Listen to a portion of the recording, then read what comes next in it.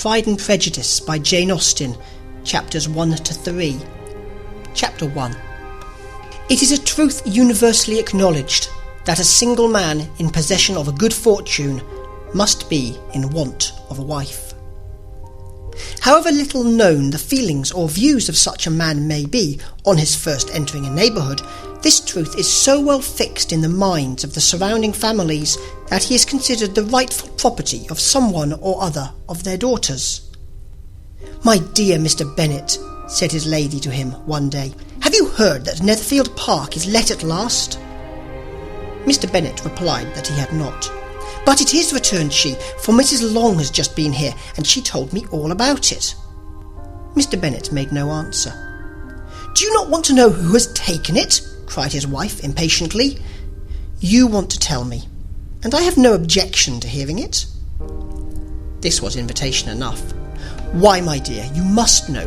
Mrs. Long says that Netherfield is taken by a young man of large fortune from the north of England, that he came down on Monday in a chaise and four to see the place, and was so much delighted with it that he agreed with Mr. Morris immediately that he is to take possession before Michaelmas, and some of his servants are to be in the house by the end of the week." "What is his name?" "Bingley." "Is he married or single?" "Oh, single, my dear, to be sure. A single man of large fortune, 4,000 or 5,000 a year. What a fine thing for our girls!" "How so? How can it affect them?" "My dear Mr. Bennet," replied his wife, "how can you be so tiresome? You must know that I am thinking of his marrying one of them." "Is that his design in settling here?" "Design? Nonsense, how can you talk so? But it is very likely that he may fall in love with one of them, and therefore you must visit him as soon as he comes." "I see no occasion for that. You and the girls may go, or you may send them by themselves, which perhaps will be still better. For as you are as handsome as any of them, Mr. Bingley might like you the best of the party."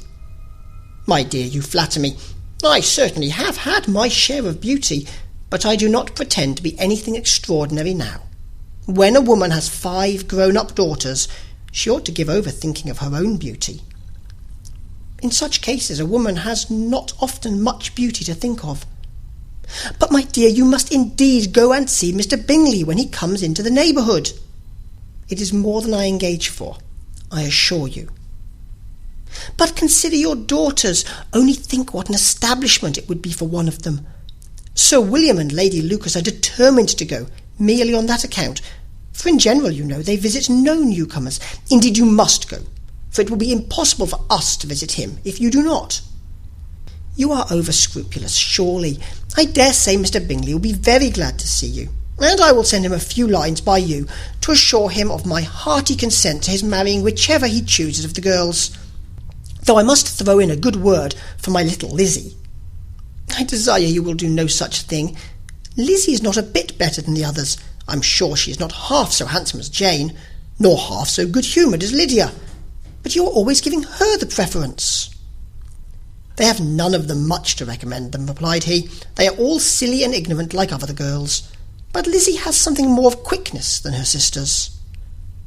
"Mr. Bennet, how can you abuse your own children in such a way? You take delight in vexing me. You have no compassion for my poor nerves." "You mistake me, my dear. I have a high respect for your nerves. They are my old friends. I've heard you mention them with consideration these last 20 years at least. Ah, you do not know what I suffer.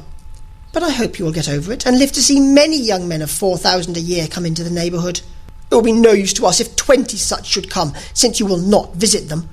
Depend upon it, my dear, that when there are 20, I will visit them all." Mr. Bennet was so odd a mixture of quick parts, sarcastic humour, reserve, and caprice, that the experience of 23 years had been insufficient to make his wife understand his character. Her mind was less difficult to develop. She was a woman of mean understanding, little information, and uncertain temper. When she was discontented, she fancied herself nervous. The business of her life was to get her daughters married. Its solace was visiting and news. Chapter 2.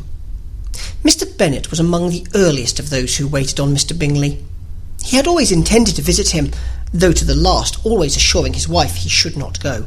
Until the evening after the visit was paid, she had no knowledge of it. It was then disclosed in the following manner. Observing his second daughter employed in trimming a hat, he suddenly addressed her with, "I hope Mr. Bingley will like it, Lizzie." "We are not in a way to know what Mr. Bingley likes," said her mother resentfully, "since we are not to visit." "But you forget, mamma," said Elizabeth, "that we shall meet him at the assemblies, and that Mrs. Long promised to introduce him." "I do not believe Mrs. Long will do any such thing. She has 2 nieces of her own. She is a selfish, hypocritical woman, and I have no opinion of her." "No more have I," said Mr. Bennet, "and I am glad to find that you do not depend on her serving you." Mrs. Bennet deigned not to make any reply, but unable to contain herself, began scolding one of her daughters. "Don't keep coughing so, Kitty, for heaven's sake. Have a little compassion on my nerves. You tear them to pieces." "Kitty has no discretion in her coughs," said her father. "She times them ill." "I do not cough for my own amusement," replied Kitty fretfully. "When is your next ball to be, Lizzie?" "Tomorrow fortnight." "Ay, so it is," cried her mother, "and Mrs. Long does not come back till the day before, so it will be impossible for her to introduce him, for she will not know him herself." "Then, my dear, you may have the advantage of your friend, and introduce Mr. Bingley to her." "Impossible, Mr. Bennet, impossible, when I am not acquainted with him myself. How can you be so teasing?" "I honour your circumspection. A fortnight's acquaintance is certainly very little. One cannot know what a man really is by the end of a fortnight. But if we do not venture, somebody else will, and after all, Mrs. Long and her daughters must stand their chance. And therefore, as she will think it an act of kindness, if you decline the office, I will take it on myself." The girls stared at their father. Mrs. Bennet said only, "Nonsense, nonsense." "What can be the meaning of that emphatic exclamation?" cried he. "Do you consider the forms of introduction and the stress that is laid on them as nonsense? I cannot quite agree with you there. What say you, Mary? For you are a young lady of deep reflection, I know, and read great books and make extracts." Mary wished to say something sensible, but knew not how. "While Mary is adjusting her ideas," he continued, "let us return to Mr. Bingley." "I am sick of Mr. Bingley," cried his wife. "I am sorry to hear that, but why did you not tell me that before? If I had known as much this morning, I certainly would not have called on him. It is very unlikely, but as I have actually paid the visit, we cannot escape the acquaintance now." The astonishment of the ladies was just what he wished, that of Mrs. Bennet perhaps surpassing the rest, though when the first tumult of joy was over, she began to declare that it was what she had expected all the while. "How good it was in you, my dear Mr. Bennet! But I knew I should persuade you at last. I was sure you loved your girls too well to neglect such an acquaintance. Well, how pleased I am! And it is such a good joke, too, that you should have gone this morning and never said a word about it till now." "Now, Kitty, you may cough as much as you choose," said Mr. Bennet, and as he spoke he left the room, fatigued with the raptures of his wife. "What an excellent father you have, girls," said she, when the door was shut. "I do not know how you will ever make amends for his kindness, or me either, for that matter. At our time of life it is not so pleasant, I can tell you, to be making new acquaintances every day, but for your sakes we would do anything. Lydia, my love, though you are the youngest, I dare say Mr. Bingley will dance with you at the next ball." "Oh," said Lydia stoutly, "I am not afraid, for though I am the youngest, I'm the tallest." The rest of the evening was spent in conjecturing how soon he would return Mr. Bennet's visit, and determining when they should ask him to dinner. Chapter 3. Not all that Mrs. Bennet, however, with the assistance of her 5 daughters, could ask on the subject, was sufficient to draw from her husband any satisfactory description of Mr. Bingley. They attacked him in various ways, with barefaced questions, ingenious suppositions, and distant surmises, but he eluded the skill of them all, and they were at last obliged to accept the second-hand intelligence of their neighbour, Lady Lucas. Her report was highly favourable. Sir William had been delighted with him. He was quite young, wonderfully handsome, extremely agreeable, and to crown the whole, he meant to be at the next assembly with a large party. Nothing could be more delightful. To be fond of dancing was a certain step towards falling in love, and very lively hopes of Mr. Bingley's heart were entertained. "If I can but see one of my daughters happily settled at Netherfield," said Mrs. Bennet to her husband, "and all the others equally well married, I shall have nothing to wish for." In a few days Mr. Bingley returned Mr. Bennet's visit, and sat about 10 minutes with him in his library. He had entertained hopes of being admitted to a sight of the young ladies, of whose beauty he had heard much, but he saw only the father. The ladies were somewhat more fortunate, for they had the advantage of ascertaining from an upper window that he wore a blue coat and rode a black horse. An invitation to dinner was soon afterwards dispatched, and already had Mrs. Bennet planned the courses that were to do credit to her housekeeping, when an answer arrived which deferred it all. Mr. Bingley was obliged to be in town the following day, and consequently unable to accept the honour of their invitation, etc. Mrs. Bennet was quite disconcerted. She could not imagine what business he could have in town so soon after his arrival in Hertfordshire, and she began to fear that he might be always flying about from one place to another, and never settled at Netherfield, as he ought to be. Lady Lucas quieted her fears a little by stating the idea of his being gone to London only to get a large party for the ball, and a report soon followed that Mr. Bingley was to bring 12 ladies and 7 gentlemen with him to the assembly. The girls grieved over such a number of ladies, but were comforted the day before the ball by hearing that instead of 12 he brought only 6 with him from London, his 5 sisters and a cousin. And when the party entered the assembly room, it consisted of only 5 altogether: Mr. Bingley, his 2 sisters, the husband of the eldest, and another young man. Mr. Bingley was good-looking and gentlemanlike. He had a pleasant countenance and easy, unaffected manners. His sisters were fine women, with an air of decided fashion. His brother-in-law, Mr. Hurst, merely looked the gentleman, but his friend Mr. Darcy soon drew the attention of the room by his fine, tall person, handsome features, noble mien, and the report, which was in general circulation within 5 minutes of his entrance, of his having 10,000 a year. The gentleman pronounced him to be a fine figure of a man. The ladies declared he was much handsomer than Mr. Bingley, and he was looked at with great admiration for about half the evening, till his manners gave a disgust which turned the tide of his popularity, for he was discovered to be proud, to be above his company, and above being pleased, and not all his large estate in Derbyshire could then save him from having a most forbidding, disagreeable countenance, and being unworthy to be compared with his friend. Mr. Bingley had soon made himself acquainted with all the principal people in the room. He was lively and unreserved, danced every dance, was angry that the ball closed so early, and talked of giving one himself at Netherfield. Such amiable qualities must speak for themselves. What a contrast between him and his friend! Mr. Darcy danced only once with Mrs. Hurst, and once with Miss Bingley, declined being introduced to any other lady, and spent the rest of the evening in walking about the room, speaking occasionally to one of his own party. His character was decided. He was the proudest, most disagreeable man in the world, and everybody hoped he would never come there again. Amongst the most violent against him was Mrs. Bennet, whose dislike of his general behaviour was sharpened into particular resentment by his having slighted one of her daughters. Elizabeth Bennet had been obliged, by the scarcity of gentlemen, to sit down for 2 dances, and during part of that time Mr. Darcy had been standing near enough for her to hear a conversation between him and Mr. Bingley, who came from the dance for a few minutes to press his friend to join it. "Come, Darcy," said he, "I must have you dance. I hate to see you standing about by yourself in this stupid manner. You had much better dance." "I certainly shall not. You know how I detest it, unless I am particularly acquainted with my partner. At such an assembly as this it would be insupportable. Your sisters are engaged, and there is not another woman in the room whom it would not be a punishment to me to stand up with." "I would not be so fastidious as you are," cried Mr. Bingley, "for a kingdom.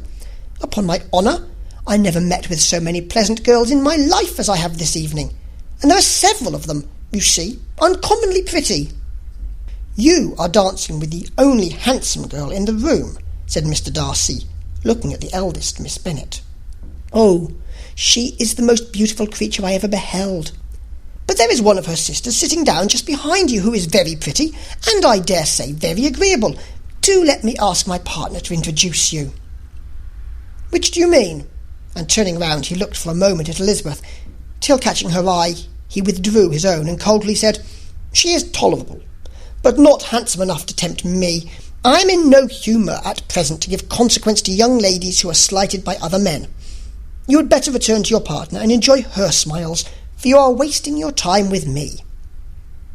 Mr. Bingley followed his advice. Mr. Darcy walked off, and Elizabeth remained with no very cordial feelings towards him. She told the story, however, with great spirit among her friends, for she had a lively, playful disposition which delighted in anything ridiculous. The evening altogether passed off pleasantly to the whole family. Mrs. Bennet had seen her eldest daughter much admired by the Netherfield party. Mr. Bingley had danced with her twice, and she had been distinguished by her sisters. Jane was as much gratified by this as her mother could be, though in a quieter way. Elizabeth felt Jane's pleasure. Mary had heard herself mentioned to Miss Bingley as the most accomplished girl in the neighbourhood, and Catherine and Lydia had been fortunate enough never to be without partners, which was all that they had yet learnt to care for at a ball. They returned, therefore, in good spirits to Longbourn, the village where they lived, and of which they were the principal inhabitants. They found Mr. Bennet still up. With a book he was regardless of time, and on the present occasion he had a good deal of curiosity as to the events of the evening, which had raised such splendid expectations. He had rather hoped that his wife's views on the stranger would be disappointed, but he soon found out that he had a different story to hear. "Oh, my dear Mr. Bennet," as she entered the room, "we have had a most delightful evening, a most excellent ball. I wish you had been there. Jane was so admired, and nothing could be like it. Everybody said how well she looked, and Mr. Bingley thought her quite beautiful and danced with her twice. Only think of that, my dear. He actually danced with her twice, and she was the only creature in the room that he asked a second time. First of all, he asked Mr. Lucas. I was so vexed to see him stand up with her. But, however, he did not admire her at all. Indeed, nobody can, you know, and he seemed quite struck with Jane as she was going down the dance. So he inquired who she was, and got introduced, and asked her for the next two. Then the 2/3 he danced with Miss King, and the 2/4 with Maria Lucas, and the 2/5 with Jane again, and the 2/6 with Lizzie, and the Boulanger. If he had any compassion for me, cried her husband impatiently, he would not have danced half so much. For God's sake, say no more of his partner. Oh, that he had sprained his ankle in the first place. Oh, my dear, I am quite delighted with him. He is so excessively handsome. And his sisters are charming women. I never in my life saw anything more elegant than their dresses. I dare say the lace upon Mrs. Hurst's gown—" Here she was interrupted again. Mr. Bennet protested against any description of finery.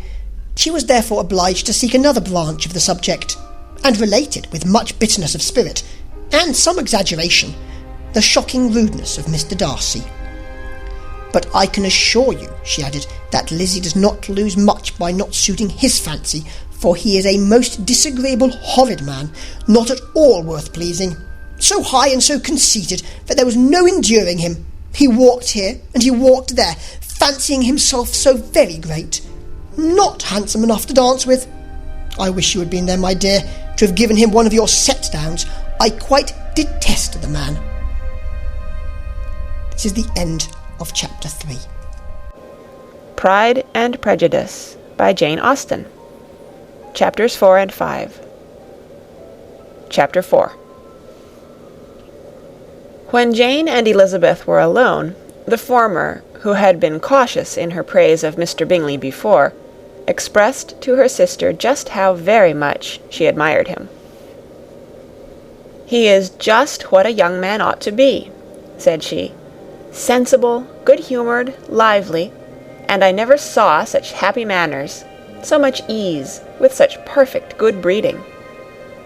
"He is also handsome," replied Elizabeth, "which a young man ought likewise to be if he possibly can.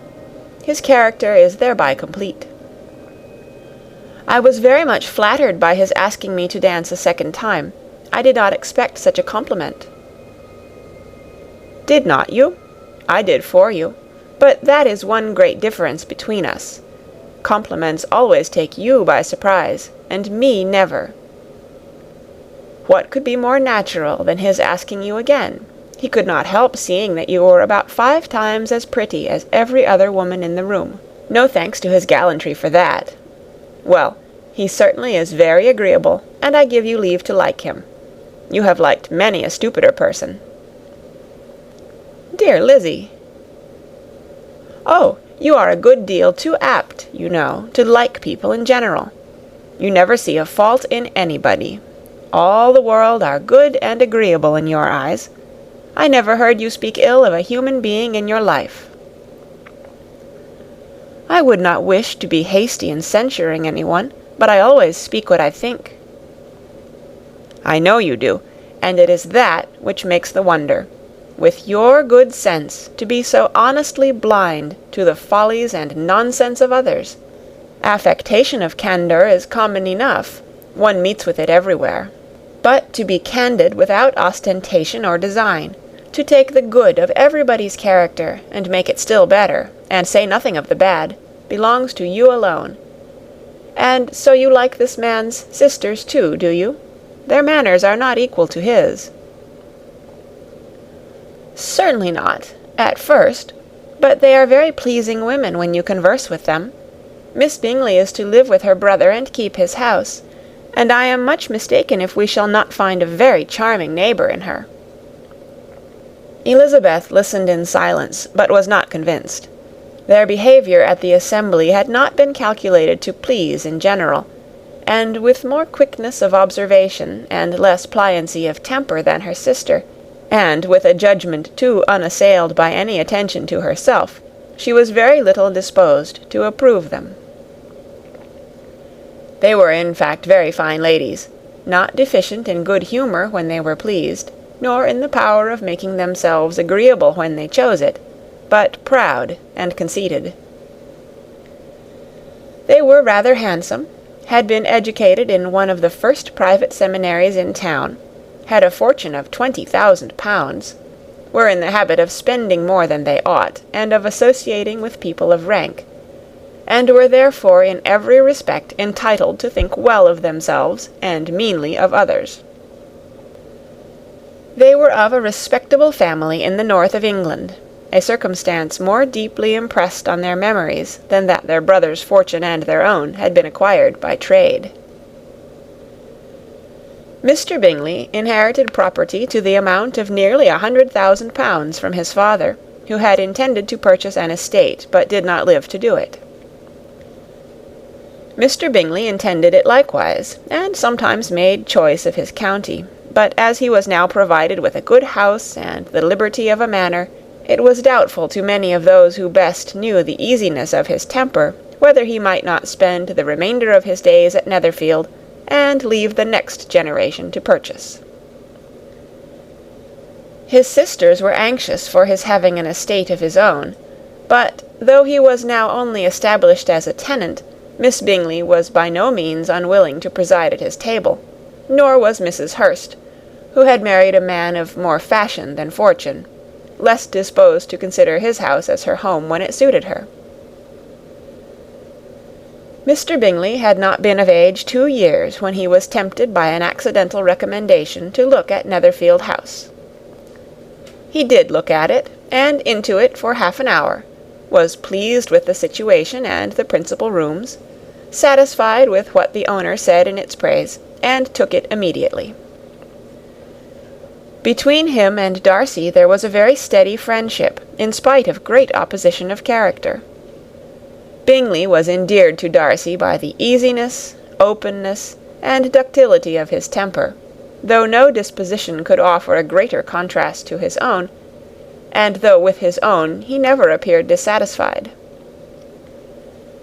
On the strength of Darcy's regard, Bingley had the firmest reliance, and of his judgment the highest opinion. In understanding, Darcy was the superior. Bingley was by no means deficient, but Darcy was clever. He was at the same time haughty, reserved, and fastidious, and his manners, though well-bred, were not inviting. In that respect his friend had greatly the advantage. Bingley was sure of being liked wherever he appeared. Darcy was continually giving offence. The manner in which they spoke of the Meryton assembly was sufficiently characteristic. Bingley had never met with more pleasant people or prettier girls in his life, Everybody had been most kind and attentive to him. There had been no formality, no stiffness.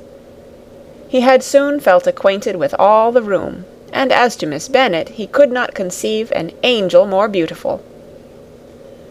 Darcy, on the contrary, had seen a collection of people in whom there was little beauty and no fashion, for none of whom he felt the smallest interest, and from none received either attention or pleasure. Miss Bennet he acknowledged to be pretty, but she smiled too much. Mrs. Hurst and her sister allowed it to be so, but still they admired her, and liked her, and pronounced her to be a sweet girl, and one whom they would not object to know more of. Miss Bennet was therefore established as a sweet girl, and their brother felt authorized by such commendation to think of her as he chose. End of chapter 4. Chapter 5. Within a short walk of Longbourn lived a family with whom the Bennets were particularly intimate. Sir William Lucas had been formerly in trade in Meryton, where he had made a tolerable fortune and risen to the honour of knighthood by an address to the king during his mayoralty. The distinction had perhaps been felt too strongly. It had given him a disgust to his business and to his residence in a small market town, and, in quitting them both, he had removed with his family to a house about a mile from Meryton, denominated from that period Lucas Lodge, where he could think with pleasure of his own importance, and, unshackled by business, occupy himself solely in being civil to all the world.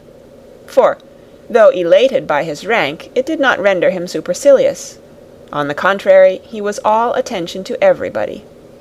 By nature inoffensive, friendly, and obliging, his presentation at St. James's had made him courteous.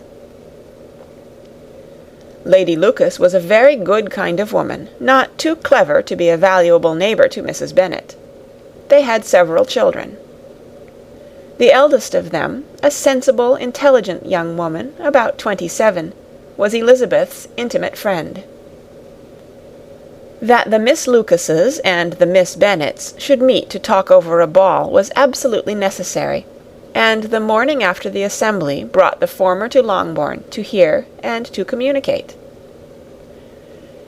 "You began the evening well, Charlotte," said Mrs. Bennet with civil self-command to Miss Lucas.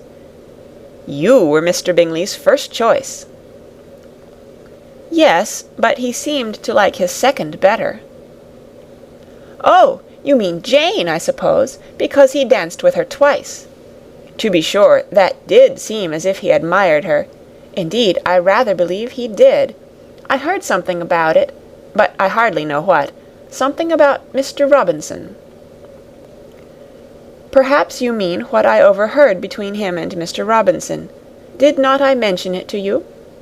Mr. Robinson's asking him how he liked our Meryton assemblies, and whether he did not think there were a great many pretty women in the room, and which he thought the prettiest, and his answering immediately to the last question, 'Oh, the eldest Miss Bennet, beyond a doubt. There cannot be two opinions on that point.'" "Upon my word! Well, that is very decided indeed. That does seem as if... But, however, it may all come to nothing, you know." "My overhearings were more to the purpose than yours, Eliza," said Charlotte. "Mr. Darcy is not so well worth listening to as his friend, is he? Poor Eliza! To be only just tolerable. I beg you would not put it into Lizzie's head to be vexed by his ill treatment, for he is such a disagreeable man that it would be quite a misfortune to be liked by him. Mrs. Long told me last night that he sat close to her for half an hour, without once opening his lips." "Are you quite sure, ma'am? Is not there a little mistake?" said Jane. "I certainly saw Mr. Darcy speaking to her." "Aye, because she asked him at last how he liked Netherfield, and he could not help answering her, but she said he seemed quite angry at being spoke to." "Miss Bingley told me," said Jane, "that he never speaks much, unless among his intimate acquaintances. With them he is remarkably agreeable." "I do not believe a word of it, my dear. If he had been so very agreeable, he would have talked to Mrs. Long. But I can guess how it was. Everybody says that he is eat up with pride, and I dare say he had heard somehow that Mrs. Long does not keep a carriage, and had come to the ball in a hack chaise." "I do not mind his not talking to Mrs. Long," said Miss Lucas, "but I wish he had danced with Eliza." "Another time, Lizzie," said her mother, "I would not dance with him, if I were you." "I believe, ma'am, I may safely promise you never to dance with him." "His pride," said Miss Lucas, "does not offend me so much as pride often does, because there is an excuse for it. One cannot wonder that so very fine a young man, with family, fortune, everything in his favour, should think highly of himself. If I may so express it, he has a right to be proud." "That is very true," replied Elizabeth, "and I could easily forgive his pride, if he had not mortified mine." "Pride," observed Mary, who piqued herself upon the solidity of her reflections, "is a very common failing, I believe. By all that I have ever read, I am convinced that it is very common indeed, that human nature is particularly prone to it, and that there are very few of us who do not cherish a feeling of self-complacency on the score of some quality or other, real or imaginary. Vanity and pride are different things, though the words are often used synonymously. A person may be proud without being vain. Pride relates more to our opinion of ourselves, vanity to what we would have others think of us." "If I were as rich as Mr. Darcy," cried a young Lucas, who came with his sisters, "I should not care how proud I was. I would keep a pack of foxhounds, and drink a bottle of wine a day." "Then you would drink a great deal more than you ought," said Mrs. Bennet, "and if I were to see you at it, I should take away your bottle directly." The boy protested that she should not. She continued to declare that she would, and the argument ended only with the visit. End of chapter 5. Pride and Prejudice by Jane Austen. Chapter 6. The ladies of Longbourn soon waited on those of Netherfield. The visit was returned in due form. Miss Bennet's pleasing manners grew on the goodwill of Mrs. Hurst and Miss Bingley, and though the mother was found to be intolerable, and the young sisters not worth speaking to, a wish of being better acquainted with them was expressed towards the two eldest. By Jane this attention was received with the greatest pleasure, but Elizabeth still saw superciliousness in their treatment of everybody, hardly excepting even her sister, and could not like them, though their kindness to Jane, such as it was, had a value as arising, in all probability, from the influence of their brother's admiration. It was generally evident whenever they met that he did admire her, and to her it was equally evident that Jane was yielding to the preference which she had begun to entertain for him from the first, and was in a way to be very much in love. But she considered with pleasure that it was not likely to be discovered by the world in general, since Jane united, with great strength of feeling, a composure of temper and a uniform cheerfulness of manner, which would guard her from the suspicions of the impertinent. She mentioned this to her friend Miss Lucas. "It may perhaps be pleasant," replied Charlotte, "to be able to impose on the public in such a case, but it is sometimes a disadvantage to be so very guarded. If a woman conceals her affection with the same skill from the object of it, she may lose the opportunity of fixing him, and it will then be but poor consolation to believe the world equally in the dark. There is so much of gratitude or vanity in almost every attachment that it's not safe to leave any to itself. We can all begin freely. A slight preference is natural enough, but there are few of us who have heart enough to be really in love without encouragement. In 9 cases out of 10, a woman had better show more affection than she feels. Bingley likes your sister undoubtedly, but he may never do more than like her if she does not help him on." "But she does help him on, as much as her nature will allow. If I can perceive her regard for him, he must be a simpleton indeed not to discover it too." "Remember, Eliza, that he does not know Jane's disposition as you do." "But if a woman is partial to a man, and does not endeavour to conceal it, he must find it out." Perhaps he must, if he sees enough of her. But though Bingley and Jane meet tolerably often, it is never for many hours together, and as they always see each other in large mixed parties, it's impossible that every moment should be employed in conversing together. Jane should therefore make the most of every half hour in which she can command his attention. When she is secure of him, there will be more leisure for falling in love as much as she chooses. "Your plan is a good one," replied Elizabeth, "where nothing is in question but the desire of being well married, and if I were determined to get a rich husband, or any husband, I dare say I should adopt it. But these are not Jane's feelings. She is not acting by design. As yet, she cannot even be certain of the degree of her own regard, nor of its reasonableness. She has known him only a fortnight. She danced 4 dances with him at Meryton. She saw him one morning at his own house, and has since dined with him in company 4 times. This is not quite enough to make her understand his character." "Not as you represent it. Had she merely dined with him, she might only have discovered whether he had a good appetite. But you must remember that 4 evenings have also been spent together, and 4 evenings may do a great deal." "Yes, these 4 evenings have enabled them to ascertain that they both like vingt-un better than commerce. But with respect to any other leading characteristic, I do not imagine that much has been unfolded." "Well," said Charlotte, "I wish Jane success with all my heart, and if she were married to him tomorrow, I should think she had as good a chance of happiness as if she were to be studying his character for a 12-month. Happiness in marriage is entirely a matter of chance. If the dispositions of the parties are ever so well known to each other, or ever so similar beforehand, it does not advance their felicity in the least.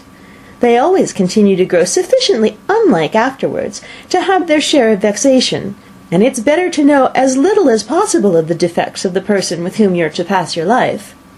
"You make me laugh, Charlotte, but it's not sound. You know it's not sound, and you would never act this way yourself." Occupied in observing Mr. Bingley's attentions to her sister, Elizabeth was far from suspecting that she was herself becoming an object of some interest in the eyes of his friend. Mr. Darcy had at first scarcely allowed her to be pretty. He had looked at her without admiration at the ball, and when next they met, he looked at her only to criticize. But no sooner had he made it clear to himself and to his friends that she hardly had a good feature in her face, than he began to find it was rendered uncommonly intelligent by the beautiful expression of her dark eyes. To this discovery succeeded some others equally mortifying. Though he had detected with a critical eye more than one failure of perfect symmetry in her form, he was forced to acknowledge her figure to be light and pleasing, and in spite of his asserting that her manners were not those of the fashionable world, he was caught by their easy playfulness. Of this she was perfectly unaware. To her, he was only the man who made himself agreeable nowhere, and who had not thought her handsome enough to dance with. He began to wish to know more of her, and as a step towards conversing with her himself, attended to her conversation with others. His doing so drew her notice. It was at Sir William Lucas's, where a large party were assembled. "What does Mr. Darcy mean," she said to Charlotte, "by listening to my conversation with Colonel Forster?" "That's a question which Mr. Darcy only can answer. But if he does it any more, I shall certainly let him know that I see what he's about. He has a very satirical eye, and if I do not begin by being impertinent myself, I shall soon grow afraid of him." On his approaching them soon afterwards, though without seeming to have any intention of speaking, Miss Lucas defied her friend to mention such a subject to him, which immediately provoking Elizabeth to do it, she turned to him and said, "Did you not think, Mr. Darcy, that I expressed myself uncommonly well just now, when I was teasing Colonel Forster to give us a ball at Meryton?" "With great energy, but it's always a subject which makes a lady energetic." "You are severe on us." "It will be her turn soon to be teased," said Miss Lucas. "I am going to open the instrument, Eliza, and you know what follows." "You are a strange creature by way of a friend, always wanting me to play and sing before anybody and everybody. If my vanity had taken a musical turn, you would be invaluable, but as it is, I'd really rather not sit down before those who must be in the habit of hearing the very best performers." On Miss Lucas's persevering, however, she added, "Very well, if it must be so, it must," and gravely glancing at Mr. Darcy, "There's a fine old saying, which everybody here is of course familiar with, 'Keep your breath to cool your porridge,' and I shall keep mine to swell my song." Her performance was pleasing, though by no means capital. After a song or two, and before she could reply to entreaties of several that she would sing again, she was eagerly succeeded at the instrument by her sister Mary, who, having, in consequence of being the only plain one in the family, worked hard for knowledge and accomplishments, and was always impatient for display.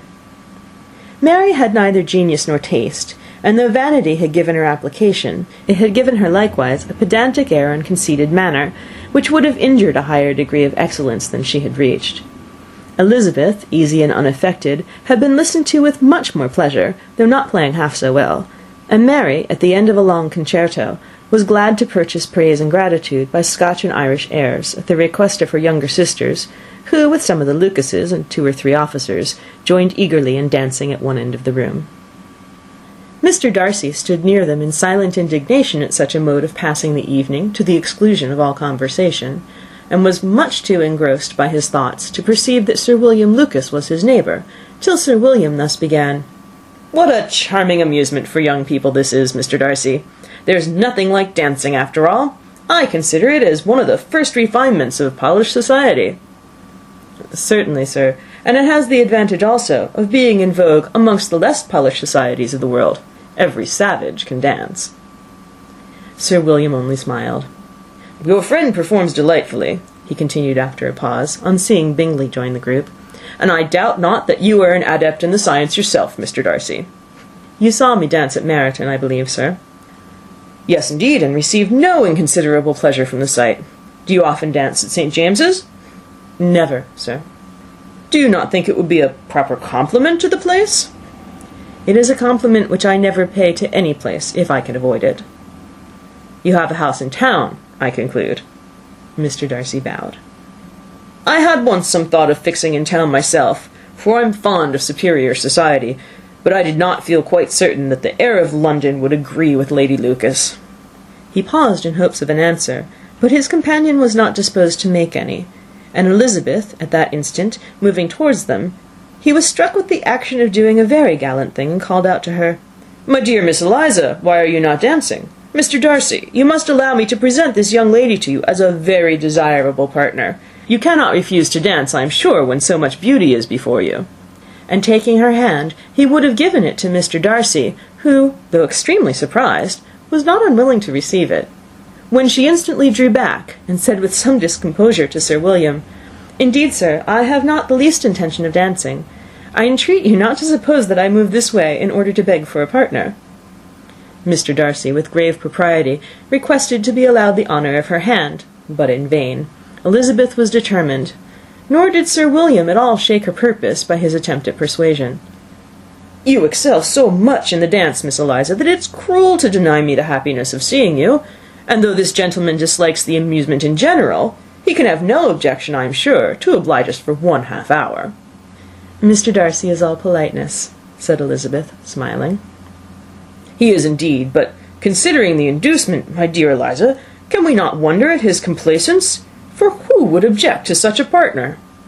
Elizabeth looked archly, and turned away. Her resistance had not injured her with the gentleman, and he was thinking of her with some complacency, when thus accosted by Miss Bingley. "I can guess the subject of your reverie." "I should imagine not." "You're considering how insupportable it would be to pass many evenings in this manner, in such society, and indeed I'm quite of your opinion. I was never more annoyed. The insipidity, and yet the noise, the nothingness, and yet the self-importance of all these people.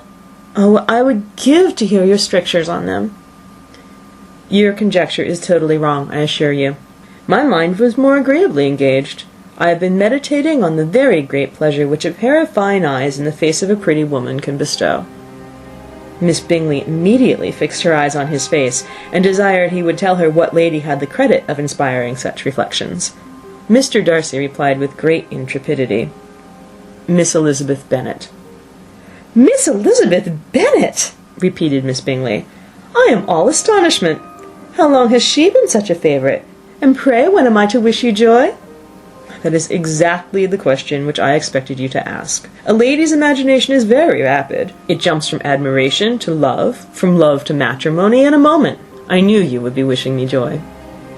Nay, if you are serious about it, I shall consider the matter is absolutely settled.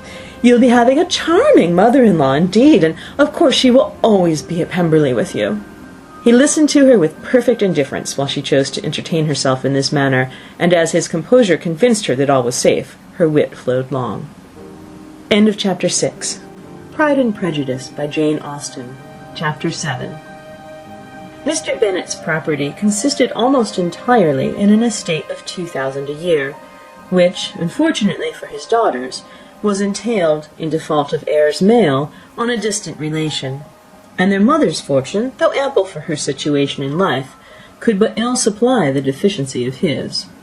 Her father had been an attorney in Meryton, and had left her £4,000. She had a sister married to a Mr. Phillips, who had been a clerk to their father and succeeded him in the business, and a brother settled in London in a respectable line of trade.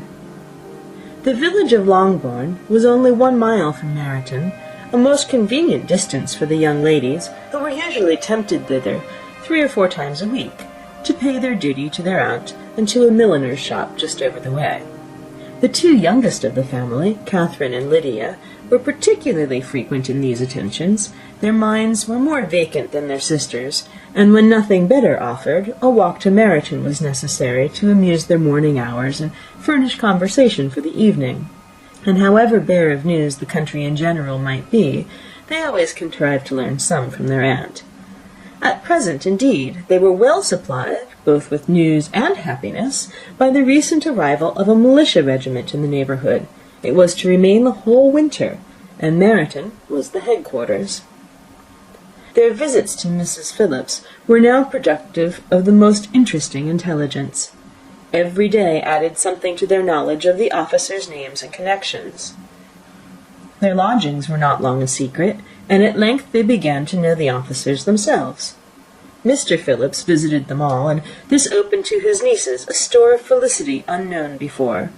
They could talk of nothing but officers, and Mr. Bingley's large fortune, the mention of which gave animation to their mother, was worthless in their eyes when opposed to the regimentals of an ensign. After listening one morning to their effusions on this subject, Mr. Bennet coolly observed, "From all that I can collect by your manner of talking, you must be 2 of the silliest girls in the country. I've suspected it some time, but I am now convinced." Catherine was disconcerted and made no answer, but Lydia, with perfect indifference, continued to express her admiration of Captain Carter, and her hope of seeing him in the course of the day, as he was going the next morning to London. "I am astonished, my dear," said Mrs. Bennet, "that you should be so ready to think your own children silly. If I wish to think slightingly of anybody's children, it should not be of my own, however. If my children are silly, I must hope to be always sensible of it." "Yes, but as it happens, they are all of them very clever." "This is the only point, I flatter myself, on which we do not agree. I had hoped that our sentiments coincided in every particular, but I must so far differ from you as to think our 2 youngest daughters uncommonly foolish." "My dear Mr. Bennet, you must not expect such girls to have the sense of their father and mother. When they get to our age, I dare say they will not think about officers any more than we do. I remember the time when I liked a red coat myself very well, and indeed I still do at my heart. And if a smart young colonel with 5,000 or 6,000 a year should want one of my girls, I shall not say nay to him. And I thought Colonel Forster looked very becoming the other night at Sir William's in his regimentals." "Mamma," cried Lydia, "my aunt says that Colonel Forster and Captain Carter do not go so often to Miss Watson's as they did when they first came. She sees them now very often standing in Clark's library." Mrs. Bennet was prevented from replying by the entrance of the footman with a note for Miss Bennet. It came from Netherfield, and the servant waited for an answer. Mrs. Bennet's eyes sparkled with pleasure, and she was eagerly calling out while her daughter read, "Well, Jane, who's it from? What's it about? What does he say? Well, Jane, make haste and tell us. Make haste, my love." "It is from Miss Bingley," said Jane, and then read it aloud. "My dear friend, if you are not so compassionate as to dine today with Louisa and me, we shall be in danger of hating each other for the rest of our lives, for a whole day's tete-a-tete between 2 women can never end without a quarrel. Come as soon as you can on receipt of this. My brother and the gentlemen are to dine with the officers. Yours ever, Caroline Bingley. With the officers? Cried Lydia. I wonder my aunt did not tell us of that. Dining out, said Mrs. Bennet. That is very unlucky. Can I have a carriage? Asked Jane. No, my dear, you'd better go on horseback, because it seems likely to rain, and then you must stay all night. That would be a good scheme, said Elizabeth, if you were sure that they would not offer to send her home. Oh, but the gentlemen will have Mr. Bingley's chaise to go to Meryton, and the Hursts have no horses to theirs. I'd much rather go in the coach. But, my dear, your father cannot spare the horses, I'm sure. They're wanted in the farm, Mr. Bennet, are they not? They're wanted in the farm much oftener than I can get them. But if you've got them today, said Elizabeth, my mother's purpose will be answered. She did at last extort from her father an acknowledgment that the horses were engaged. Jane was therefore obliged to go on horseback, and her mother attended her to the door with many cheerful prognostics of a bad day. Her hopes were answered. Jane had not been gone long before it rained hard. Her sisters were uneasy for her, but her mother was delighted. The rain continued the whole evening without intermission. Jane would certainly not come back. This was a lucky idea of mine, indeed, said Mrs. Bennet more than once, as if the credit of making it rain were all her own. Till the next morning, however, she was not aware of all the felicity of her contrivance. Breakfast was scarcely over, when a servant from Netherfield brought the following note for Elizabeth. My dearest Lizzie, I find myself very unwell this morning, which, I suppose, is to be imputed to my getting wet through yesterday. My kind friends will not hear of my returning till I'm better. They insist also on my seeing Mr. Jones, therefore do not be alarmed if you should hear of his having been to me. And, excepting a sore throat and a headache, there is not much the matter with me. Yours, etc. Well, my dear, said Mr. Bennet, when Elizabeth had read the note aloud, if your daughter should have a dangerous fit of illness, if she should die, it would be a comfort to know that it was all in pursuit of Mr. Bingley, and under your orders. Oh, I'm not afraid of her dying. People do not die of little trifling colds. She'll be taken good care of. As long as she stays there, it is all very well. I would go and see her if I could have the carriage. Elizabeth, feeling really anxious, was determined to go to her, though the carriage was not to be had, and as she was no horsewoman, walking was her only alternative. She declared her resolution. How can you be so silly, cried her mother, as to think of such a thing in all this dirt? You will not be fit to be seen when you get there. I shall be very fit to see Jane, which is all I want.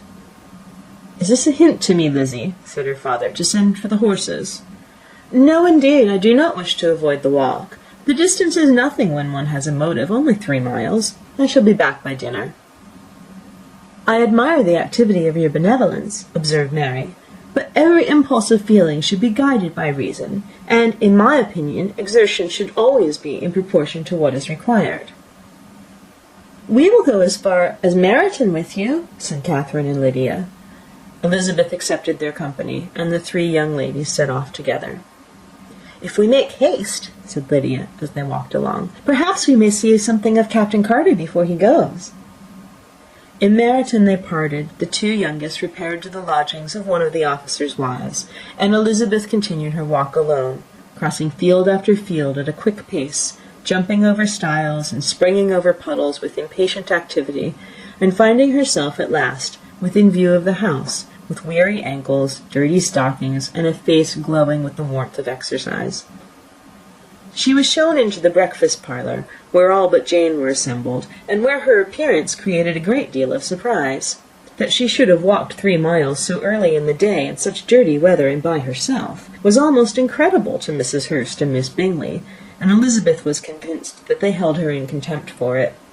She was received, however, very politely by them, and in their brother's manners there was something better than politeness. There was good humour and kindness. Mr. Darcy said very little, and Mr. Hurst nothing at all.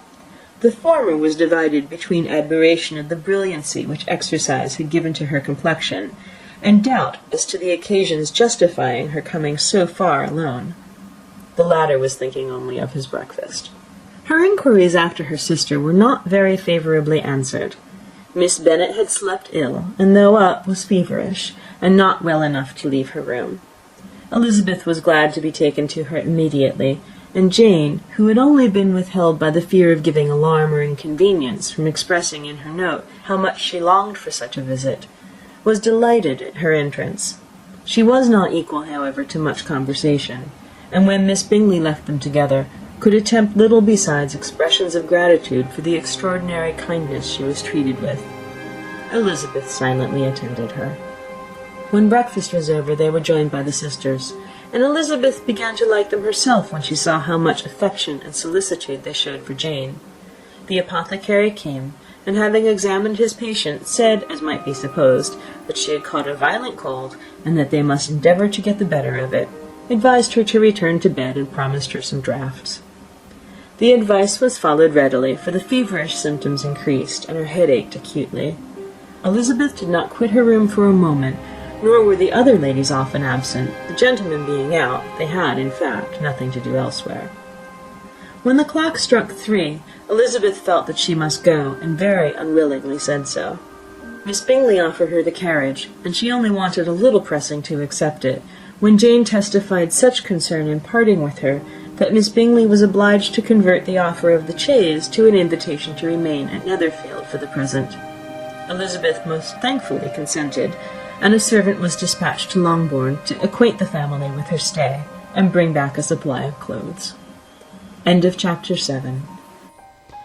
Pride and Prejudice by Jane Austen. Chapter 8. At 5 o'clock the two ladies retired to dress, and at 6:30 Elizabeth was summoned to dinner. To the civil inquiries which then poured in, and amongst which she had the pleasure of distinguishing the much superior solicitude of Mr. Bingley's, she could not make a very favourable answer. Jane was by no means better. The sisters, on hearing this, repeated 3 or 4 times how much they were grieved, how shocking it was to have a bad cold, and how excessively they disliked being ill themselves, and then thought no more of the matter. And their indifference towards Jane, when not immediately before them, restored Elizabeth to the enjoyment of all her former dislike. Their brother, indeed, was the only one of the party whom she could regard with any complacency.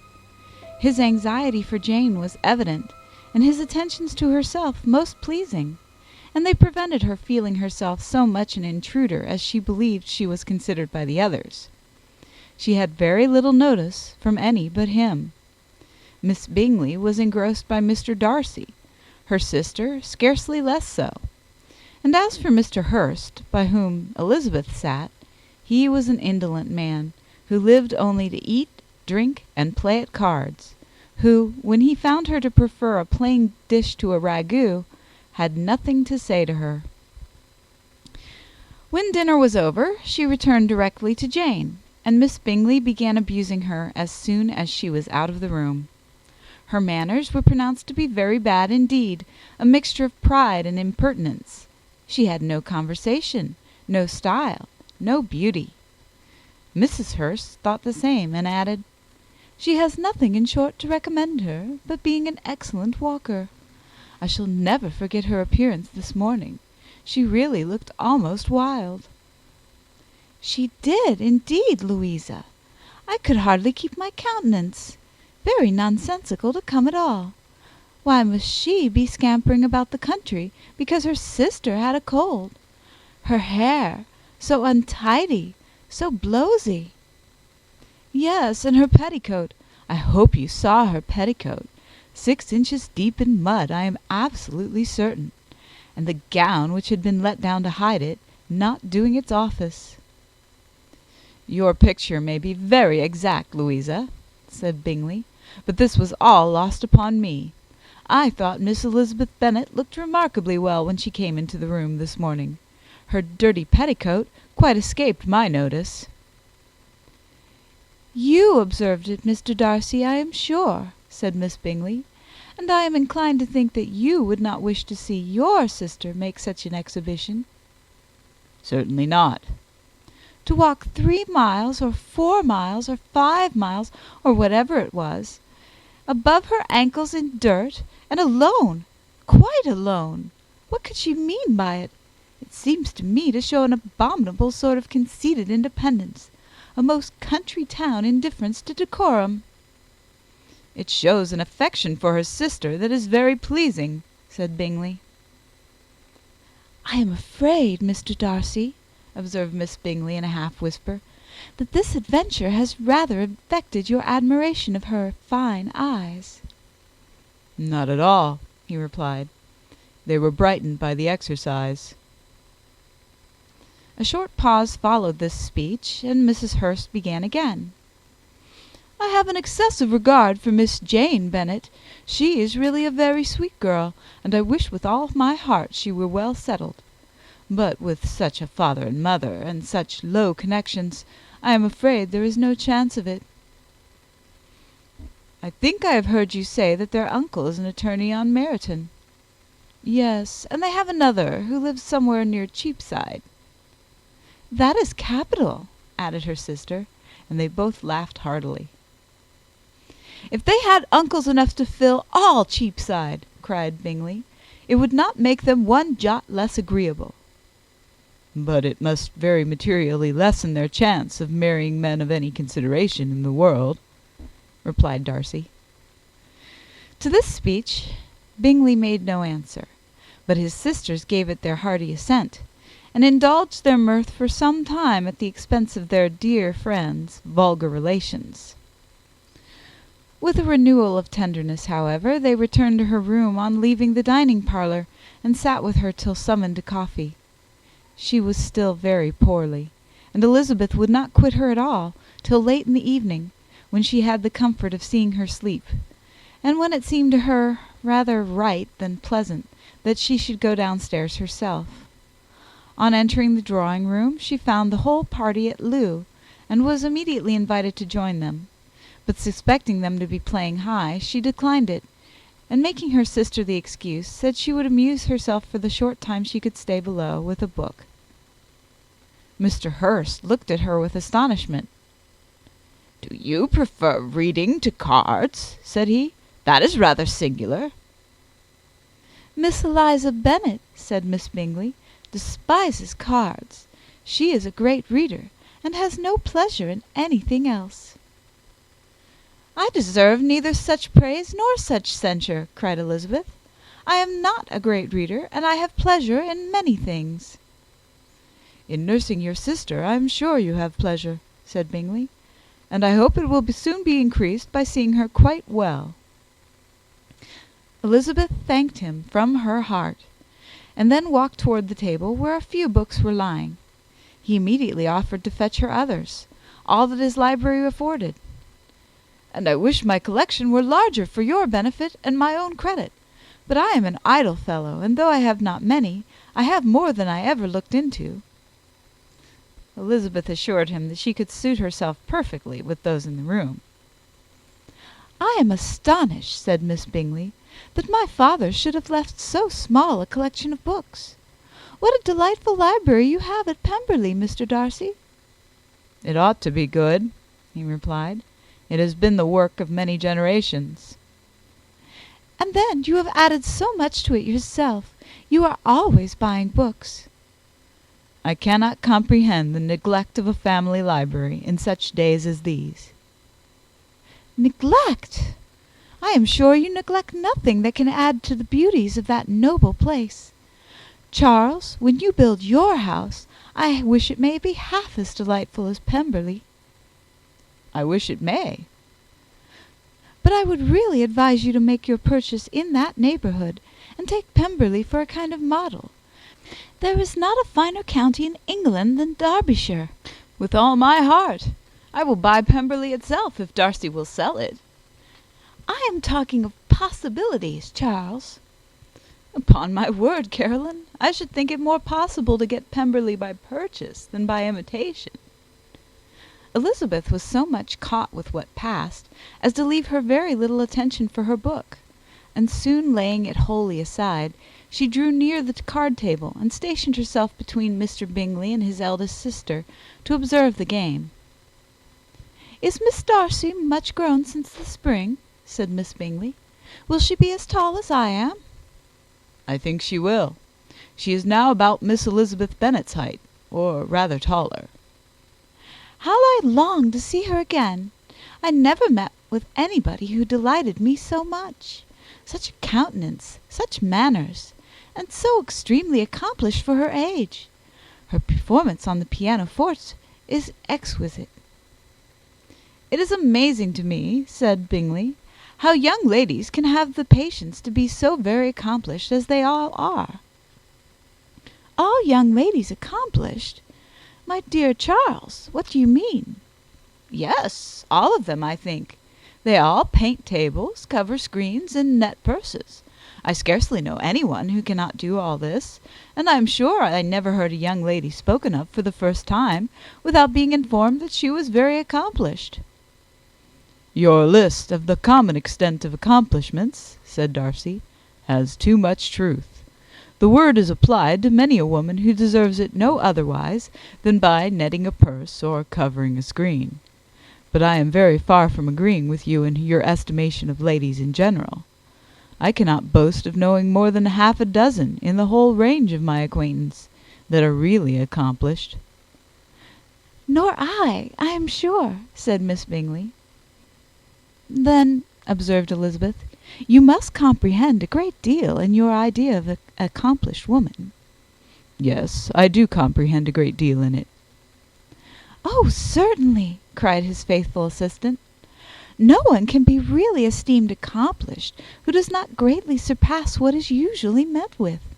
A woman must have a thorough knowledge of music, singing, drawing, dancing, and the modern languages, to deserve the word, and besides all this she must possess a certain something in her air and manner of walking, the tone of her voice, her address and expressions, or the word will be but half deserved. All this she must possess, added Darcy, and to all this she must yet add something more substantial, in the improvement of her mind by extensive reading. I am no longer surprised at your knowing only 6 accomplished women. I rather wonder now at your knowing any. Are you so severe upon your own sex as to doubt the possibility of all this? I never saw such a woman. I never saw such capacity and taste and application and elegance as you describe united. Mrs. Hurst and Miss Bingley both cried out against the injustice of her implied doubt, and were both protesting that they knew many women who answered this description, when Mr. Hurst called them to order, with bitter complaints of their inattention to what was going forward. As all conversation was thereby at an end, Elizabeth soon afterwards left the room.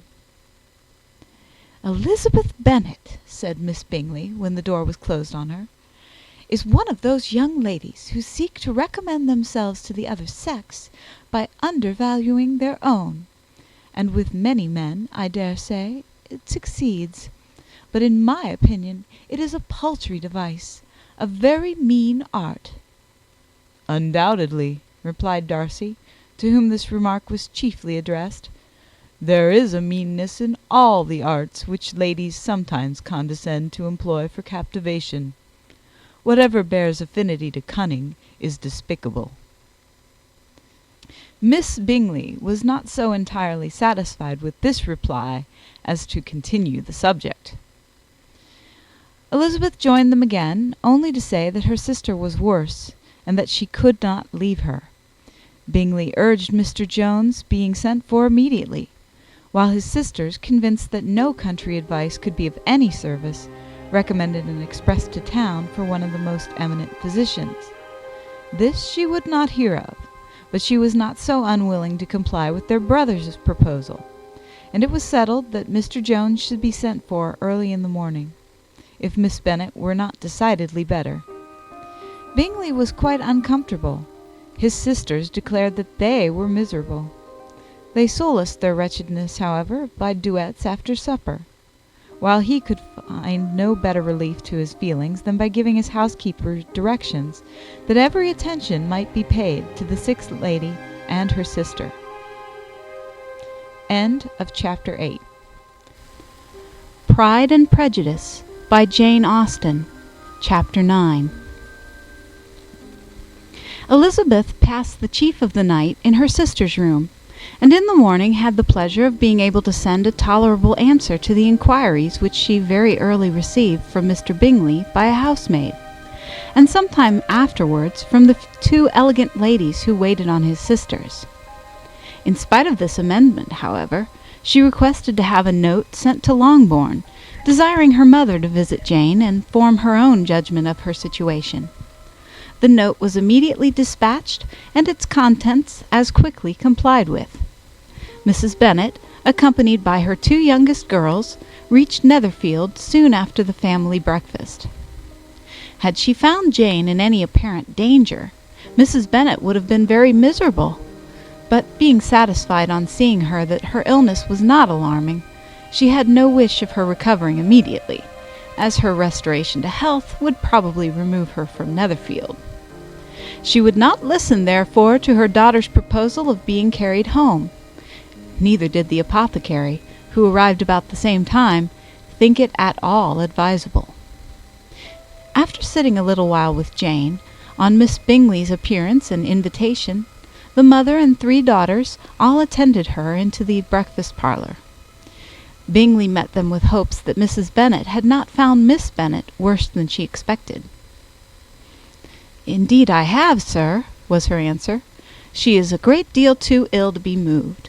Mr. Jones says we must not think of moving her. We must trespass a little longer on your kindness." "Removed?" cried Bingley. "It must not be thought of. My sister, I am sure, will not hear of her removal." "You may depend upon it, madam," said Miss Bingley, with cold civility, "that Miss Bennet will receive every possible attention while she remains with us." Mrs. Bennet was profuse in her acknowledgments. "I am sure," she added, "if it was not for such good friends, I do not know what would become of her, for she is very ill indeed, and suffers a vast deal, though with the greatest patience in the world, which is always the way with her, for she has, without exception, the sweetest temper I have ever met with. I often tell my other girls they are nothing to her. You have a sweet room here, Mr. Bingley, and a charming prospect over the gravel walk.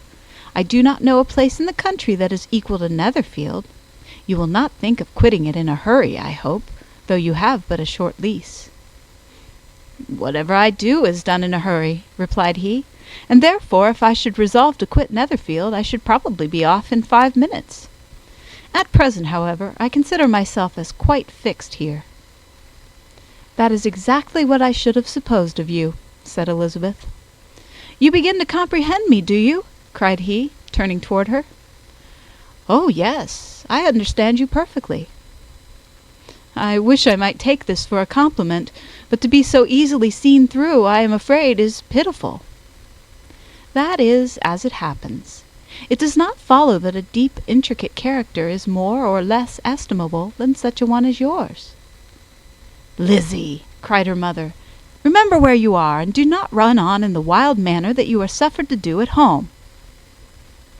"I did not know before," continued Bingley immediately, "that you were a studier of character. It must be an amusing study." "Yes, but intricate characters are the most amusing. They have at least that advantage." "The country," said Darcy, "can in general supply but a few subjects for such a study. In a country neighbourhood you move in a very confined and unvarying society." "But people themselves alter so much that there is something new to be observed in them forever." "Yes, indeed," cried Mrs. Bennet, offended by his manner of mentioning a country neighbourhood. "I assure you there is quite as much of that going on in the country as in town." Everybody was surprised, and Darcy, after looking at her for a moment, turned silently away. Mrs. Bennet, who fancied she had gained a complete victory over him, continued her triumph. "I cannot see that London has any great advantage over the country, for my part, except the shops and public places. The country is a vast deal pleasanter, is it not, Mr. Bingley?" "When I am in the country," he replied, "I never wish to leave it, and when I am in town, it is pretty much the same. They have each their advantages, and I can be equally happy in either." "Aye, That is because you have the right disposition. But that gentleman," looking at Darcy, "seemed to think the country was nothing at all." "Indeed, mamma, you are mistaken," said Elizabeth, blushing for her mother. "You quite mistook Mr. Darcy. He only meant that there was not such a variety of people to be met with in the country as in the town, which you must acknowledge to be true." "Certainly, my dear, nobody said there were. But as to not meeting with many people in this neighbourhood, I believe there are few neighbourhoods larger. I know we dine with 24 families." Nothing but concern for Elizabeth could enable Bingley to keep his countenance. His sister was less delicate, and directed her eyes toward Mr. Darcy with a very expressive smile. Elizabeth, for the sake of saying something that might turn her mother's thoughts, now asked her if Charlotte Lucas had been at Longbourn since her coming away. "Yes, she called yesterday with her father. What an agreeable man Sir William is, Mr. Bingley, is not he? So much the man of fashion, so genteel and easy. He had always something to say to everybody. That is my idea of good breeding, and those persons who fancy themselves very important and never open their mouths quite mistake the matter." "Did Charlotte dine with you?" "No, she would go home. I fancy she was wanted about the mince pies. For my part, Mr. Bingley, I always keep servants that can do their own work. My daughters are brought up very differently. But everybody is to judge for themselves, and the Lucases are a very good sort of girls, I assure you. It is a pity they are not handsome. Not that I think Charlotte so very plain, but then she is our particular friend." "She seems a very pleasant young woman." "Oh dear, yes, but you must own she is very plain. Lady Lucas herself has often said so, and envied me Jane's beauty. I do not like to boast of my own child, but to be sure, Jane, one does not often see anybody better looking. It is what everybody says. I do not trust my own partiality. When she was only 15, there was a man at my brother Gardiner's in town so much in love with her that my sister-in-law was sure he would make her an offer before we came away. But, however, he did not. Perhaps he thought her too young. However, he wrote some verses on her, and very pretty they were." "And so ended his affection," said Elizabeth impatiently. "There has been many a one, I fancy, overcome in the same way. I wonder who first discovered the efficacy of poetry in driving away love." "I have been used to consider poetry as the food of love," said Darcy. "Of a fine, stout, healthy love, it may. Everything nourishes what is strong already. But if it be only a slight, thin sort of inclination, I am convinced that one good sonnet will starve it entirely away." Darcy only smiled, and the general pause which ensued made Elizabeth tremble lest her mother should be exposing herself again. She longed to speak, but could think of nothing to say, and after a short silence Mrs. Bennet began repeating her thanks to Mr. Bingley for his kindness to Jane, with an apology for troubling him also with Lizzie. Mr. Bingley was unaffectedly civil in his answer, and forced his younger sister to be civil also, and say what the occasion required. She performed her part indeed without much graciousness, but Mrs. Bennet was satisfied, and soon afterwards ordered her carriage. Upon this signal, the youngest of her daughters put herself forward. The two girls had been whispering to each other during the whole visit, and the result of it was that the youngest should tax Mr. Bingley with having promised on his first coming into the country to give a ball at Netherfield. Lydia was a stout, well-grown girl of 15, with a fine complexion and a good-humoured countenance, a favourite with her mother, whose affection had brought her into public at an early age. She had high animal spirits, and a sort of natural self-consequence, which the attention of the officers, to whom her uncle's good dinners and her own easy manners recommended her, had increased into assurance. She was very equal, therefore, to address Mr. Bingley on the subject of the ball, and abruptly reminded him of his promise, adding that it would be the most shameful thing in the world if he did not keep it. His answer to this sudden attack was delightful to their mother's ear. "I am perfectly ready, I assure you, to keep my engagement. And when your sister is recovered, you shall, if you please, name the very day of the ball. But you would not wish to be dancing when she is ill." Lydia declared herself satisfied.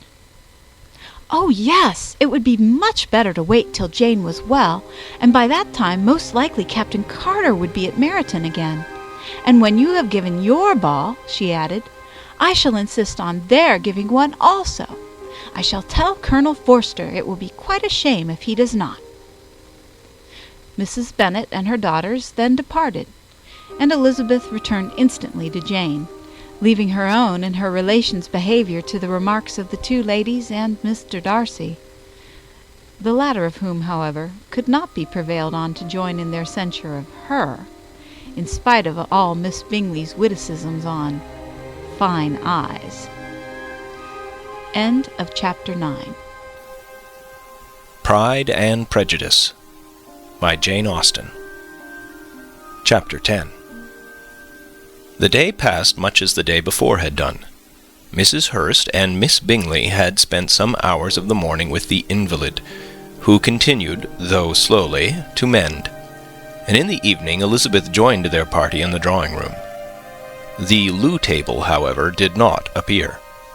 Mr. Darcy was writing, and Miss Bingley, seated near him, was watching the progress of his letter and repeatedly calling off his attention by messages to his sister.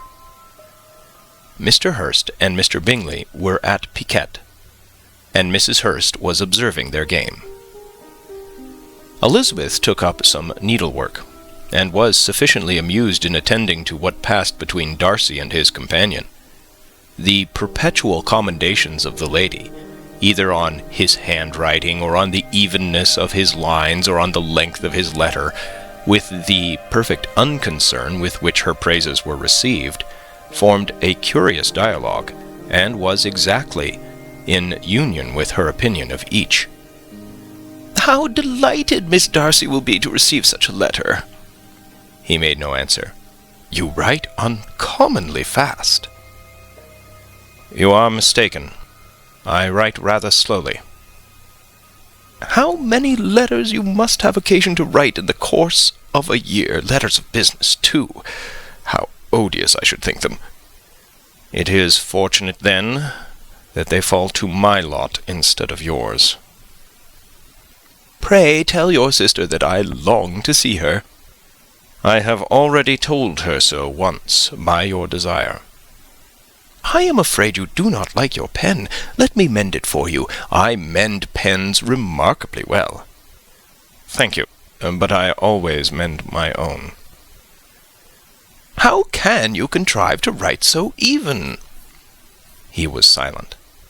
"Tell your sister I am delighted to hear of her improvement on the harp, and pray let her know that I am quite in raptures with her beautiful little design for a table, and I think it infinitely superior to Miss Grantley's. Will you give me leave to defer your raptures till I write again?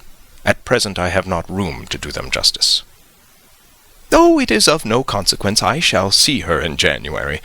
But do you always write such charming long letters to her, Mr. Darcy?" "They are generally long, but whether always charming, it is not for me to determine."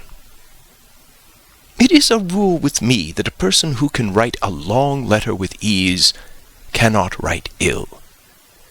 "That will not do for a compliment to Darcy, Caroline," cried her brother, "because he does not write with ease. He studies too much for words of 4 syllables. Do not you, Darcy?" "My style of writing is very different from yours." "Oh," cried Miss Bingley, "Charles writes in the most careless way imaginable. He leaves out half his words, and blots the rest.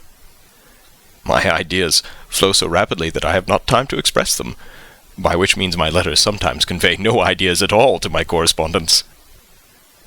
"Your humility, Mr. Bingley," said Elizabeth, "must disarm reproof."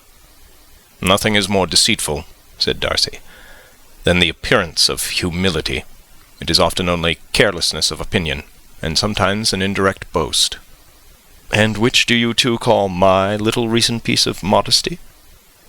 The indirect boast, for you are really proud of your defects in writing, because you consider them as proceeding from rapidity of thought and carelessness of execution, which, if not estimable, you think at least highly interesting. The power of doing anything with quickness is always prized much by the possessor, and often without any attention to the imperfection of the performance. When you told Mrs. Bennet this morning that if you ever resolved upon quitting Netherfield, you should be gone in 5 minutes, you meant it to be a sort of panegyric, of compliment to yourself. And yet what is there so very laudable in a precipitance which must leave very necessary business undone, and can be of no real advantage to yourself or anyone else? Nay, cried Bingley, this is too much, to remember at night all the foolish things that were said in the morning. And yet, upon my honour, I believe what I said of myself to be true, and I believe it at this moment. At least, therefore, I did not assume the character of needless precipitance merely to show off before the ladies. I dare say you believed it, but I am by no means convinced that you would be gone with such celerity. Your conduct would be quite as dependent on chance as that of any man I know. And if, as you were mounting your horse, a friend were to say, Bingley, you had better stay till next week, you would probably do it. You would probably not go, and at another word might stay a month. You have only proved by this, cried Elizabeth, that Mr. Bingley did not do justice to his own disposition. You have shown him off now much more than he did himself. I am extremely gratified, said Bingley, by your converting what my friend says into a compliment on the sweetness of my temper. But I am afraid you are giving it a turn which that gentleman did by no means intend, for he would certainly think better of me if under such a circumstance I were to give a flat denial and ride off as fast as I could. Would Mr. Darcy then consider the rashness of your original intentions as atoned for by your obstinacy in adhering to it? Upon my word, I cannot exactly explain the matter. Darcy must speak for himself. You expect me to account for opinions which you choose to call mine, but which I have never acknowledged. Allowing the case, however, to stand according to your representation, you must remember, Miss Bennet, that the friend who is supposed to desire his return to the house and the delay of his plan has merely desired it, asked it without offering one argument in favour of its propriety. To yield readily, easily, to the persuasion of a friend is no merit with you? To yield without conviction is no compliment to the understanding of either. You appear to me, Mr. Darcy, to allow nothing for the influence of friendship and affection. A regard for the requester would often make one readily yield to a request, without waiting for arguments to reason one into it. I am not particularly speaking of such a case as you have supposed about Mr. Bingley. We may as well wait, perhaps, till the circumstance occurs before we discuss the discretion of his behaviour thereupon. But in general and ordinary cases between friend and friend, where one of them is desired by the other to change a resolution of no very great moment, should you think ill of that person for complying with the desire, without waiting to be argued into it? Will it not be advisable, before we proceed on this subject, to arrange with rather more precision the degree of importance which is to appertain to this request, as well as the degree of intimacy subsisting between the parties? By all means, cried Bingley. Let us hear all the particulars, not forgetting their comparative height and size, for that will have more weight in the argument, Miss Bennet, than you may be aware of. I assure you that if Darcy were not such a great tall fellow in comparison with myself, I should not pay him half so much deference. I declare I do not know a more awful object than Darcy, on particular occasions, and in particular places, at his own house especially, and of a Sunday evening, when he has nothing to do. Mr. Darcy smiled, but Elizabeth thought she could perceive that he was rather offended, and therefore checked her laugh. Miss Bingley warmly resented the indignity he had received, in an expostulation with her brother for talking such nonsense.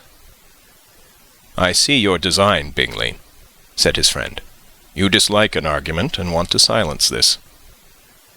"Perhaps I do. Arguments are too much like disputes. If you and Miss Bennet will defer yours till I am out of the room, I shall be very thankful, and then you may say whatever you like of me." "What you ask," said Elizabeth, "is no sacrifice on my side, and Mr. Darcy had much better finish his letter." Mr. Darcy took her advice and did finish his letter. When that business was over, he applied to Miss Bingley and Elizabeth for an indulgence of some music. Miss Bingley moved with some alacrity to the pianoforte, and, after a polite request that Elizabeth would lead the way, which the other as politely and more earnestly negatived, she seated herself. Mrs. Hurst sang with her sister, and while they were thus employed, Elizabeth could not help observing, as she turned over some music books that lay on the instrument, how frequently Mr. Darcy's eyes were fixed on her. She hardly knew how to suppose that she could be an object of admiration to so great a man, and yet that he should look at her because he disliked her was still more strange. She could only imagine, however, at last, that she drew his notice because there was something wrong and reprehensible, according to his ideas of right, than in any other person present. The supposition did not pain her. She liked him too little to care for his approbation. After playing some Italian songs, Miss Bingley varied the charm by a lively Scotch air, and soon afterwards Mr. Darcy, drawing near Elizabeth, said to her, "Do not you feel a great inclination, Miss Bennet, to seize such an opportunity of dancing a reel?" She smiled, but made no answer. He repeated the question with some surprise at her silence. "Oh," she said, "I heard you before, but I could not immediately determine what to say in reply. You wanted me, I know, to say yes, that you might have the pleasure of despising my taste. But I always delight in overthrowing those kind of schemes, and cheating a person of their premeditated contempt. I have, therefore, made up my mind to tell you that I do not want to dance a reel at all, and now despise me if you dare." "Indeed, I do not dare." Elizabeth, having rather expected to affront him, was amazed at his gallantry, but there was a mixture of sweetness and archness in her manner which made it difficult for her to affront anybody, and Darcy had never been so bewitched by any woman as he was by her. He really believed that were it not for the inferiority of her connections, he should be in some danger. Miss Bingley saw, or suspected enough to be jealous, and her great anxiety for the recovery of her dear friend Jane received some assistance from her desire of getting rid of Elizabeth. She often tried to provoke Darcy into disliking her guest, by talking of their supposed marriage, and planning his happiness in such an alliance. "I hope," she said, as they were walking together in the shrubbery the next day, "you will give your mother-in-law a few hints, when this desirable event takes place, as to the advantage of holding her tongue, and if you can compass it, do sure the younger girls of running after officers, and if I may mention so delicate a subject, endeavour to check that little something bordering on conceit and impertinence which your lady possesses. Have you anything else to propose for my domestic felicity?" "Oh, yes. Do let the portraits of your uncle and Aunt Phillips be placed in the gallery at Pemberley. Put them next to your great-uncle, the judge. They are in the same profession, you know, only in different lines. As for your Elizabeth's picture, you must not have it taken, for what painter could do justice to those beautiful eyes?" "It would not be easy indeed to catch their expression, but their colour and shape, and the eyelashes, so remarkably fine, might be copied." At that moment they were met from another walk by Mrs. Hurst and Elizabeth herself. "I did not know that you intended to walk," said Miss Bingley in some confusion lest they had been overheard. "You used us abominably ill," answered Mrs. Hurst, "running away without telling us that you were coming out." Then, taking the disengaged arm of Mr. Darcy, she left Elizabeth to walk by herself. The path just admitted 3, Mr. Darcy felt their rudeness and immediately said, "This walk is not wide enough for our party. We had better go into the avenue." But Elizabeth, who had not the least inclination to remain with them, laughingly answered, "No, no, stay where you are. You are charmingly grouped, and appear to uncommon advantage. The picturesque would be spoilt by admitting a fourth. Goodbye." She then ran gaily off, rejoicing as she rambled about, in the hope of being at home again in a day or two. Jane was already so much recovered as to intend leaving her room for a couple of hours that evening. End of Chapter 10. Chapter 11. When the ladies removed after dinner, Elizabeth ran up to her sister, and seeing her well guarded from cold, attended her into the drawing-room, where she was welcomed by her two friends with many professions of pleasure, and Elizabeth had never seen them so agreeable as they were during the hour which passed before the gentlemen appeared. Their powers of conversation were considerable. They could describe an entertainment with accuracy, relate an anecdote with humour, and laugh at their acquaintance with spirit. But when the gentlemen entered, Jane was no longer the first object. Miss Bingley's eyes were instantly turned toward Darcy, and she had something to say to him before he had advanced many steps. He addressed himself to Miss Bennet with a polite congratulation. Mr. Hurst also made her a slight bow, and said he was very glad, but diffuseness and warmth remained for Bingley's salutation. He was full of joy and attention.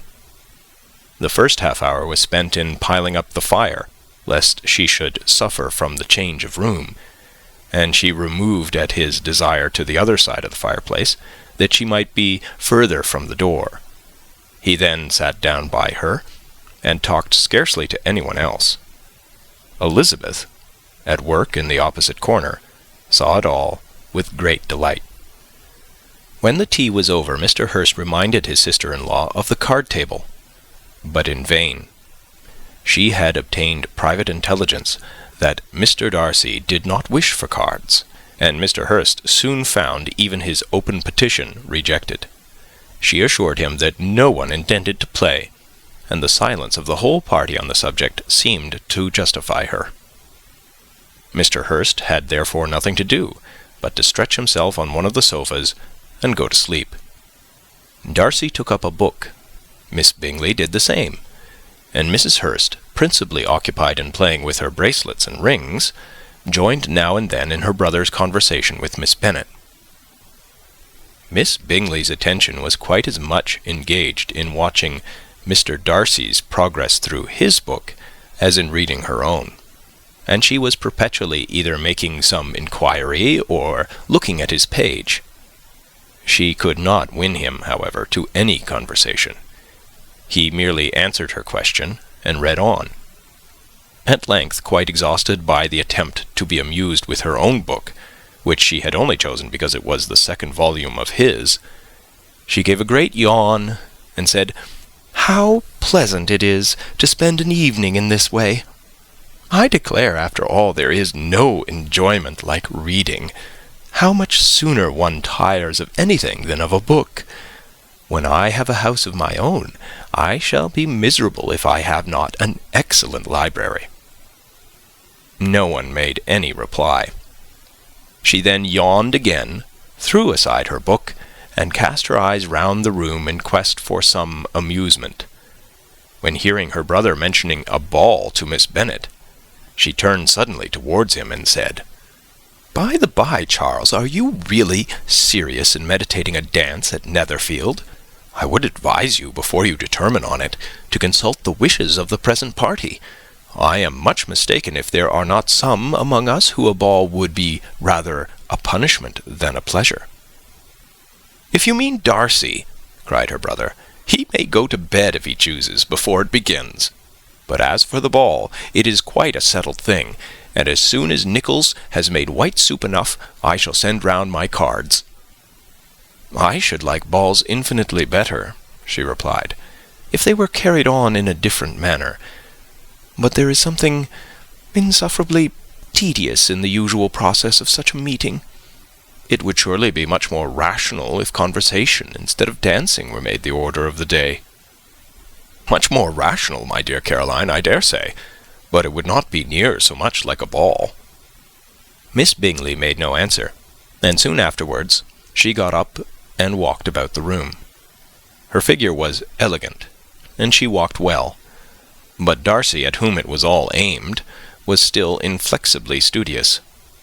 In the desperation of her feelings, she resolved on one effort more, and turning to Elizabeth, said, "Miss Eliza Bennet, let me persuade you to follow my example, and take a turn about the room. I assure you it is very refreshing after sitting so long in one attitude." Elizabeth was surprised, but agreed to it immediately. Miss Bingley succeeded no less in the real object of her civility. Mr. Darcy looked up. He was as much awake to the novelty of attention in that quarter as Elizabeth herself could be, and unconsciously closed his book. He was directly invited to join their party, but he declined it, observing that he could imagine but two motives for their choosing to walk up and down the room together, with either of which motives his joining them would interfere. What could he mean? She was dying to know what could be his meaning, and asked Elizabeth whether she could at all understand him. "Not at all," was her answer. "But depend upon it, he means to be severe on us, and our surest way of disappointing him will be to ask nothing about it." Miss Bingley, however, was incapable of disappointing Mr. Darcy in anything, and persevered, therefore, in requiring an explanation of his two motives. "I have not the smallest objection to explaining them," said he, as soon as she allowed him to speak. "You either choose this method of passing the evening because you are in each other's confidence, and have secret affairs to discuss, or because you are conscious that your figures appear to the greatest advantage in walking. If the first, I would be completely in your way, and if the second, I can admire you much better as I sit by the fire." "Oh, shocking!" cried Miss Bingley. "I never heard anything so abominable. How shall we punish him for such a speech?" "Nothing so easy if you have but the inclination," said Elizabeth. "We can all plague and punish one another. Tease him, laugh at him. Intimate as you are, you must know how it is to be done." "But upon my honour, I do not. I do assure you that my intimacy has not yet taught me that. Tease calmness of manner and presence of mind? No, no. Feel he may defy us there. And as to laughter, we will not expose ourselves, if you please, by attempting to laugh without a subject. Mr. Darcy may hug himself." "Mr. Darcy is not to be laughed at," cried Elizabeth. "That is an uncommon advantage. And uncommon I hope it will continue, for it would be a great loss to me to have many such acquaintances. I dearly love a laugh." "Miss Bingley," said he, "has given me more credit than can be. The wisest and the best of men, nay, the wisest and best of their actions, may be rendered ridiculous by a person whose first object in life is a joke." "Certainly," replied Elizabeth. "There are such people, but I hope I am not one of them. I hope I never ridicule what is wise and good. Follies and nonsense, whims and inconsistencies, do divert me, I own, and I laugh at them whenever I can. But these, I suppose, are precisely what you are without." "Perhaps that is not possible for anyone, but it has been the study of my life to avoid those weaknesses which often expose a strong understanding to ridicule." "Such as vanity and pride?" "Yes, vanity is a weakness indeed. But pride, where there is a real superiority of mind, pride will be always under good regulation." Elizabeth turned away to hide a smile. "Your examination of Mr. Darcy is over, I presume?" said Miss Bingley. "And pray, what is the result?"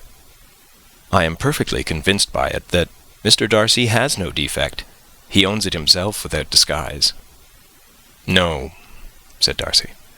"I have made no such pretension. I have faults enough, but they are not, I hope, of understanding. My temper I dare not vouch for. It is, I believe, too little yielding, certainly too little for the convenience of the world. I cannot forget the follies and vices of others so soon as I ought, nor their offences against myself. My feelings are not puffed about with every attempt to move them. My temper would perhaps be called resentful. My good opinion, once lost, is lost forever." "That is a failing indeed," cried Elizabeth. "Implacable resentment is a shade in a character. But you have chosen your fault well. I really cannot laugh at it. You are safe from me. There is, I believe, in every disposition a tendency to some particular evil, a natural defect, which not even the best education can overcome." "And your defect is to hate everybody?" "And yours," he replied with a smile, "is wilfully to misunderstand them." "Do let us have a little music," cried Miss Bingley, tired of a conversation in which she had no share.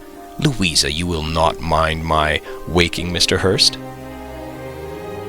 Her sister had not the smallest objection, and the pianoforte was opened, and Darcy, after a few moments' recollection, was not sorry for it. He began to feel the danger of paying Elizabeth too much attention. End of chapter 11. Pride and Prejudice by Jane Austen, chapters 12 and 13. Chapter 12. In consequence of an agreement between the sisters, Elizabeth wrote the next morning to her mother to beg that the carriage might be sent for them in the course of the day. But Mrs. Bennet, who had calculated on her daughters remaining at Netherfield till the following Tuesday, which would exactly finish Jane's week, could not bring herself to receive them with pleasure before. Her answer, therefore, was not propitious, at least not to Elizabeth's wishes, for she was impatient to get home. Mrs. Bennet sent them word that they could not possibly have the carriage before Tuesday, and in her postscript it was added that if Mr. Bingley and his sister pressed them to stay longer, she could spare them very well. Against staying longer, however, Elizabeth was positively resolved, nor did she much expect it would be asked, and fearful, on the contrary, as being considered as intruding themselves needlessly long, she urged Jane to borrow Mr. Bingley's carriage immediately, and at length it was settled that their original design of leaving Netherfield that morning should be mentioned, and the request made. The communication excited many professions of concern, and enough was said of wishing them to stay at least till the following day to work on Jane, and till the morrow their going was deferred. Miss Bingley was then sorry that she had proposed the delay, for her jealousy and dislike of one sister much exceeded her affection for the other. The master of the house heard with real sorrow that they were to go so soon, and repeatedly tried to persuade Miss Bennet that it would not be safe for her, that she was not enough recovered. But Jane was firm where she felt herself to be right. To Mr. Darcy it was welcome intelligence. Elizabeth had been at Netherfield long enough.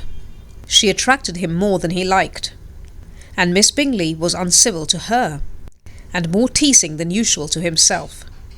He wisely resolved to be particularly careful that no sign of admiration should now escape him, nothing that could elevate her with the hope of influencing his felicity. Sensible that if such an idea had been suggested, his behaviour during the last day must have material weight in confirming or crushing it.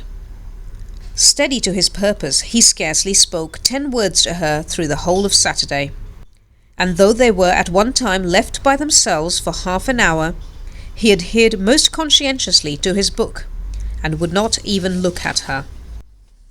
On Sunday, after morning service, the separation, so agreeable to almost all, took place. Miss Bingley's civility to Elizabeth increased at last very rapidly, as well as her affection for Jane, and when they parted, after assuring the latter of the pleasure it would always give her to see her either at Longbourn or at Netherfield, and embracing her most tenderly, she even shook hands with the former. Elizabeth took leave of the whole party in the liveliest spirits. They were not welcomed home very cordially by their mother. Mrs. Bennet wondered at their coming and thought them very wrong to give so much trouble, and was sure Jane would have caught cold again. But their father, though very laconic in his expressions of pleasure, was really glad to see them. He had felt their importance in the family circle. The evening conversation, when they were all assembled, had lost much of its animation and almost all its sense by the absence of Jane and Elizabeth. They found Mary, as usual, deep in the study of thorough base and human nature, and had some new extracts to admire and some new observations of threadbare morality to listen to. Catherine and Lydia had information for them of a different sort. Much had been done and much had been said in the regiment since the preceding Wednesday. Several of the officers had dined lately with their uncle, a private had been flogged, and it had actually been hinted that Colonel Forster was going to be married. Chapter 13. "I hope, my dear," said Mr. Bennet to his wife, as they were at breakfast the next morning, "that you have ordered a good dinner today, because I have reason to expect an addition to our family party." "Who do you mean, my dear? I know of nobody that is coming. I am sure, unless Charlotte Lucas should happen to call in, and I hope my dinners are good enough for her. I do not believe she often sees such at home." "The person of whom I speak is a gentleman and a stranger." Mrs. Bennet's eyes sparkled. "A gentleman and a stranger? It is Mr. Bingley, I'm sure. Why, Jane, you never dropped a word of this, you sly thing. Well, I'm sure I shall be extremely glad to see Mr. Bingley. But, good Lord, how unlucky! There is not a bit of fish to be got today. Lydia, my love, ring the bell. I must speak to Hill this moment."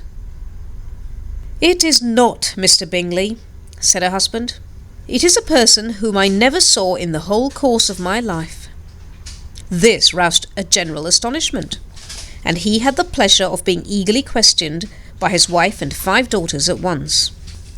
After amusing himself some time with their curiosity, he thus explained: "About a month ago I received this letter, and about a fortnight ago I answered it, for I thought it a case of some delicacy and requiring early attention. It is from my cousin Mr. Collins, who, when I am dead, may turn you all out of this house as soon as he pleases." "Oh, my dear," cried his wife, "I cannot bear to hear that mentioned. Pray do not talk of that odious man. I do think it's the hardest thing in the world that your estate should be entailed away from your own children. And I'm sure if I had been you, I should have tried long ago to do something or other about it." Jane and Elizabeth attempted to explain to her the nature of an entail. They had often attempted it before, but it was a subject on which Mrs. Bennet was beyond the reach of reason, and she continued to rail bitterly against the cruelty of settling an estate away from a family of 5 daughters in favour of a man whom nobody cared anything about. "It certainly is a most iniquitous affair," said Mr. Bennet, "and nothing can clear Mr. Collins from the guilt of inheriting Longbourn. But if you will listen to his letter, you may perhaps be a little softened by his manner of expressing himself." "No, that I am sure I shall not, and I think it was very impertinent of him to write to you at all, and very hypocritical. I hate such false friends. Why could not he keep on quarrelling with you as his father did before him?" "Why, indeed, he does seem to have some filial scruples on that head, as you will hear." "Hunsford, near Westerham, Kent, 15th October. Dear Sir, the disagreement subsisting between yourself and my late honoured father always gave me much uneasiness, and since I have had the misfortune to lose him, I have frequently wished to heal the breach, but for some time I was kept back by my own doubts, fearing lest it might seem disrespectful to his memory for me to be on good terms with anyone with whom it had always pleased him to be at variance. There, Mrs. Bennet. My mind, however, is now made up on the subject, For having received ordination at Easter, I have been so fortunate as to be distinguished by the patronage of the Right Honourable Lady Catherine de Bourgh, widow of Sir Lewis de Bourgh, whose bounty and beneficence has preferred me to the valuable rectory of this parish, where it shall be my earnest endeavour to demean myself with grateful respect towards her ladyship, and be ever ready to perform those rites and ceremonies which are instituted by the Church of England. As a clergyman, moreover, I feel it my duty to promote and establish the blessing of peace in all families within the reach of my influence. And on these grounds I flatter myself that my present overtures of goodwill are highly commendable, and that the circumstance of my being next in the entail of Longbourn estate will be kindly overlooked on your side, and not lead you to reject the offered olive branch. I cannot be otherwise than concerned at being the means of injuring your amiable daughters, and beg leave to apologize for it, as well as to assure you of my readiness to make them every possible amends, but of this hereafter. If you should have no objection to receive me into your house, I propose myself the satisfaction of waiting on you and your family Monday, November 18th by 4 o'clock, and shall probably trespass on your hospitality till the Saturday se'nnight following, which I can do without any inconvenience, as Lady Catherine is far from objecting to my occasional absence on a Sunday, providing that some other clergyman is engaged to do the duty of the day. I remain, dear sir, with respectful compliments to your lady and daughters, your well-wisher and friend, William Collins. At 4 o'clock, therefore, we may expect this peacemaking gentleman, said Mr. Bennet as he folded up the letter.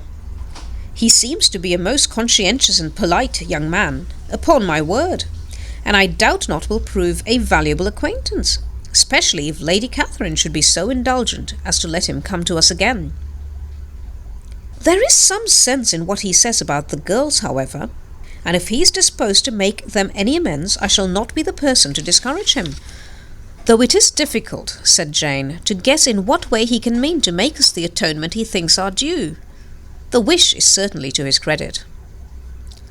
Elizabeth was chiefly struck with his extraordinary deference for Lady Catherine, and his kind intention of christening, marrying, and burying his parishioners whenever it were required.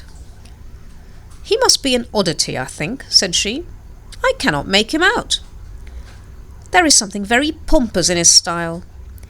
And what can he mean by apologizing for being next in the entail? We cannot suppose he would help it if he could. Can he be a sensible man, sir? No, my dear, I think not. I have great hopes of finding him quite the reverse. There is a mixture of civility and self-importance in his letter which promises well. I am impatient to see him. In point of composition, said Mary, his letter does not seem defective. The idea of the olive branch, perhaps, is not wholly new, yet I think it is well expressed. To Catherine and Lydia, neither the letter nor its writer were in any degree interesting. It was next to impossible that their cousin should come in a scarlet coat, and it was now some weeks since they had received pleasure from the society of a man in any other colour. As for their mother, Mr. Collins' letter had done away with much of her ill will, and she was preparing to see him with a degree of composure which astonished her husband and daughters.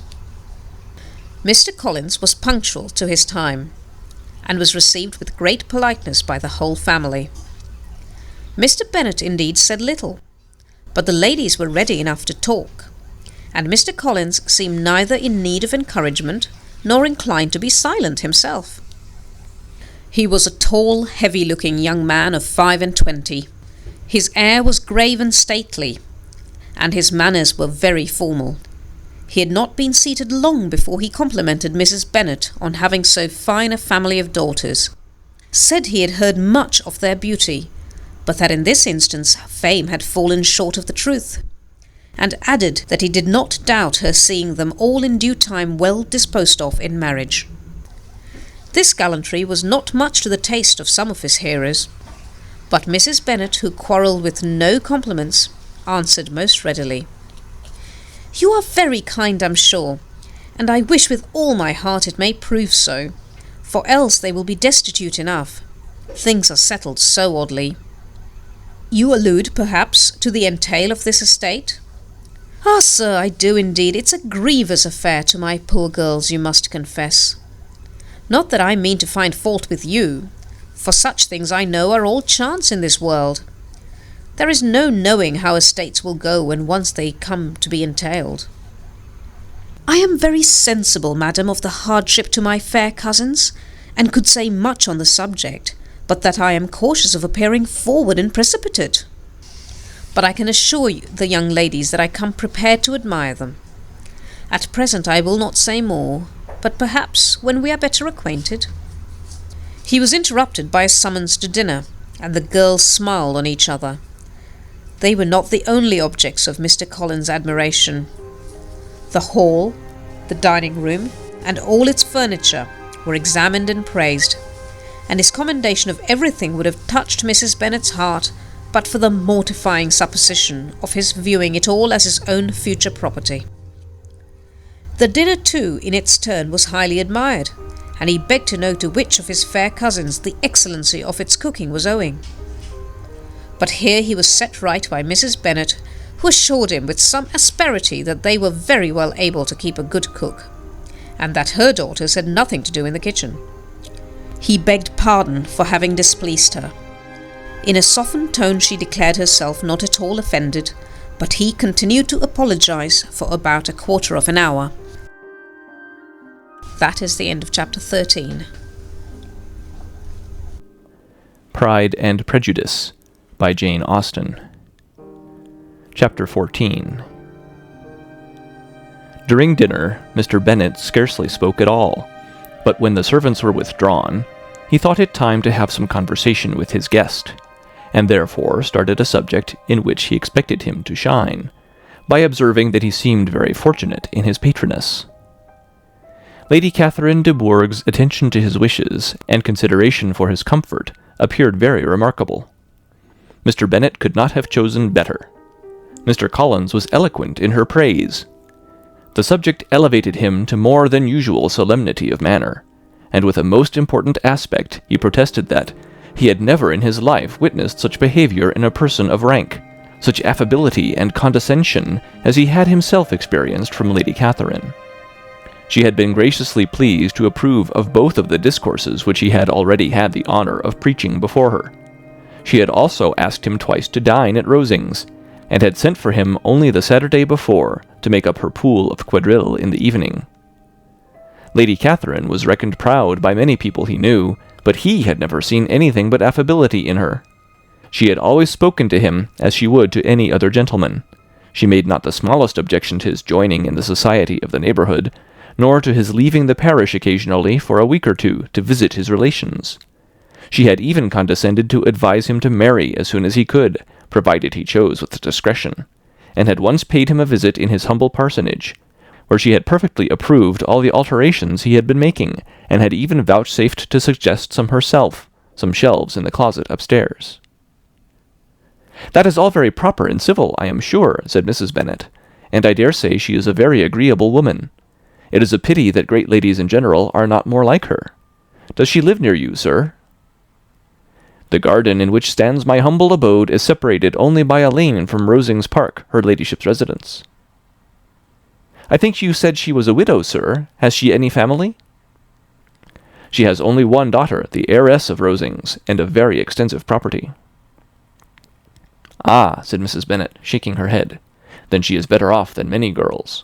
And what sort of young lady is she? Is she handsome?" "She is a most charming young lady indeed.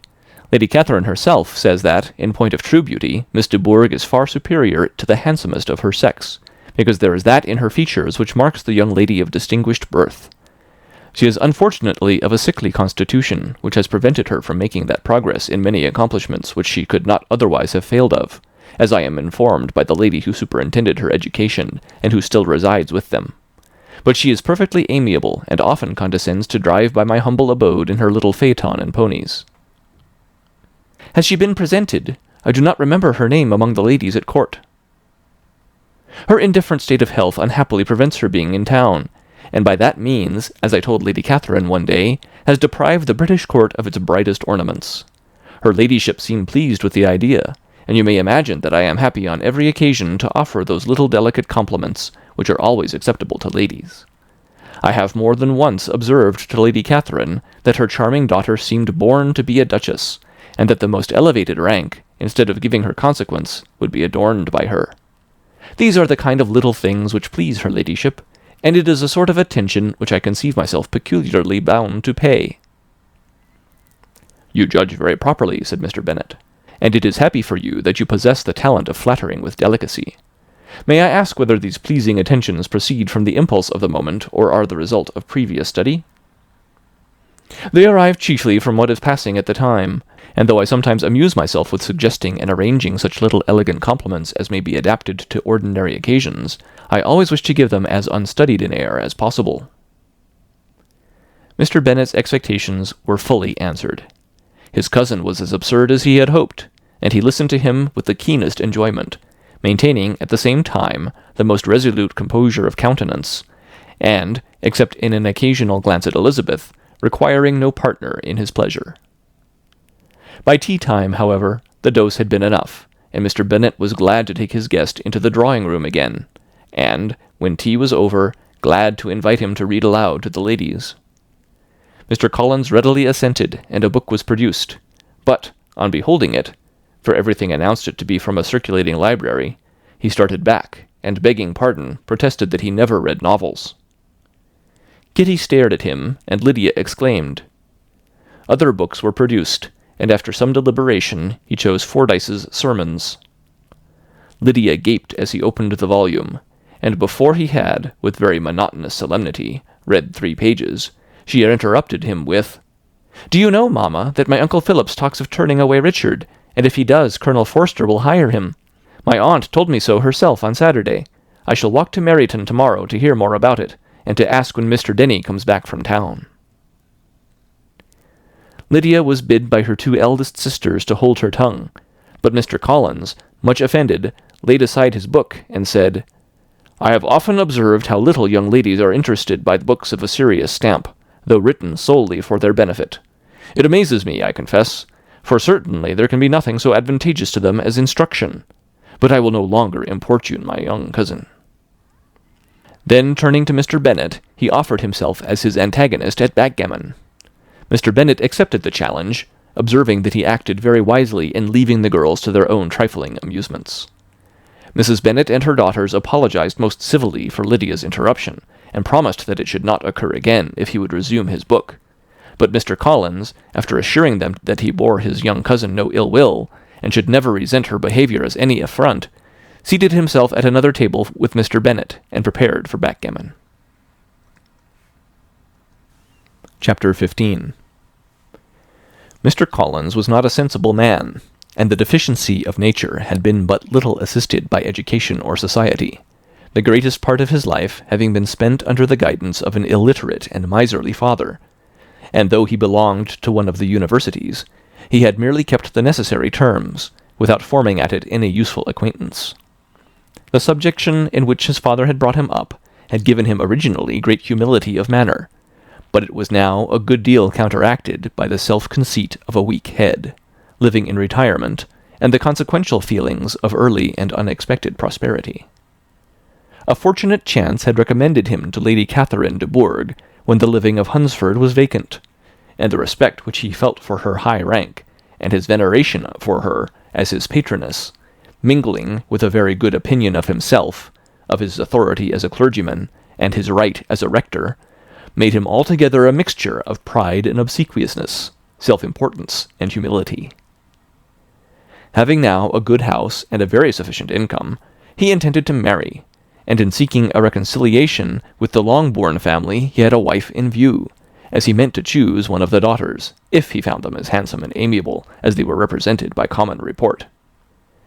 This was his plan of amends, of atonement, for inheriting their father's estate, and he thought it an excellent one, full of eligibility and suitableness, and excessively generous and disinterested on his own part. His plan did not vary on seeing them.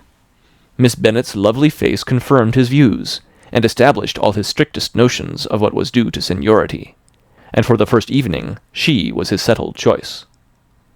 The next morning, however, made an alteration, for in a quarter of an hour's tete-a-tete with Mrs. Bennet before breakfast, a conversation beginning with his parsonage house, and leading naturally to the avowal of his hopes that a mistress might be found for it at Longbourn, produced from her, amid very complaisant smiles and general encouragement, a caution against the very Jane he had fixed on. As to her younger daughters, she could not take it upon her to say, she could not positively answer, but she did not know of any prepossession.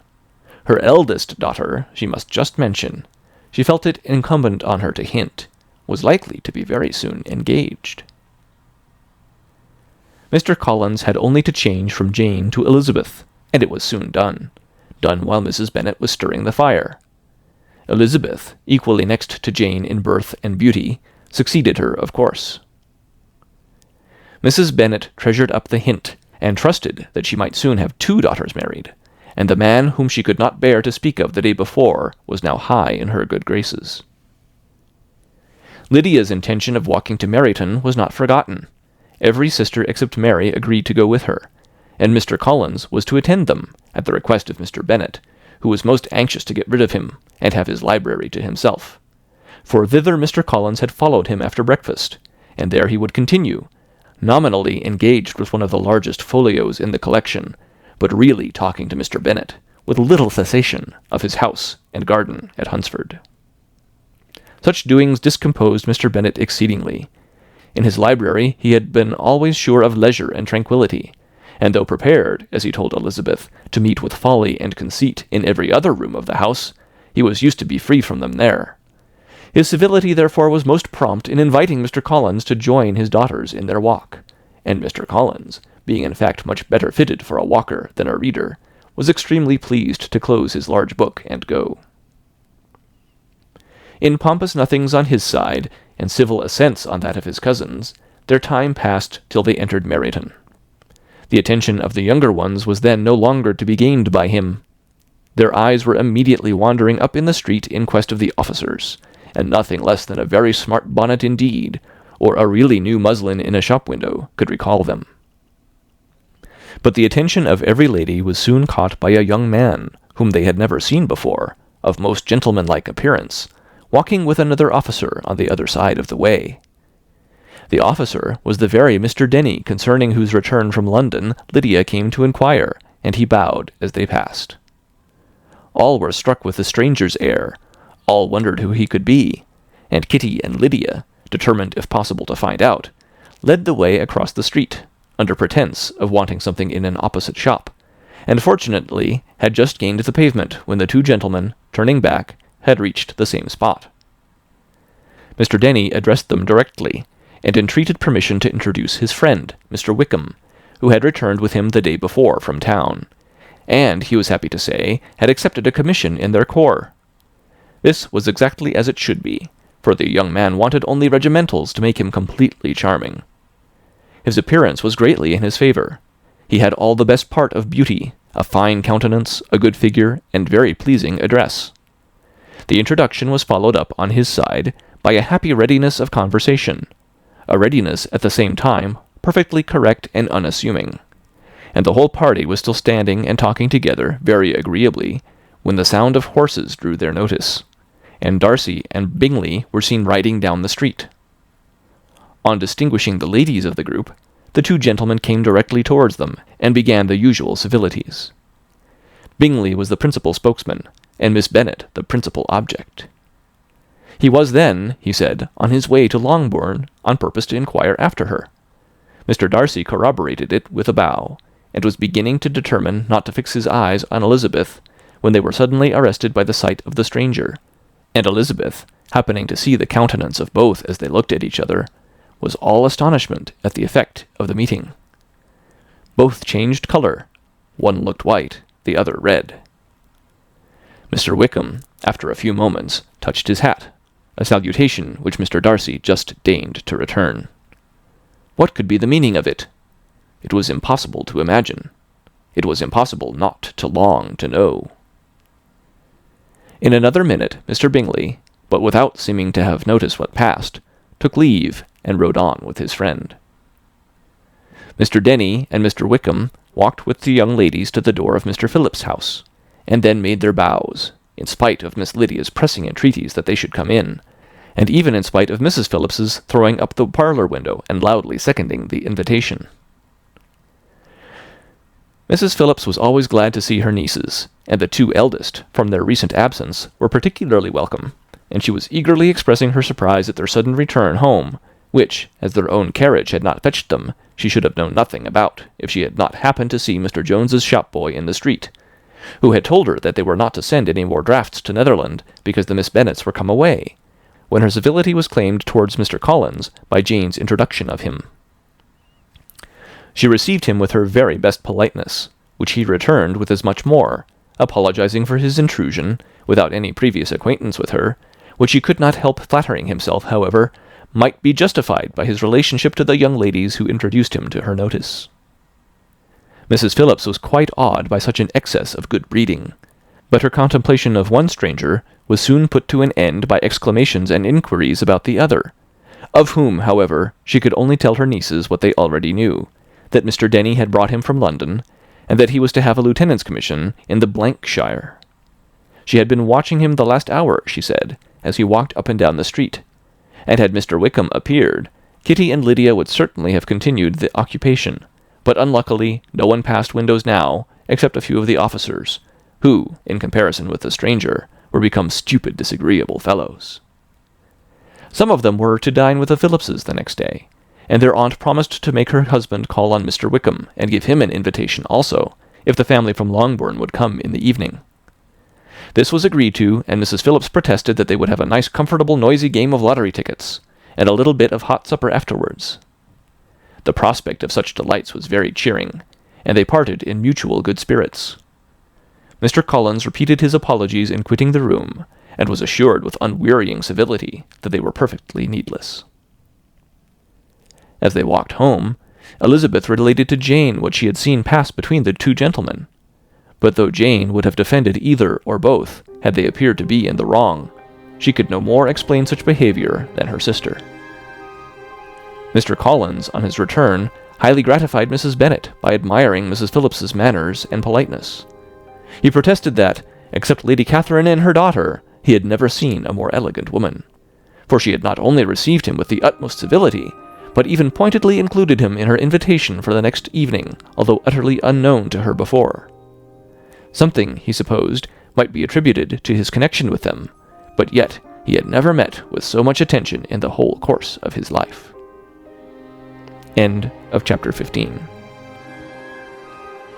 Pride and Prejudice by Jane Austen. Chapter 16. As no objection was made to the young people's engagement with their aunt, and all Mr. Collins' scruples of leaving Mr. and Mrs. Bennet for a single evening during his visit were most steadily resisted, the coach conveyed him and his 5 cousins at a suitable hour to Meryton, and the girls had the pleasure of hearing, as they entered the drawing-room, that Mr. Wickham had accepted their uncle's invitation, and was then in the house. When this information was given, and they had all taken their seats, Mr. Collins was at leisure to look around him and admire, and he was so much struck with the size and furniture of the apartment that he declared he might almost have supposed himself in the small summer breakfast parlour at Rosings, a comparison that did not at first convey much gratification, but when Mrs. Phillips understood from him what Rosings was, and who was its proprietor, when she had listened to the description of only one of Lady Catherine's drawing-rooms, and found that the chimney-piece alone had cost £800, she felt all the force of the compliment, and would hardly have resented a comparison with the housekeeper's room.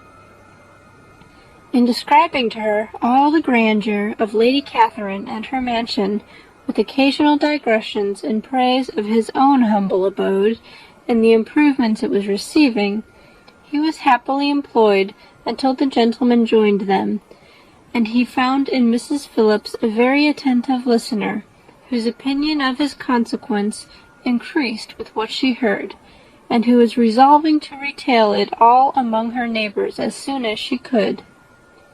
To the girls, who could not listen to their cousin, and who had nothing to do but wish for an instrument and examine their own indifferent imitations of china on the mantelpiece, the interval of waiting appeared very long. It was over at last, however. The gentleman did approach, and when Mr. Wickham walked into the room, Elizabeth felt that she had neither been seeing him before nor thinking of him since with the smallest degree of unreasonable admiration. The officers of the shire were in general a very creditable, gentlemanlike set, and the best of them were of the present party, but Mr. Wickham was as far beyond them all in person, countenance, air, and walk, as they were superior to the broad-faced, stuffy Uncle Phillips, breathing port wine, who followed them into the room. Mr. Wickham was the happy man towards whom almost every female eye was turned, and Elizabeth was the happy woman by whom he finally seated himself, and the agreeable manner in which he immediately fell into conversation, though it was only on its being a wet night, made her feel that the commonest, dullest, most threadbare topic might be rendered interesting by the skill of the speaker. With such rivals for the notice of the fair as Mr. Wickham and the officers, Mr. Collins seemed to sink into insignificance.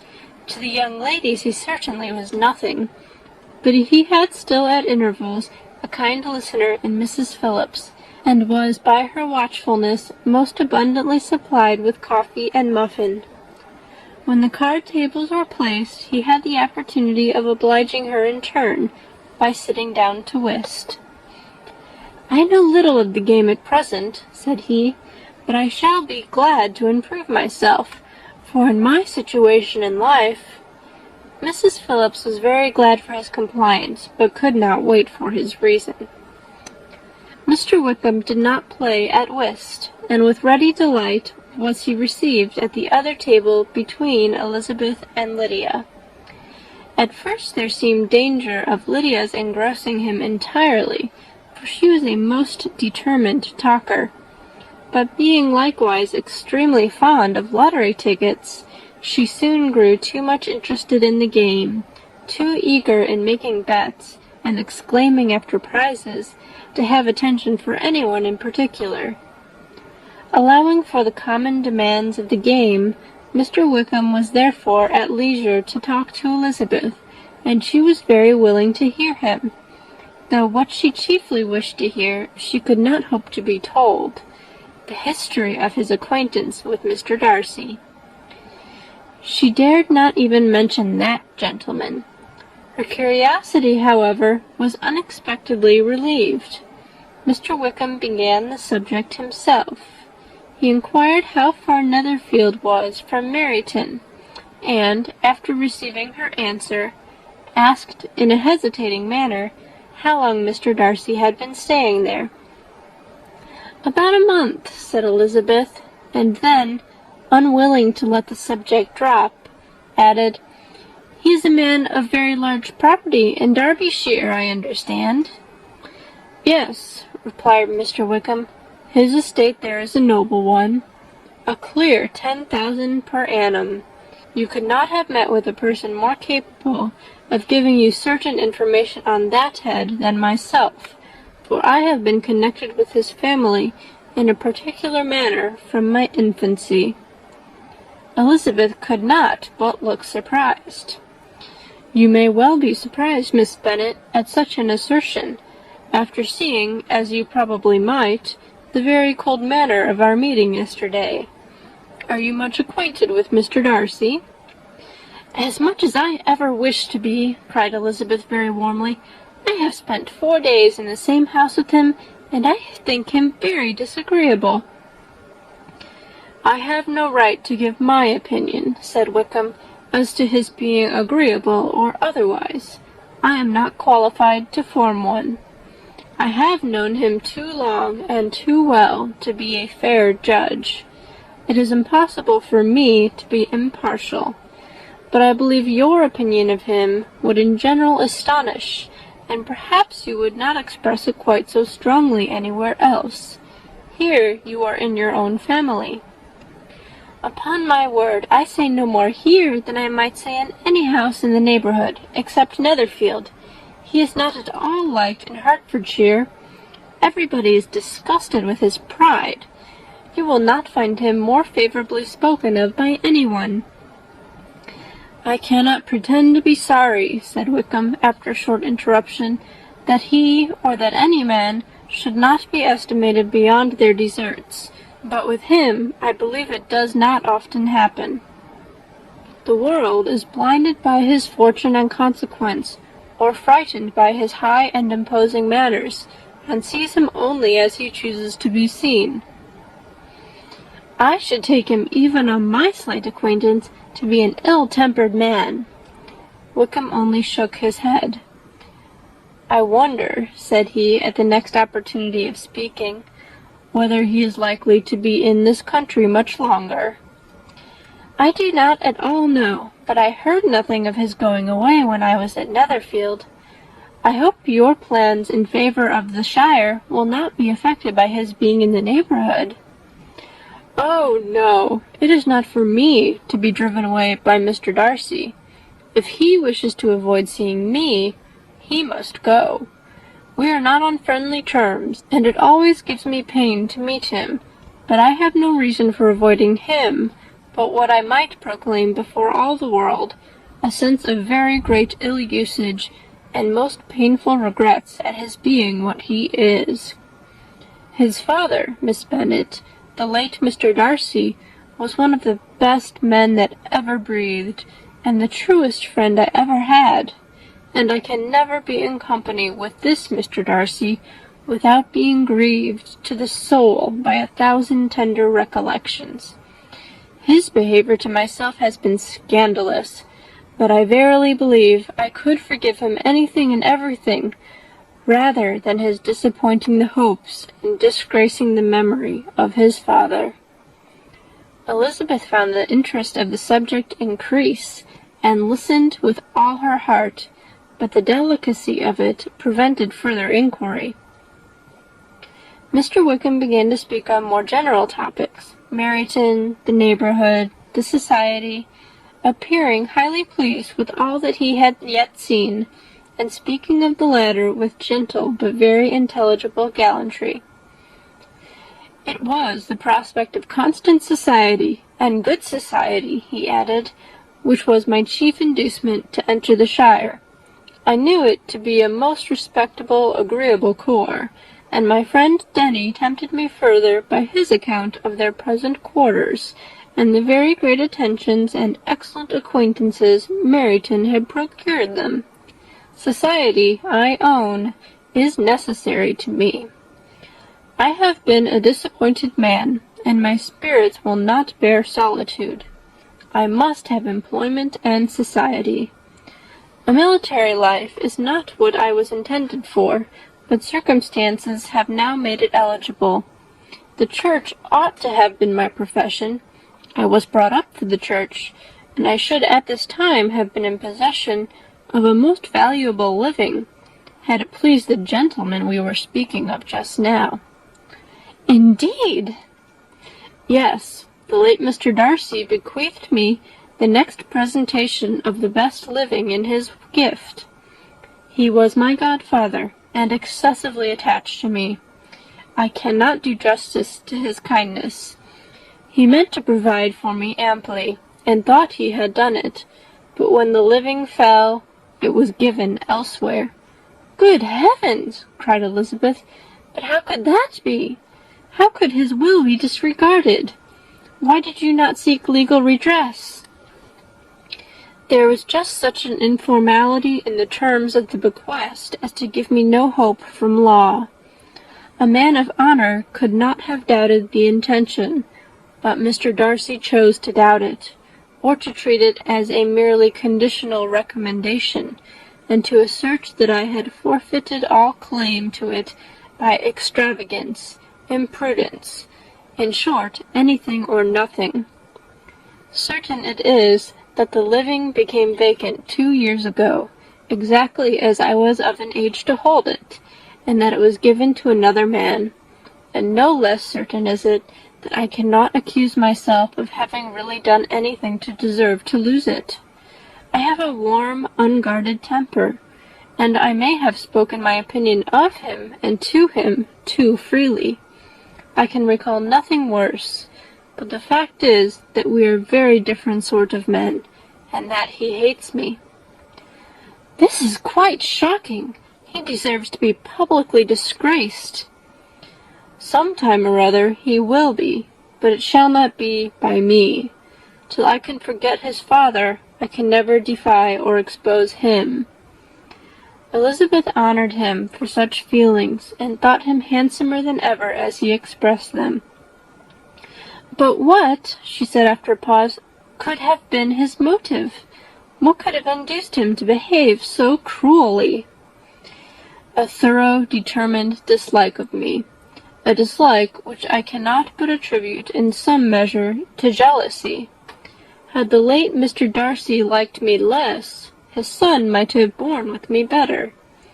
But his father's uncommon attachment to me irritated him, I believe, very early in life. He had not a temper to bear the sort of competition in which we stood, the sort of preference which was often given me. I had not thought Mr. Darcy so bad as this, though I have never liked him. I had not thought so very ill of him. I had supposed him to be despising his fellow creatures in general, but did not suspect him of descending to such malicious revenge, such injustice, such inhumanity as this. After a few minutes' reflection, however, she continued, I do remember his boasting one day at Netherfield of the implacability of his resentments, of his having an unforgiving temper. His disposition must be dreadful. I will not trust myself on this subject, replied Wickham. I can hardly be just to him. Elizabeth was again deep in thought, and after a time exclaimed, To treat in such a manner the godson, the friend, the favourite of his father! She could have added, a young man, too, like you, whose very countenance may vouch for your being amiable. But she contented herself with, and one, too, who had probably been his companion from childhood, connected together, as I think you said, in the closest manner. We were born in the same parish, within the same park. The greatest part of our youth was passed together, inmates of the same house, sharing the same amusements, objects of the same parental care. My father began life in the profession which your uncle, Mr. Phillips, appears to do so much credit to, but he gave up everything to be of use to the late Mr. Darcy, and devoted all his time to the care of the Pemberley property. He was most highly esteemed by Mr. Darcy, a most intimate, confidential friend. Mr. Darcy often acknowledged himself to be under the greatest obligations to my father's active superintendence, and when, immediately before my father's death, Mr. Darcy gave him a voluntary promise of providing for me, I am convinced that he felt it to be as much a debt of gratitude to him as of his affection to myself. How strange! Cried Elizabeth. How abominable! I wonder that the very pride of this Mr. Darcy has not made him just to you, if from no better motive, that he should not have been too proud to be dishonest, for dishonesty I must call it. It is wonderful, replied Wickham, for almost all his actions may be traced to pride, and pride had often been his best friend. It has connected him nearer with virtue than with any other feeling. But we are none of us consistent, and in his behavior to me there were stronger impulses even than pride. Can such abominable pride as his have ever done him good? Yes, it has often led him to be liberal and generous, to give his money freely, to display hospitality, to assist his tenants, and to relieve the poor. Family pride and filial pride, for he is very proud of what his father was, have done this. Not to appear to disgrace the family, to degenerate from the popular qualities, or lose the influence of the Pemberley house, is a powerful motive. He has also brotherly pride, which, with some brotherly affection, makes him a very kind and careful guardian of his sister, and you will hear him generally cried up as the most attentive and best of brothers. What sort of girl is Miss Darcy? He shook his head. I wish I could call her amiable. It gives me pain to speak ill of a Darcy, but she is too much like her brother, very, very proud. As a child she was affectionate and pleasing, and extremely fond of me, and I have devoted hours and hours to her amusement. But she is nothing to me now. She is a handsome girl, about 15 or 16, and, I understand, highly accomplished. Since her father's death, her home has been London, where a lady lives with her and superintends her education. After many pauses and many trials of other subjects, Elizabeth could not help reverting once more to the first, and saying, I am astonished at his intimacy with Mr. Bingley. How can Mr. Bingley, who seems good humour itself, and is, I really believe, truly amiable, be in friendship with such a man? How can they suit each other? Do you know Mr. Bingley? Not at all. He is a sweet-tempered, amiable, charming man.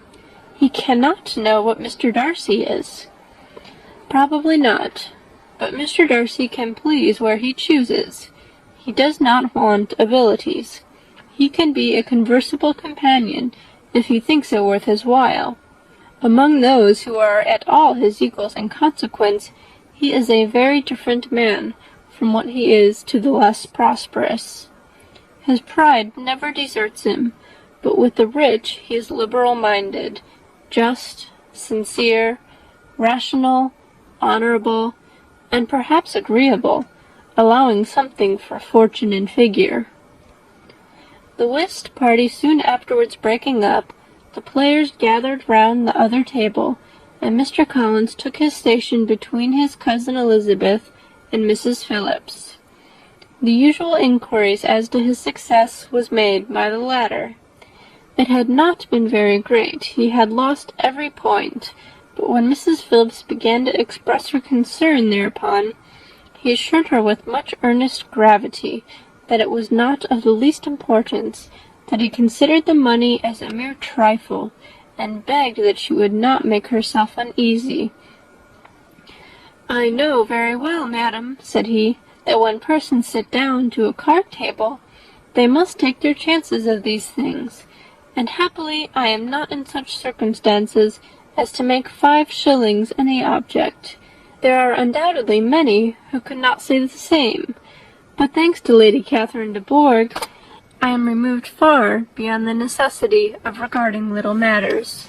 Mr. Wickham's attention was caught, and after observing Mr. Collins for a few moments, he asked Elizabeth in a low voice whether her relation was very intimately acquainted with the family of de Bourgh.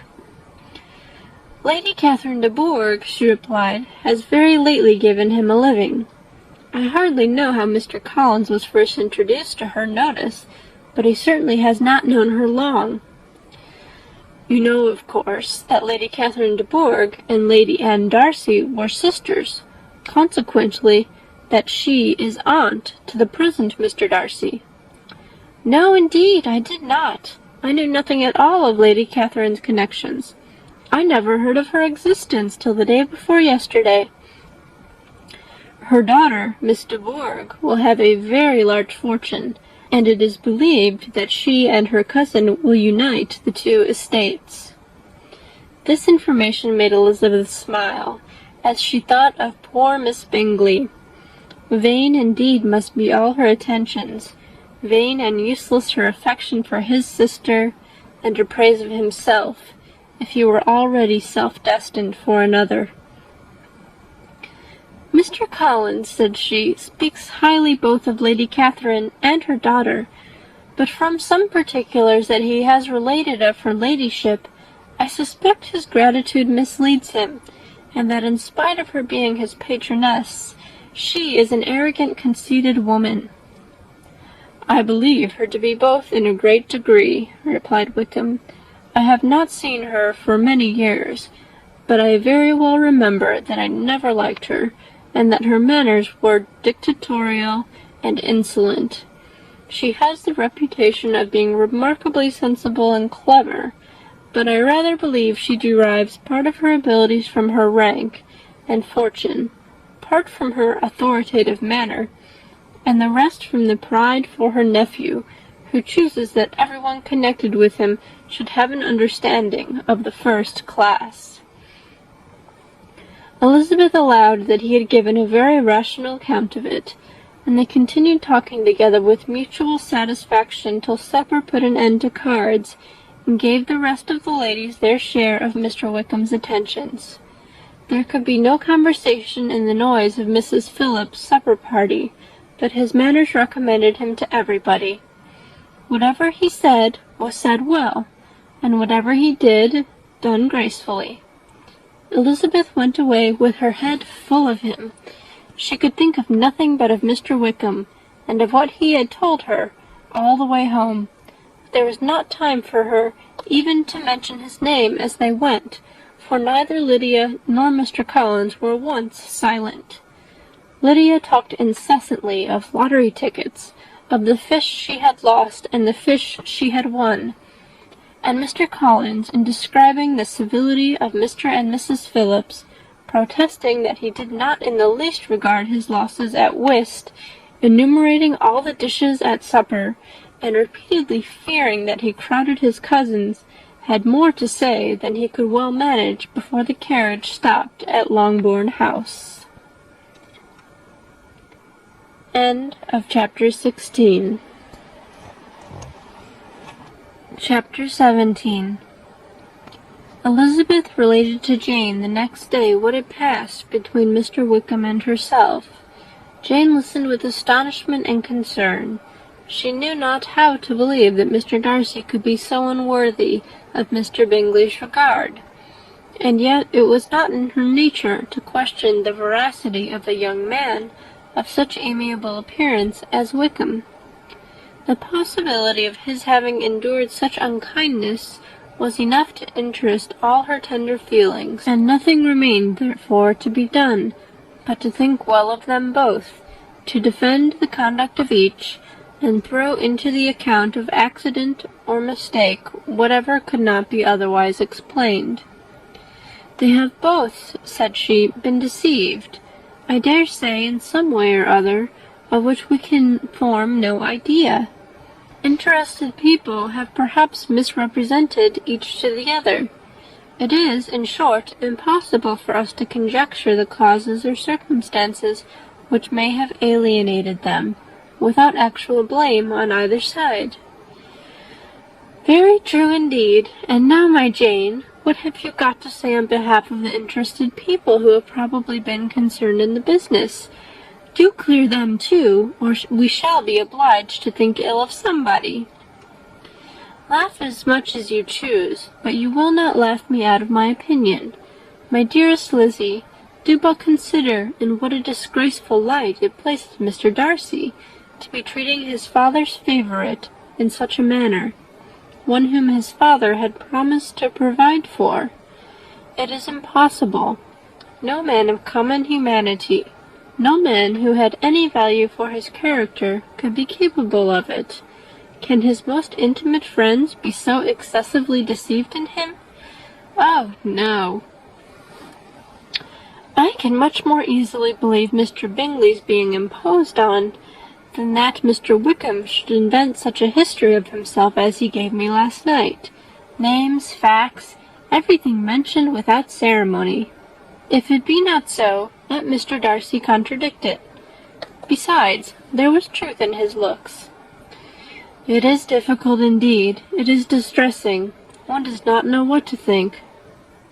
"I beg your pardon, one knows exactly what to think." But Jane could think with certainty on only one point, that Mr. Bingley, if he had been imposed on, would have much to suffer when the affair became public. The two young ladies were summoned from the shrubbery where this conversation passed by the arrival of the very persons of whom they had been speaking. Mr. Bingley and his sisters came to give their personal invitation for the long-expected ball at Netherfield, which was fixed for the following Tuesday. The two ladies were delighted to see their dear friend again, calling it an age since they had met, and repeatedly asking what she had been doing with herself since their separation. To the rest of the family they paid little attention, avoiding Mrs. Bennet as much as possible, saying not much to Elizabeth, and nothing at all to the others. They were soon gone again, rising from their seats with an activity which took their brother by surprise, and hurrying off as if eager to escape from Mrs. Bennet's civilities. The prospect of the Netherfield ball was extremely agreeable to every female of the family. Mrs. Bennet chose to consider it as given in compliment to her eldest daughter, and was particularly flattered by receiving the invitation from Mr. Bingley himself, instead of a ceremonious card. Jane pictured to herself a happy evening in the society of her two friends and the attentions of their brother, and Elizabeth thought with pleasure of dancing a great deal with Mr. Wickham, and of seeing a confirmation of everything in Mr. Darcy's look and behaviour. The happiness anticipated by Catherine and Lydia depended less on any single event or any particular person, for though they each, like Elizabeth, meant to dance half the evening with Mr. Wickham, he was by no means the only partner who could satisfy them, and a ball was at any rate a ball. And even Mary could assure her family that she had no disinclination for it. "While I can have my mornings to myself," said she, "it is enough. I think it is no sacrifice to join occasionally in evening engagements. Society has claims on us all, and I profess myself one of those who consider intervals of recreation and amusement as desirable for everybody." Elizabeth's spirits were so high on this occasion that though she did not often speak unnecessarily to Mr. Collins, she could not help but asking him whether he intended to accept Mr. Bingley's invitation, and if he did, whether he would think it proper to join in the evening's amusement, and she was rather surprised to find that he entertained no scruple whatever on that head, and was very far from dreading a rebuke either from the Archbishop or Lady Catherine de Bourgh by venturing to dance. "I am by no means of the opinion, I assure you," said he, "that a ball of this kind, given by a young man of character to respectable people, can have any evil tendency, and I am so far from objecting to dancing myself, that I shall hope to be honoured with the hands of all my fair cousins in the course of the evening, and I take this opportunity of soliciting yours, Miss Elizabeth, for the first two dances especially, a preference which I trust my cousin Jane will attribute to the right cause, and not to any disrespect for her." Elizabeth felt herself completely taken in. She had fully proposed being engaged by Mr. Wickham for those very dances, and to have Mr. Collins instead, her liveliness had never been worse timed. There was no help for it, however. Mr. Wickham's happiness and her own were perforce delayed a little longer, and Mr. Collins' proposal accepted with as good a grace as she could. She was not the better pleased with his gallantry from the idea it suggested of something more.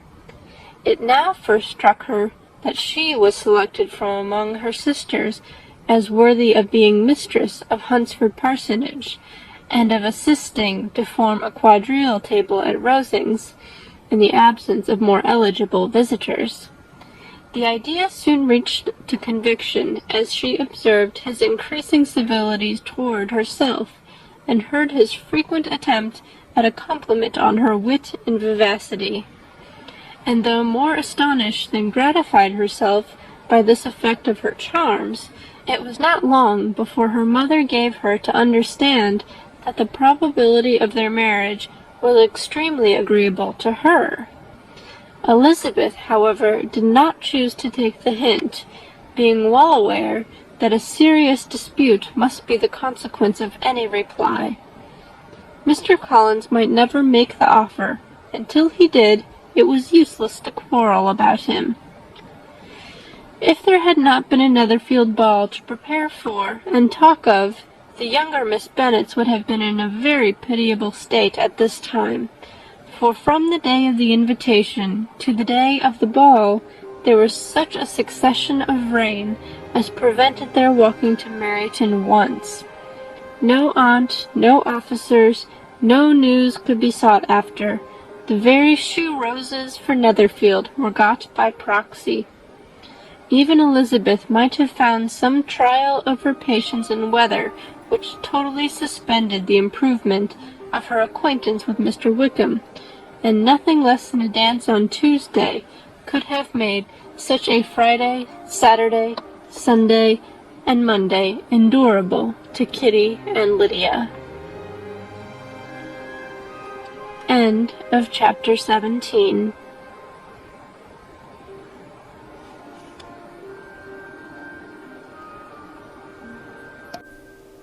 Pride and Prejudice by Jane Austen. Chapters 18 and 19. Chapter 18. Till Elizabeth entered the drawing-room at Netherfield, and looked in vain for Mr. Wickham among the cluster of redcoats there assembled, a doubt of his being present had never occurred to her. The certainty of meeting him had not been checked by any of those recollections that might not unreasonably have alarmed her. She had dressed with more than usual care, and prepared in the highest spirits for the conquest of all that remained unsubdued in his heart, trusting that it was not more than might be won in the course of the evening.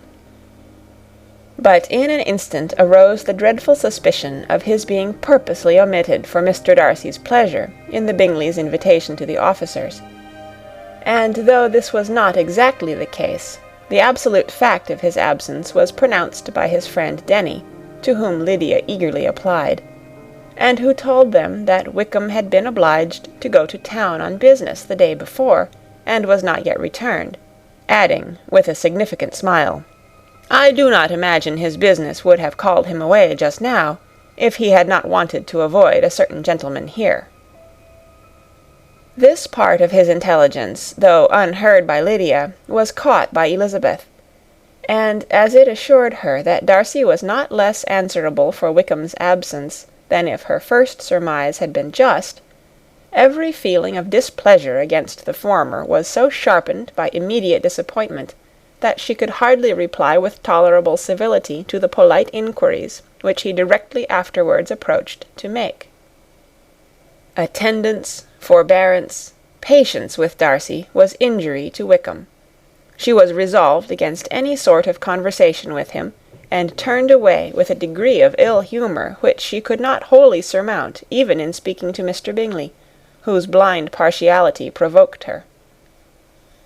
But Elizabeth was not formed for ill humour, and though every prospect of her own was destroyed for the evening, it could not dwell long on her spirits, and having told all her griefs to Charlotte Lucas, whom she had not seen for a week, she was soon able to make a voluntary transition to the oddities of her cousin, and to point him out to her particular notice.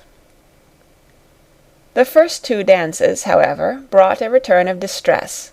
They were dances of mortification.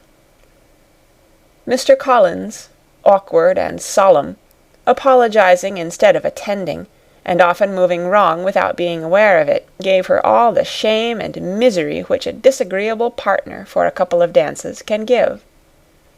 The moment of her release from him was ecstasy. She danced next with an officer, and had the refreshment of talking of Wickham, and of hearing that he was universally liked. When those dances were over, she returned to Charlotte Lucas, and was in conversation with her, when she found herself suddenly addressed by Mr. Darcy, who took her so much by surprise in his application for her hand that, without knowing what she did, she accepted him. He walked away again immediately, and she was left to fret over her own want of presence of mind. Charlotte tried to console her. "I dare say you will find him very agreeable." "Heaven forbid! That would be the greatest misfortune of all, to find a man agreeable whom one is determined to hate. Do not wish me such an evil." When the dancing recommenced, however, and Darcy approached to claim her hand, Charlotte could not help cautioning her in a whisper not to be a simpleton, and allow her fancy for Wickham to make her appear unpleasant in the eyes of a man 10 times his consequence. Elizabeth made no answer, and took her place in the set, amazed at the dignity to which she was arrived in being allowed to stand opposite Mr. Darcy, and reading in her neighbours' looks their equal amazement in beholding it. They stood for some time without speaking a word, and she began to imagine that their silence was to last through the 2 dances, and at first was resolved not to break it, till suddenly fancying that it would be the greater punishment to her partner to oblige him to talk, she made some slight observation on the dance. He replied, and was again silent. After a pause of some minutes, she addressed him a second time with, "It is your turn to say something now, Mr. Darcy.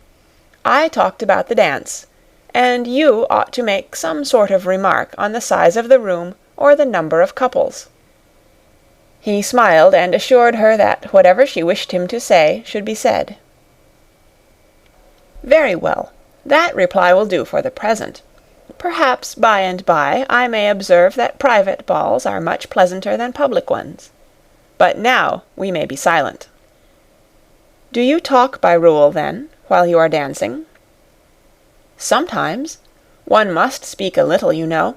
It would look odd to be entirely silent for half an hour together, and yet for the advantage of some, conversation ought to be so arranged as that they may have the trouble of saying as little as possible. Are you consulting your own feelings in the present case, or do you imagine that you are gratifying mine?" "Both," replied Elizabeth archly, "for I have always seen a great similarity in the turn of our minds. We are each of an unsocial, taciturn disposition, unwilling to speak unless we expect to say something that will amaze the whole room, and be handed down to posterity with all the éclat of a proverb." "This is no very striking resemblance of your own character, I am sure," said he. "How near it may be to mine, I cannot pretend to say. You think it a faithful portrait, undoubtedly." "I must not decide on my own performance." He made no answer, and they were again silent till they had gone down the dance, when he asked her if she and her sisters did not very often walk to Meryton. She answered in the affirmative, and, unable to resist the temptation, added, "When you met us there the other day, we had just been forming a new acquaintance." The effect was immediate. A deeper shade of hauteur overspread his features, but he said not a word, and Elizabeth, though blaming herself for her own weakness, could not go on. At length Darcy spoke, and in a constrained manner said, "Mr. Wickham is blessed with such happy manners as may ensure his making friends. Whether he may be equally capable of retaining them is less certain." "He has been so unlucky as to lose your friendship," replied Elizabeth with emphasis, "and in a manner which he is likely to suffer from all his life." Darcy made no answer, and seemed desirous of changing the subject. At that moment Sir William Lucas appeared close to them, meaning to pass through the set to the other side of the room, but, on perceiving Mr. Darcy, he stopped with a bow of superior courtesy to compliment him on his dancing and his partner. "I have been most highly gratified indeed, my dear sir. Such very superior dancing is not often seen. It is evident that you belong to the first circles. Allow me to say, however, that your fair partner does not disgrace you, and that I must hope to have this pleasure often repeated, especially when a certain desirable event, my dear Eliza," glancing at her sister and Bingley, "shall take place. What congratulations will then flow in! I appeal to Mr. Darcy, but let me not interrupt you, sir. You will not thank me for detaining you from the bewitching converse of that young lady, whose bright eyes are also upbraiding me." The latter part of this address was scarcely heard by Darcy, but Sir William's allusion to his friend seemed to strike him forcibly, and his eyes were directed with a very serious expression towards Bingley and Jane, who were dancing together. Recovering himself, however, shortly, he turned to his partner and said, "Sir William's interruption has made me forget what we were talking of." "I do not think we were speaking at all. Sir William could not have interrupted two people in the room who had less to say for themselves. We have tried 2 or 3 subjects already without success, and what we are to talk of next I cannot imagine." "What think you of books?" said he, smiling. "Books? Oh, no. I am sure we never read the same, or not with the same feelings." "I am sorry you think so, but if that be the case, there can at least be no want of subject. We may compare our different opinions." "No, I cannot talk of books in a ballroom. My head is always full of something else." "The present always occupies you in such scenes, does it?" said he, with a look of doubt. "Yes, always," she replied, without knowing what she said, for her thoughts had wandered far from the subject, as soon afterwards appeared by her suddenly exclaiming, "I remember hearing you once say, Mr. Darcy, that you hardly ever forgave, that your resentment once created was unappeasable. You are very cautious, I suppose, as to its being created." "I am," said he, with a firm voice. "And never allow yourself to be blinded by prejudice?" "I hope not." "It is particularly incumbent on those who never change their opinion to be secure of judging properly at first." "May I ask to what these questions tend?" "Merely to the illustration of your character," said she, endeavouring to shake off her gravity. "I am trying to make it out." "And what is your success?" She shook her head. "I do not get on at all. I hear such different accounts of you as puzzle me exceedingly." "I can readily believe," answered he gravely, "that reports may vary greatly with respect to me, and I could wish, Miss Bennet, that you were not to sketch my character at the present moment, as there is reason to fear that the performance would reflect no credit on either. But if I do not take your likeness now, I may never have another opportunity." "I would by no means suspend any pleasure of yours," he coldly replied. She said no more, and they went down the other dance, and parted in silence, and on each side dissatisfied, though not to an equal degree. For in Darcy's breast there was a tolerable powerful feeling towards her, which soon procured her pardon, and directed all his anger against another. They had not long separated when Miss Bingley came towards her, and with an expression of civil disdain accosted her. "So, Miss Eliza, I hear you are quite delighted with George Wickham. Your sister has been talking to me about him, and asking me 1,000 questions. And I find that the young man quite forgot to tell you, among his other communication, that he was the son of old Wickham, the late Mr. Darcy's steward. Let me recommend you, however, as a friend, not to give implicit confidence to all his assertions, for as to Mr. Darcy's using him ill, it is perfectly false, for, on the contrary, he has always been remarkably kind to him, though George Wickham has treated Mr. Darcy in a most infamous manner. I do not know the particulars, but I know very well that Mr. Darcy is not in the least to blame, that he cannot bear to hear George Wickham mentioned, and that though my brother thought that he could not well avoid including him in his invitation to the officers, he was excessively glad to find that he has taken himself out of the way. His coming into the country at all is a most insolent thing, indeed, and I wonder how he could presume to do it. I pity you, Miss Eliza, for this discovery of your favourite's guilt, but really, considering his descent, one could not expect much better." "His guilt and his descent appear by your account to be the same," said Elizabeth angrily, "for I have heard you accuse him of nothing worse than of being the son of Mr. Darcy's steward, and of that, I can assure you, he informed me himself." "I beg your pardon," replied Miss Bingley, turning away with a sneer. "Excuse my interference. It was kindly meant." "Insolent girl," said Elizabeth to herself. "You are much mistaken if you expect to influence me by such a paltry attack as this. I see nothing in it but your own wilful ignorance and the malice of Mr. Darcy." She then sought her eldest sister, who had undertaken to make inquiries on the same subject of Bingley. Jane met her with a smile of such sweet complacency, a glow of such happy expression, as sufficiently marked how well she was satisfied with the occurrences of the evening. Elizabeth instantly read her feelings, and at that moment solicitude for Wickham, resentment against his enemies, and everything else, gave way before the hope of Jane's being in the fairest way for happiness. "I want to know," said she, with a countenance no less smiling than her sister's, "what you have learnt about Mr. Wickham.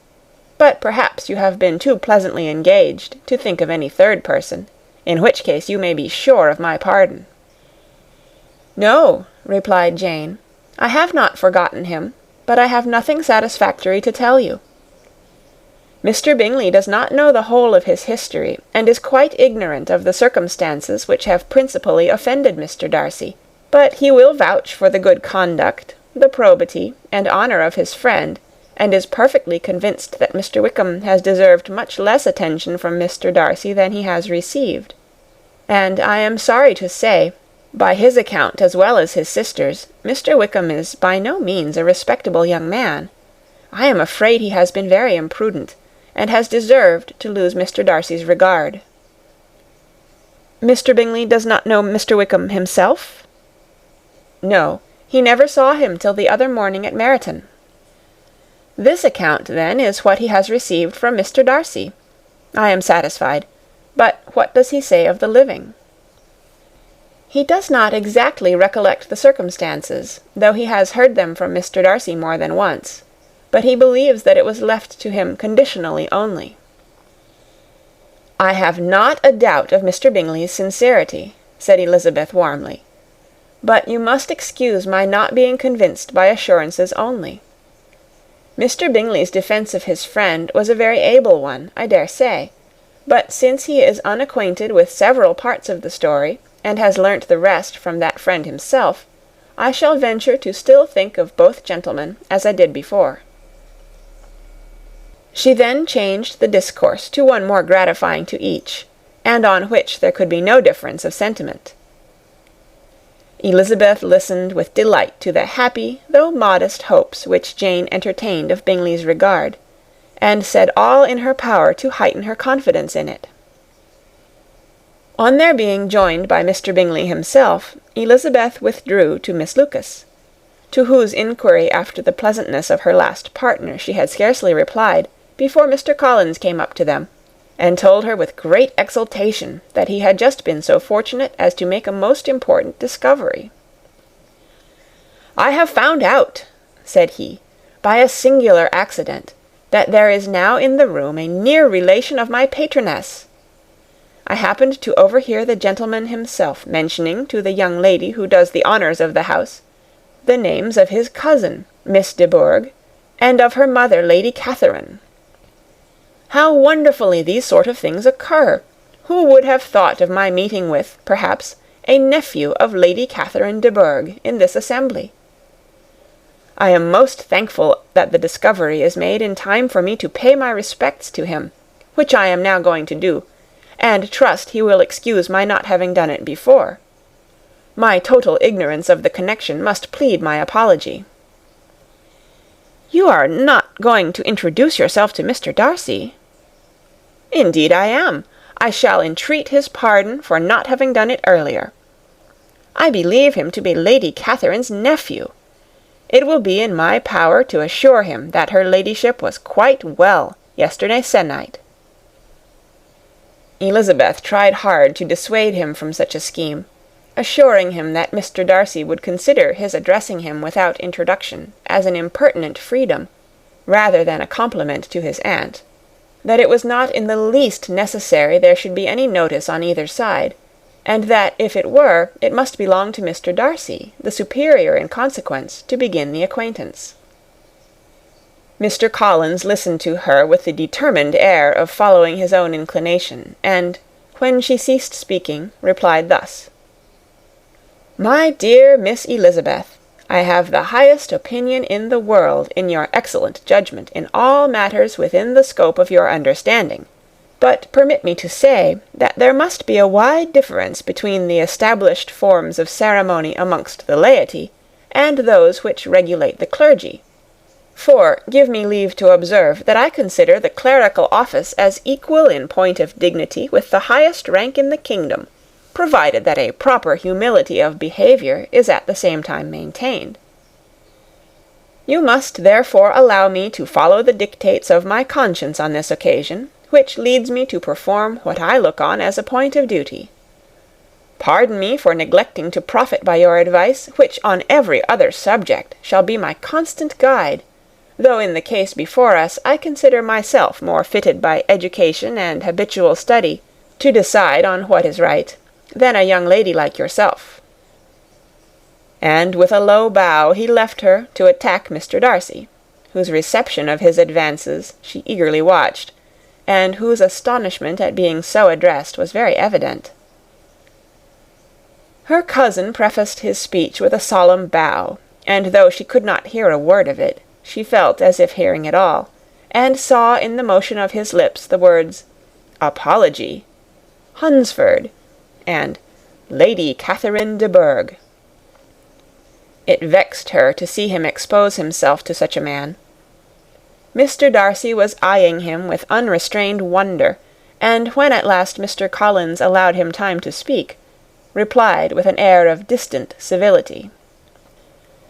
Mr. Collins, however, was not discouraged from speaking again, and Mr. Darcy's contempt seemed abundantly increasing with the length of his second speech, and at the end of it he only made him a slight bow, and moved another way. Mr. Collins then returned to Elizabeth. "I have no reason, I assure you," said he, "to be dissatisfied with my reception. Mr. Darcy seemed much pleased with the attention.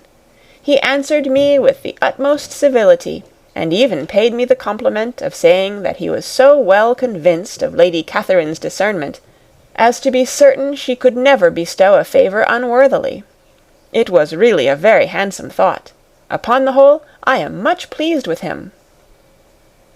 As Elizabeth had no longer any interest of her own to pursue, she turned her attention almost entirely on her sister and Mr. Bingley, and the train of agreeable reflections which her observations gave birth to made her perhaps almost as happy as Jane. She saw her in idea settled in that very house, in all the felicity which a marriage of true affection could bestow, and she felt capable, under such circumstances, of endeavouring even to like Bingley's two sisters. Her mother's thoughts, she plainly saw, were bent the same way, and she determined not to venture near her, lest she might hear too much. When they sat down to supper, therefore, she considered it a most unlucky perverseness which placed them within one of each other, and deeply was she vexed to find that her mother was talking to that one person, Lady Lucas, freely, openly, and of nothing else but her expectation that Jane would soon be married to Mr. Bingley.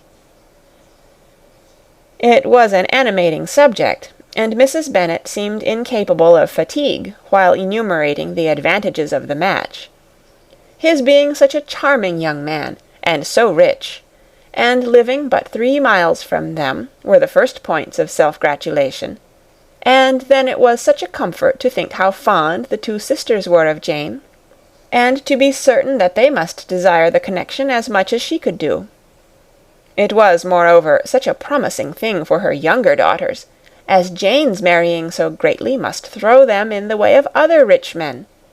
And lastly, it was so pleasant at her time of life to be able to consign her single daughters to the care of their sister, that she might not be obliged to go into company more than she liked.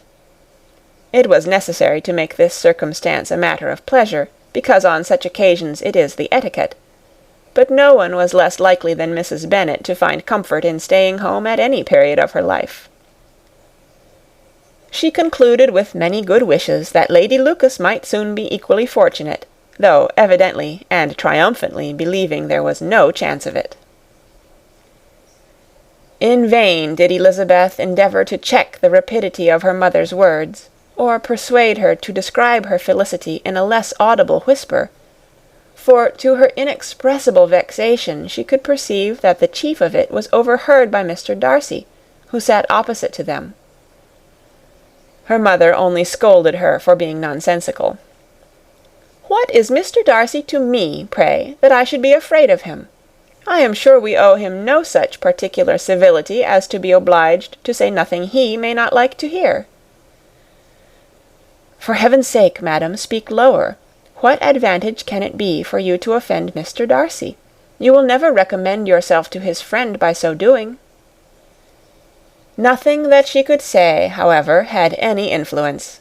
Her mother would talk of her views in the same intelligible tone. Elizabeth blushed and blushed again with shame and vexation.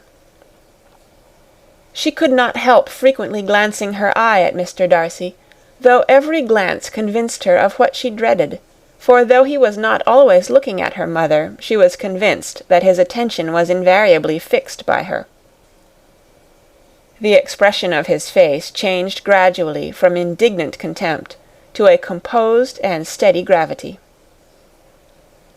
At length, however, Mrs. Bennet had no more to say, and Lady Lucas, who had been long yawning at the repetition of delights which she saw no likelihood of sharing, was left to the comforts of cold ham and chicken. Elizabeth now began to revive, but not long was the interval of tranquillity, for when supper was over singing was talked of, and she had the mortification of seeing Mary, after very little entreaty, preparing to oblige the company. By many significant looks and silent entreaties did she endeavour to prevent such a proof of complaisance, but in vain. Mary would not understand them. Such an opportunity of exhibiting was delightful to her, and she began her song. Elizabeth's eyes were fixed on her with most painful sensations, and she watched her progress through the several stanzas with an impatience which was very ill rewarded at their close.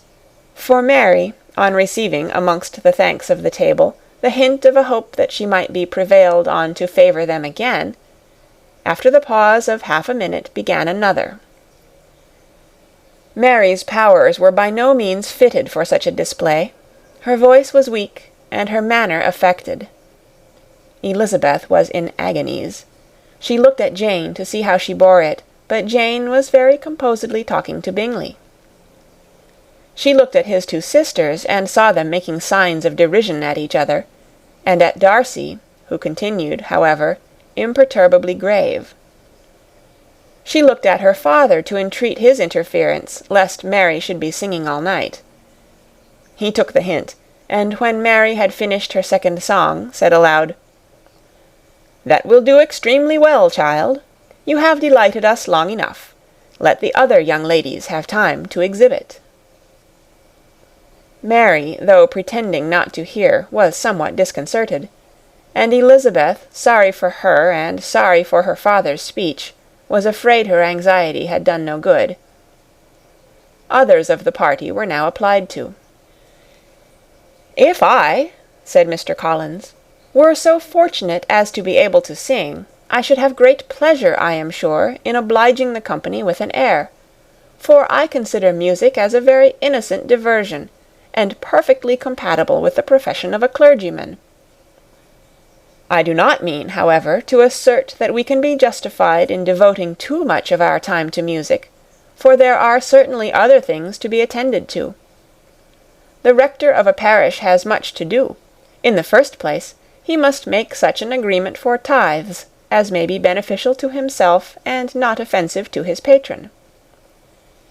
He must write his own sermons, and the time that remains will not be too much for his parish duties, and the care and improvement of his dwelling, which he cannot be excused from making as comfortable as possible. And I do not think it of light importance that he should have attentive and conciliatory manner towards everybody, especially towards those to whom he owes his preferment. I cannot acquit him of that duty, nor could I think well of the man who should omit an occasion of testifying his respect towards anybody connected with the family." And with a bow to Mr. Darcy, he concluded his speech, which had been spoken so loud as to be heard by half the room.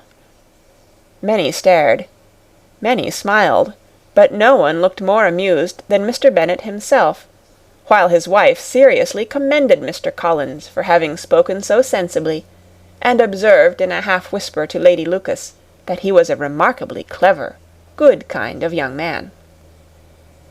To Elizabeth it appeared that, had her family made an agreement to expose themselves as much as they could during the evening, it would have been impossible for them to play their parts with more spirit or finer success. And happy did she think it for Bingley and her sister that some of the exhibition had escaped his notice, and that his feelings were not of a sort to be much distressed by the folly which he must have witnessed. That his two sisters and Mr. Darcy, however, should have such an opportunity of ridiculing her relations was bad enough, and she could not determine whether the silent contempt of the gentlemen or the insolent smiles of the ladies were more intolerable. The rest of the evening brought her little amusement. She was teased by Mr. Collins, who continued most perseveringly by her side, and though he could not prevail on her to dance with him again, put it out of her power to dance with others. In vain did she entreat him to stand up with somebody else, and offer to introduce him to any young lady in the room. He assured her that as to dancing he was perfectly indifferent to it, that his chief object was by delicate attentions to recommend himself to her, and that he should therefore make a point of remaining close to her the whole evening. There was no arguing upon such a project. She owed her greatest relief to her friend Miss Lucas, who often joined them, and good-naturedly engaged Mr. Collins's conversation to herself. She was at least free from the offence of Mr. Darcy's further notice, though often standing within a very short distance of her, quite disengaged, he never came near enough to speak.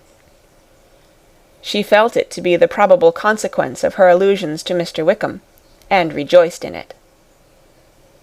The Longbourn party were the last of all the company to depart, and, by a manoeuvre of Mrs. Bennet, had to wait for their carriage a quarter of an hour after everybody else was gone, which gave them time to see how heartily they were wished away by some of the family. Mrs. Hurst and her sister scarcely opened their mouths, except to complain of fatigue, and were evidently impatient to have the house to themselves. They repulsed every attempt of Mrs. Bennet at conversation, and by so doing threw a languor over the whole party, which was very little relieved by the long speeches of Mr. Collins, who was complimenting Mr. Bingley and his sisters on the elegance of their entertainment, and the hospitality and politeness which had marked their behaviour to their guests. Darcy said nothing at all. Mr. Bennet, in equal silence, was enjoying the scene. Mr. Bingley and Jane were standing together, a little detached from the rest, and talked only to each other. Elizabeth preserved as steady a silence as either Mrs. Hurst or Miss Bingley, and even Lydia was too much fatigued to utter more than the occasional exclamation of "Lord, how tired I am!" accompanied by a violent yawn. When at length they arose to take leave, Mrs. Bennet was most pressingly civil in her hope of seeing the whole family soon at Longbourn, and addressed herself especially to Mr. Bingley, to assure him how happy he would make them by eating a family dinner with them at any time, without the ceremony of a formal invitation. Bingley was all grateful pleasure, and he readily engaged for taking the earliest opportunity of waiting on her, after his return from London, whither he was obliged to go the next day for a short time.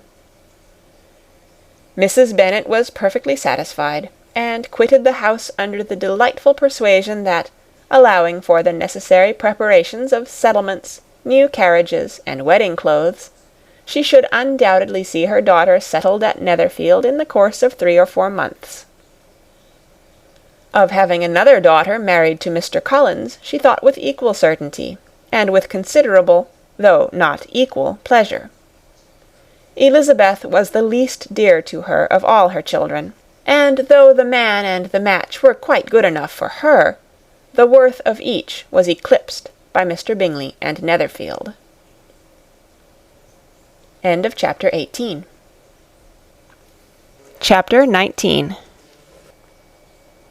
The next day opened a new scene at Longbourn.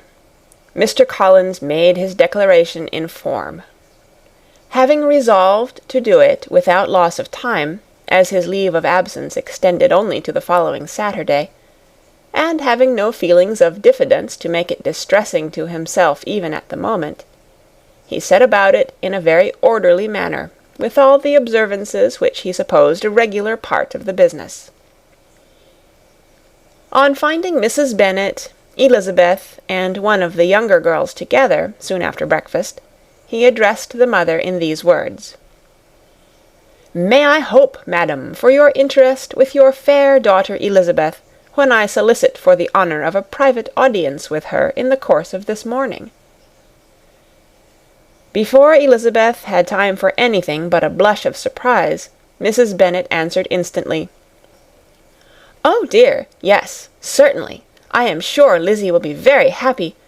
I am sure she can have no objection. Come, Kitty, I want you upstairs." And, gathering her work together, she was hastening away, when Elizabeth called out, "Dear madam, do not go. I beg you will not go. Mr. Collins must excuse me. He can have nothing to say to me that anybody need not hear. I am going away myself." "No, no, nonsense, Lizzie. I desire you to stay where you are." And upon Elizabeth's seeming really, with vexed and embarrassed looks, about to escape, she added, "Lizzie, I insist upon your staying and hearing Mr. Collins." Elizabeth would not oppose such an injunction, and a moment's consideration making her also sensible that it would be wisest to get it over as soon and as quietly as possible, she sat down again and tried to conceal, by incessant employment, the feelings which were divided between distress and diversion. Mrs. Bennet and Kitty walked off, and as soon as they were gone, Mr. Collins began. "Believe me, my dear Miss Elizabeth, that your modesty, so far from doing you any disservice, rather adds to your other perfections. You would have been less amiable in my eyes, had there not been this little unwillingness, but allow me to assure you that I have your respected mother's permission for this address. You can hardly doubt the purport of my discourse. However your natural delicacy may lead you to dissemble, my attentions have been too marked to be mistaken.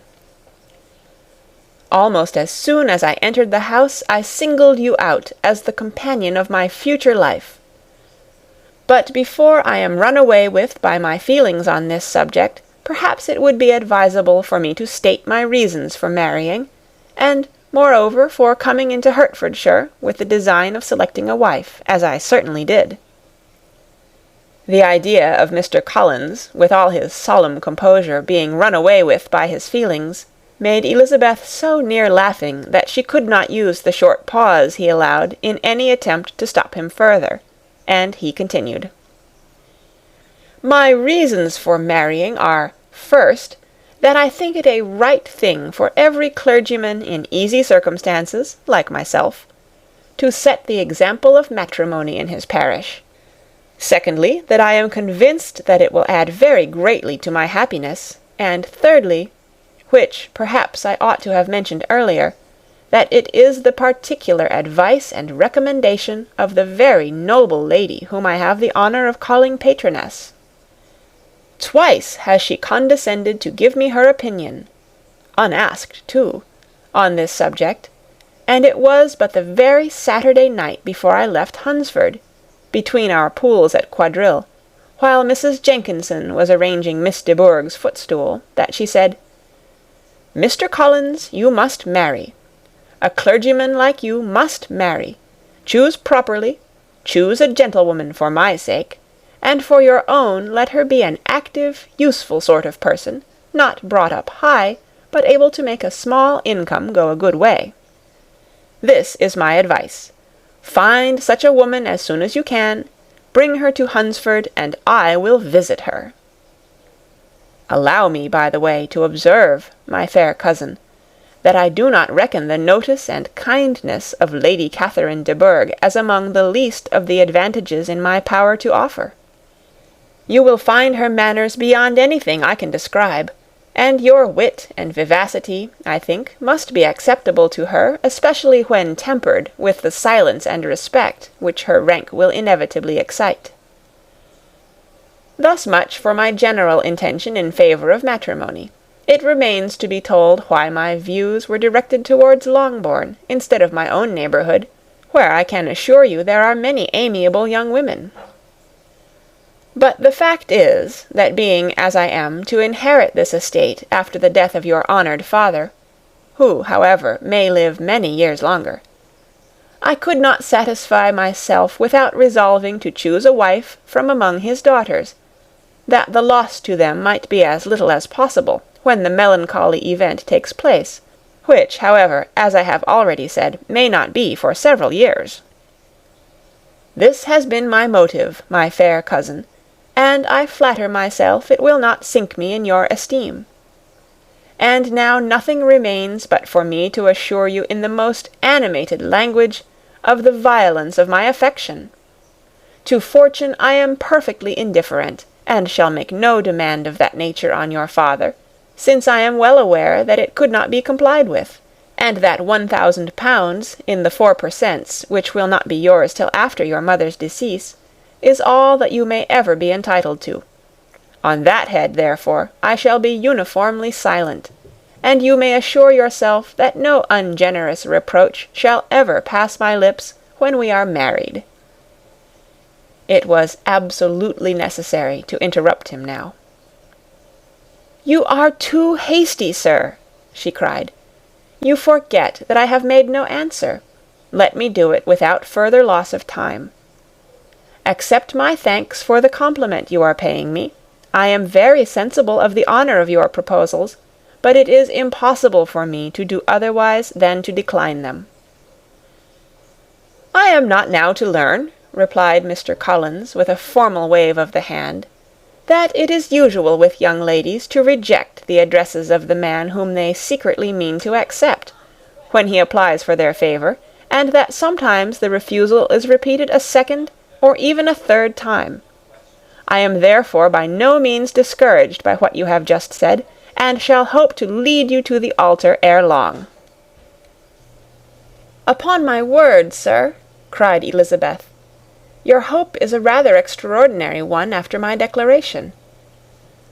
I do assure you that I am not one of those young ladies, if such young ladies there are, who are so daring as to risk their happiness on the chance of being asked a second time. I am perfectly serious in my refusal. You could not make me happy, and I am convinced that I am the last woman in the world who could make you so.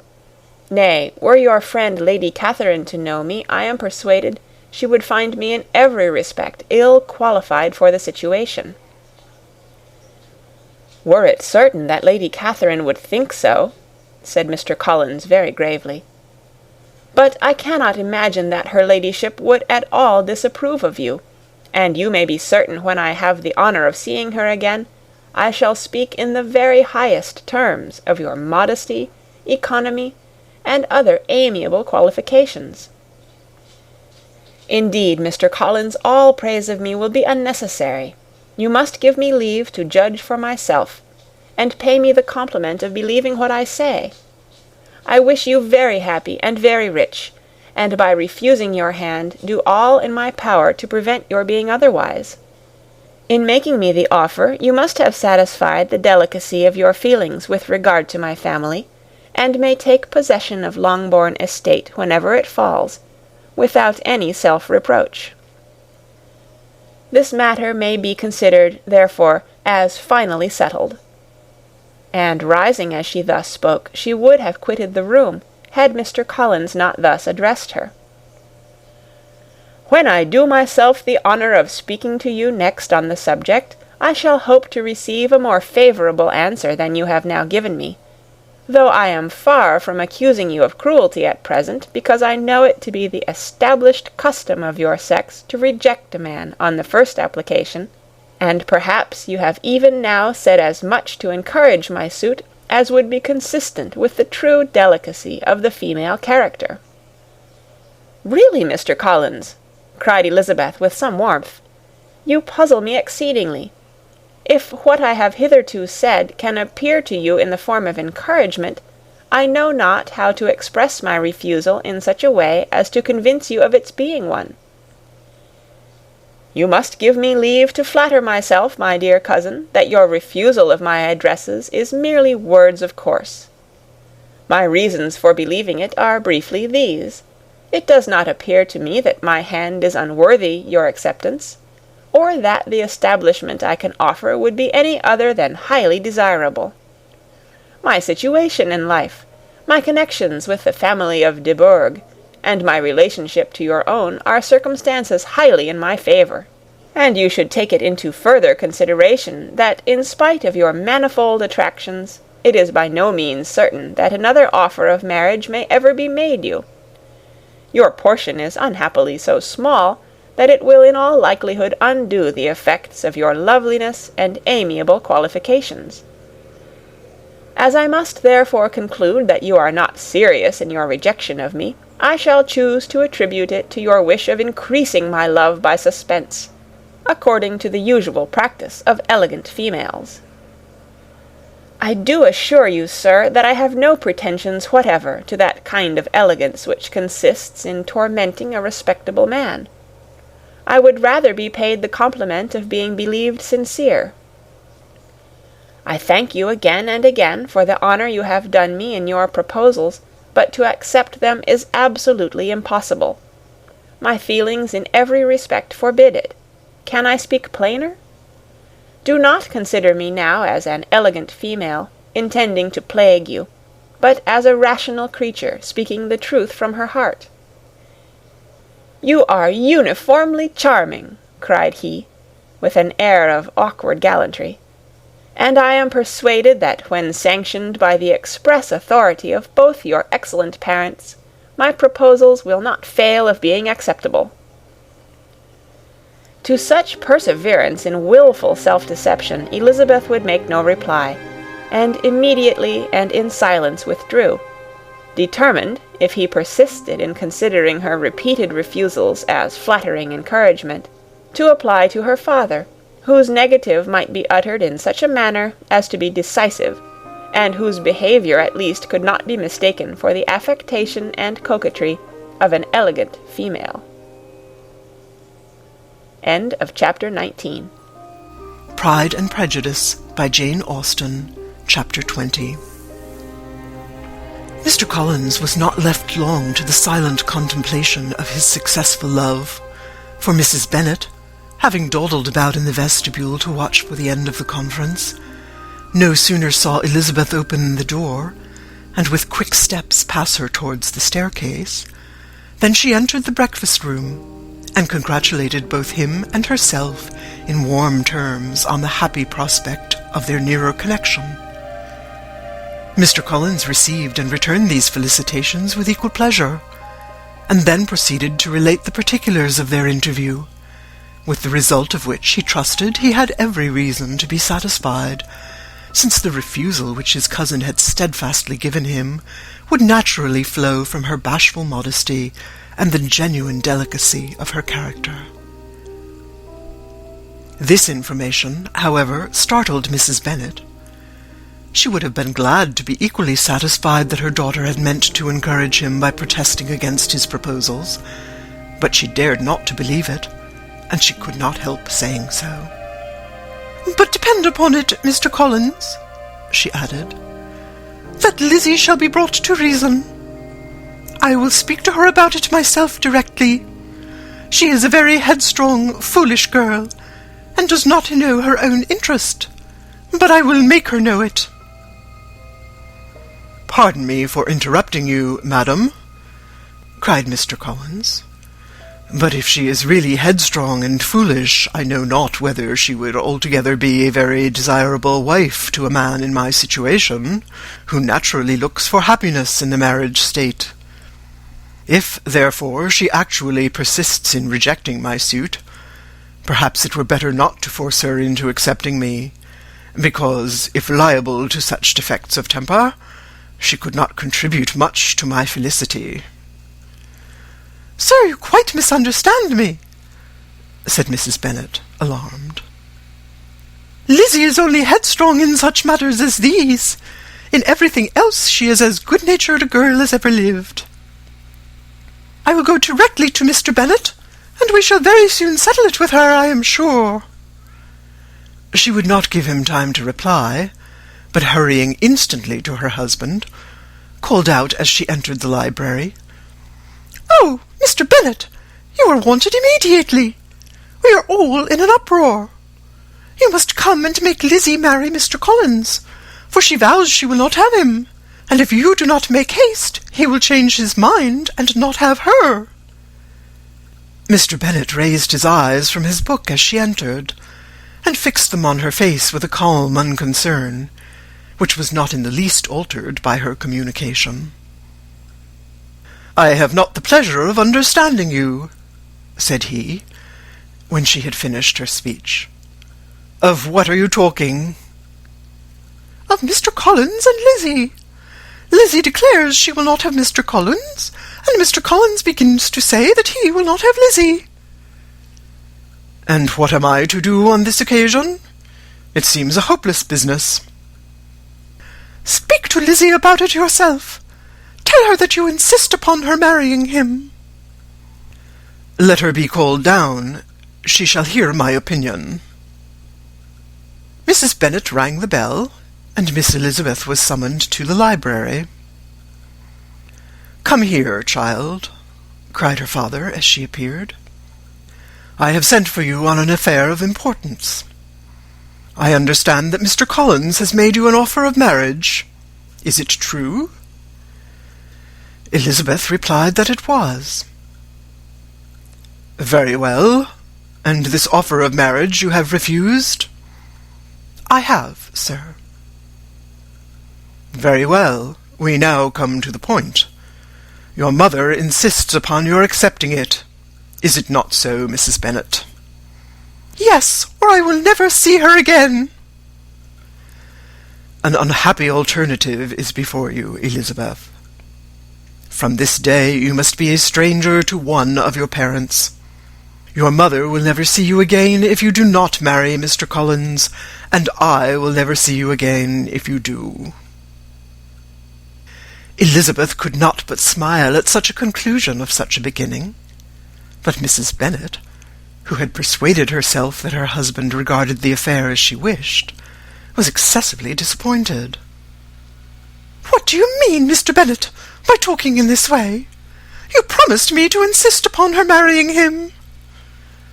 "My dear," replied her husband, "I have two small favours to request.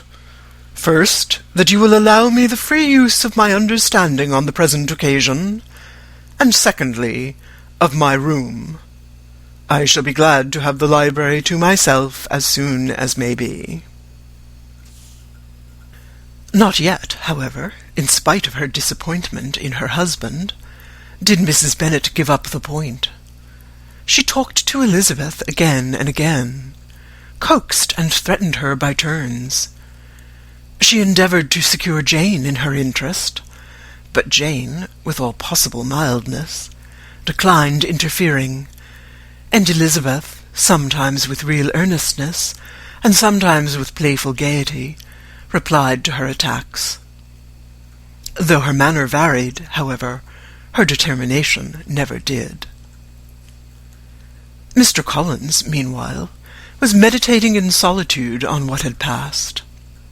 He thought too well of himself to comprehend on what motive his cousin could refuse him, and though his pride was hurt, he suffered in no other way. His regard for her was quite imaginary, and the possibility of her deserving her mother's reproach prevented his feeling any regret. While the family were in this confusion, Charlotte Lucas came to spend the day with them. She was met in the vestibule by Lydia, who, flying to her, cried in a half-whisper, "I am glad you are come, for there is such fun here. What do you think has happened this morning? Mr. Collins has made an offer to Lizzie, and she will not have him." Charlotte had hardly time to answer before they were joined by Kitty, who came to tell the same news, and no sooner had they entered the breakfast-room, where Mrs. Bennet was alone, than she likewise began on the subject, calling on Miss Lucas for her compassion, and entreating her to persuade her friend Lizzie to comply with the wishes of all her family. "Pray do, my dear Miss Lucas," she added in a melancholy tone, "for nobody is on my side, nobody takes part with me. I am cruelly used. Nobody feels for my poor nerves." Charlotte's reply was spared by the entrance of Jane and Elizabeth. "Ay, there she comes," continued Mrs. Bennet, "looking as unconcerned as may be, and caring no more for us than if we were at York, provided she can have her own way. But I tell you what, Miss Lizzie, if you take it into your head to go on refusing every offer of marriage in this way, you will never get a husband at all. And I am sure I do not know who is to maintain you when your father is dead. I shall not be able to keep you, and so I warn you. I have done with you from this very day. I told you in the library, you know, that I should never speak to you again, and you will find me as good as my word. I have no pleasure in talking to undutiful children. Not that I have much pleasure, indeed, in talking to anybody. People who suffer as I do from nervous complaints can have no great inclination for talking. Nobody can tell what I suffer. But it is always so. Those who do not complain are never pitied." Her daughters listened in silence to this effusion, sensible that any attempt to reason with or soothe her would only increase the irritation. She talked on, therefore, without interruption from any of them, till they were joined by Mr. Collins, who entered with an air more stately than usual, and on perceiving whom, she said to the girls, "Now I do insist upon it that you, all of you, hold your tongues, and let Mr. Collins and me have a little conversation together." Elizabeth passed quietly out of the room. Jane and Kitty followed, but Lydia stood her ground, determined to hear all she could, and Charlotte, detained first by the facility of Mr. Collins, whose inquiries after herself and all her family were very minute, and then by a little curiosity, satisfied herself with walking to the window and pretending not to hear. In a doleful voice, Mrs. Bennet thus began the projected conversation. "Oh, Mr. Collins!" "My dear madam," replied he, "let us be for ever silent on this point. Far be it from me," he presently continued, in a voice that marked his displeasure, "to resent the behaviour of your daughter. Resignation to inevitable evils is the duty of us all, the peculiar duty of a young man who has been so fortunate, as I have been, in early preferment, and I trust I am resigned. Perhaps the not less so from feeling a doubt of my positive happiness had my fair cousin honoured me with her hand. For I have often observed that resignation is never so perfect as when the blessing denied begins to lose somewhat of its value in our estimation.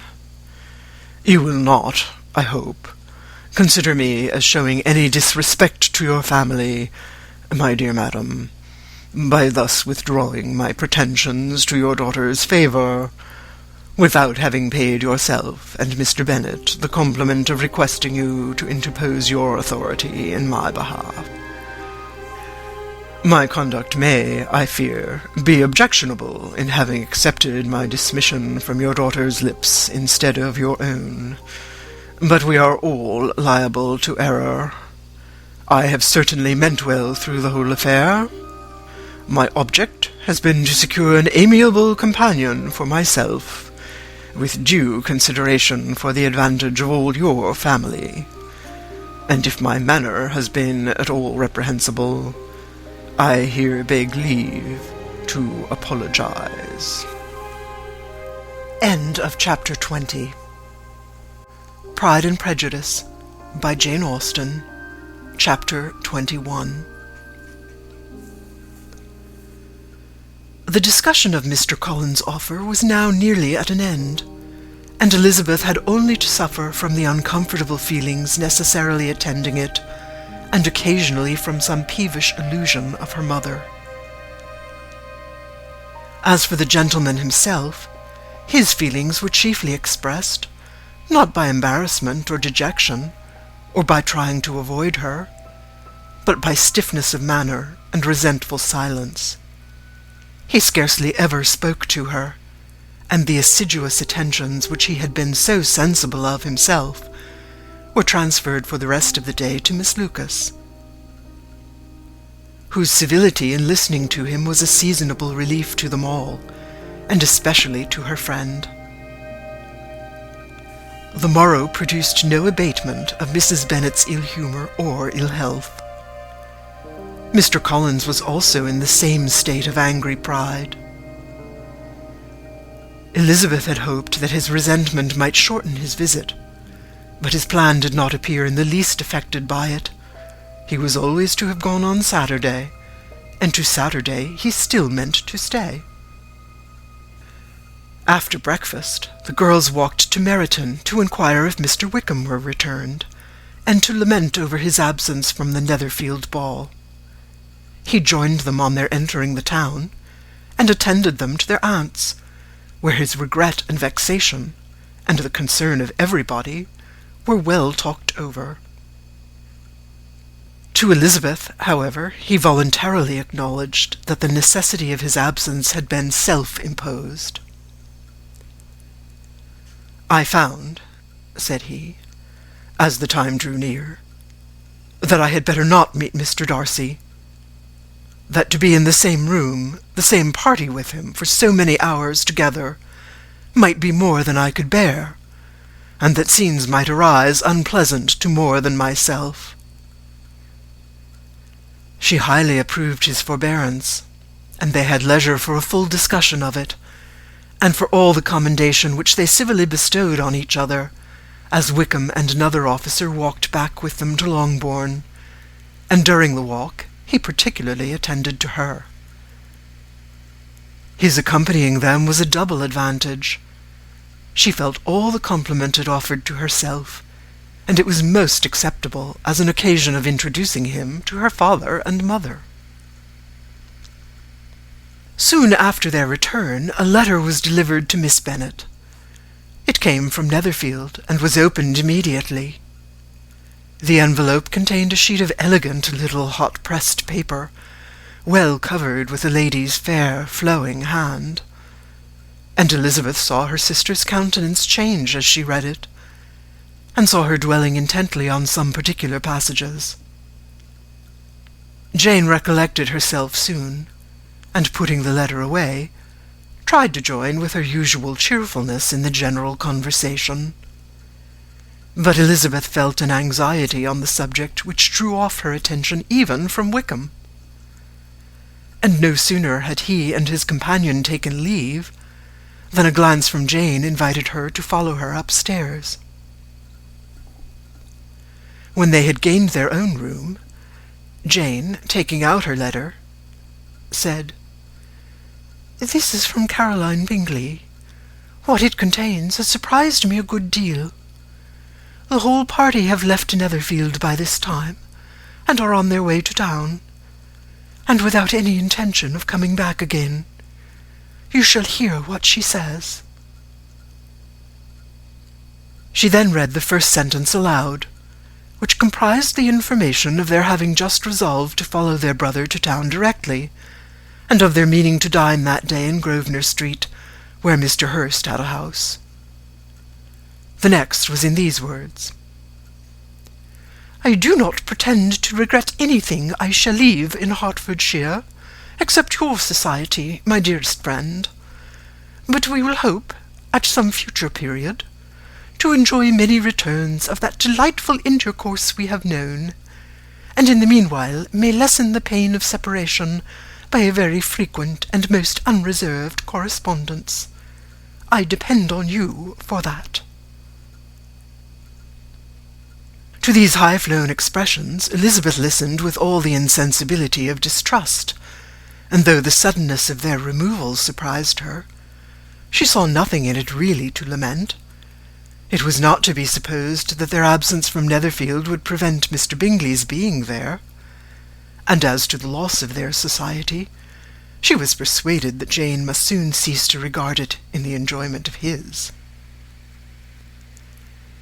"It is unlucky," said she, after a short pause, "that you should not be able to see your friends before they leave the country. But may we not hope that the period of future happiness, to which Miss Bingley looks forward, may arrive earlier than she is aware, and that the delightful intercourse you have known as friends will be renewed with yet greater satisfaction as sisters? Mr. Bingley will not be detained in London by them." "Caroline decidedly says that none of the party will return into Hertfordshire this winter. I will read it to you. When my brother left us yesterday, he imagined that the business which took him to London might be concluded in 3 or 4 days. But as we are certain it cannot be so, and at the same time convinced that when Charles gets to town he will be in no hurry to leave it again, we have determined on following him thither, that he may not be obliged to spend his vacant hours in a comfortless hotel. Many of my acquaintance are already there for the winter. I wish I could hear that you, my dearest friend, had any intention of making one in the crowd, but of that I despair. I sincerely hope your Christmas in Hertfordshire may abound in the gaieties which that season generally brings, and that your beaux will be so numerous as to prevent your feeling the loss of the 3 of whom we shall deprive you. It is evident by this," added Jane, "that he comes back no more this winter." "It is only evident that Miss Bingley does not mean he should." "Why will you think so? It must be his own doing. He is his own master. But you do not know all. I will read you the passage which particularly hurts me. I will have no reserves from you. Mr. Darcy is impatient to see his sister, and to confess the truth, we are scarcely less eager to meet her again. I really do not think Georgiana Darcy has her equal for beauty, elegance, and accomplishments, and the affection she inspires in Louisa and myself is heightened into something still more interesting, from the hope we dare to entertain of her being hereafter our sister. I do not know whether I ever before mentioned to you my feelings on this subject, but I will not leave the country without confiding them, and I trust you will not esteem them unreasonable. My brother greatly admires her already. He will have frequent opportunity now of seeing her on the most intimate footing. Her relations all wish the connection as much as his own, and a sister's partiality is not misleading me, I think, when I call Charles most capable of engaging any woman's heart. With all these circumstances to favour an attachment, and nothing to prevent it, am I wrong, my dearest Jane, in indulging the hope of an event which will secure the happiness of so many? What think you of this sentence, my dear Lizzie? said Jane as she finished it. "Is it not clear enough? Does it not expressly declare that Caroline neither expects nor wishes me to be her sister, that she is perfectly convinced of her brother's indifference, and that if she suspects the nature of my feelings for him, she means, most kindly, to put me on my guard? Can there be any other opinion on the subject?" "Yes, there can, for mine is totally different. Will you hear it?" "Most willingly." "You shall have it in a few words. Miss Bingley sees that her brother is in love with you, and wants him to marry Miss Darcy. She follows him to town in the hope of keeping him there, and tries to persuade you that he does not care about you." Jane shook her head. "Indeed, Jane, you ought to believe me. No one who has ever seen you together can doubt his affection. Miss Bingley, I am sure, cannot. She is not such a simpleton. Could she have seen half as much love in Mr. Darcy for herself, she would have ordered her wedding clothes. But the case is this. We are not rich enough or grand enough for them, and she is the more anxious to get Miss Darcy for her brother from the notion that when there has been one intermarriage, she may have less trouble in achieving a second, in which there is certainly some ingenuity, and I dare say it would succeed if Mr. Berg were out of the way. But, my dearest Jane, you cannot seriously imagine that because Miss Bingley tells you her brother greatly admires Miss Darcy, he is in the smallest degree less sensible of your merit than when he took leave of you on Tuesday, or that it would be in her power to persuade him that instead of being in love with you, he is very much in love with her friend." "If we thought alike of Miss Bingley," replied Jane, "your representation of all this might make me quite easy. But I know the foundation is unjust. Caroline is incapable of wilfully deceiving anyone, and all that I can hope for in this case is that she is deceived herself." "That is right. You could not have stated a more happy idea, since you will not take comfort in mine. Believe her to be deceived by all means. You have now done your duty by her, and must fret no longer." "But, my dearest sister, can I be happy, even supposing the best, in accepting a man whose sisters and friends are all wishing him to marry elsewhere?" "You must decide for yourself," said Elizabeth. "And if, upon mature deliberation, you find that the misery of disobliging his two sisters is more than equivalent to the happiness of being his wife, I advise you by all means to refuse him." "How can you talk so?" said Jane, faintly smiling. "You must know that though I should be exceedingly grieved at their disapprobation, I could not hesitate." "I did not think you would, and that being the case, I cannot consider your situation with much compassion." "But if he returns no more this winter, my choice will never be required. 1,000 things may arise in 6 months." The idea of his returning no more Elizabeth treated with the utmost contempt.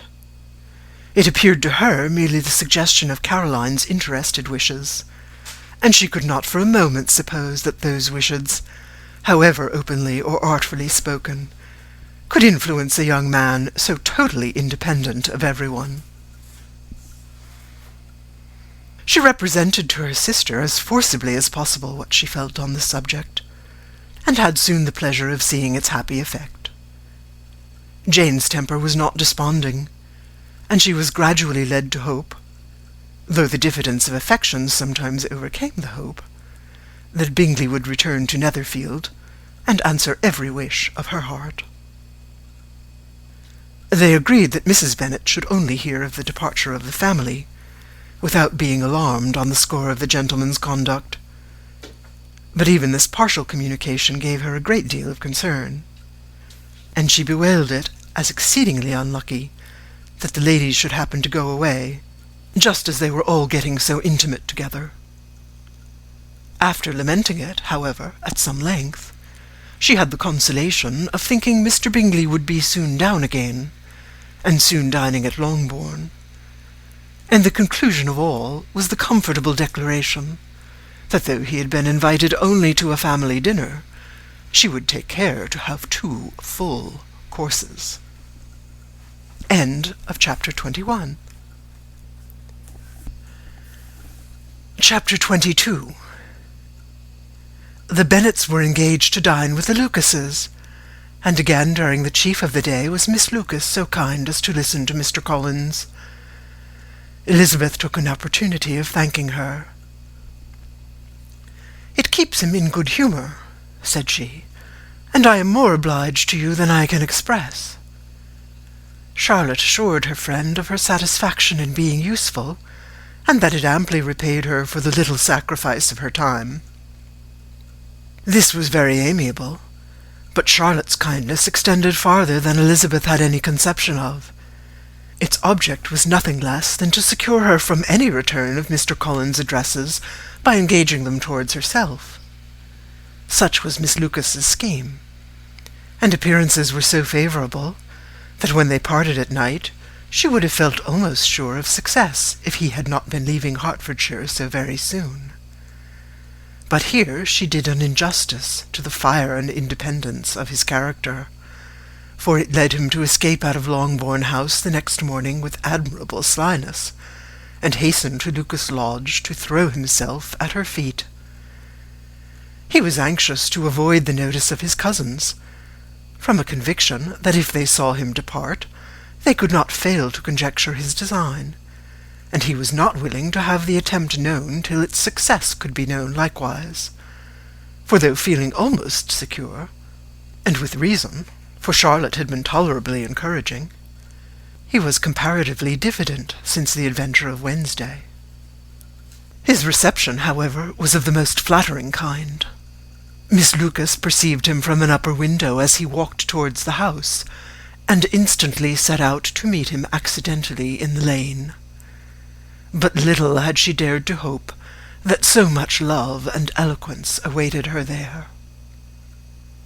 In as short a time as Mr. Collins's long speeches would allow, everything was settled between them to the satisfaction of both, and as they entered the house, he earnestly entreated her to name the day that was to make him the happiest of men, and though such a solicitation must be waived for the present, the lady felt no inclination to trifle with his happiness. The stupidity with which he was favoured by nature must guard his courtship from any charm that could make a woman wish for its continuance, and Miss Lucas, who accepted him solely from the pure and disinterested desire of an establishment, cared not how soon that establishment were gained. Sir William and Lady Lucas were speedily applied to for their consent, and it was bestowed with a most joyful alacrity. Mr. Collins' present circumstances made it a most eligible match for their daughter, to whom they could give little fortune, and his prospects of future wealth were exceedingly fair. Lady Lucas began directly to calculate, with more interest than the matter had ever excited before, how many years longer Mr. Bennet was likely to live, and Sir William gave it as his decided opinion that whenever Mr. Collins should be in possession of the Longbourn estate, it would be highly expedient that both he and his wife should make their appearance at St. James. The whole family, in short, were properly overjoyed on the occasion. The younger girls formed hopes of coming out a year or two sooner than they might otherwise have done, and the boys were relieved from their apprehension of Charlotte's dying an old maid. Charlotte herself was tolerably composed.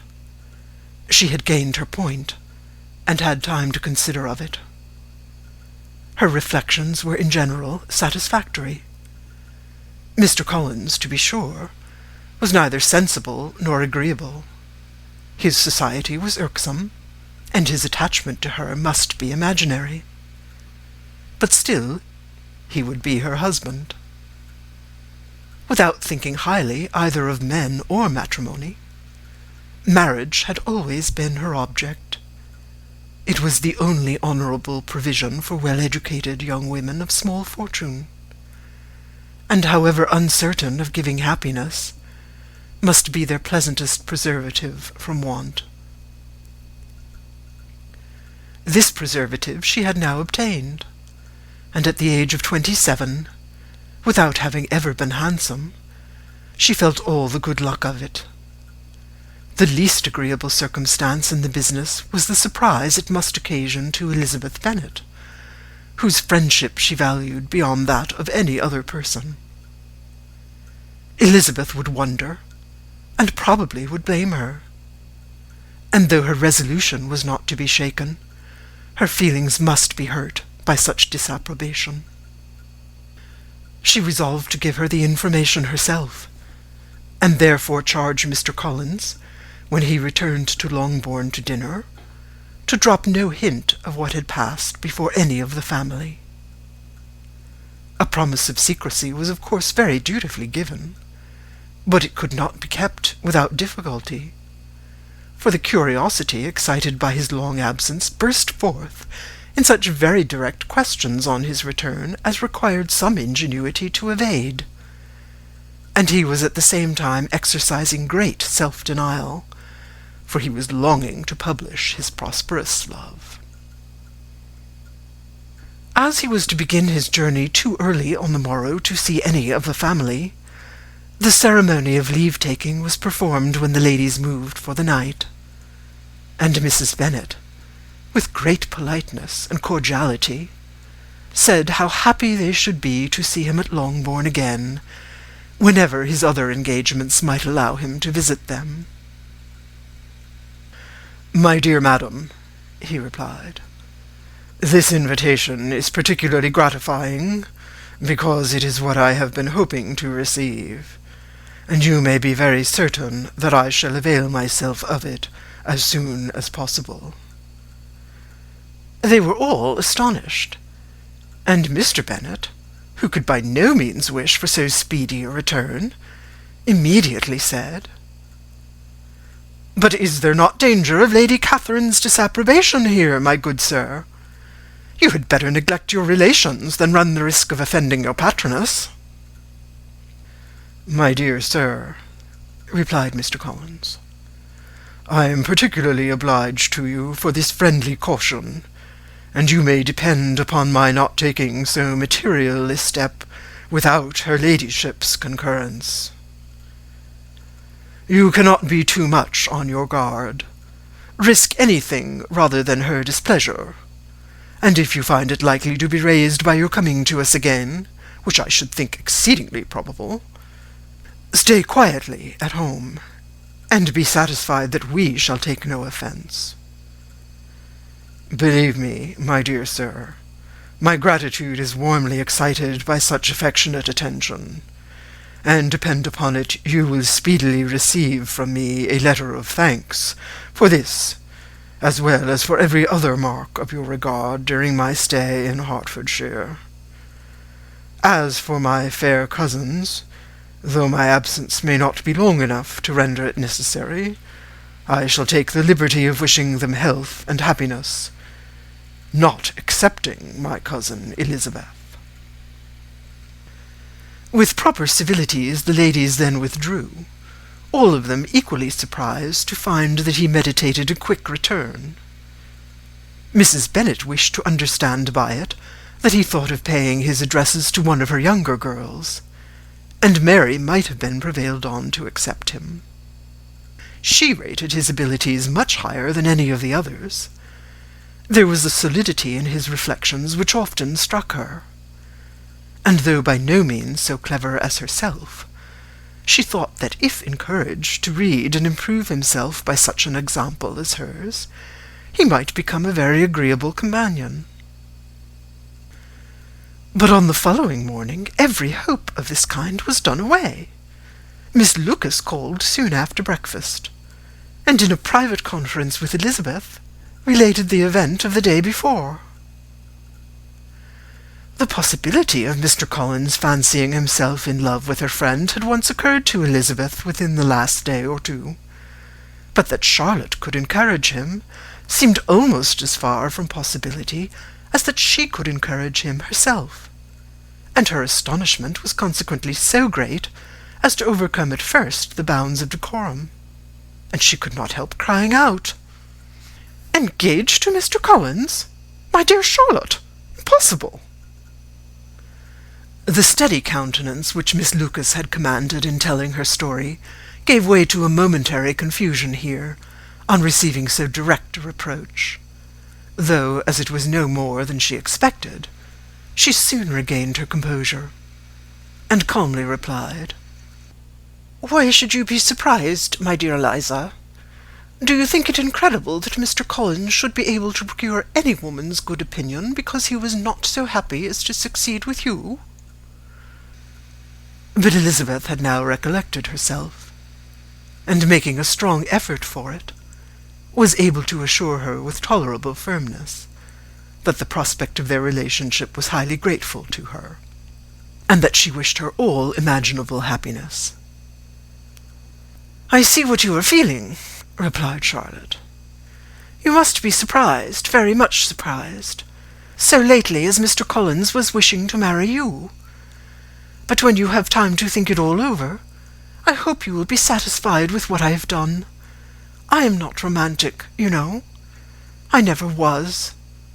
I ask only a comfortable home, and considering Mr. Collins' character, connections, and situation in life, I am convinced that my chance of happiness with him is as fair as most people can boast on entering the marriage state." Elizabeth quietly answered, "Undoubtedly." And after an awkward pause, they returned to the rest of the family. Charlotte did not stay much longer, and Elizabeth was then left to reflect on what she had heard. It was a long time before she became at all reconciled to the idea of so unsuitable a match. The strangeness of Mr. Collins making 2 offers of marriage within 3 days was nothing in comparison of his being now accepted. She had always felt that Charlotte's opinion of matrimony was not exactly like her own, but she could not have supposed it possible that when called into action she would have sacrificed every better feeling to worldly advantage. Charlotte, the wife of Mr. Collins, was a most humiliating picture, and to the pang of a friend disgracing herself and sunk in her esteem was added the distressing conviction that it was impossible for that friend to be tolerably happy in the lot she had chosen. End of chapter 22.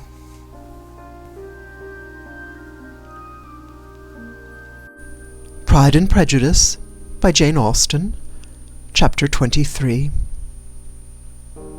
Elizabeth was sitting with her mother and sisters, reflecting on what she had heard, and doubting whether she were authorized to mention it, when Sir William Lucas himself appeared, sent by his daughter to announce her engagement to the family. With many compliments to them, and much self-congratulation on the prospect of a connection between the houses, he unfolded the matter, to an audience not merely wondering, but incredulous, for Mrs. Bennet, with more perseverance than politeness, protested he must be entirely mistaken, and Lydia, always unguarded and often uncivil, boisterously exclaimed, "Good Lord! Sir William, how can you tell such a story? Do you not know that Mr. Collins wants to marry Lizzie?" Nothing less than the complaisance of a courtier could have borne without anger such treatment. But Sir William's good breeding carried him through it all, and though he begged leave to be positive as to the truth of his information, he listened to all their impertinence with the most forbearing courtesy. Elizabeth, feeling it incumbent on her to relieve him from so unpleasant a situation, now put herself forward to confirm his account by mentioning her prior knowledge of it from Charlotte herself, and endeavoured to put a stop to the exclamations of her mother and sisters by the earnestness of her congratulations to Sir William, in which she was readily joined by Jane, and by making a variety of remarks on the happiness that might be expected from the match, the excellent character of Mr. Collins, and the convenient distance of Hunsford from London.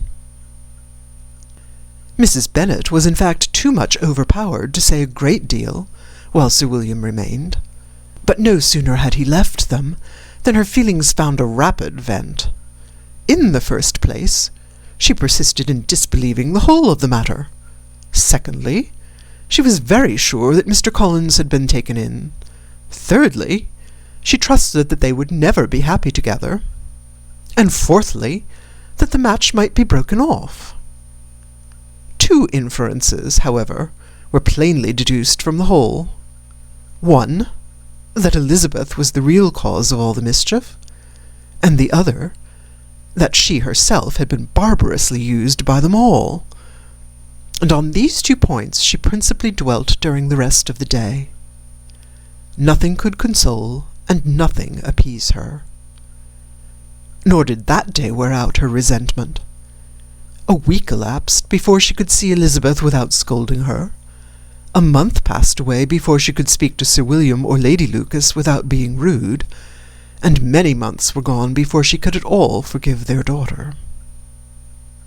Mr. Bennet's emotions were much more tranquil on the occasion, and such as he did experience he pronounced to be of a most agreeable sort, for it gratified him, he said, to discover that Charlotte Lucas, whom he had used to think tolerably sensible, was as foolish as his wife, and more foolish than his daughter. Jane confessed herself a little surprised at the match, but she said less of her astonishment than of her earnest desire for their happiness. Nor could Elizabeth persuade her to consider it as improbable. Kitty and Lydia were far from envying Miss Lucas, for Mr. Collins was only a clergyman, and it affected them in no other way than as a piece of news to spread at Meryton. Lady Lucas could not be insensible of triumph on being able to retort on Mrs. Bennet the comfort of having a daughter well married, and she called at Longbourn rather oftener than usual to say how happy she was, though Mrs. Bennet's sour looks and ill-natured remarks might have been enough to drive happiness away. Between Elizabeth and Charlotte there was a restraint which kept them mutually silent on the subject, and Elizabeth felt persuaded that no real confidence could ever subsist between them again. Her disappointment in Charlotte made her turn with fonder regard to her sister, of whose rectitude and delicacy she was sure her opinion could never be shaken, and for whose happiness she grew daily more anxious, as Bingley had now been gone a week, and nothing was heard of his return. Jane had sent Caroline an early answer to her letter, and was counting the days till she might reasonably hope to hear again. The promised letter of thanks from Mr. Collins arrived on Tuesday, addressed to their father, and written with all the solemnity of gratitude which a 12-month's abode with the family might have prompted.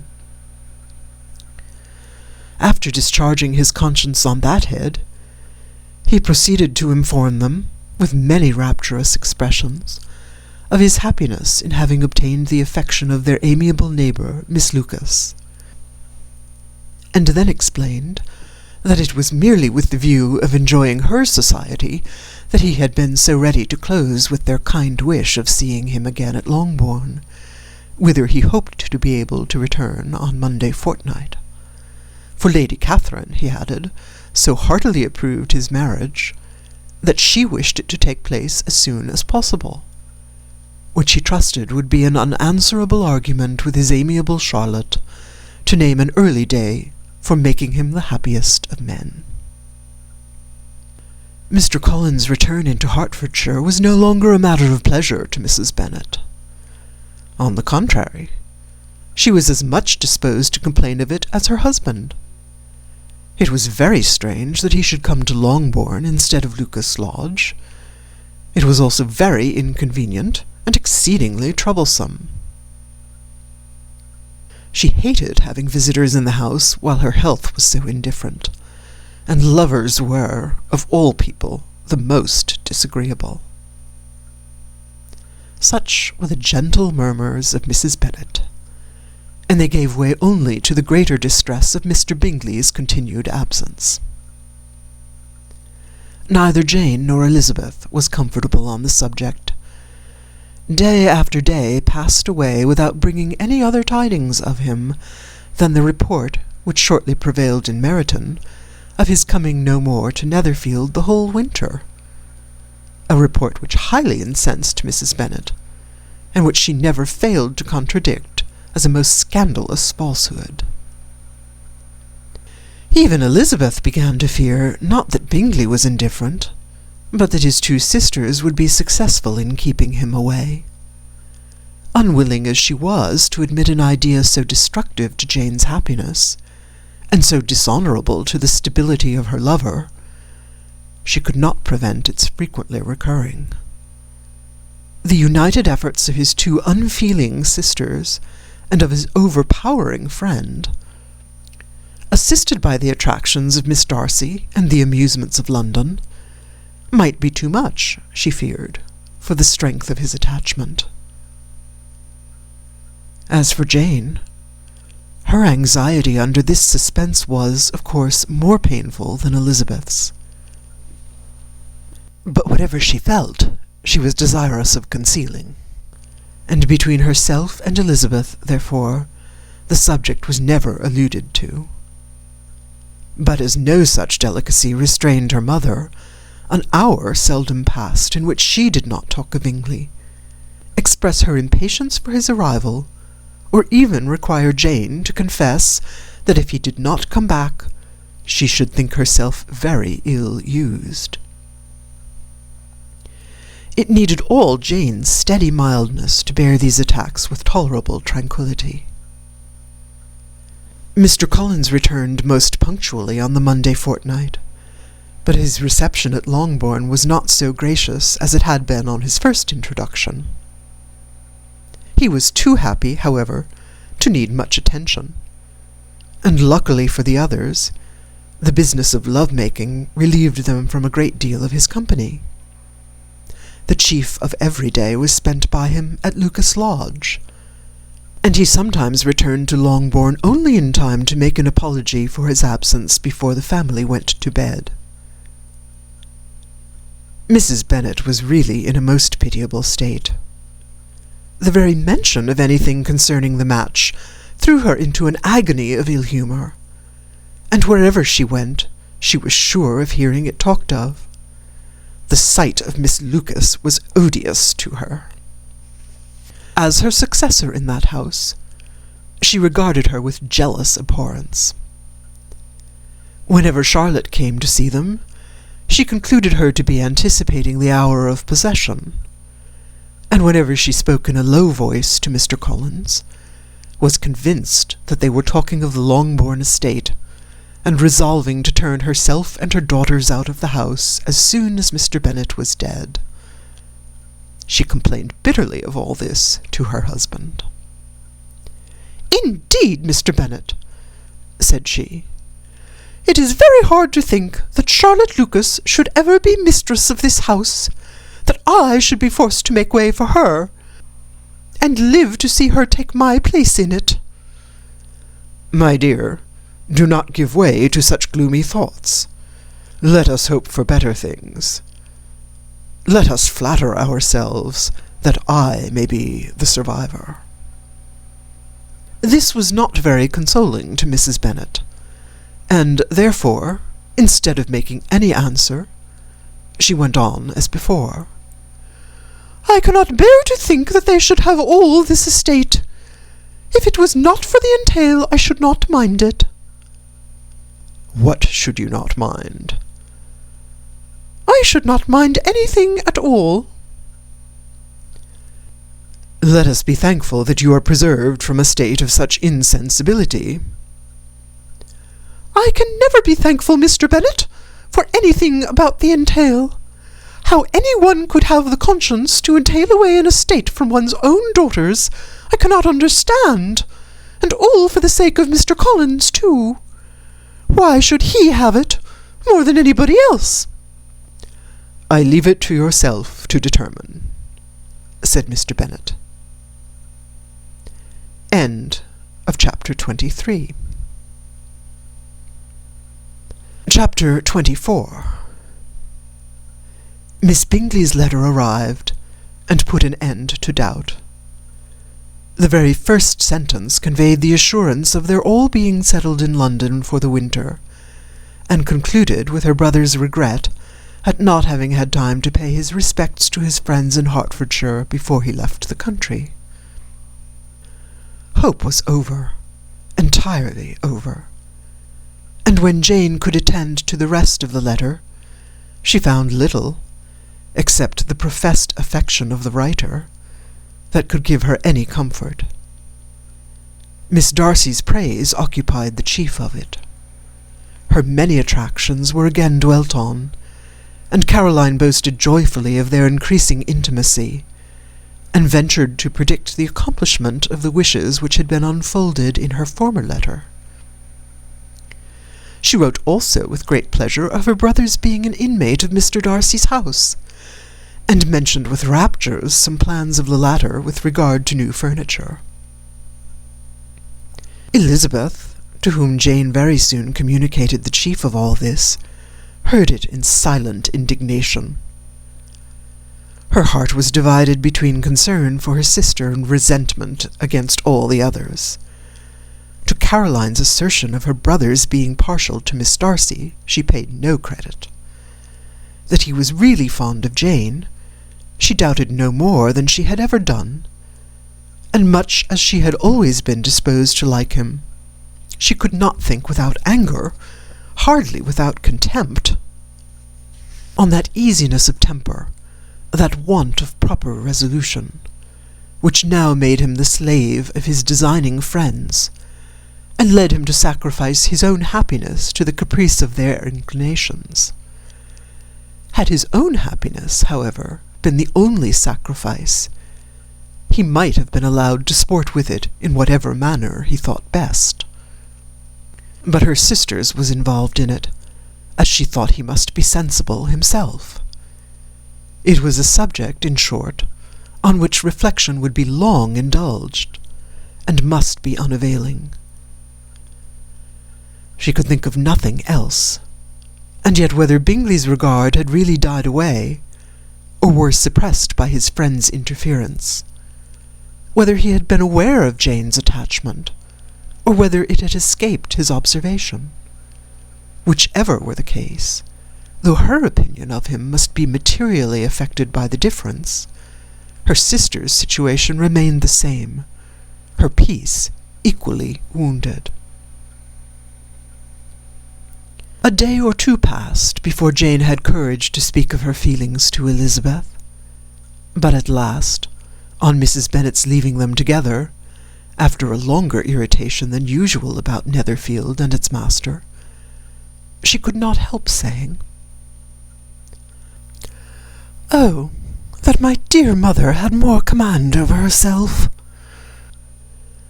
She can have no idea of the pain she gives me by her continual reflections on him.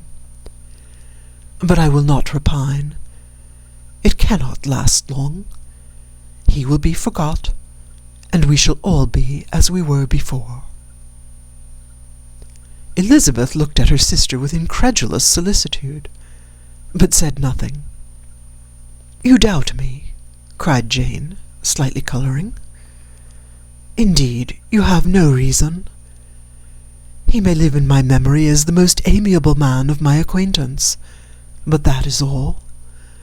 I have nothing either to hope or fear, and nothing to reproach him with. Thank God, I have not that pain. A little time, therefore. I shall certainly try to get the better." With a stronger voice, she soon added, "I have this comfort immediately, that it has not been more than an error of fancy on my side, and that it has done no harm to anyone but myself." "My dear Jane," exclaimed Elizabeth, "you are too good. Your sweetness and disinterestedness are really angelic. I do not know what to say to you.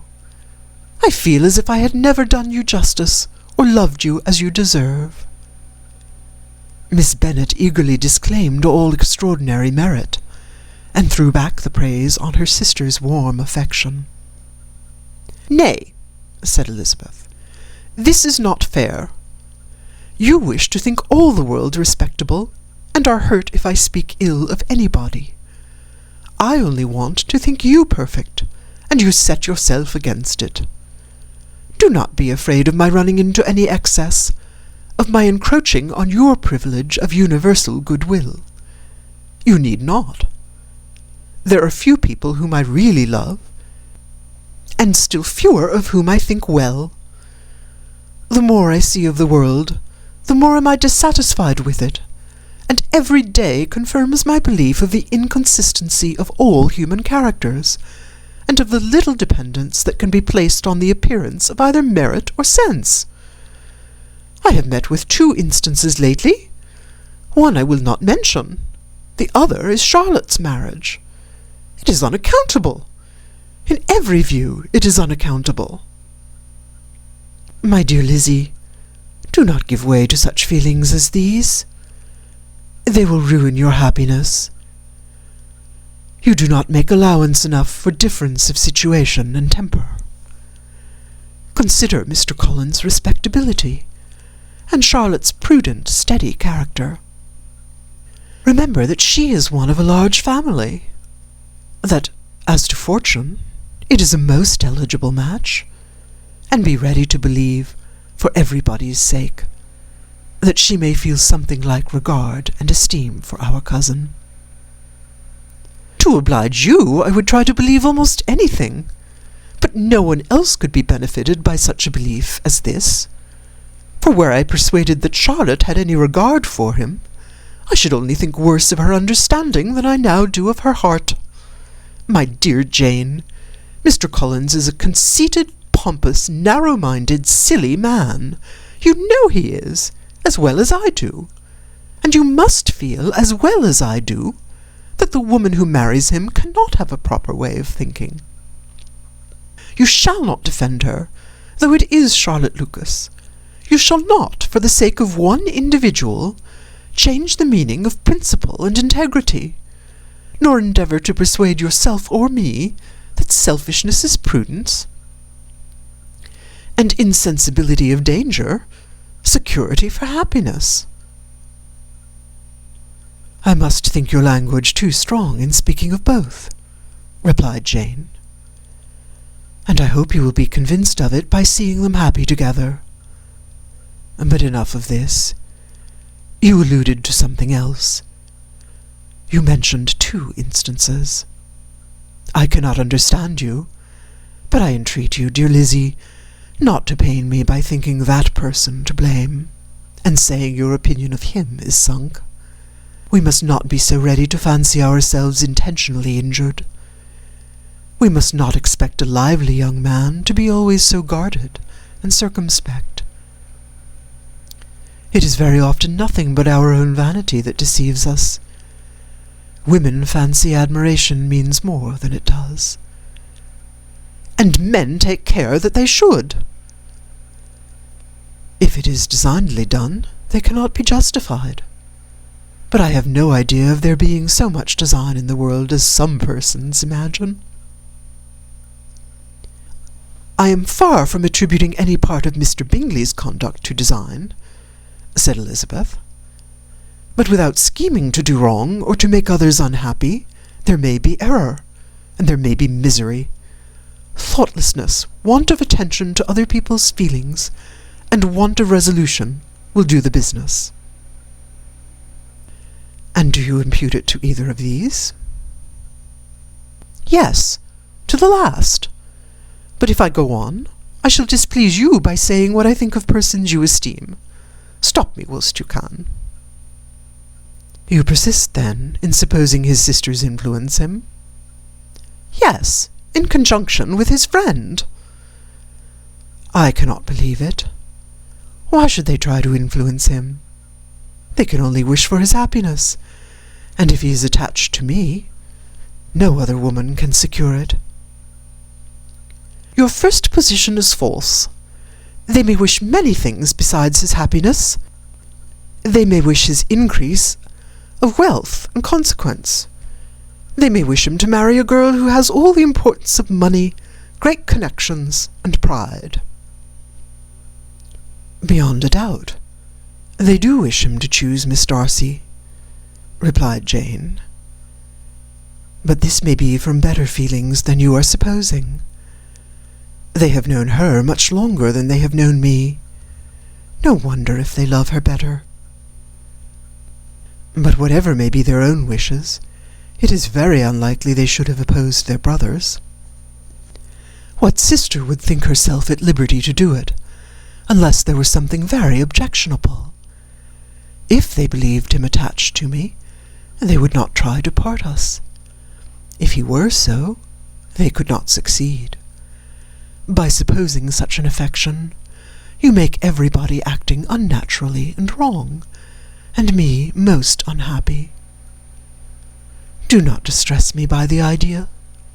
I am not ashamed of having been mistaken. Or at least it is slight. It is nothing in comparison of what I should feel in thinking ill of him or his sisters. Let me take it in the best light, in the light in which it may be understood. Elizabeth could not oppose such a wish, and from this time Mr. Bingley's name was scarcely ever mentioned between them. Mrs. Bennet still continued to wonder and repine at his returning no more, and though a day seldom passed in which Elizabeth did not account for it clearly, there seemed little chance of her ever considering it with less perplexity. Her daughter endeavoured to convince her of what she did not believe herself, that his attentions to Jane had been merely the effect of a common and transient liking, which ceased when he saw her no more. But though the probability of the statement was admitted at the time, she had the same story to repeat every day. Mrs. Bennet's best comfort was that Mr. Bingley must be down again in the summer. Mr. Bennet treated the matter differently. "So, Lizzie," said he one day, "your sister is crossed in love, I find. I congratulate her. Next to being married, a girl likes to be crossed in love a little now and then. It is something to think of, and gives her a sort of distinction among her companions. When is your turn to come? You will hardly bear to be long outdone by Jane. Now is your time. Here are officers enough at Meryton to disappoint all the young ladies in the county. Let Wickham be your man. He is a pleasant fellow, and would jilt you creditably." "Thank you, sir, but a less agreeable man would satisfy me. We must not all expect Jane's good fortune." "True," said Mr. Bennet, "but it is a comfort to think that whatever of that kind may befall you, you have an affectionate mother who will always make the most of it." Mr. Wickham's society was of material service in dispelling the gloom which the late perverse occurrences had thrown on many of the Longbourn family.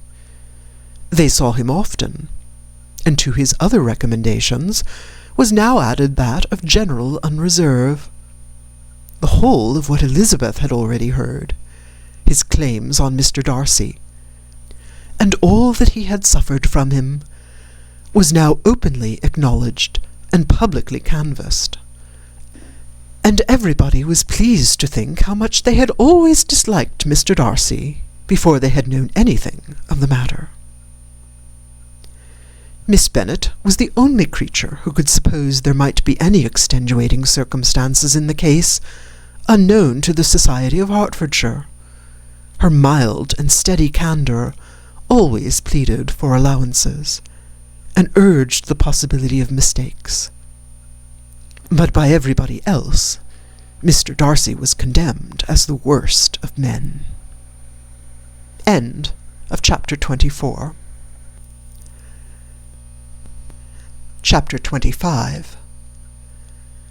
After a week spent in professions of love and schemes of felicity, Mr. Collins was called from his amiable Charlotte by the arrival of Saturday. The pain of separation, however, might be alleviated on his side by preparations for the reception of his bride, as he had reason to hope that shortly after his next return into Hertfordshire the day would be fixed that was to make him the happiest of men. He took leave of his relations at Longbourn with as much solemnity as before, wished his fair cousin's health and happiness again, and promised their father another letter of thanks. On the following Monday, Mrs. Bennet had the pleasure of receiving her brother and his wife, who came as usual to spend the Christmas at Longbourn. Mr. Gardiner was a sensible, gentlemanlike man, greatly superior to his sister, as well by nature as education. The Netherfield ladies would have had difficulty in believing that a man who lived by trade, and within view of his own warehouses, could have been so well-bred and agreeable. Mrs. Gardiner, who was several years younger than Mrs. Bennet and Mrs. Phillips, was an amiable, intelligent, elegant woman, and a great favourite with all her Longbourn nieces. Between the two eldest and herself especially, there subsisted a very particular regard. They had frequently been staying with her in town. The first part of Mrs. Gardiner's business, on her arrival, was to distribute her presents and describe the newest fashions. When this was done, she had a less active part to play. It became her turn to listen. Mrs. Bennet had many grievances to relate, and much to complain of. They had been very ill-used since she last saw her sister. 2 of her girls had been on the point of marriage, and after all, there was nothing in it. "I do not blame Jane," she continued, "for Jane would have got Mr. Bingley if she could. But Lizzie, oh, sister, it is very hard to think that she might have been Mr. Collins' wife by this time, had it not been for her own perverseness. He made her an offer in this very room, and she refused him. The consequence of it is that Lady Lucas will have a daughter married before I have, and that Longbourn estate is just as much entailed as ever. The Lucases are very artful people indeed, sister. They are all for what they can get. I am sorry to say it of them, but so it is. It makes me very nervous and poorly to be thwarted so in my own family, and to have neighbours who think of themselves before anybody else. However, your coming just at this time is the greatest of comforts, and I am very glad to hear what you tell us of long sleeves." Mrs. Gardiner, to whom the chief of this news had been given before, in the course of Jane and Elizabeth's correspondence with her, made her sister a slight answer, and, in compassion to her nieces, turned the conversation. When alone with Elizabeth afterwards, she spoke more on the subject. "It seems likely to have been a desirable match for Jane," said she. "I am sorry it went off, but these things happen so often. A young man, such as you describe Mr. Bingley, so easily falls in love with a pretty girl for a few weeks, and when accident separates them, so easily forgets her, that these sort of inconstancies are very frequent." "An excellent consolation in its way," said Elizabeth, "but it will not do for us. We do not suffer by accident. It does not often happen that the interference of friends will persuade a young man of independent fortune to think no more of a girl whom he was violently in love with only a few days before." "But that expression of violently in love is so hackneyed, so doubtful, so indefinite, that it gives me very little idea. It is as often applied to feelings which arise only from a half-hour's acquaintance, as to a real strong attachment. Pray, how violent was Mr. Bingley's love?" "I never saw a more promising inclination. He was growing quite inattentive to other people, and wholly engrossed by her. Every time they met, it was more decided and remarkable. At his own ball he offended 2 or 3 young ladies by not asking them to dance, and I spoke to him twice myself without receiving an answer. Could there be finer symptoms? Is not general incivility the very essence of love? Oh, yes, of that kind of love which I suppose him to have felt. Poor Jane! I am sorry for her, because with such a disposition she may not get over it immediately. It had better have happened to you, Lizzie. You would have laughed yourself out of it sooner. But do you think she would be prevailed on to go back with us? Change of scene might be of service, and perhaps a little relief from home may be as useful as anything. Elizabeth was exceedingly pleased with this proposal, and felt persuaded of her sister's ready acquiescence. I hope, added Mrs. Gardiner, that no consideration with regard to this young man will influence her. We live in so different a part of town, all our connections are so different, and as you well know, we go out so little, that it is very improbable they should meet at all, unless he really comes to see her.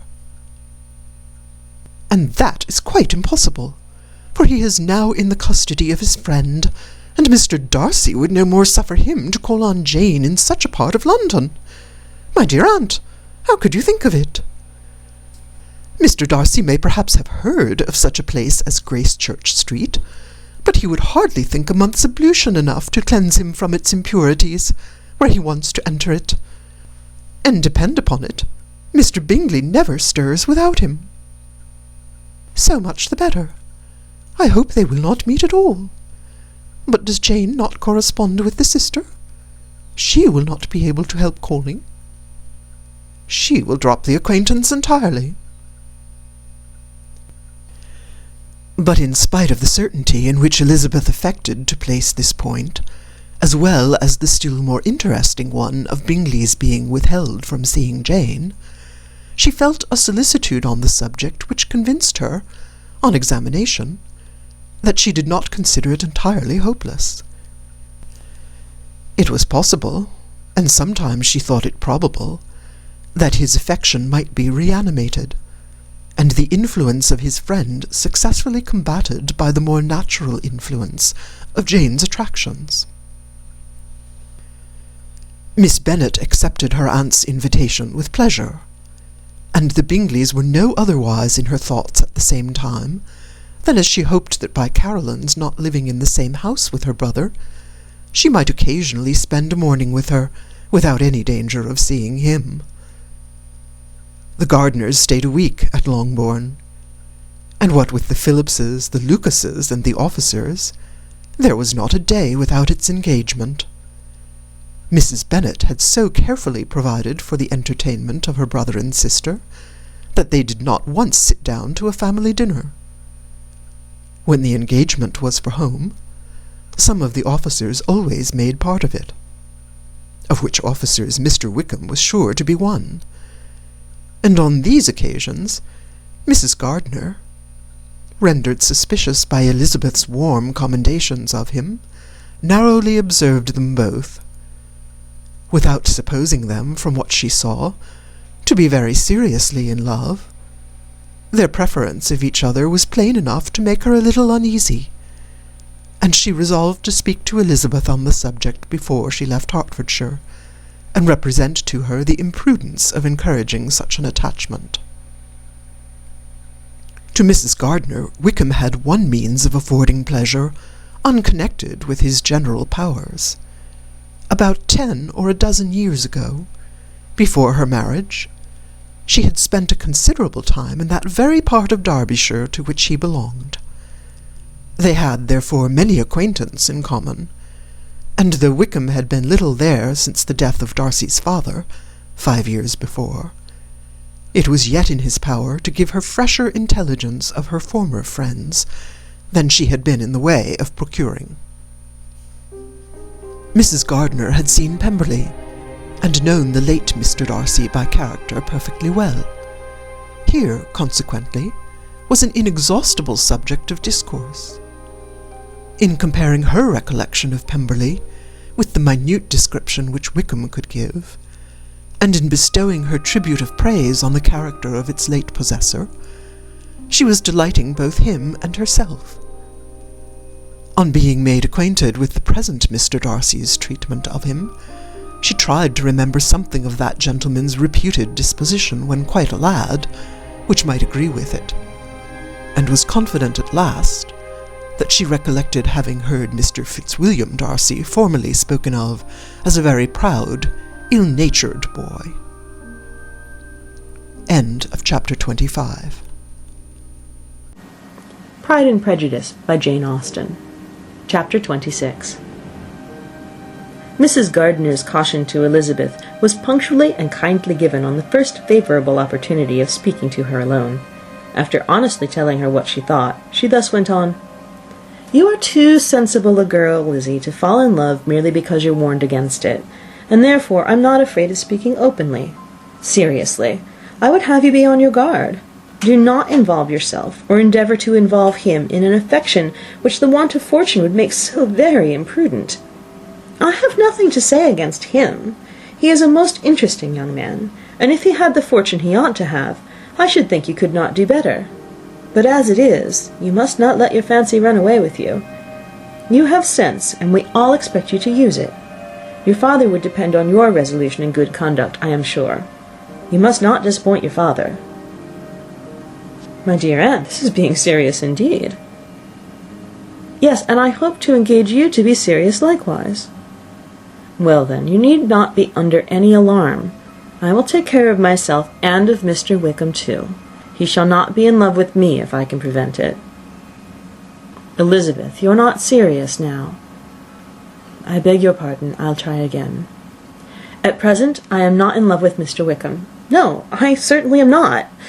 But he is, beyond all comparison, the most agreeable man I ever saw, and if he becomes really attached to me, I will believe it better that he should not. I see the imprudence of it. Oh, that abominable Mr. Darcy! My father's opinion of me does the greatest honour, and I should be miserable to forfeit it. My father, however, is partial to Mr. Wickham. In short, my dear aunt, I should be very sorry to be the means of making any of you unhappy. But since we see every day that where there is affection, young people are seldom withheld by immediate want of fortune from entering into engagements with each other, how can I promise to be wiser than so many of my fellow creatures if I'm tempted? Or how am I even to know that there would be wisdom to resist? All that I can promise you, therefore, is not to be in a hurry. I will not be in a hurry to believe myself his first object. When I am in company with him, I will not be wishing. In short, I will do my best. Perhaps it will be as well if you discourage his coming here so often. At least you should not remind your mother of inviting him." "As I did the other day," said Elizabeth, with a conscious smile. "Very true. It will be wise in me to refrain from that. But do not imagine that he is always here so often. It's on your account that he's been so frequently invited this week. You know my mother's ideas as to the necessity of constant company for her friends. But really, and upon my honour, I will try to do what I think to be the wisest. And now I hope you're satisfied." Her aunt assured her that she was, and Elizabeth, having thanked her for the kindness of her hints, they parted, a wonderful instance of advice being given on such a point without being resented. Mr. Collins returned into Hertfordshire soon after it had been quitted by the Gardiners and Jane, but as he took up his abode with the Lucases, his arrival was no great inconvenience to Mrs. Bennet. His marriage was now fast approaching, and she was at length so far resigned as to think it inevitable, and even repeatedly to say, in an ill-natured tone, that she wished they might be happy. Thursday was to be the wedding day, and on Wednesday Miss Lucas paid her farewell visit, and when she rose to take leave, Elizabeth, ashamed of her mother's ungracious and reluctant good wishes, and sincerely affected herself, accompanied her out of the room. As they went downstairs together, Charlotte said, "I shall depend upon hearing from you very often, Eliza." "That you certainly shall." "And I have another favour to ask you. Will you come and see me?" "We shall often meet, I hope, in Hertfordshire." "I am not likely to leave Kent for some time. Promise me, therefore, to come to Hunsford." Elizabeth could not refuse, though she foresaw little pleasure in the visit. "My father and Maria are coming to me in March," added Charlotte. and I hope you will consent to be of the party. Indeed, Eliza, you will be as welcome as either of them." The wedding took place. The bride and bridegroom set off for Kent from the church door, and everybody had as much to say or to hear on the subject as usual. Elizabeth soon heard from her friend, and their correspondence was as regular and frequent as it had ever been. That it should be equally unreserved was impossible. Elizabeth could never address her without feeling that all the comfort of intimacy was over, and though determined not to slacken as a correspondent, it was for the sake of what had been rather than what was. Charlotte's first letters were received with a good deal of eagerness. There could not but be curiosity to know how she would speak of her new home, how she would like Lady Catherine, and how happy she would dare pronounce herself to be, though, when these letters were read, Elizabeth felt that Charlotte expressed herself on every point exactly as she might have foreseen.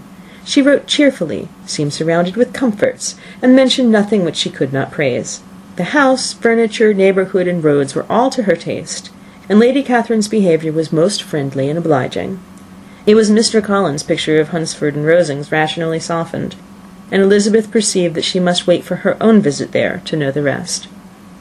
Jane had already written a few lines to her sister to announce their safe arrival in London, and when she wrote again, Elizabeth hoped it would be in her power to say something of the Bingleys. Her impatience for this second letter was as well rewarded as impatience generally is. Jane had been a week in town without either seeing or hearing from Caroline. She accounted for it, however, by supposing her last letter to her friend from Longbourn had by some accident been lost. "My aunt," she continued, "is going tomorrow into that part of the town, and I shall take the opportunity of calling in Grosvenor Street." She wrote again when the visit was paid, and she had seen Miss Bingley. "I did not think Caroline in spirits," were her words, "but she was very glad to see me, and reproached me for giving her no notice of my coming to London. I was right, therefore. My last letter had never reached her. I inquired after their brother, of course. He was well, but so much engaged with Mr. Darcy that they scarcely ever saw him. I found that Miss Darcy was expected to dinner. I wish I could see her. My visit was not long, as Caroline and Mrs. Hurst were going out. I dare say I shall see them soon here." Elizabeth shook her head over this letter.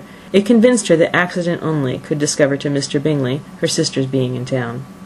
4 weeks passed away, and Jane saw nothing of him. She endeavoured to persuade herself that she did not regret it, but she could no longer be blind to Miss Bingley's inattention.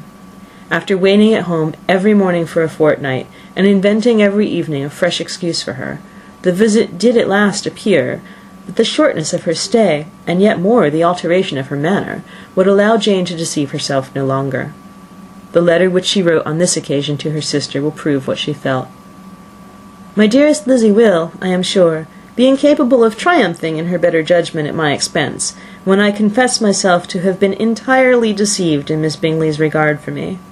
But, my dear sister, though the event has proved you right, do not think me obstinate if I still assert that, considering what her behaviour was, my confidence was as natural as your suspicion.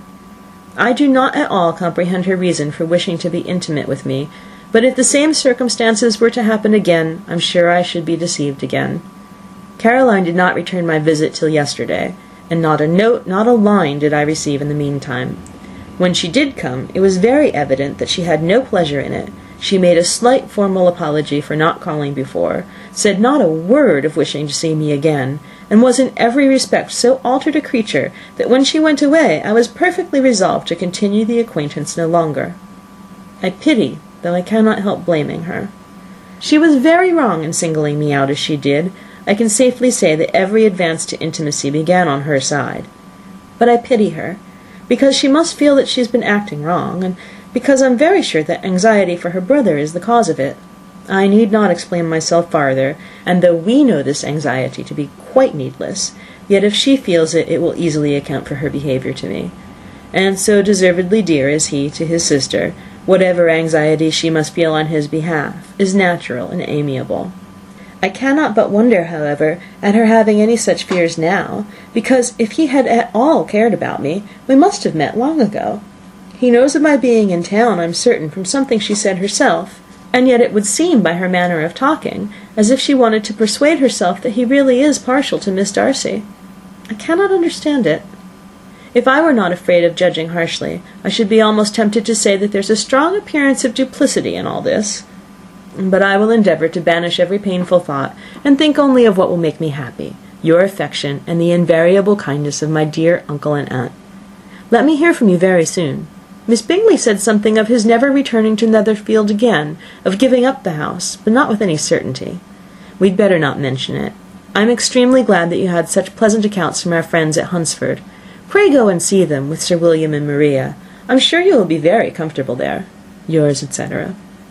This letter gave Elizabeth some pain, but her spirits returned as she considered that Jane would no longer be duped, by the sister at least. All expectation from the brother was now absolutely over. She would not even wish for a renewal of his attentions. His character sunk on every review of it, and as a punishment for him, as well as a possible advantage to Jane, she seriously hoped he might really soon marry Mr. Darcy's sister, as by Wickham's account she would make him abundantly regret what he had thrown away. Mrs. Gardiner, about this time, reminded Elizabeth of her promise concerning that gentleman, and required information, and Elizabeth had such to send as might rather give contentment to her aunt than to herself. His apparent partiality had subsided, his attentions were over. He was the admirer of someone else. Elizabeth was watchful enough to see it all, but she could see it and write of it without material pain. Her heart had been but slightly touched, and her vanity was satisfied with believing that she would have been his only choice, had fortune permitted it. The sudden acquisition of £10,000 was the most remarkable charm of the young lady to whom he was now rendering himself agreeable. But Elizabeth, less clear-sighted perhaps in this case than in Charlotte's, did not quarrel with him for his wish of independence. Nothing, on the contrary, could be more natural, and while able to suppose that it cost him a few struggles to relinquish her, she was ready to allow it a wise and desirable measure for both, and could very sincerely wish him happy. All this was acknowledged to Mrs. Gardiner, and after relating the circumstances, she thus went on: "I am now convinced, my dear aunt, that I have never been much in love, for had I really experienced that pure and elevating passion, I should at present detest his very name and wish him all manner of evil. But my feelings are not only cordial towards him, they are even impartial towards Miss King. I cannot find out that I hate her at all, or that I am in the least unwilling to think her a very good sort of girl. There can be no love in all this. My watchfulness has been effectual, and though I certainly should be a more interesting object to all my acquaintances were I distractedly in love with him, I cannot say that I regret my comparative insignificance. Importance may sometimes be purchased too dearly. Kitty and Lydia take his defection to heart much more than I do. They are young in the ways of the world, and not yet open to the mortifying conviction that handsome young men must have something to live on as well as the plain." End of chapter 26. Pride and Prejudice by Jane Austen. Chapter 27. With no greater events than these in the Longbourn family, and otherwise diversified by little beyond walks to Meryton, sometimes dirty and sometimes cold, did January and February pass away. March was to take Elizabeth to Hunsford. She had not at first thought very seriously of going thither, but Charlotte, she soon found, was depending on the plan, and she gradually learned to consider it herself with greater pleasure as well as greater certainty. Absence had increased her desire of seeing Charlotte again, and weakened her disgust of Mr. Collins. There was novelty in the scheme, and as with such a mother and such uncompanionable sisters, home could not be faultless. A little change was not unwelcome for its own sake. The journey would moreover give her a peep at Jane, and in short, as the time drew near, she would have been very sorry for any delay. Everything, however, went smoothly, and was finally settled according to Charlotte's first sketch. She was to accompany Sir William and his second daughter. The improvement of spending a night in London was added in time, and the plan became perfect as plan could be. The only pain was in leaving her father, who would certainly miss her, and who, when it came to the point, so little liked her going, that he told her to write to him, and almost promised to answer her letter. The farewell between herself and Mr. Wickham was perfectly friendly, on his side even more. His present pursuit could not make him forget that Elizabeth had been the first to excite and to deserve his attention, the first to listen and to pity, the first to be admired, and in his manner of bidding her adieu, wishing her every enjoyment, reminding her of what she was to expect in Lady Catherine de Bourgh, and trusting their opinion of her, their opinion of everybody, would always coincide, there was a solicitude, an interest which she felt must ever attach her to him with a most sincere regard, and she parted from him convinced that, whether married or single, he must always be her model of the amiable and pleasing. Her fellow travellers the next day were not of a kind to make her think him less agreeable.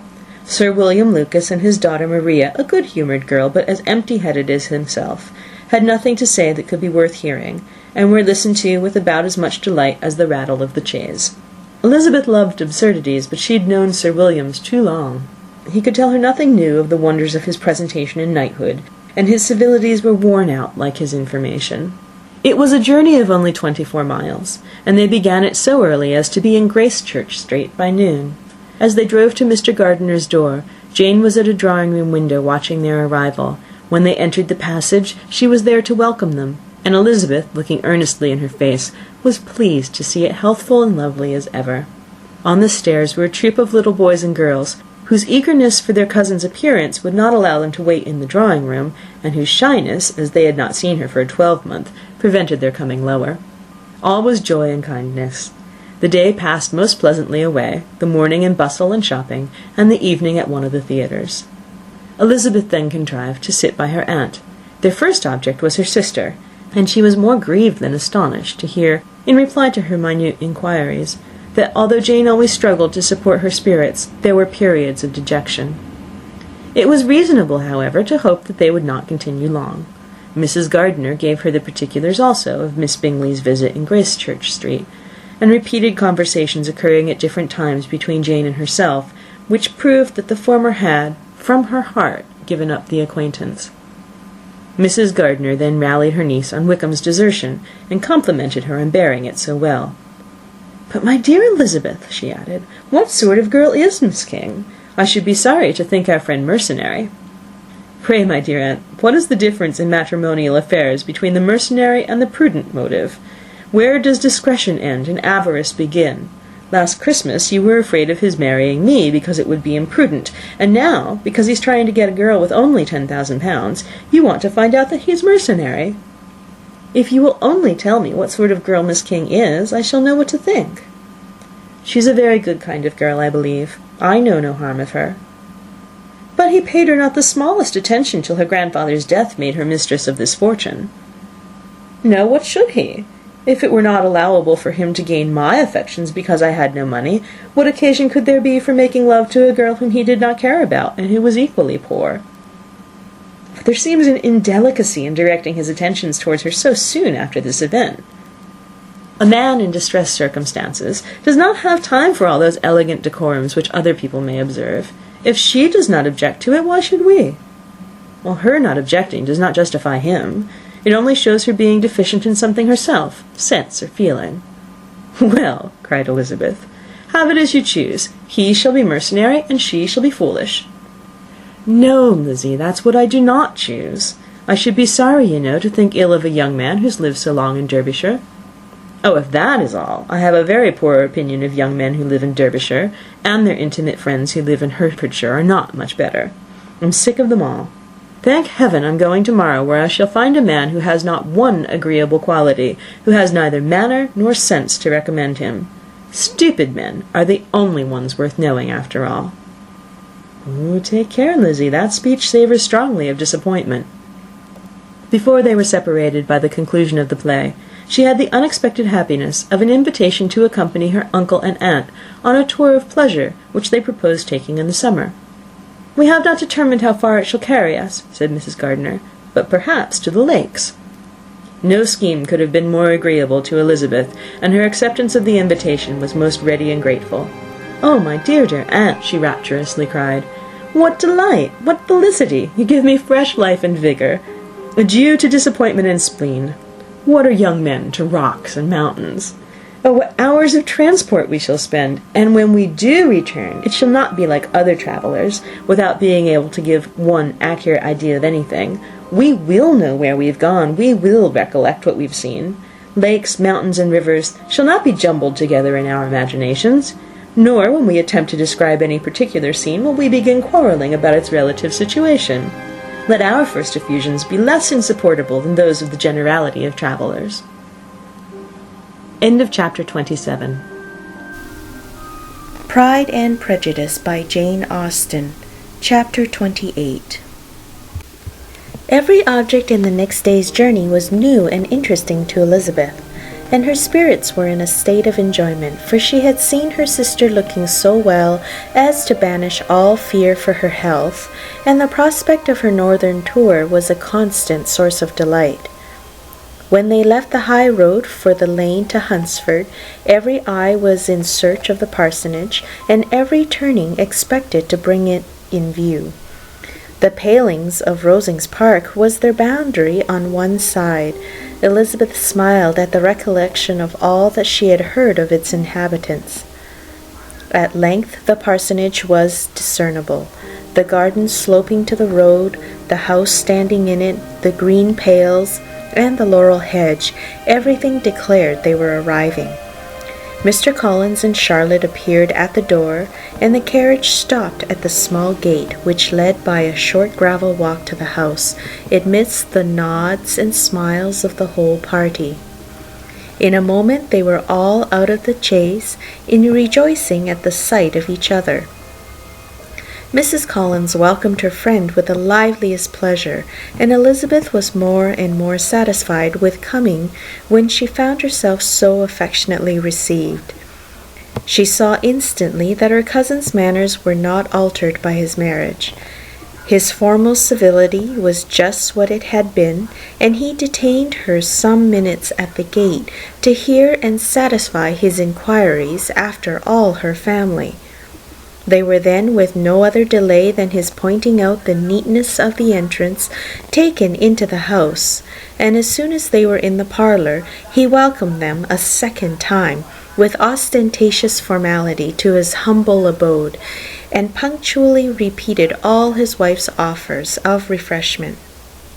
Elizabeth was prepared to see him in his glory, and she could not help in fancying that in displaying the good proportion of the room, its aspect, and its furniture, he addressed himself particularly to her, as if wishing to make her feel what she had lost in refusing him. But though everything seemed neat and comfortable, she was not able to gratify him by any sigh of repentance, and rather looked with wonder at her friend that she could have so cheerful an air with such a companion. When Mr. Collins said anything of which his wife might reasonably be ashamed, which certainly was not unseldom, she involuntarily turned her eye to Charlotte. Once or twice she could discern a faint blush, but in general Charlotte wisely did not hear. After sitting long enough to admire every article of furniture in the room, from the sideboard to the fender, to give an account of their journey and of all that had happened in London, Mr. Collins invited them to take a stroll in the garden, which was large and well laid out, and to the cultivation of which he attended himself. To work in this garden was one of his most respectable pleasures, and Elizabeth admired the command of countenance with which Charlotte talked of the healthfulness of the exercise, and owned she encouraged it as much as possible. Here, leading the way through every walk and crosswalk, and scarcely allowing them an interval to utter the praises he asked for, every view was pointed out with a minuteness which left beauty entirely behind. He could number the fields in every direction, and could tell how many trees there were in the most distant clump. But of all the views which his garden, or which the country or kingdom could boast, none were to be compared with the prospect of Rosings, afforded by an opening in the trees that bordered the park nearly opposite the front of his house. It was a handsome modern building, well situated on rising ground. From his garden Mr. Collins would have led them round his 2 meadows, but the ladies, not having shoes to encounter the remains of a white frost, turned back, and while Sir William accompanied him, Charlotte took her sister and friend over the house, extremely well pleased, probably, to have the opportunity of showing it without her husband's help. It was rather small, but well built and convenient, and everything was fitted up and arranged with a neatness and consistency of which Elizabeth gave Charlotte all the credit.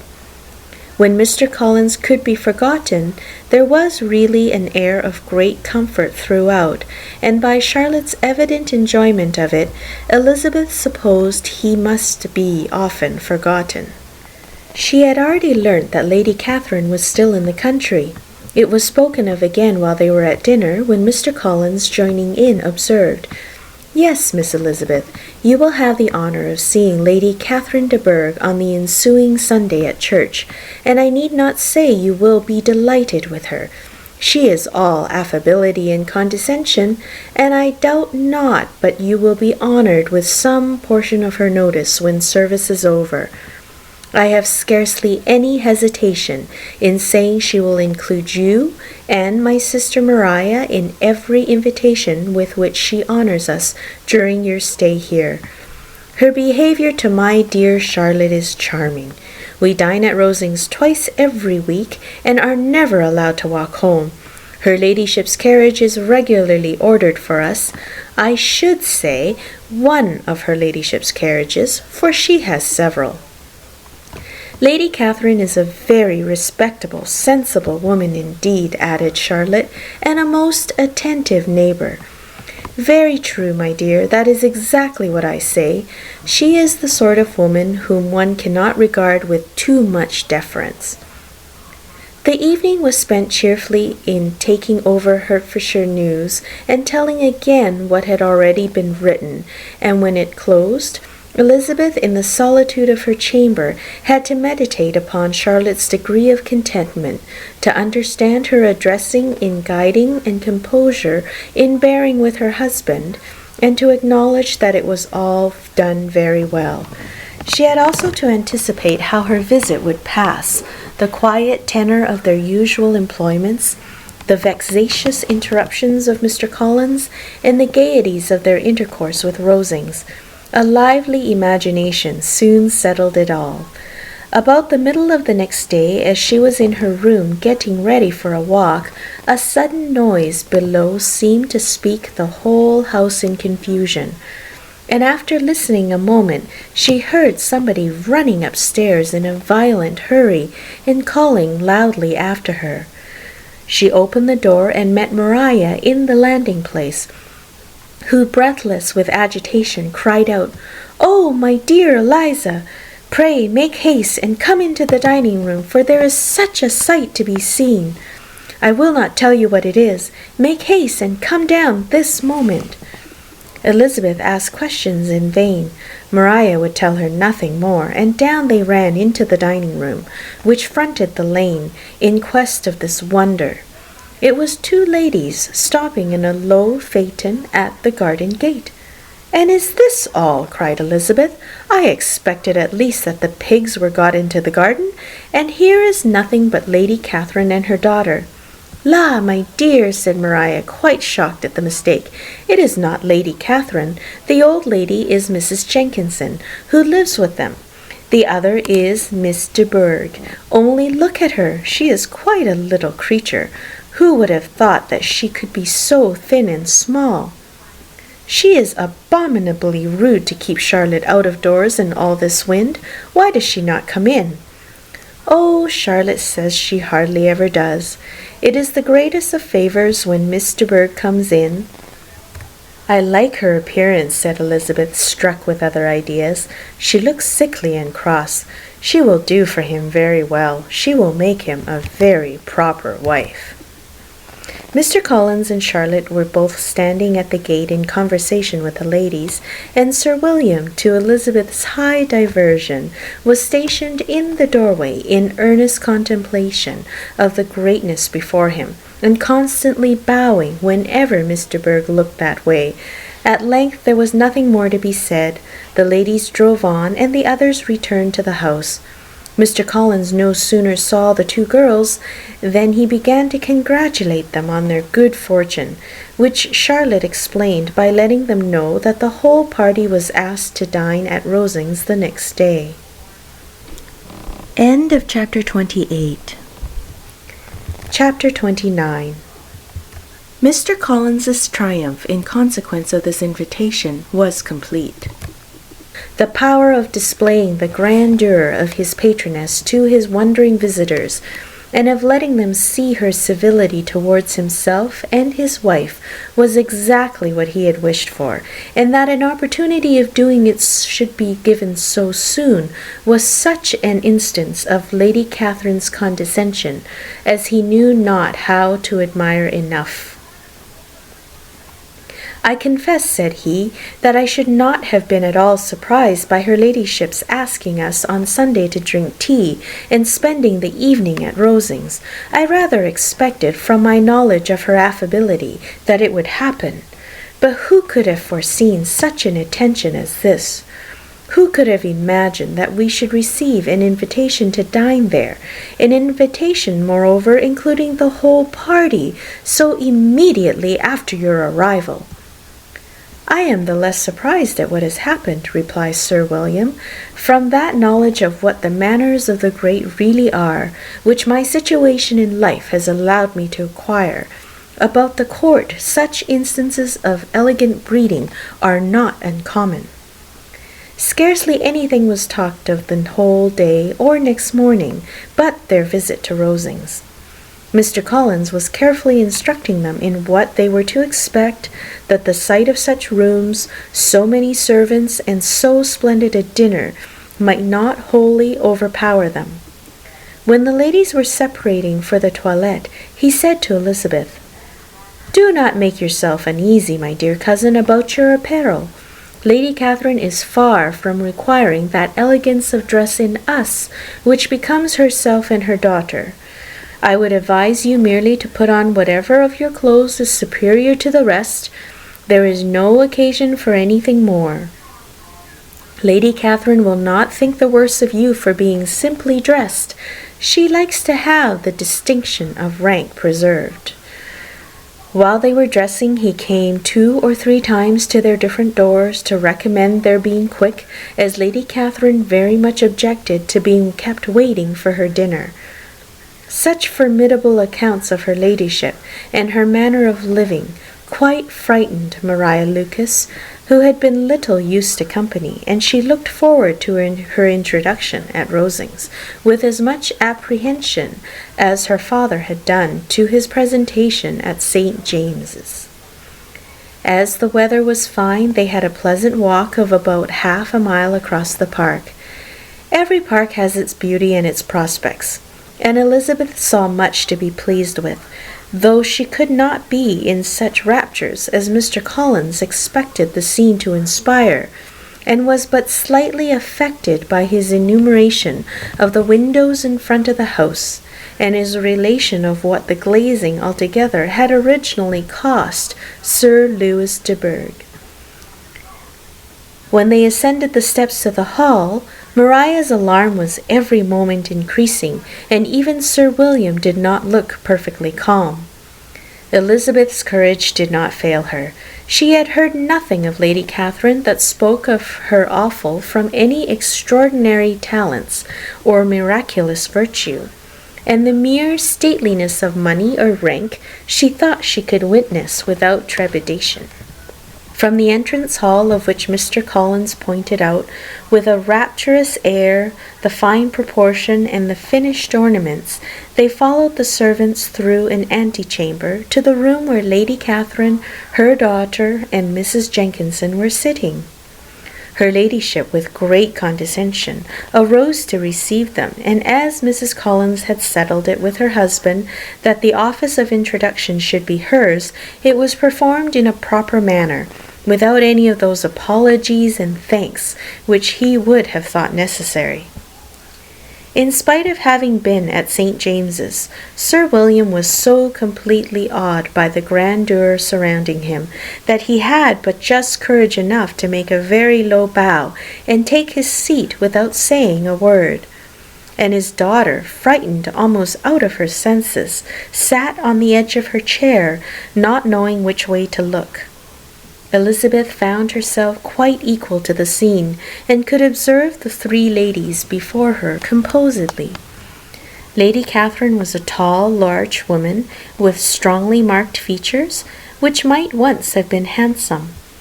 Her air was not conciliating, nor was her manner of receiving them such as to make her visitors forget their inferior rank.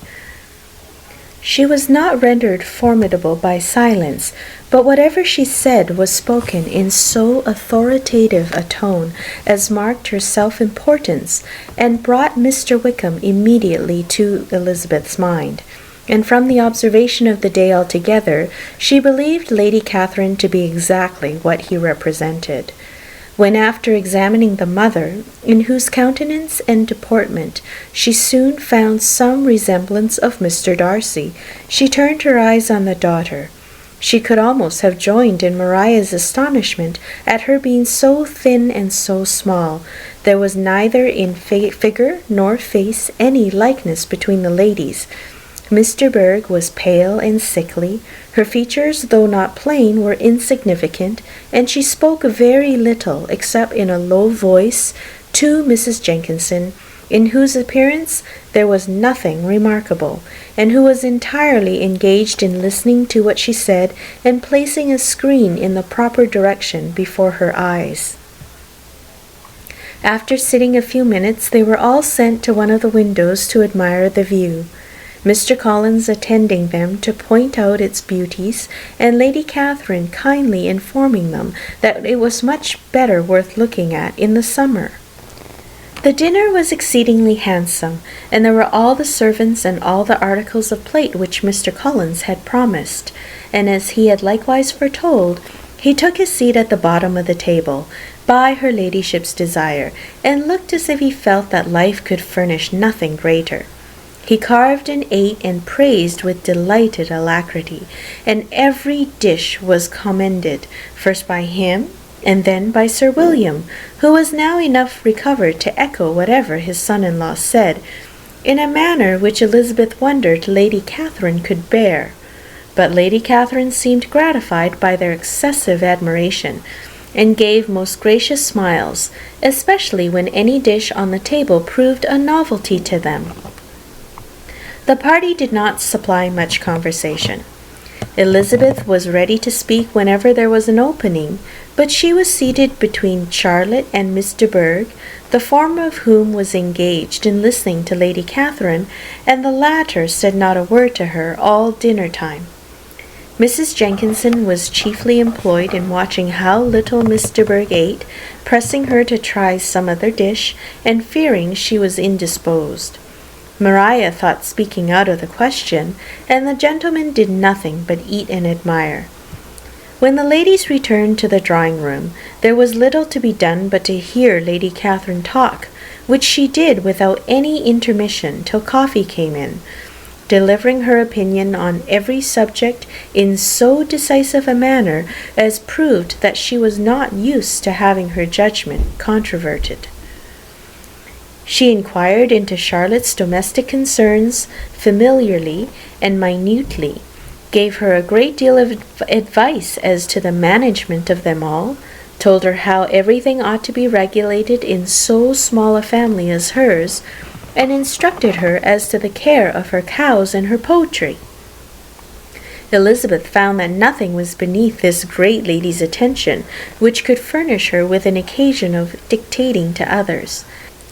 In the intervals of her discourse with Mrs. Collins, she addressed a variety of questions to Maria and Elizabeth, but especially to the latter, of whose connections she knew the least, and who she observed to Mrs. Collins was a very genteel, pretty sort of girl. She asked her at different times how many sisters she had, whether they were older or younger than herself, whether any of them were likely to be married, whether they were handsome, where they had been educated, what carriage her father kept, and what had been her mother's maiden name. Elizabeth felt all the impertinence of her questions, but answered them very composedly. Lady Catherine then observed, "Your father's estate is entailed to Mr. Collins, I think. For your sake," turning to Charlotte, "I am glad of it. But otherwise I see no occasion for entailing estates from the female line. It was not thought necessary in Sir Louis de Bourgh's family. Do you play and sing, Miss Bennet?" "A little." "Oh, Then some time or other we shall be happy to hear you. Our instrument is a capital one, probably superior to... You shall try it some day. Do your sisters play and sing? One of them does. Why did you not all learn? You ought all to have learned. The Miss Webbs all play, and their father has not so good an income as yours. Do you draw? No, not at all. What, none of you? Not one. That is very strange, but I suppose you had no opportunity. Your mother should have taken you to town every spring for the benefit of masters. My mother would have had no objection, but my father hates London. Has your governess left you? We never had any governess. No governess? How was that possible? 5 daughters brought up at home without a governess? I have never heard of such a thing. Your mother must have been quite a slave to your education. Elizabeth could hardly help smiling as she assured her that she had not been the case. Then who taught you? Who attended to you? Without a governess, you must have been neglected. Compared with some families, I believe we were, but such of us as wished to learn never wanted the means. We were always encouraged to read and had all the masters that were necessary. Those who chose to be idle certainly might. Ay, no doubt, but that is what a governess will prevent, and if I had known your mother, I would have advised her most strenuously to engage one. I always say that nothing is to be done in education without steady and regular instruction, and nobody but a governess can give it. It is wonderful how many families I have been the means of supplying in that way. I am always glad to get a young person well placed out. 4 nieces of Mrs. Jenkinson's are most delightfully situated through my means, and it was but the other day that I recommended another young person, who was merely accidentally mentioned to me, and the family are quite delighted with her. Mrs. Collins, did I tell you of Lady Metcalfe's calling yesterday to thank me? She finds Miss Pope a treasure. Lady Catherine, she said, you have given me a treasure. Are any of your younger sisters out, Miss Bennet? Yes, ma'am, all. All? What, all 5 out at once? Very odd. And you only the second. The younger ones out before the elder ones are married? Your younger sisters must be very young. Yes, my youngest is not 16. Perhaps she is a full young to be much in company, but really, ma'am, I think it would be very hard upon younger sisters that they should not have their share of society and amusement, because the elder may not have the means or inclination to marry early. The last born has as good a right to the pleasures of youth as the first, and to be kept back on such a motive, I think it would not be very likely to promote sisterly affection or delicacy of mind. Upon my word, said her ladyship, you give your opinion very decidedly for so young a person. Pray, what is your age? With 3 younger sisters grown up, replied Elizabeth, smiling, your ladyship can hardly expect me to own it. Lady Catherine seemed quite astonished at not receiving a direct answer, and Elizabeth suspected herself to be the first creature who had ever dared to trifle with so much dignified impertinence. You cannot be more than 20, I am sure, therefore you need not conceal your age. I am not 1 and 20. When the gentlemen had joined them, and tea was over, the card tables were placed. Lady Catherine, Sir William, and Mr. and Mrs. Collins sat down to quadrille, and Mrs. de Bourgh chose to play at casino. The 2 girls had the honour of assisting Mrs. Jenkinson to make up her party. Their table was superlatively stupid. Scarcely a syllable was uttered that did not relate to the game, except when Mrs. Jenkinson expressed her fears of Mr. Bourgh's being too hot or too cold, or having too much or too little light. A great deal more passed at the other table. Lady Catherine was generally speaking, stating the mistakes of the 3 others, or relating some anecdote of herself.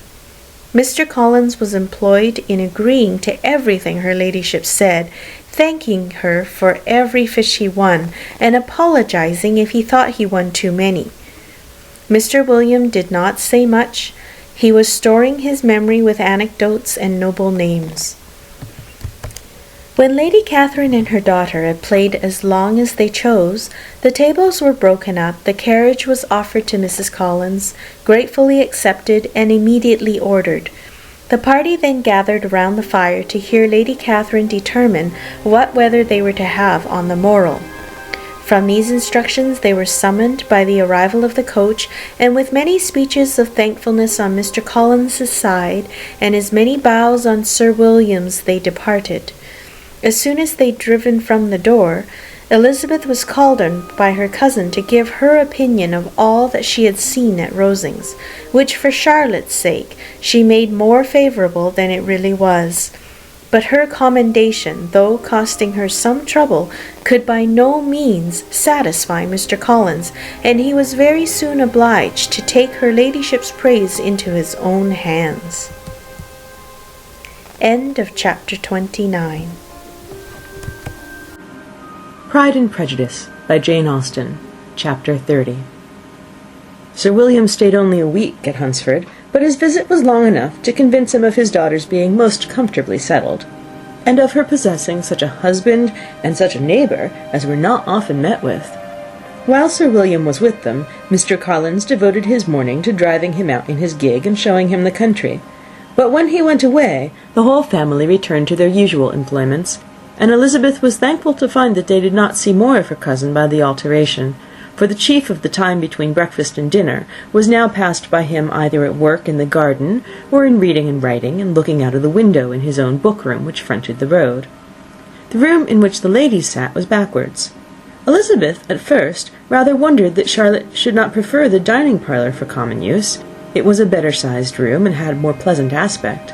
But she soon saw that her friend had an excellent reason for what she did, for Mr. Collins would undoubtedly have been much less in his own apartment had they sat in one equally lively, and she gave Charlotte credit for the arrangement.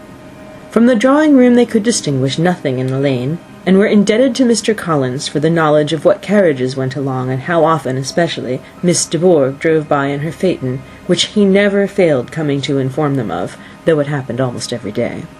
She not unfrequently stopped at the parsonage, and had a few minutes' conversation with Charlotte, but was scarcely ever prevailed upon to get out. Very few days passed in which Mr. Collins did not walk to Rosings, and not many in which his wife did not think it necessary to go likewise, till Elizabeth recollected that there might be other family livings to be disposed of. She could not understand the sacrifice of so many hours. Now and then they were honoured with a call from her ladyship, and nothing escaped her observation that was passing in the room during these visits. She examined into their employments, looked at their work, and advised them to do it differently, found fault with the arrangement of the furniture, or detected the housemaid in negligence, and if she accepted any refreshment, seemed to do it only for the sake of finding out that Mrs. Collins's joints of meat were too large for her family. Elizabeth soon perceived that, though this great lady was not in commission of the peace of the county, she was a most active magistrate in her own parish, the minutest concerns of which were carried to her by Mr. Collins, and whenever any of the cottagers were disposed to be quarrelsome, discontented, or too poor, she sallied forth into the village to settle their differences, silence their complaints, and scold them into harmony and plenty. The entertainment of dining at Rosings was repeated about twice a week, and, allowing for the loss of Sir William, and there being only one card-table in the evening, every such entertainment was the counterpart of the first. Their other engagements were few, as the style of living in the neighbourhood in general was beyond Mr. Collins's reach. This, however, was no evil to Elizabeth, and upon the whole she spent her time comfortably enough. There were half-hours of pleasant conversation with Charlotte, and the weather was so fine for the time of year that she had often great enjoyment out of doors.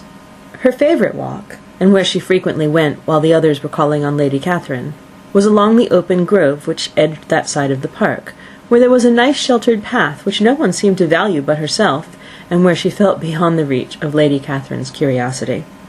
In this quiet way, the first fortnight of her visit soon passed away. Easter was approaching, and the week preceding it was to bring an addition to the family at Rosings, which, in so small a circle, must be important. Elizabeth had heard soon after her arrival that Mr. Darcy was expected there in the course of a few weeks, and though there were not many of her acquaintances whom she did not prefer, his coming would furnish one comparatively new to look at in their Rosings parties, and she might be amused in seeing how hopeless Miss Bingley's designs on him were, by his behaviour to his cousin, for whom he was evidently destined by Lady Catherine, who talked of his coming with the greatest satisfaction, spoke of him in terms of the highest admiration, and seemed almost angry to find that he had already been frequently seen by Miss Lucas and herself. His arrival was soon known at the parsonage, for Mr. Collins was walking the whole morning within view of the lodges opening into Hunsford Lane, in order to have the earliest assurance of it, and after making his bow as the carriage turned into the park, hurried home with the great intelligence. On the following morning he hastened to Rosings to pay his respects. There were 2 nephews of Lady Catherine to require them, for Mr. Darcy had brought with him a Colonel Fitzwilliam, the younger son of his lord, and, to the great surprise of all the party, when Mr. Collins returned, the gentleman accompanied him. Charlotte had seen them from her husband's room crossing the road, and immediately, running into the other, told the girls what an honour they might expect, adding, "I may thank you, Eliza, for this piece of civility. Mr. Darcy would never have come so soon to wait upon me." Elizabeth had scarcely time to disclaim all right to the compliment, before their approach was announced by the door-bell, and shortly afterwards the 3 gentlemen entered the room. Colonel Fitzwilliam, who led the way, was about 30, not handsome, but in person and address most truly the gentleman. Mr. Darcy looked just as he had been used to look in Hertfordshire, paid his compliments with the usual reserve to Mrs. Collins, and whatever might be his feelings towards her friend, met her with every appearance of composure. Elizabeth merely curtsied to him, without saying a word. Colonel Fitzwilliam entered into a conversation directly with the readiness and ease of a well-bred man, and talked very pleasantly, but his cousin, after having addressed a slight observation on the house and garden to Mrs. Collins, sat for some time without speaking to anybody. At length, however, his civility was so far awakened as to inquire of Elizabeth after the health of her family. She answered him in the usual way, and after a moment's pause added, "My eldest sister has been in town these 3 months. Have you never happened to see her there?"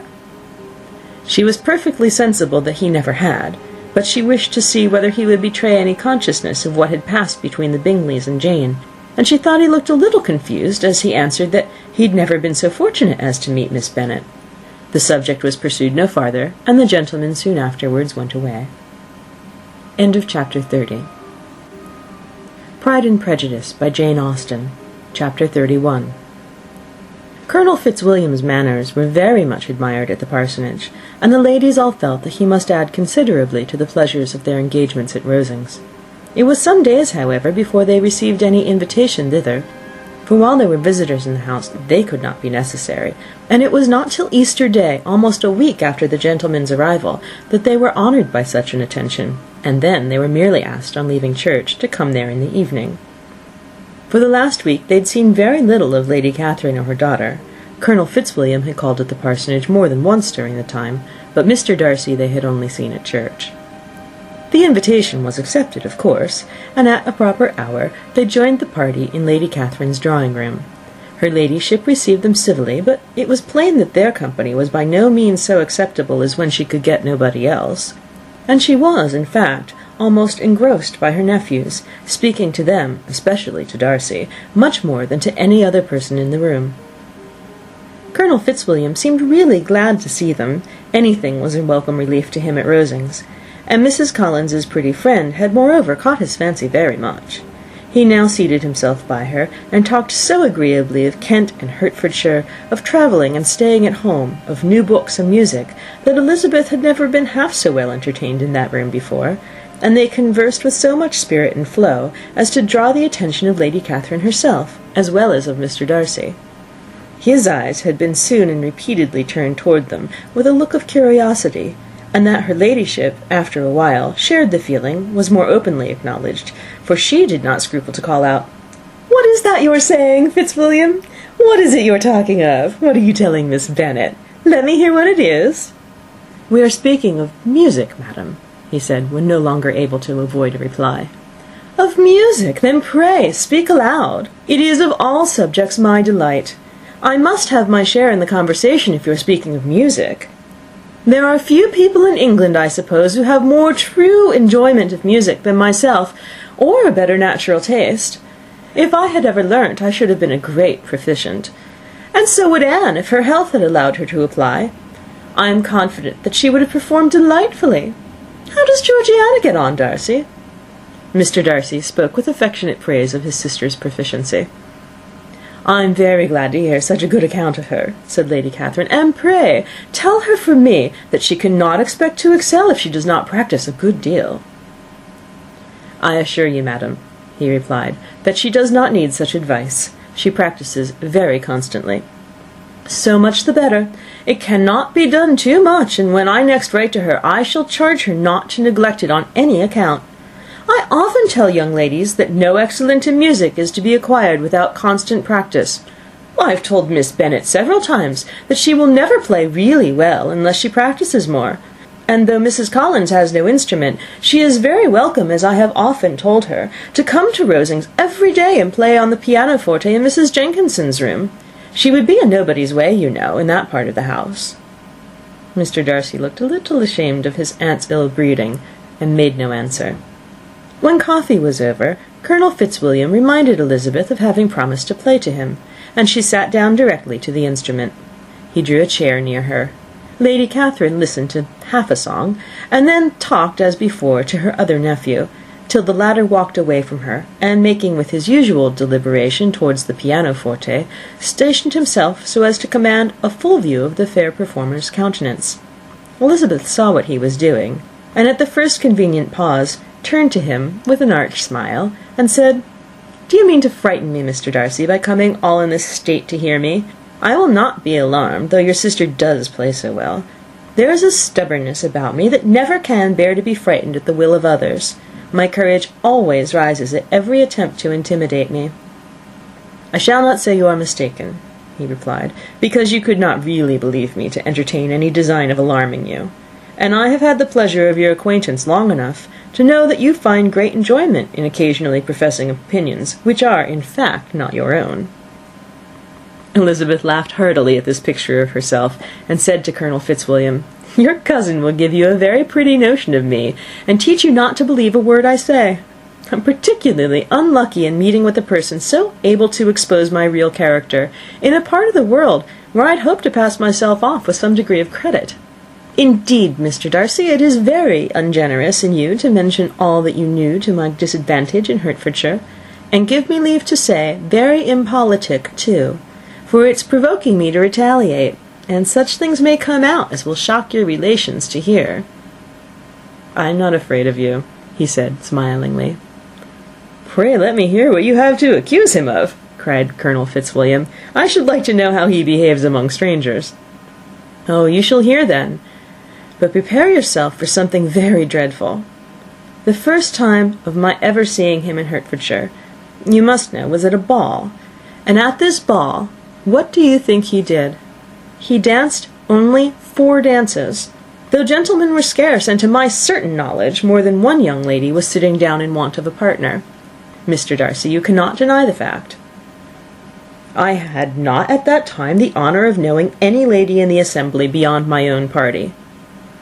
"True, and nobody can ever be introduced in a ballroom. Well, Colonel Fitzwilliam, what do I play next? My fingers wait your orders."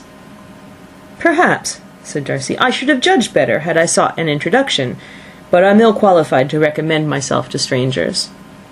"Shall we ask your cousin the reason of this?" said Elizabeth, still addressing Colonel Fitzwilliam.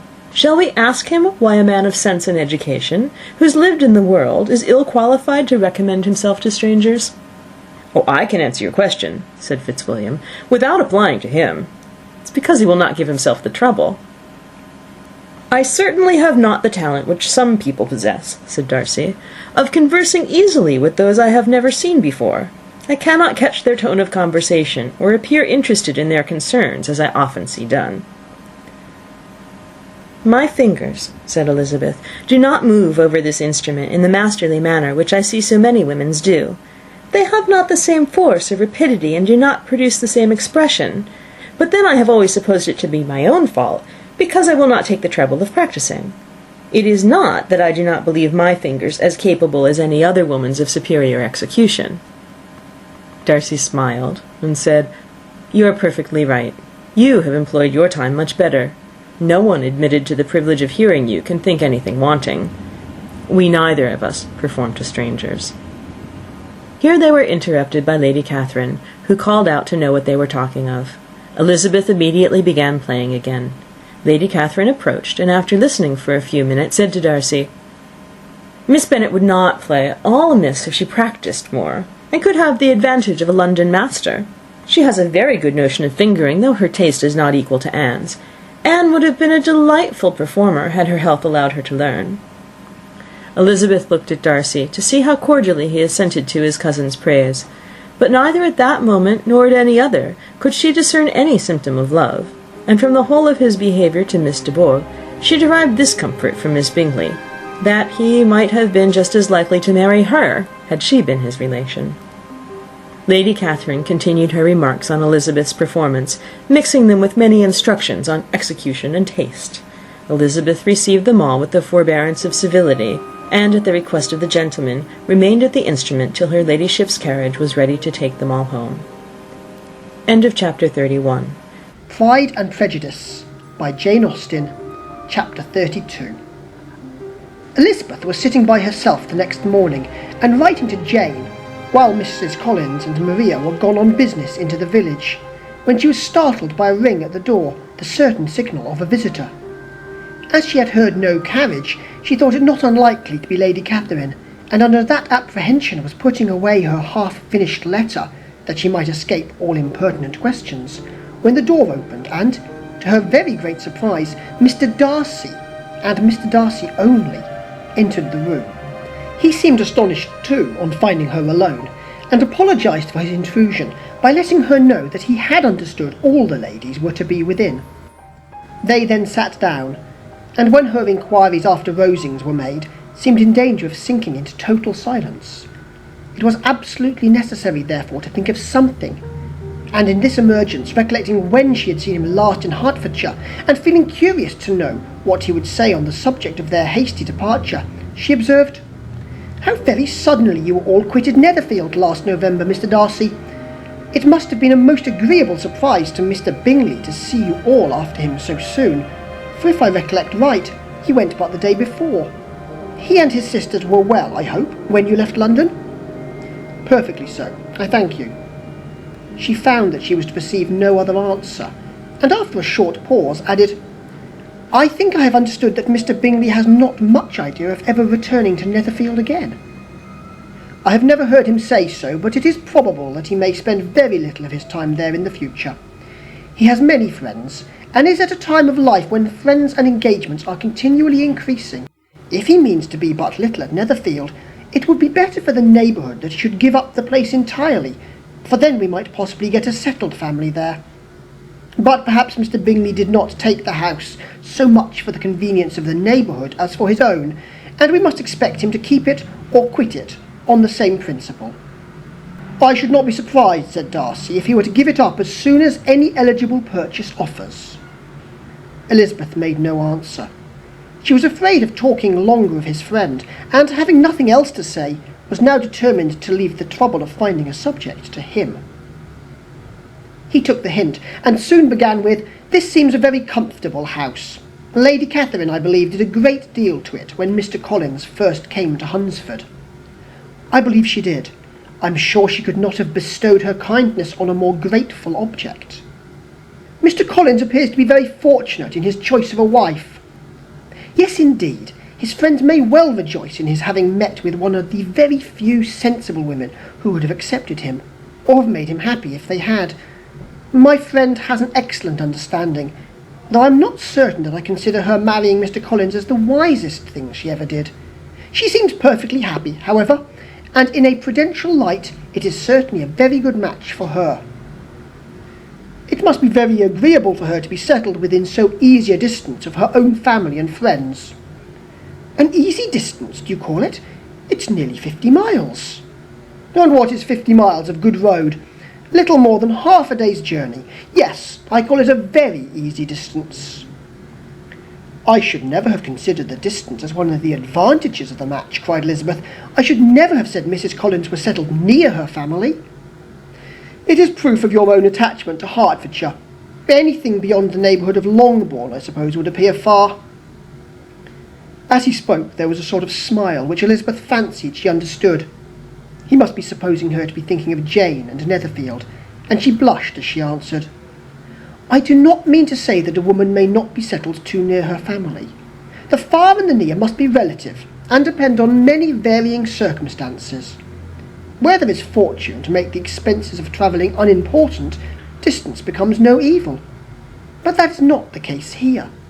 Mr. and Mrs. Collins have a comfortable income, but not such a one as will allow frequent journeys, and I am persuaded my friend would not call herself near her family under less than half the present distance." Mr. Darcy drew his chair a little towards her, and said, "You cannot have a right to such very strong local attachment. You cannot have always been at Longbourn." Elizabeth looked surprised. The gentleman experienced some change of feeling. He drew back his chair, took a newspaper from a table, and glancing over it said, in a colder voice, "Are you pleased with Kent?" A short dialogue on the subject of the country ensued, on either side calm and concise, and soon put an end to by the entrance of Charlotte and her sister, just returned from her walk. The tete-a-tete surprised them. Mr. Darcy related the mistake which had occasioned his intruding on Miss Bennet, and after sitting a few minutes longer without saying much to anybody, went away. "What can be the meaning of this?" said Charlotte as soon as he was gone. "My dear Eliza, he must be in love with you, or he would never have called us in this familiar way." But when Elizabeth told of his silence, it did not seem very likely, even to Charlotte's wishes, to be the case, and after various conjectures, they could at last only suppose his visit to proceed from the difficulty of finding anything to do, which was the more probable from the time of year. All field sports were over. Within doors there was Lady Catherine, books, and a billiard table, but gentlemen cannot always be within doors, and in the nearness of the parsonage, or the pleasantness of the walk to it, or of the people who lived in it, the two cousins found a temptation from this period of walking thither almost every day. They called at various times of the morning, sometimes separately, sometimes together, and now and then accompanied by their aunt. It was plain to them all that Colonel Fitzwilliam came because he had pleasure in their society, a persuasion which of course recommended him still more, and Elizabeth was reminded by her own satisfaction in being with him, as well as by her evident admiration of her former favourite George Wickham, and though in comparing them she saw there was less captivating softness in Colonel Fitzwilliam's manners, she believed he might have the best informed mind. But why Mr. Darcy came so often to the parsonage it was more difficult to understand. It could not be for society, as he frequently sat there 10 minutes together without opening his lips, and when he did speak, it seemed the effort of necessity rather than of choice, a sacrifice to propriety, not a pleasure to himself. He seldom appeared really animated. Mrs. Collins knew not what to make of him. Colonel Fitzwilliam's occasionally laughing at his stupidity proved that he was generally different, which her own knowledge of him could not have told her, and as she would like to have believed that this changed the effect of love, and the object of that love her friend Eliza, she set herself seriously to work to find it out. She watched him whenever they were at Rosings, and whenever he came to Hunsford, but without much success. He certainly looked at her friend a great deal, but the expression of that look was disputable. It was an earnest, steadfast gaze, but she often doubted whether there were much admiration in it, and sometimes it seemed nothing but absence of mind. She had once or twice suggested to Elizabeth the possibility of his being partial to her, but Elizabeth always laughed at the idea, and Mrs. Collins did not think it right to press the subject, from the danger of raising expectations which might only end in disappointment, for in her opinion it admitted not a doubt that all her friend's dislike would vanish if she could suppose him to be in her power. In her kind schemes for Elizabeth, she sometimes planned her marrying Colonel Fitzwilliam. He was beyond comparison the most pleasant man. He certainly admired her, and his situation in life was most eligible. But to counterbalance these advantages, Mr. Darcy had considerable patronage in the church, and his cousin could have none at all. Chapter 33. More than once did Elizabeth, in her ramble within the park, unexpectedly meet Mr. Darcy. She felt all the perverseness of the mischance that should bring him where no one else was brought, and, to prevent its ever happening again, took care to inform him at first that it was a favourite haunt of hers. How it could occur a second time, therefore, was very odd.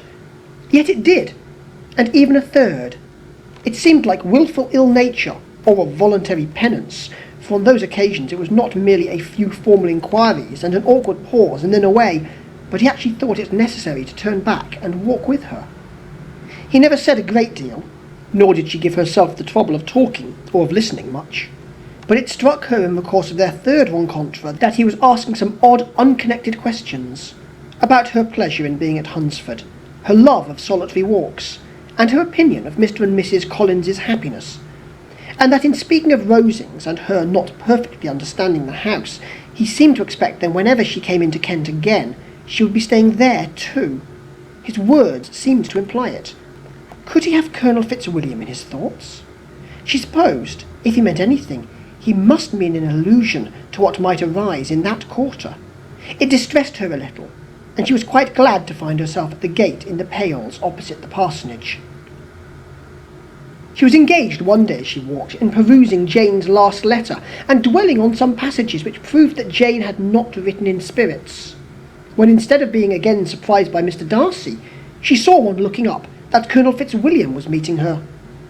Putting away the letter immediately, and forcing a smile, she said, "I did not know before that you ever walked this way."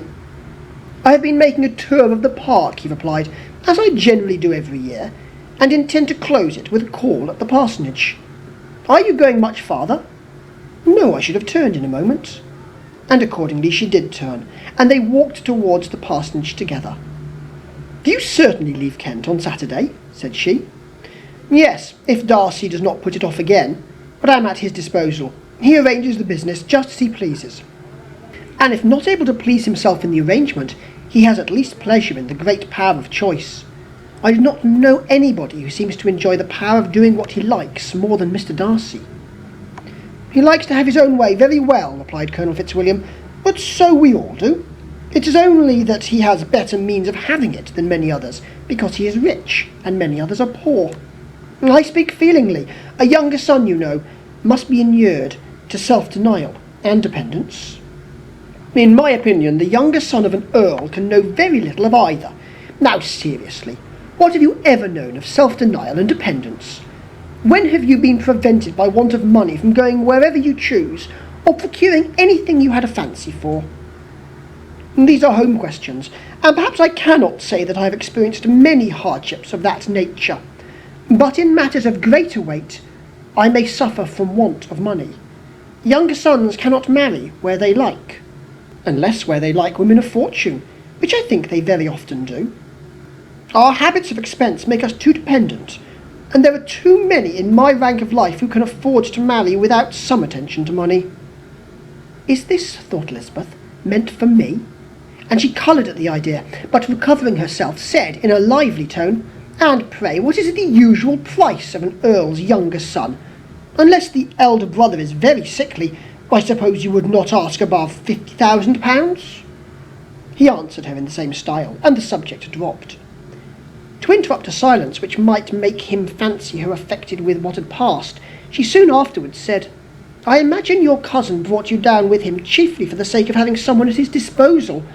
I wonder he does not marry to secure a lasting convenience of that kind. But perhaps his sister does as well for the present, and as she is under his sole care, he may do what he likes with her." "No," said Colonel Fitzwilliam, "that is an advantage which he must divide with me.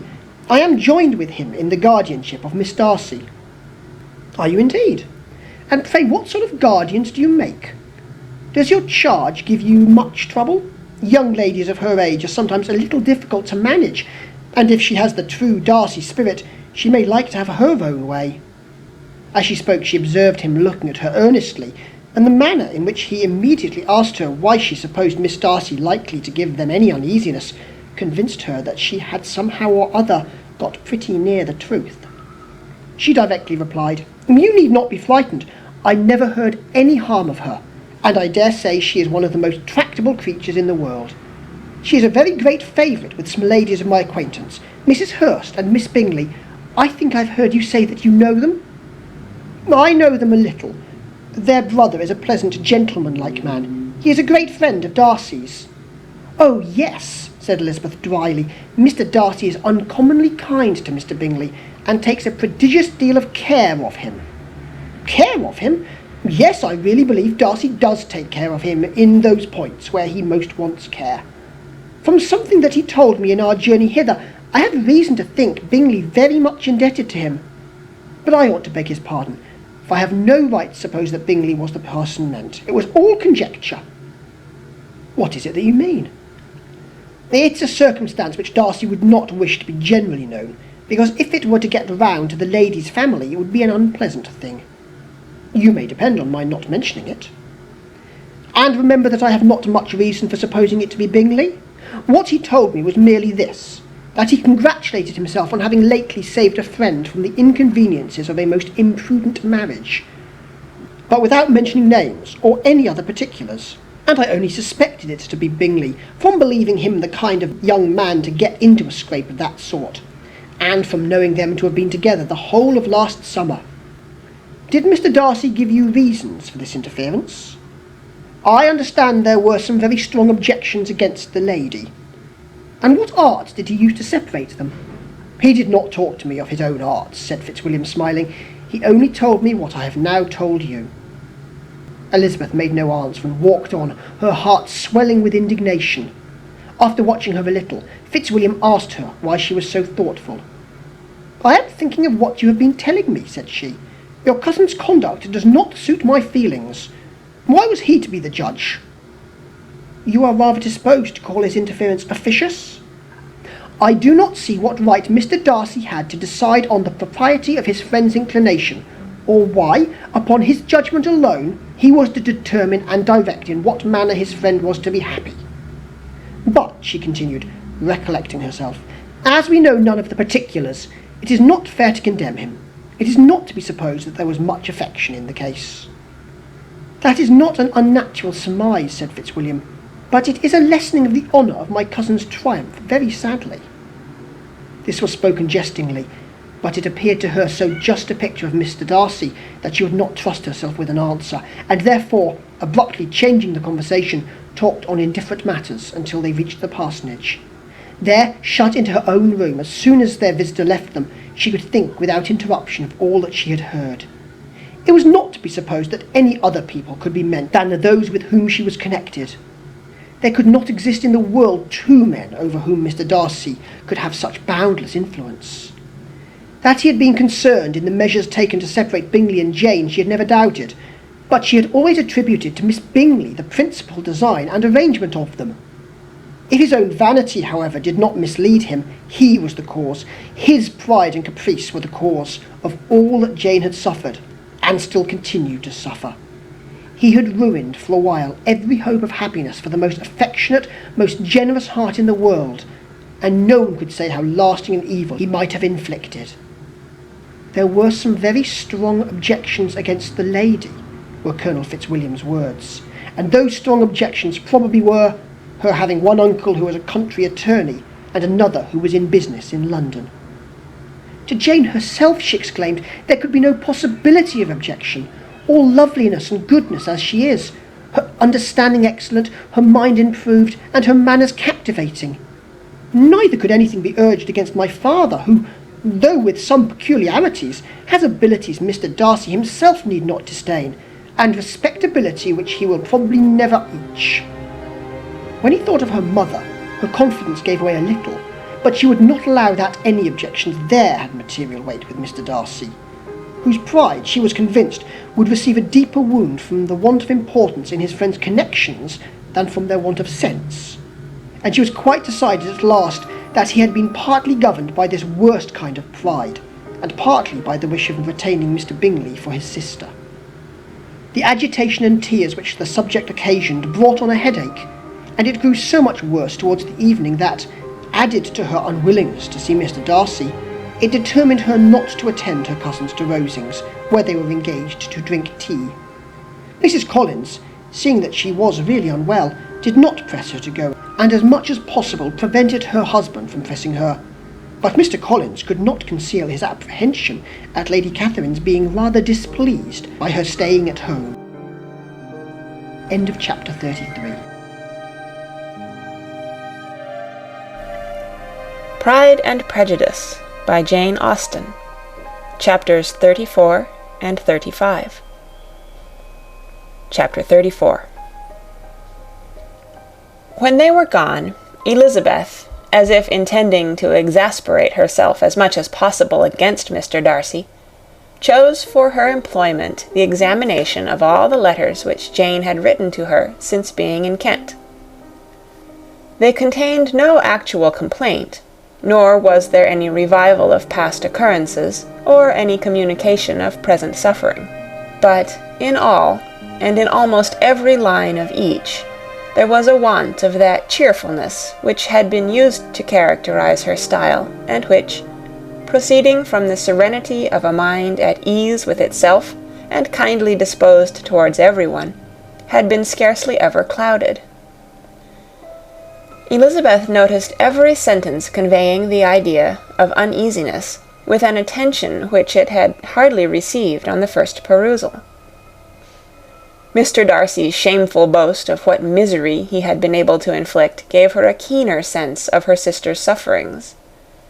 It was some consolation to think that his visit to Rosings was to end on the day after the next, and, a still greater, that in less than a fortnight she should herself be with Jane again, and enabled to contribute to the recovery of her spirits by all that affection could do. She could not think of Darcy's leaving Kent without remembering that his cousin was to go with him, but Colonel Fitzwilliam had made it clear that he had no intentions at all, and, agreeable as he was, she did not mean to be unhappy about him. While settling this point, she was suddenly roused by the sound of the door-bell, and her spirits were a little fluttered by the idea of its being Colonel Fitzwilliam himself, who had once before called late in the evening, and might now come to inquire particularly after her. But this idea was soon banished, and her spirits were very differently affected when, to her utter amazement, she saw Mr. Darcy walk into the room. In a hurried manner he immediately began an inquiry after her health, imputing his visit to a wish of hearing that she were better. She answered him with cold civility. He sat down for a few moments, and then getting up, walked about the room. Elizabeth was surprised, but said not a word. After a silence of several minutes, he came towards her in an agitated manner, and thus began. "In vain I have struggled. It will not do. My feelings will not be repressed. You must allow me to tell you how ardently I admire and love you." Elizabeth's astonishment was beyond expression. She stared, coloured, doubted, and was silent. This he considered sufficient encouragement, and the avowal of all that he felt, and had long felt for her, immediately followed. He spoke well, but there were feelings besides those of the heart to be detailed, and he was not more eloquent on the subject of tenderness than of pride. His sense of her inferiority, of its being a degradation, of the family obstacles which had always opposed to inclination, were dwelt on with a warmth which seemed due to the consequence he was wounding, but was very unlikely to recommend his suit. In spite of her deeply rooted dislike, she could not be insensible to the compliment of such a man's affection, and though her intentions did not vary for an instant, she was at first sorry for the pain he was to receive, till, roused to resentment by his subsequent language, she lost all compassion in anger. She tried, however, to compose herself to answer him with patience, when he should have done. He concluded with representing to her the strength of that attachment which, in spite of all his endeavours, he had found impossible to conquer, and with expressing his hope that it would now be rewarded by her acceptance of his hand. As he said this, she could easily see that he had no doubt of a favourable answer. He spoke of apprehension and anxiety, but his countenance expressed real security. Such a circumstance could only exasperate farther, and when he ceased, the colour rose into her cheeks, and she said, "In such cases as this, it is, I believe, the established mode to express a sense of obligation for the sentiments avowed, however unequally they may be returned. It is natural that obligation should be felt, and if I could feel gratitude, I would now thank you. But I cannot. I have never desired your good opinion, and you have certainly bestowed it most unwillingly. I am sorry to have occasioned pain to anyone. It has been most unconsciously done, however, and I hope will be of short duration. The feelings which, you tell me, have long prevented the acknowledgment of your regard, can have little difficulty in overcoming it after this explanation." Mr. Darcy, who was leaning against the mantelpiece with his eyes fixed on her face, seemed to catch her words with no less resentment than surprise. His complexion became pale with anger, and the disturbance of his mind was visible in every feature. He was struggling for the appearance of composure, and would not open his lips till he believed himself to have attained it. The pause was to Elizabeth's feelings dreadful. At length, with a voice of forced calmness, he said, "And this is all the reply which I am to have the honour of expecting? I might, perhaps, wish to be informed why, with so little endeavour at civility, I am thus rejected, but it is of small importance." "I might as well inquire," replied she, "why, with so evident a desire of offending and insulting me, you chose to tell me that you liked me against your will, against your reason, and even against your character. Was not this some excuse for incivility, if I was uncivil? But I have other provocations, you know I have. Had not my feelings decided against you? Had they been indifferent, or had they even been favourable? Do you think that any consideration would tempt me to accept the man who has been the means of ruining, perhaps for ever, the happiness of a most beloved sister?"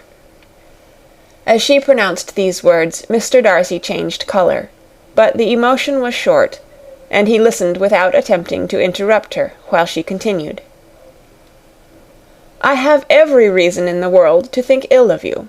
No motive can excuse the unjust and ungenerous part you acted there. You dare not, you cannot deny that you have been the principal, if not the only means of dividing them from each other, of exposing one to the censure of the world for caprice and instability, and the other to its derision for disappointed hopes, and involving them both in misery of the acutest kind." She paused, and saw with no slight indignation that he was listening with an air which proved him wholly unmoved by any feeling of remorse. He even looked at her with a smile of affected incredulity. "Can you deny that you have done it?" she repeated. With assumed tranquillity, he then replied, "I have no wish of denying that I did everything in my power to separate my friend from your sister, or that I rejoice in my success. Towards him I have been kinder than towards myself." Elizabeth disdained the appearance of noticing this civil reflection, but its meaning did not escape, nor was it likely to conciliate her. "But it is not merely this affair," she continued, "on which my dislike is founded. Long before it had taken place, my opinion of you was decided. Your character was unfolded in the recital which I received many months ago from Mr. Wickham. On this subject, what can you have to say? In what imaginary act of friendship can you here defend yourself? Or under what misrepresentation can you here impose upon others? You take an eager interest in that gentleman's concerns," said Darcy, in a less tranquil tone, and with a heightened colour. "Who that knows what his misfortunes have been can help feeling an interest in him?" "His misfortunes," repeated Darcy contemptuously. "Yes, his misfortunes have been great indeed." and of your infliction," cried Elizabeth with energy. "You have reduced him to his present state of poverty, comparative poverty. You have withheld the advantages which you must know to have been designed for him. You have deprived the best years of his life of that independence which was no less his due than his desert. You have done all this, and yet you can treat the mention of his misfortune with contempt and ridicule." "And this," cried Darcy, as he walked with quick steps across the room, "is your opinion of me. This is the estimation in which you hold me. I thank you for explaining it so fully. My faults, according to this calculation, are heavy indeed. But perhaps," added he, stopping in his walk and turning towards her, "these offences might have been overlooked, had not your pride been hurt by my honest confession of the scruples that had long prevented my forming any serious design. These bitter accusations might have been suppressed, had I, with greater policy, concealed my struggles, and flattered you into the belief of my being impelled by unqualified, unalloyed inclination, by reason, by reflection, by everything. But disguise of every sort is my abhorrence, nor am I ashamed of the feelings I related. They were natural and just. Could you expect me to rejoice in the inferiority of your connections? To congratulate myself on the hope of relations whose condition in life is so decidedly beneath my own?" Elizabeth felt herself growing more angry every moment, yet she tried to the utmost to speak with composure when she said, "You are mistaken, Mr. Darcy, if you suppose that the mode of your declaration affected me in any other way than as it spared the concern which I might have felt in refusing you had you behaved in a more gentlemanlike manner." She saw him start at this, but he said nothing, and she continued, "You could not have made the offer of your hand in any possible way that would have tempted me to accept it." Again his astonishment was obvious, and he looked at her with an expression of mingled incredulity and mortification. She went on, "From the very beginning, from the first moment, I may almost say, of my acquaintance with you, your manners, impressing me with the fullest belief of your arrogance, your conceit, and your selfish disdain for the feelings of others, were such as to form the groundwork of disapprobation on which succeeding events have built so immovable a dislike. And I had not known you a month before I felt that you were the last man in the world whom I could ever be prevailed on to marry." "You have said quite enough, madam. I perfectly comprehend your feelings, and have now only to be ashamed of what my own have been. Forgive me for having taken up so much of your time, and accept my best wishes for your health and happiness." And with these words he hastily left the room, and Elizabeth heard him the next moment open the front door and quit the house. The tumult of her mind was now painfully great. She knew not how to support herself, and from actual weakness sat down and cried for half an hour. Her astonishment, as she reflected on what had passed, was increased by every review of it. That she should receive an offer of marriage from Mr. Darcy! That he should have been in love with her for so many months! So much in love as to wish to marry her in spite of all the objections which had made him prevent his friends marrying her sister, and which must appear at least with equal force in his own case, was almost incredible. It was gratifying to have inspired unconsciously so strong an affection. But his pride, his abominable pride, his shameless avowal of what he had done with respect to Jane, his unpardonable assurance in acknowledging, though he could not justify it, and the unfeeling manner in which he had mentioned Mr. Wickham, his cruelty towards whom he had not attempted to deny, soon overcame the pity which the consideration of his attachment had for a moment excited. She continued in very agitated reflections till the sound of Lady Catherine's carriage made her feel how unequal she was to encounter Charlotte's observation, and hurried her away to her room. End of chapter 34. Chapter 35.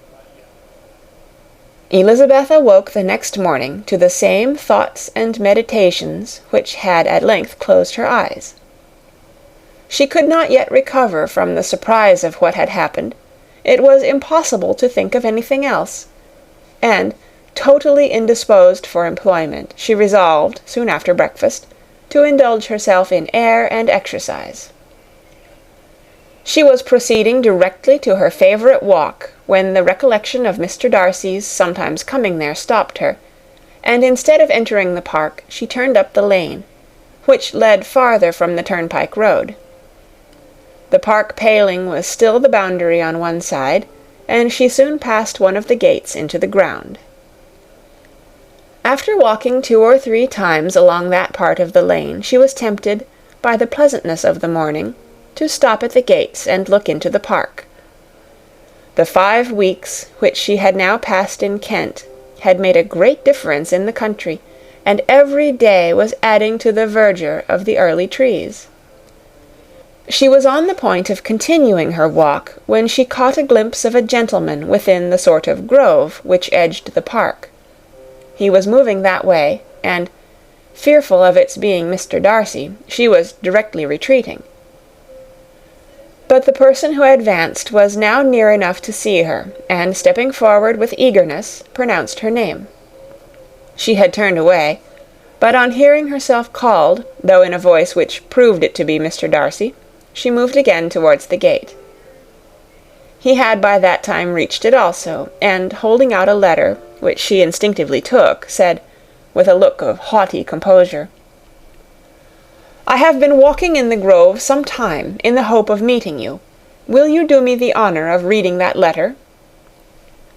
And then, with a slight bow, turned again into the plantation, and was soon out of sight. With no expectation of pleasure, but with the strongest curiosity, Elizabeth opened the letter, and to her still increasing wonder perceived an envelope, containing 2 sheets of letter paper, written quite through, in a very close hand. The envelope itself was likewise full. Pursuing her way along the lane, she then began it. It was dated from Rosings, at 8 o'clock in the morning, and was as follows.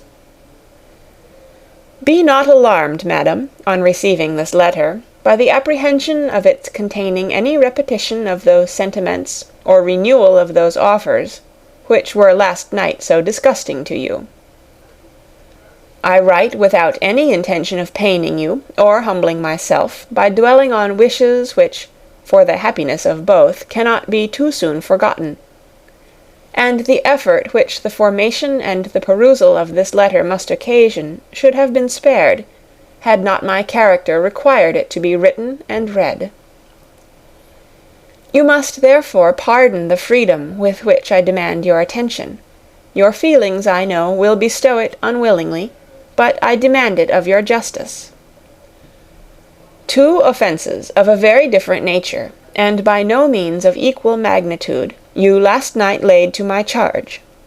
The first mentioned was that, regardless of the sentiments of either, I had detached Mr. Bingley from your sister, and the other that I had, in defiance of various claims, in defiance of honour and humanity, ruined the immediate prosperity and blasted the prospects of Mr. Wickham.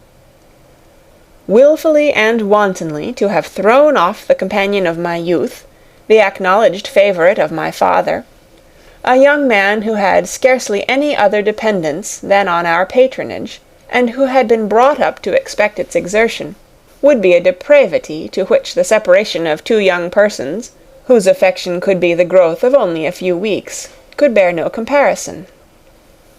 But from the severity of that blame which was last night so liberally bestowed, respecting each circumstance, I shall hope to be in the future secured, when the following account of my actions and their motives has been read. If, in the explanation of them, which is due to myself, I am under the necessity of relating feelings which may be offensive to yours, I can only say that I am sorry. The necessity must be obeyed, and further apology would be absurd. I had not been long in Hertfordshire before I saw, in common with others, that Bingley preferred your elder sister to any other young woman in the country. But it was not till the evening of the dance at Netherfield that I had any apprehension of his feeling a serious attachment.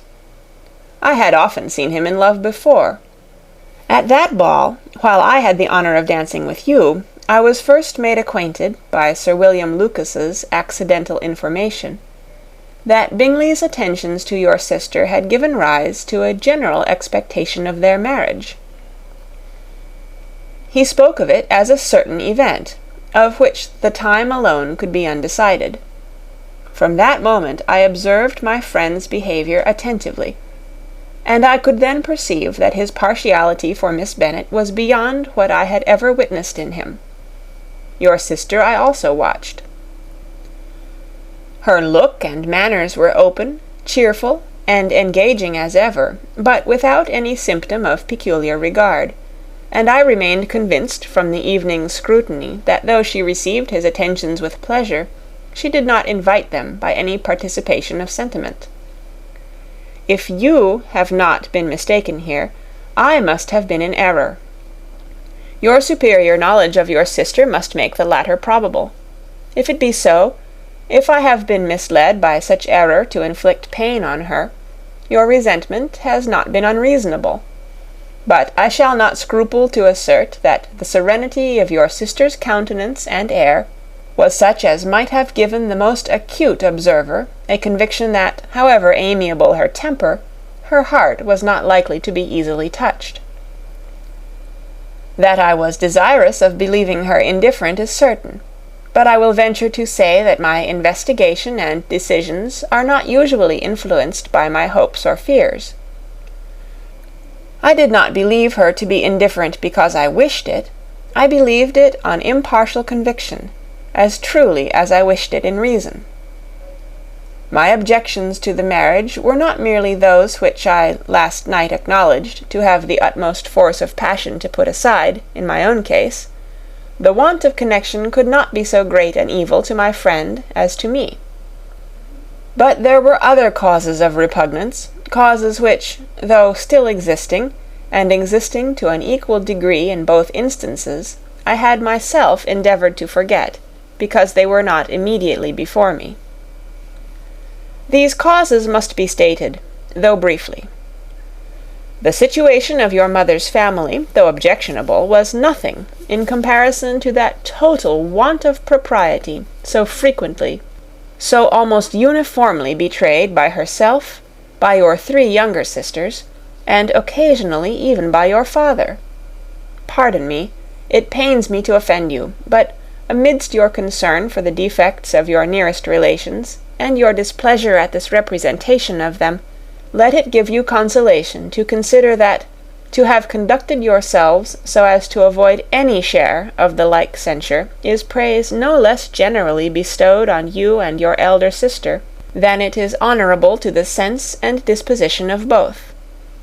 I will only say farther, that from what passed that evening, my opinion of all parties was confirmed, and every inducement heightened which could have led me before to preserve my friend from what I esteemed a most unhappy connection. He left Netherfield for London on the day following, as you, I am certain, remember, with the design of soon returning. The part which I acted is now to be explained. His sister's uneasiness had been equally excited with my own. Our coincidence of feeling was soon discovered, and, alike sensible that no time was to be lost in detaching their brother, we shortly resolved on joining him directly in London.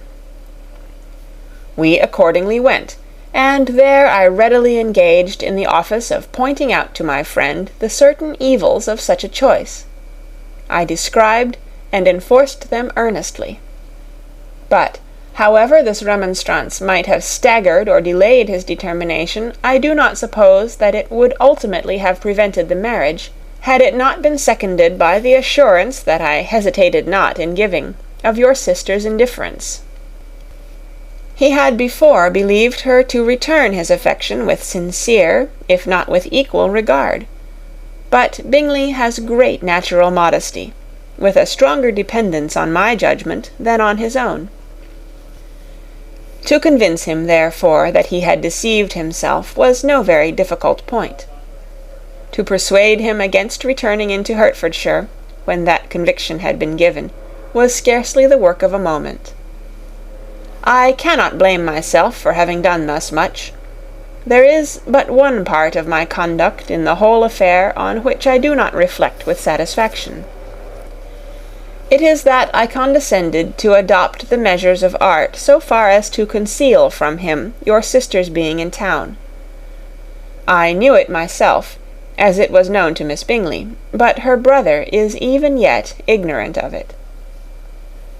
That they might have met without ill consequence is perhaps probable, but his regard did not appear to me enough extinguished for him to see her without some danger. Perhaps this concealment, this disguise, was beneath me. It is done, however, and it was done for the best. On this subject I have nothing more to say, no other apology to offer. If I have wounded your sister's feelings, it was unknowingly done, and though the motives which governed me may to you very naturally appear insufficient, I have not yet learnt to condemn them. With respect to that other, more weighty accusation, of having injured Mr. Wickham, I can only refute it by laying before you the whole of his connection with my family. Of what he has particularly accused me I am ignorant, but of the truth of what I shall relate I can summon more than one witness of undoubted veracity. Mr. Wickham is the son of a very respectable man, who had for many years the management of all the Pemberley estates, and whose good conduct in the discharge of his trust naturally inclined my father to be of service to him. And on George Wickham, who was his godson, his kindness was therefore liberally bestowed. My father supported him at school, and afterwards at Cambridge, most important assistance, as his own father, always poor from the extravagance of his wife, would have been unable to give him a gentleman's education. My father was not only fond of this young man's society, whose manners were always engaging. He had also the highest opinion of him, and, hoping the church would be his profession, intended to provide for him in it. As for myself, it is many, many years since I first began to think of him in a very different manner. The vicious propensities, the want of principle, which he was careful to guard from the knowledge of his best friend, could not escape the observation of a young man of nearly the same age with himself, and who had opportunities of seeing him in unguarded moments, which Mr. Darcy could not have. Here again I shall give you pain, to what degree you only can tell. But, whatever may be the sentiments which Mr. Wickham has created, a suspicion of their nature shall not prevent me from unfolding his real character. It adds even another motive.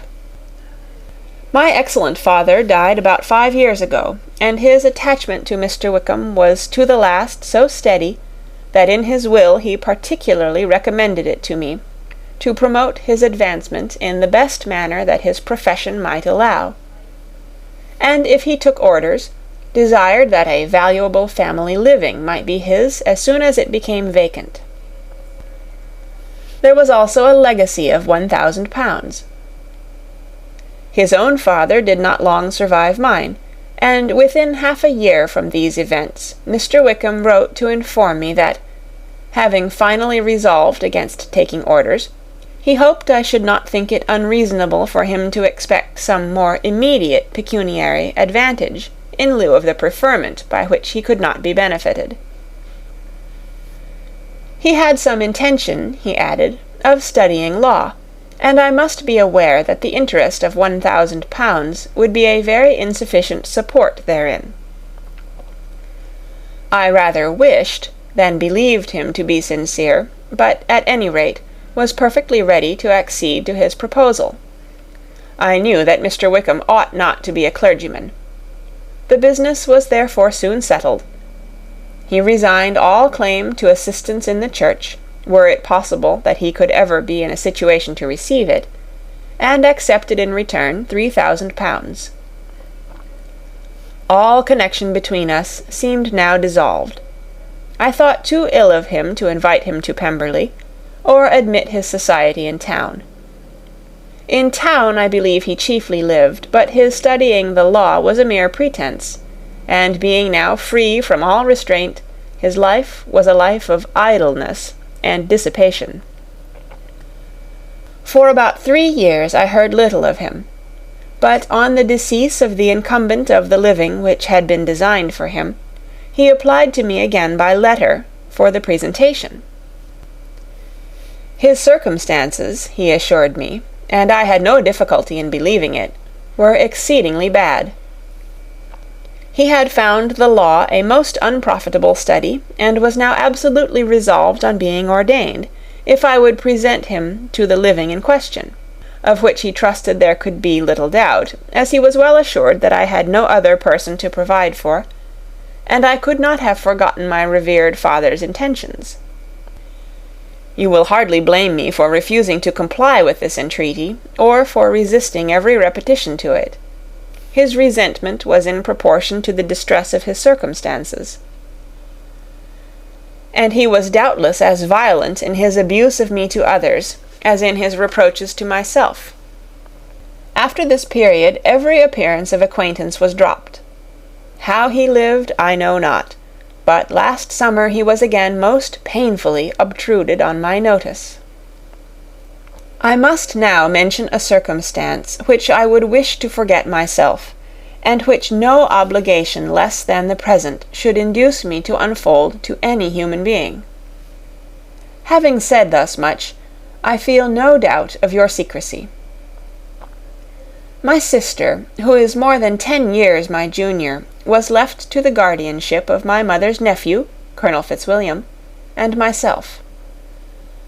About a year ago she was taken from school, and an establishment formed for her in London, and last summer she went with the lady who presided over it to Ramsgate, and thither also went Mr. Wickham, undoubtedly by design, for there proved to have been a prior acquaintance between him and Mrs. Young, in whose character we were most unhappily deceived, and by her connivance and aid he so far recommended himself to Georgiana, whose affectionate heart retained a strong impression of his kindness to her as a child, that she was persuaded to believe herself in love, and to consent to an elopement.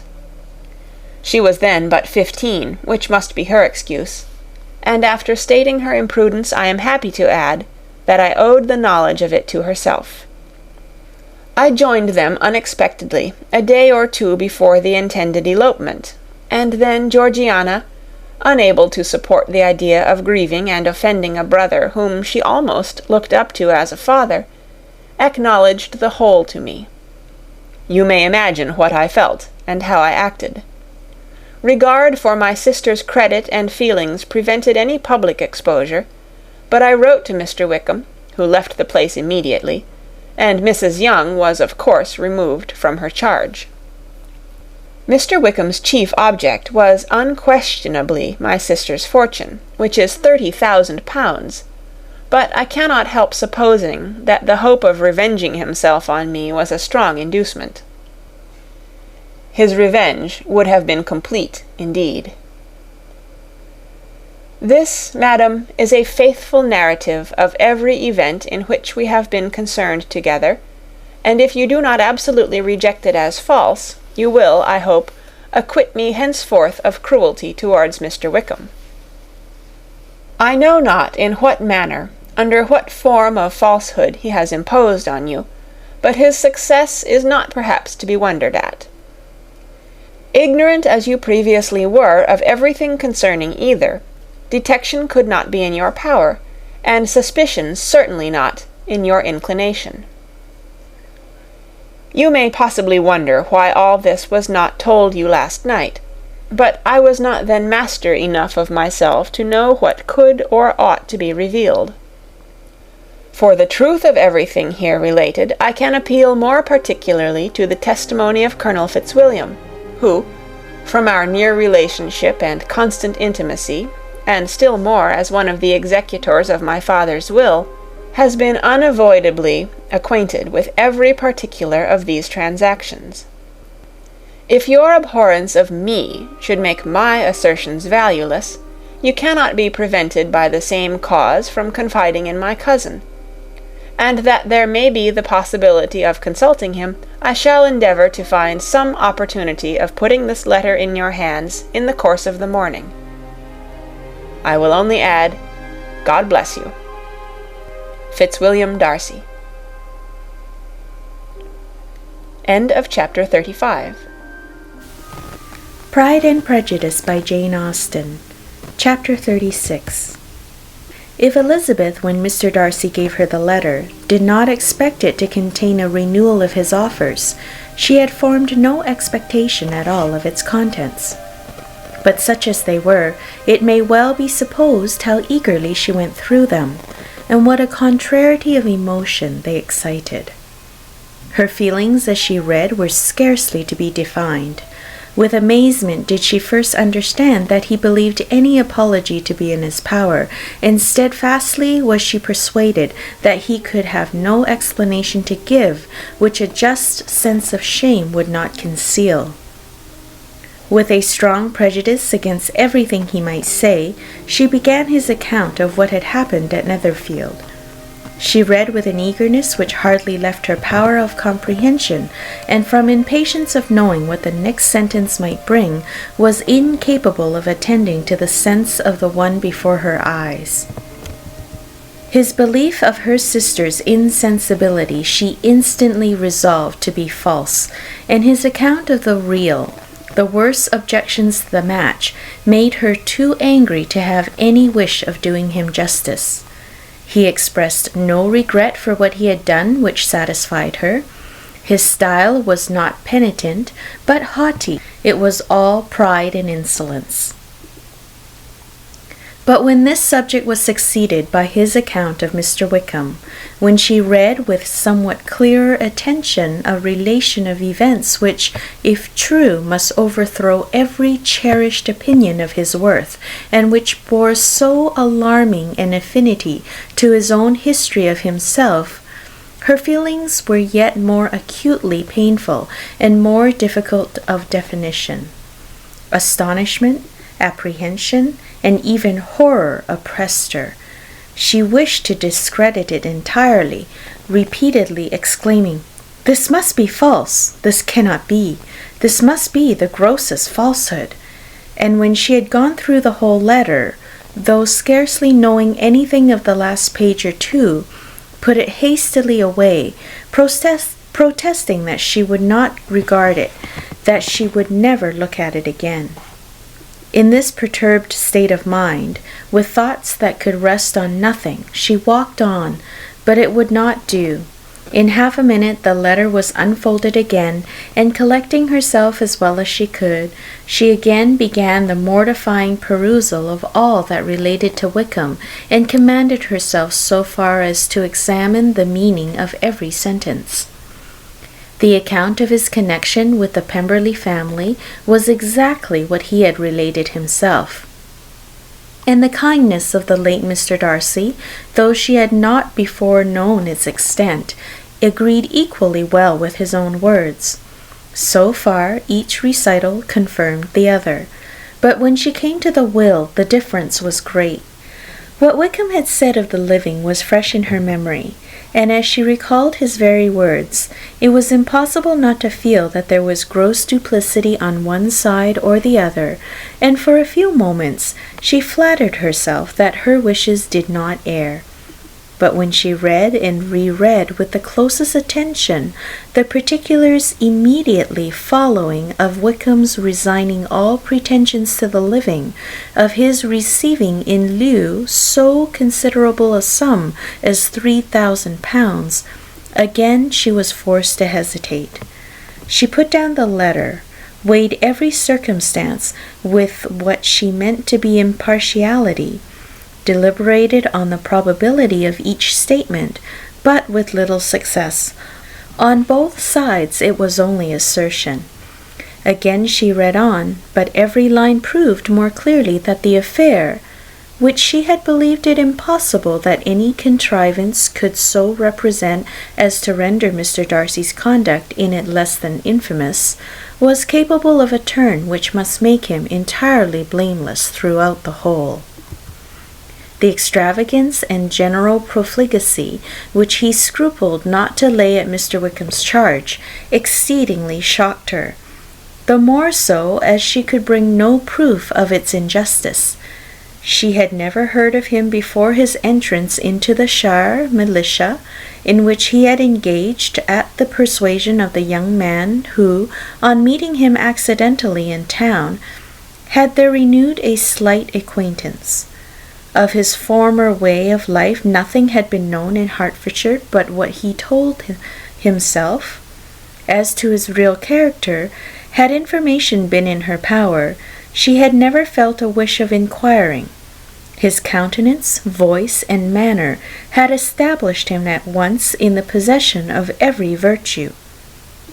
She tried to recollect some instance of goodness, some distinguished trait of integrity or benevolence, that might rescue him from the attacks of Mr. Darcy, or at least, by the predominance of virtue, atone for those casual errors under which she would endeavour to class what Mr. Darcy had described as the idleness and vice of many years' continuance.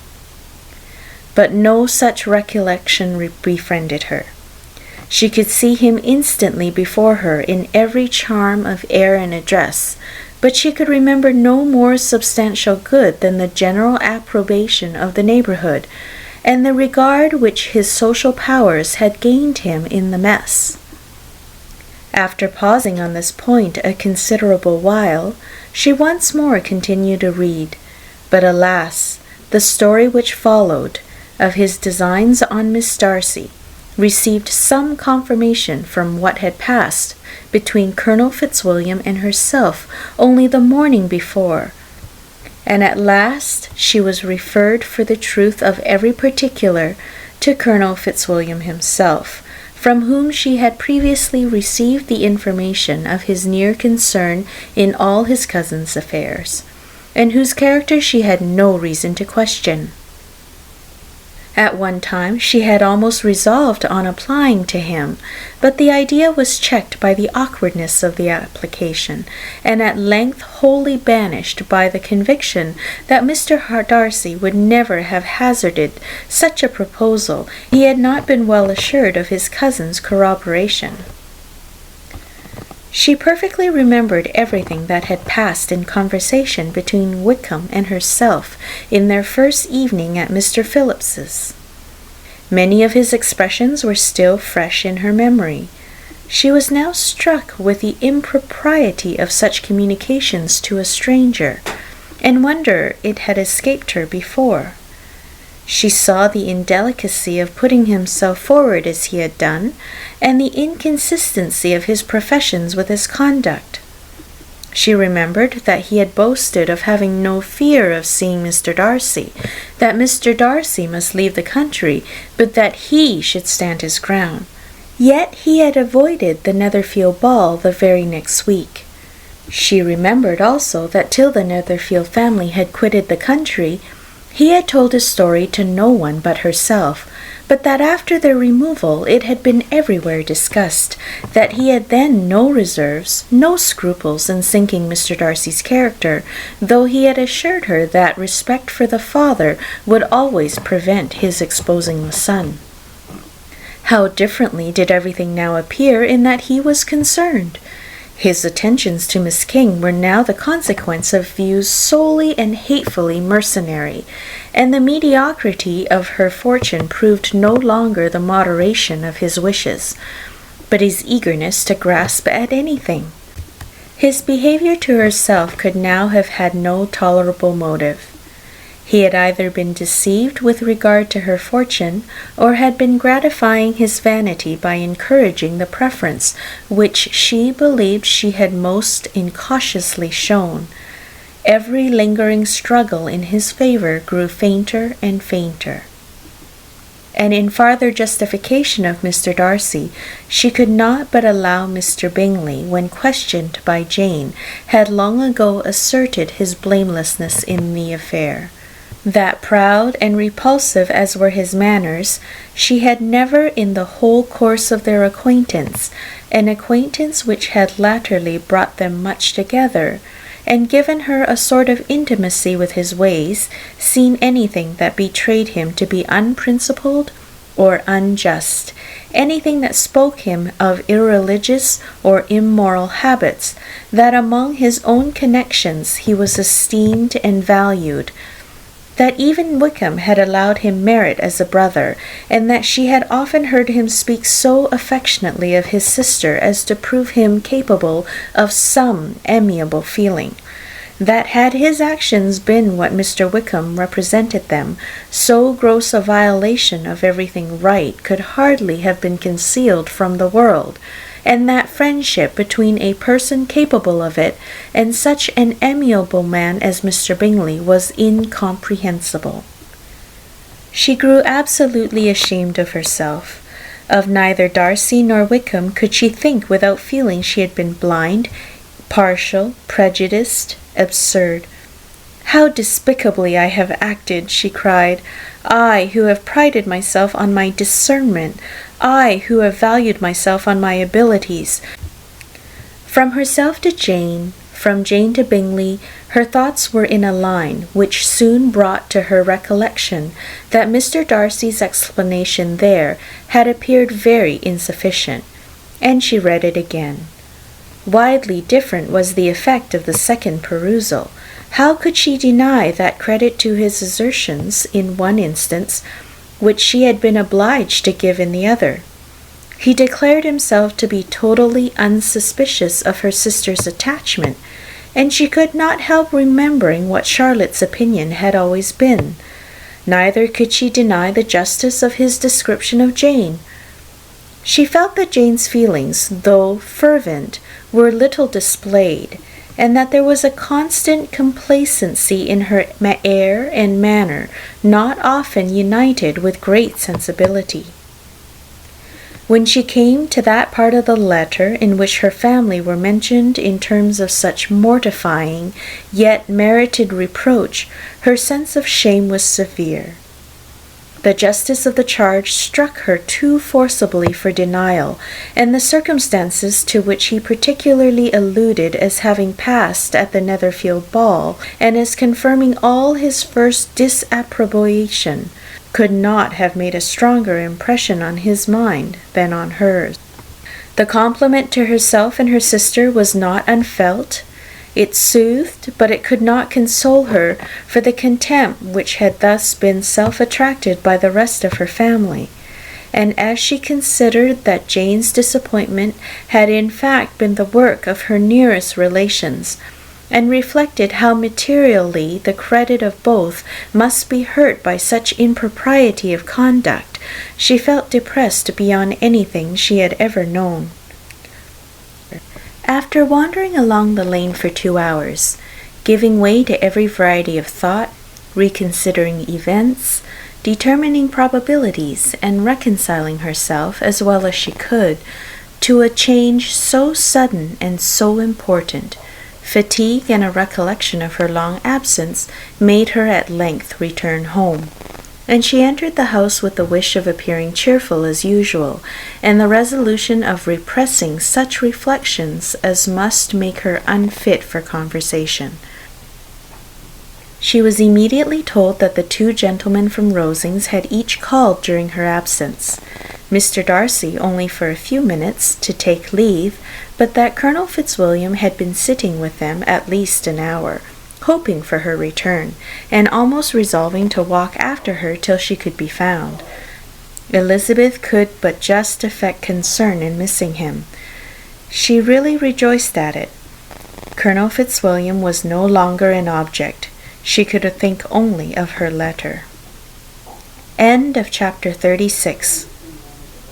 Chapter 37. The two gentlemen left Rosings the next morning, and Mr. Collins, having been in waiting near the lodges to make them his parting obeisance, was able to bring home the pleasing intelligence of their appearing in very good health and in as tolerable spirits as could be expected, after the melancholy scenes so lately gone through at Rosings. To Rosings he then hastened to console Lady Catherine and her daughter, and on his return brought back with great satisfaction a message from her ladyship, importing that she felt herself so dull as to make her very desirous of having them all to dine with her. Elizabeth could not see Lady Catherine without recollecting that, had she chosen it, she might by this time have been presented to her as her future niece, nor could she think without a smile of what her ladyship's indignation would have been.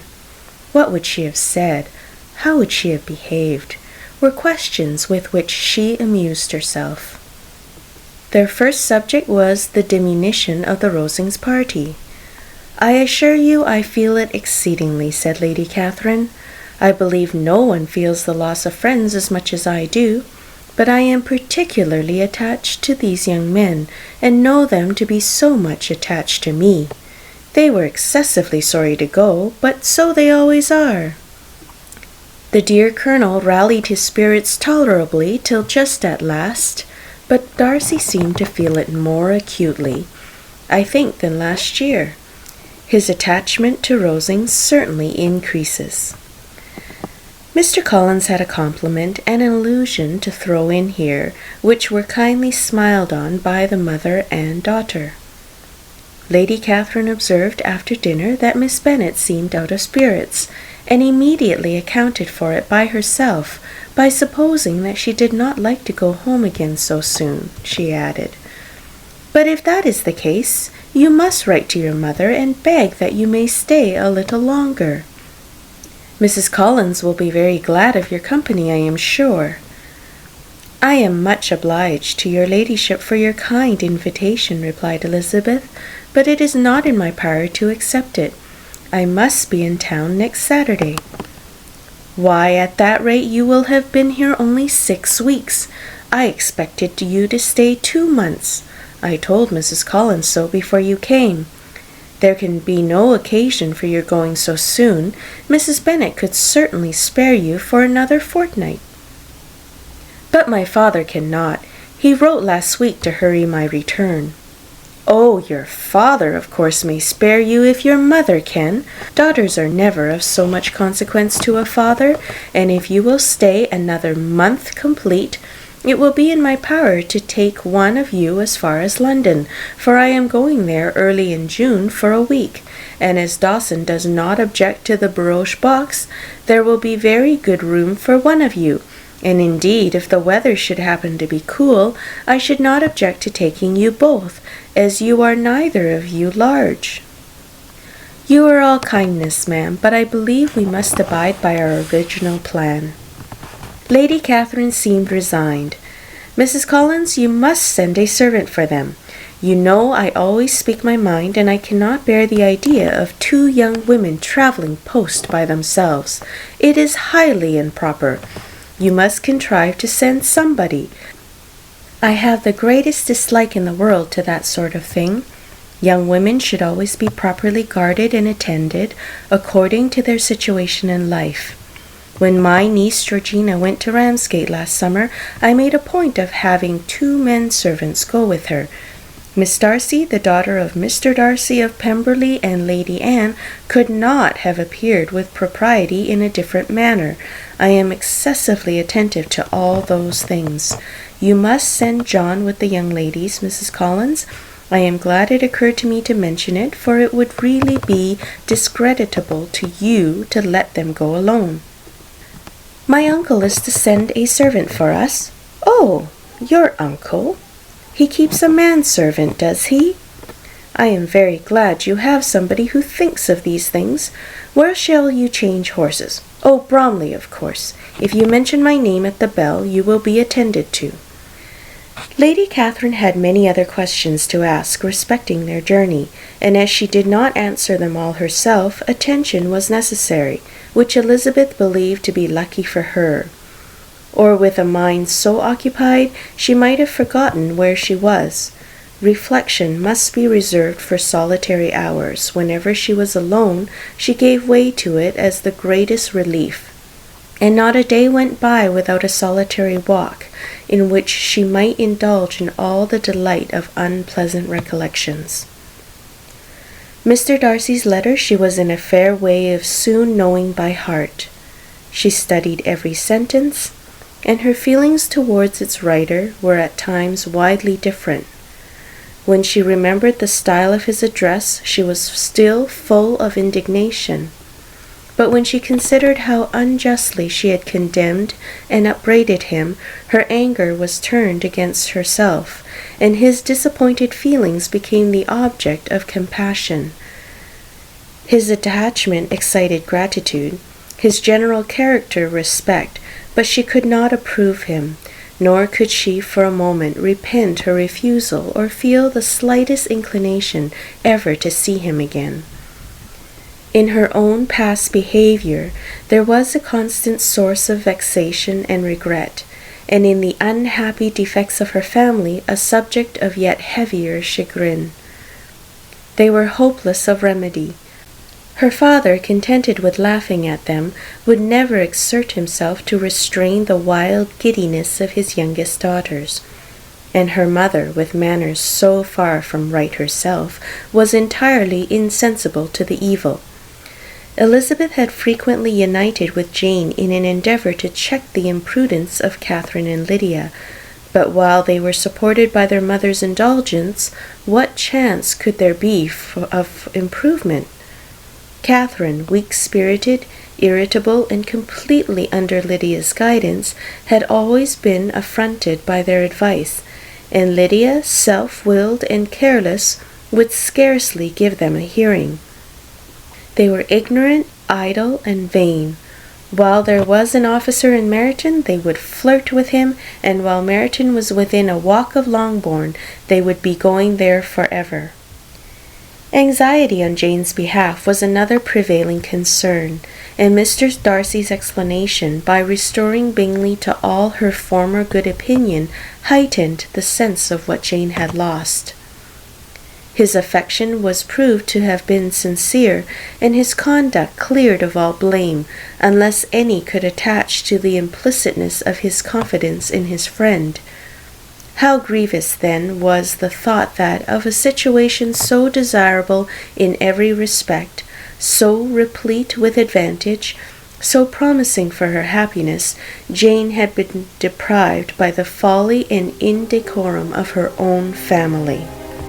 When to these recollections was added the development of Wickham's character, it may be easily believed that the happy spirits, which had seldom been depressed before, were now so much affected as to make it impossible for her to appear tolerably cheerful. Their engagements at Rosings were as frequent during the last week of her stay as they had been at first. The very last evening was spent there, and her ladyship again inquired minutely into the particulars of their journey, gave them directions as to the best method of packing, and was so urgent on the necessity of placing gowns in the only right way, that Maria thought herself obliged on her return to undo all the work of the morning and pack her trunk afresh. When they parted, Lady Catherine, with great condescension, wished them a good journey, and invited them to come to Hunsford again next year, and Miss de Bourgh exerted herself so far as to curtsy and hold out her hand to both. End of chapter 37. Pride and Prejudice by Jane Austen. Chapter 38. On Saturday morning, Elizabeth and Mr. Collins met for breakfast a few minutes before the others appeared, and he took the opportunity of paying the parting civilities which he deemed indispensably necessary. "I know not, Miss Elizabeth," said he, "whether Mrs. Collins has yet expressed her sense of your kindness in coming to us, but I am very certain you will not leave the house without receiving her thanks for it. The favour of your company has been much felt, I assure you.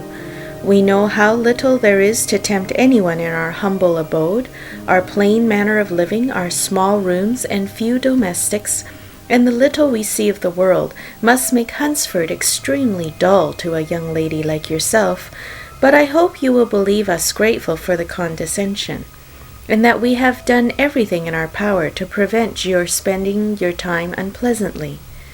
Elizabeth was eager with her thanks and assurances of happiness. She had spent 6 weeks with great enjoyment, and the pleasure of being with Charlotte and the kind attentions she had received must make her feel the obliged. Mr. Collins was gratified, and with more smiling solemnity replied, "It gives me great pleasure to hear that you have passed your time not disagreeably. We have certainly done our best, and most fortunately having it in our power to introduce you to very superior society, and from our connections with Rosings, the frequent means of varying the humble home scene, I think we may flatter ourselves that your Hunsford visit cannot have been entirely irksome. Our situation with regard to Lady Catherine's family is indeed the sort of extraordinary advantage and blessing which few can boast. You see on what a footing we are. You see how continually we are engaged there. In truth, I must acknowledge that with all the disadvantages of this humble parsonage, I should not think anyone abiding in it an object of compassion, while they are sharers of our intimacy at Rosings." Words were insufficient for the elevation of his feelings, and he was obliged to walk about the room, while Elizabeth tried to unite civility and truth in a few short sentences. "You may in fact carry a very favourable report of us into Hertfordshire, my dear cousin. I flatter myself at least that you will be able to do so. Lady Catherine's great attentions to Mrs. Collins you have been a daily witness of, and altogether I trust it does not appear that your friend has drawn an unfortunate, but on this point it will be as well to be silent. Only let me assure you, my dear Elizabeth, that I can from my heart most cordially wish you equal felicity in marriage. My dear Charlotte and I have but one mind and one way of thinking. There is in everything a most remarkable resemblance of character and ideas between us. We seem to have been designed for each other." Elizabeth could safely say that it was a great happiness where that was the case, and with equal sincerity could add that she firmly believed and rejoiced in his domestic comforts. She was not sorry, however, to have the recital of them interrupted by the lady from whom they sprang. Poor Charlotte! It was melancholy to leave her to such society. But she had chosen it with her eyes open, and though evidently regretting that her visitors were to go, she did not seem to ask for compassion. Her home and her housekeeping, her parish and her poultry, and all their dependent concerns had not yet lost their charms. At length the chaise arrived. The trunks were fastened on, the parcels placed within, and it was pronounced to be ready. After an affectionate parting between the friends, Elizabeth was attended to the carriage by Mr. Collins, and as they walked down the garden he was commissioning her with his best respects to all her family, not forgetting his thanks for the kindness he had received at Longbourn in the winter, and his compliments to Mr. and Mrs. Gardiner, though unknown. He then handed her in.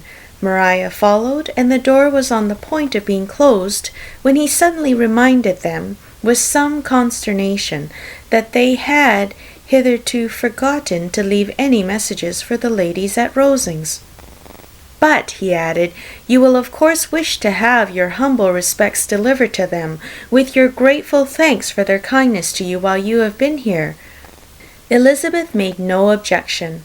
The door was then allowed to be shut, and the carriage drove off. "Good gracious!" cried Maria after a few minutes' silence.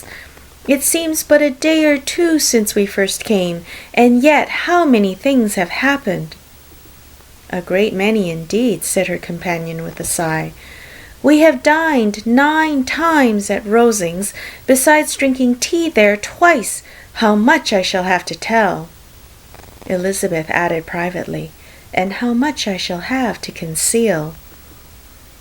Their journey was performed without much conversation or any alarm, and within 4 hours of their leaving Hunsford, they reached Mr. Gardiner's house, where they were to remain a few days. Jane looked well, and Elizabeth had little opportunity of studying her spirits amidst the various engagements which the kindness of her aunt had reserved for them. But Jane was to go home with her, and at Longbourn there would be leisure enough for observation. It was not without an effort, meanwhile, that she could wait even for Longbourn before she told her sister of Mr. Darcy's proposals. To know that she had the power of revealing what would so exceedingly astonish Jane, and must at the same time so highly gratify whatever of her own vanity she had not yet been able to reason away, was such a temptation to openness as nothing could have been conquered but the state of indecision in which she remained as to the extent of what she should communicate, and her fear, if she once entered on the subject, of being hurried into repeating something of Bingley which might only grieve her sister further. End of Chapter 38. Chapter 39.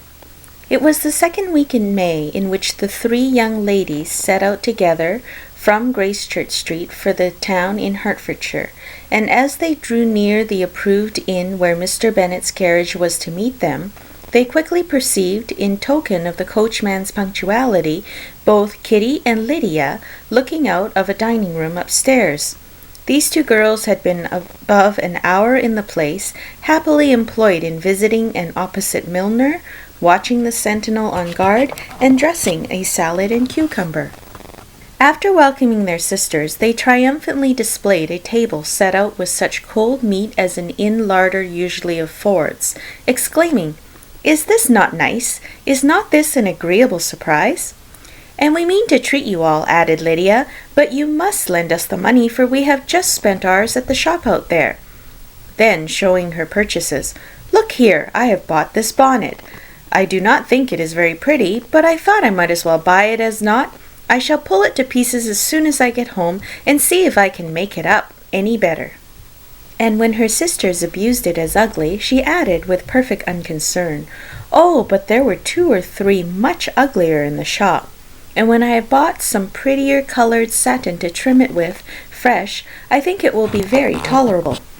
Besides, it will not much signify what one wears this summer, after the militia have left Meryton, and they are going in a fortnight." "Are they indeed?" cried Elizabeth with great satisfaction. "They are going to be encamped near Brighton, and I do so want Papa to take us there for the summer. It would be such a delicious scheme, and I dare say would cost hardly anything at all. Mamma would like to go too, of all things. Only think what a miserable summer else we shall have." Yes, thought Elizabeth, that would be a delightful scheme indeed, and completely do for us at once. Good heaven! Brighton and a whole campful of soldiers, to us who have been overset already by one poor regiment of militia and the monthly balls of Meryton. "Now I have got some news for you," said Lydia as they sat down at the table. "What do you think? It is excellent news, capital news, and about a certain person we all like." Jane and Elizabeth looked at each other, and the waiter was told he need not stay. Lydia laughed and said, "Aye, that is just like your formality and discretion. You thought the waiter must not hear, as if he cared. I dared say he often hears worse things said than what I am going to say. But he is an ugly fellow. I am glad he is gone. I never saw such a long chin in my life. Well, but now for my news. It is about dear Wickham. Too good for the waiter, is it not? There is no danger of Wickham's marrying Mary King. There's for you. She is gone down to her uncle at Liverpool, gone to stay. Wickham is safe." "And Mary King is safe," added Elizabeth, "safe from a connection imprudent as to fortune. She is a great fool for going away if she liked him." "But I am sure there is no strong attachment on either side," said Jane. "I am sure there is not on his. I will answer for it he never cared 3 straws about her. Who could about such a nasty little freckled thing?" Elizabeth was shocked to think that, however incapable of such coarseness of expression herself, the coarseness of the sentiment was little other than her own breast had harboured and fancied liberal. As soon as all had ate, and the elder ones paid, the carriage was ordered, and after some contrivance the whole party, with all their boxes, work-bags, and parcels, and the unwelcome addition of Kitty's and Lydia's purchases, were seated in it. "How nicely we are all crammed in," cried Lydia. "I am glad I bought my bonnet, if it is only for the fun of having another bandbox. Well, now let us be quite comfortable and snug, and talk and laugh all the way home. And in the first place, let us hear what has happened to you all since you went away. Have you seen any pleasant men? Have you had any flirting? I was in great hopes that one of you would have got a husband before you came back. Jane will be quite an old maid soon, I declare. She is almost 23. Lord, how ashamed I should be of not being married before 23. My Aunt Phillips wants you so to get husbands, you can't think. She says Lizzie had better have taken Mr. Collins, and I do not think there would have been any fun in it. Lord, how I should like to be married before any of you, and then I would chaperone you about to all the balls. Dear me, we had such a good piece of fun the other day at Colonel Foster's. Kitty and me were to spend the day there, and Mrs. Foster promised to have a little dance in the evening. By the by, Mrs. Foster and me are such friends. And so she asked the 2 Harringtons to come, but Harriet was ill, and so Pen was forced to come by herself, and then what do you think we did? We dressed up chamberlains in women's clothes on purpose to pass for a lady. Only think what fun! Not a soul knew of it but Colonel and Mrs. Foster and Kitty and me, except my aunt, for we were forced to borrow one of her gowns, and you could not imagine how well he looked. When Denny and Wickham and Pratt and 2 or 3 more of the men came in, they did not know him in the least. Lord, how I laughed! And so did Mrs. Foster. I thought I should have died. And that made the men suspect something, and then they soon found out what was the matter. With such kinds of histories of their parties and good jokes did Lydia, assisted by Kitty's hints and additions, endeavour to amuse her companions all the way to Longbourn. Elizabeth listened as little as she could, but there was no escaping the frequent mention of Wickham's name. Their reception at home was most kind. Mrs. Bennet rejoiced to see Jane in undiminished beauty, and more than once during dinner did Mr. Bennet say voluntarily to Elizabeth, "I am glad you are back, Lizzie." Their party in the dining-room was large, for almost all the Lucases came to meet Maria and hear the news, and various were the subjects that occupied them. Lady Lucas was inquiring of Maria after the welfare and poultry of her eldest daughter. Mrs. Bennet was doubly engaged, on one hand collecting an account of the present fashions from Jane, who sat way below her, and on the other retailing them all to the younger Lucases. And Lydia, in a voice louder than any other person's, was enumerating the various pleasures of the morning to anybody who would hear her. "Oh, Mary," said she, "I wish you had gone with us, for we had such fun.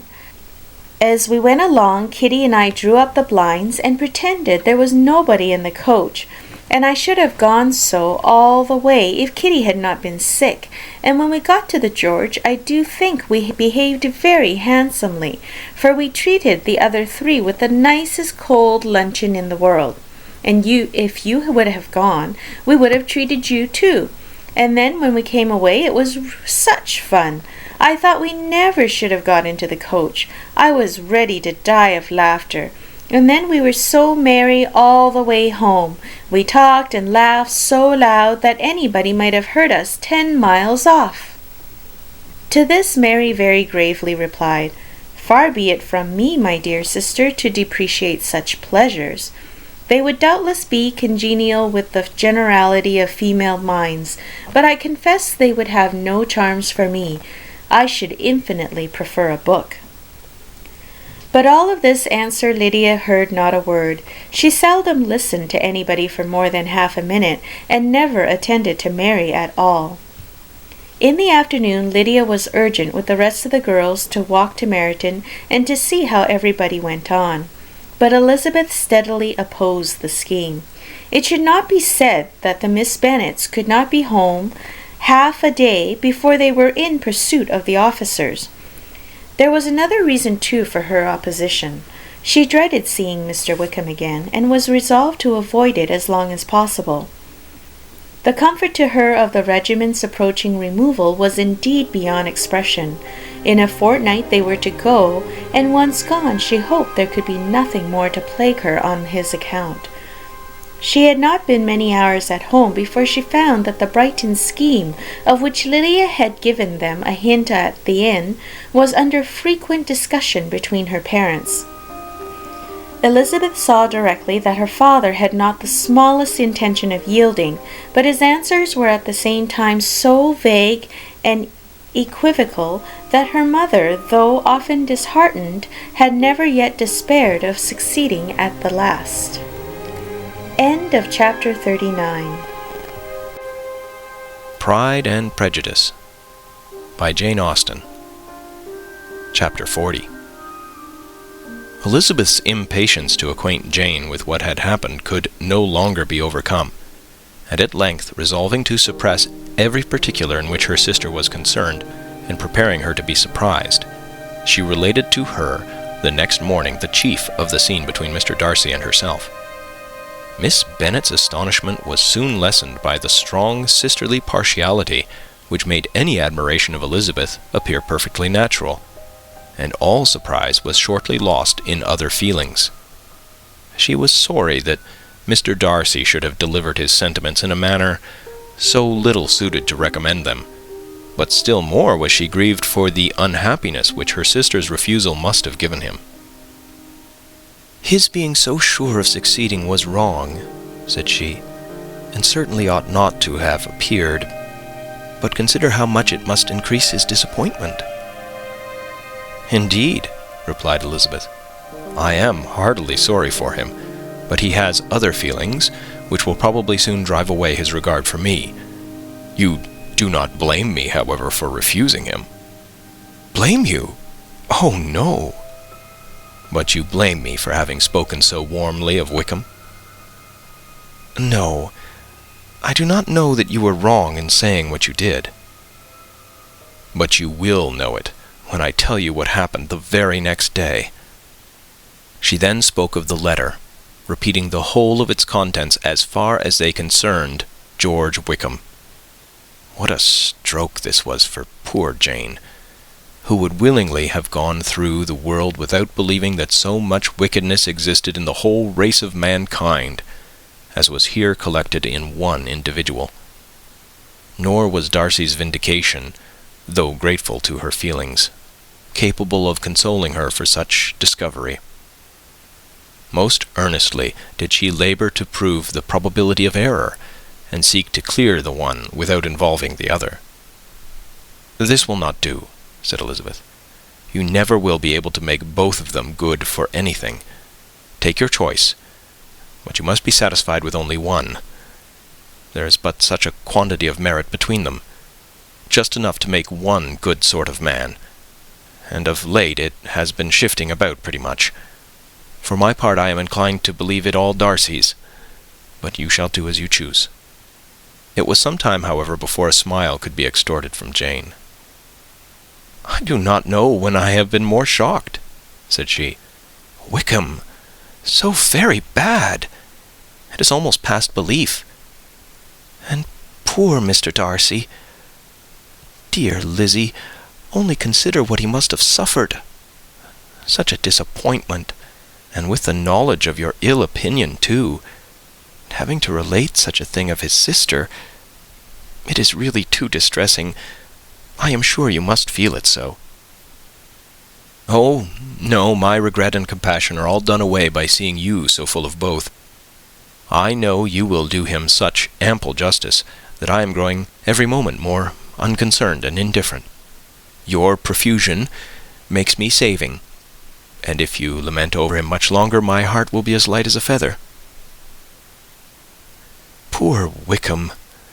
There is such an expression of goodness in his countenance, such an openness and gentleness in his manner. There certainly was some great mismanagement in the education of those two young men. One has got all the goodness, and the other all the appearance of it. I never thought Mr. Darcy so deficient in the appearance of it as you used to do. And yet I meant to be uncommonly clever in taking so decided a dislike to him, without any reason. It is such a spur to one's genius, such an opening for wit, to have a dislike of that kind. One may be continually abusive without saying anything just, but one cannot always be laughing at a man without now and then stumbling on something witty. Lizzie, when you first read that letter, I am sure you could not treat the matter as you do now. Indeed, I could not. I was uncomfortable enough, I may say, unhappy, and with no one to speak to about what I felt. No Jane to comfort me and say that I had not been so very weak and vain and nonsensical as I knew I had. Oh, how I wanted you! How unfortunate that you should have used such very strong expressions in speaking of Wickham to Mr. Darcy, for now they do appear wholly undeserved. Certainly, but the misfortune of speaking with bitterness is a most natural consequence of the prejudices I had been encouraging. There is one point on which I want your advice. I want to be told whether I ought, or ought not, to make our acquaintances in general understand Wickham's character. Miss Bennet paused a little, and then replied, Surely there can be no occasion for exposing him so dreadfully. What is your opinion? That it ought not to be attempted. Mr. Darcy has not authorized me to make his communication public. On the contrary, every particular relative to his sister was meant to be kept as much as possible to myself.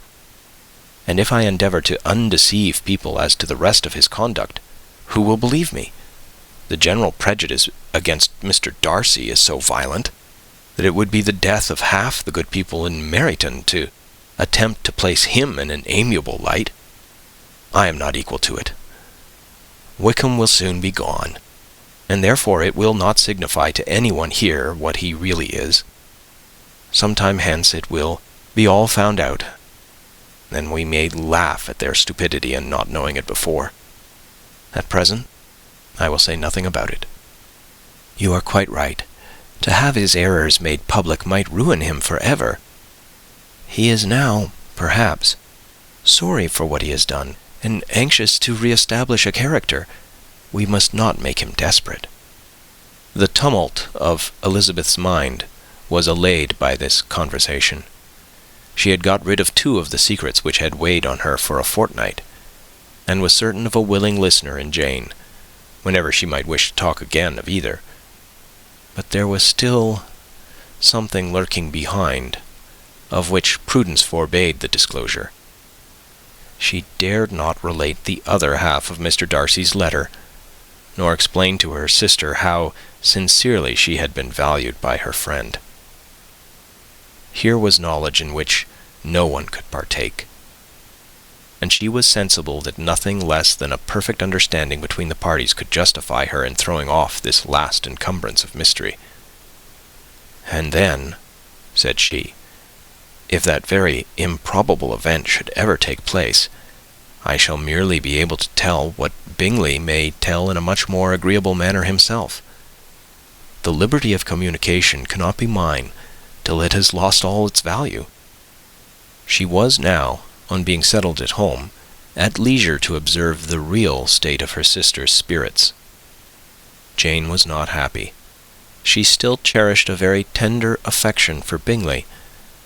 Having never even fancied herself in love before, her regard had all the warmth of first attachment, and from her age and disposition, greater steadiness than most first attachments often boast. And so fervently did she value his remembrance, and prefer him to every other man, that all her good sense, and all her attention to the feelings of her friends, were requisite to check the indulgence of those regrets which must have been injurious to her own health and their tranquillity. "Well, Lizzie," said Mrs. Bennet one day, "what is your opinion now of this sad business of Jane's? For my part, I am determined never to speak of it again to anybody. I told my sister Phillips so the other day, but I cannot find out that Jane saw anything of him in London. Well, he is a very undeserving young man, and I do not suppose there's the least chance in the world of her ever getting him now. There is no talk of his coming to Netherfield again in the summer, and I have inquired of everybody, too, who is likely to know."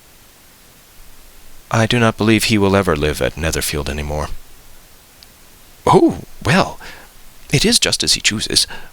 Nobody wants him to come, though I shall always say he used my daughter extremely ill, and if I was her, I would not have put up with it. Well, my comfort is, I am sure Jane will die of a broken heart, and then he will be sorry for what he has done." But as Elizabeth could not receive comfort from any such expectation, she made no answer.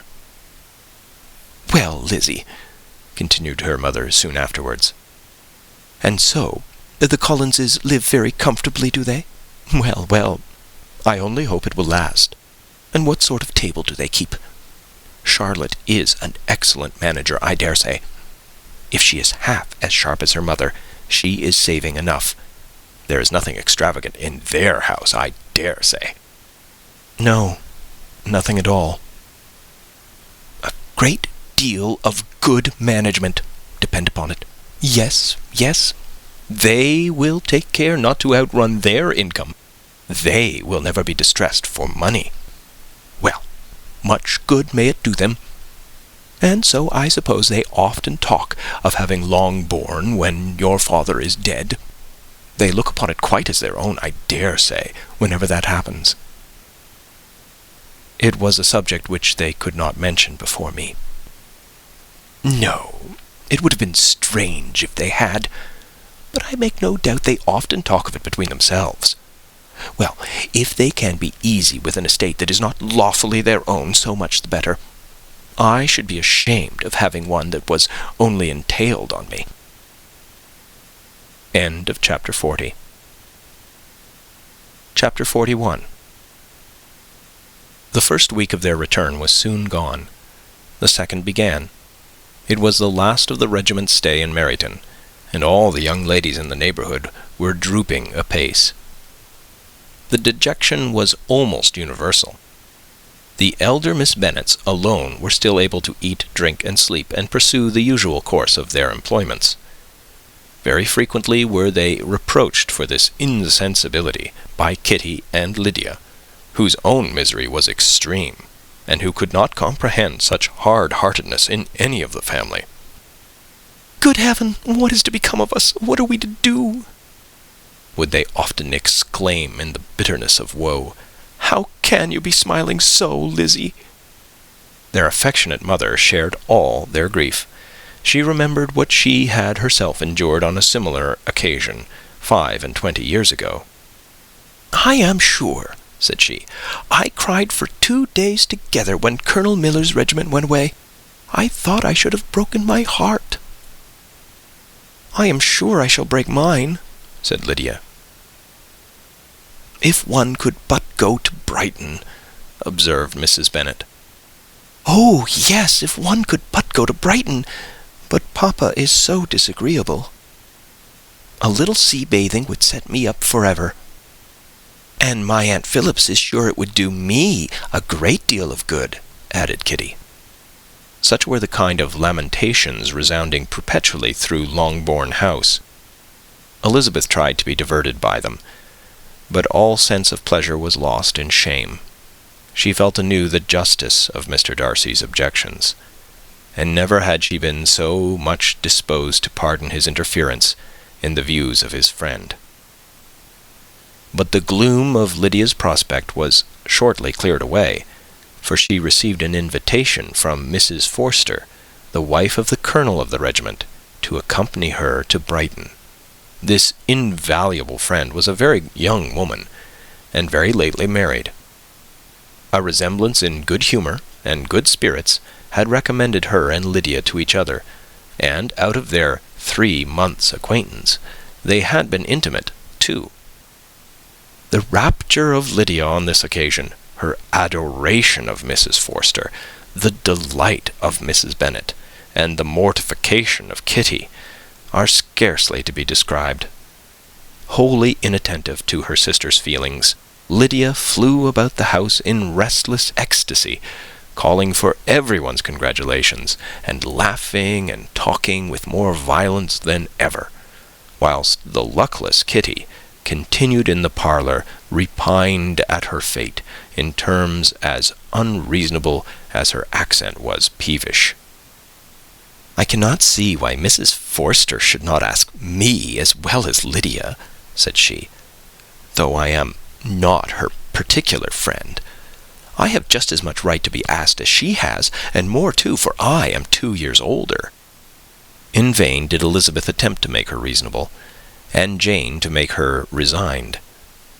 As for Elizabeth herself, this invitation was so far from exciting in her the same feelings as in her mother and Lydia, that she considered it as the death warrant of all possibility of common sense for the latter, and detestable as such a step must make her were it known, she could not help secretly advising her father not to let her go. She represented to him all the improprieties of Lydia's general behaviour, the little advantage she could derive from the friendship of such a woman as Mrs. Forster, and the probability of her being yet more imprudent with such a companion at Brighton, where the temptations must be greater than at home. He heard her attentively, and then said, "Lydia will never be easy until she has exposed herself in some public place or other, and we can never expect her to do it with so little expense or inconvenience to her family as under the present circumstances." "If you were aware," said Elizabeth, "of the very great disadvantage to us all which must arise from the public notice of Lydia's unguarded and imprudent manner, nay, which has already arisen from it, I am sure you would judge differently in the affair." "Already arisen?" repeated Mr. Bennet. "What, has she frightened away some of your lovers? Poor little Lizzie! But do not be cast down. Such squeamish youths as cannot bear to be connected with a little absurdity are not worth a regret. Come, let me see the list of pitiful fellows who have been kept aloof by Lydia's folly." "Indeed, you are mistaken. I have no such injuries to resent. It is not of particular, but of general evils which I am now complaining. Our importance, our respectability in the world must be affected by the wild volatility, the assurance and disdain of all restraint which mark Lydia's character. Excuse me, for I must speak plainly.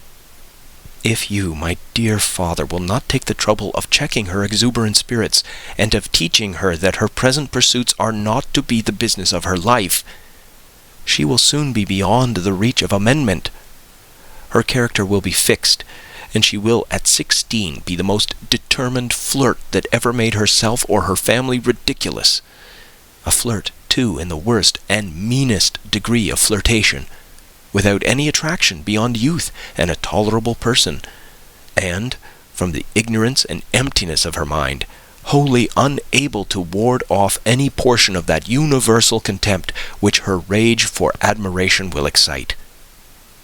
In this danger Kitty also is comprehended. She will follow wherever Lydia leads. Vain, ignorant, idle, and absolutely uncontrolled. Oh, my dear father, can you suppose it possible that they will not be censured and despised wherever they are known, and that their sisters will not be often involved in the disgrace?"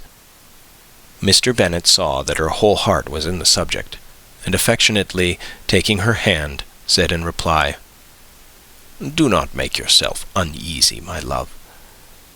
Wherever you and Jane are known, you must be respected and valued, and you will not appear to less advantage for having a couple of, or I may say 3, very silly sisters. We shall have no peace at Longbourn if Lydia does not go to Brighton. Let her go, then. Colonel Forster is a sensible man, and will keep her out of any real mischief.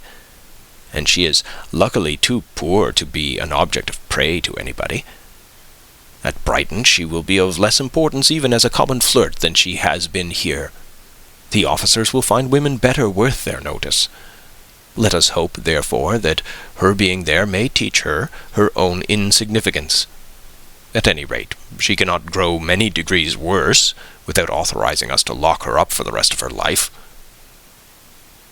With this answer Elizabeth was forced to be content. But her own opinion continued the same, and she left him disappointed and sorry. It was not in her nature, however, to increase her vexations by dwelling on them. She was confident of having performed her duty, and to fret over unavoidable evils, or augment them by anxiety, was no part of her disposition. Had Lydia and her mother known the substance of her conference with her father, their indignation would hardly have found expression in their united volubility. In Lydia's imagination, a visit to Brighton comprised every possibility of earthly happiness. She saw, with the creative eye of fancy, the streets of that gay bathing place covered with officers. She saw herself the object of attention to tens and to scores of them at present unknown. She saw all the glories of the camp, its tents stretched forth in beauteous uniformity of lines, crowded with the young and the gay, and dazzling with scarlet. And to complete the view, she saw herself seated beneath a tent, tenderly flirting with at least 6 officers at once. Had she known her sister sought to tear her from such prospects and such realities as these, what would have been her sensations? They could have been understood only by her mother, who might have felt nearly the same. Lydia's going to Brighton was all that consoled her for her melancholy conviction of her husband's never intending to go there himself. But they were entirely ignorant of what had passed, and their raptures continued, with little intermission, to the very day of Lydia's leaving home. Elizabeth was now to see Mr. Wickham for the last time. Having been frequently in company with him since her return, agitation was pretty well over. The agitations of formal partiality entirely so.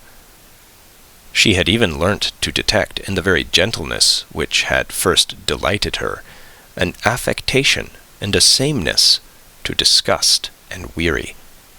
In his present behaviour to herself, moreover, she had a fresh source of displeasure, for the inclination he soon testified of renewing those intentions which had marked the early part of their acquaintance could only serve, after what had since passed, to provoke her.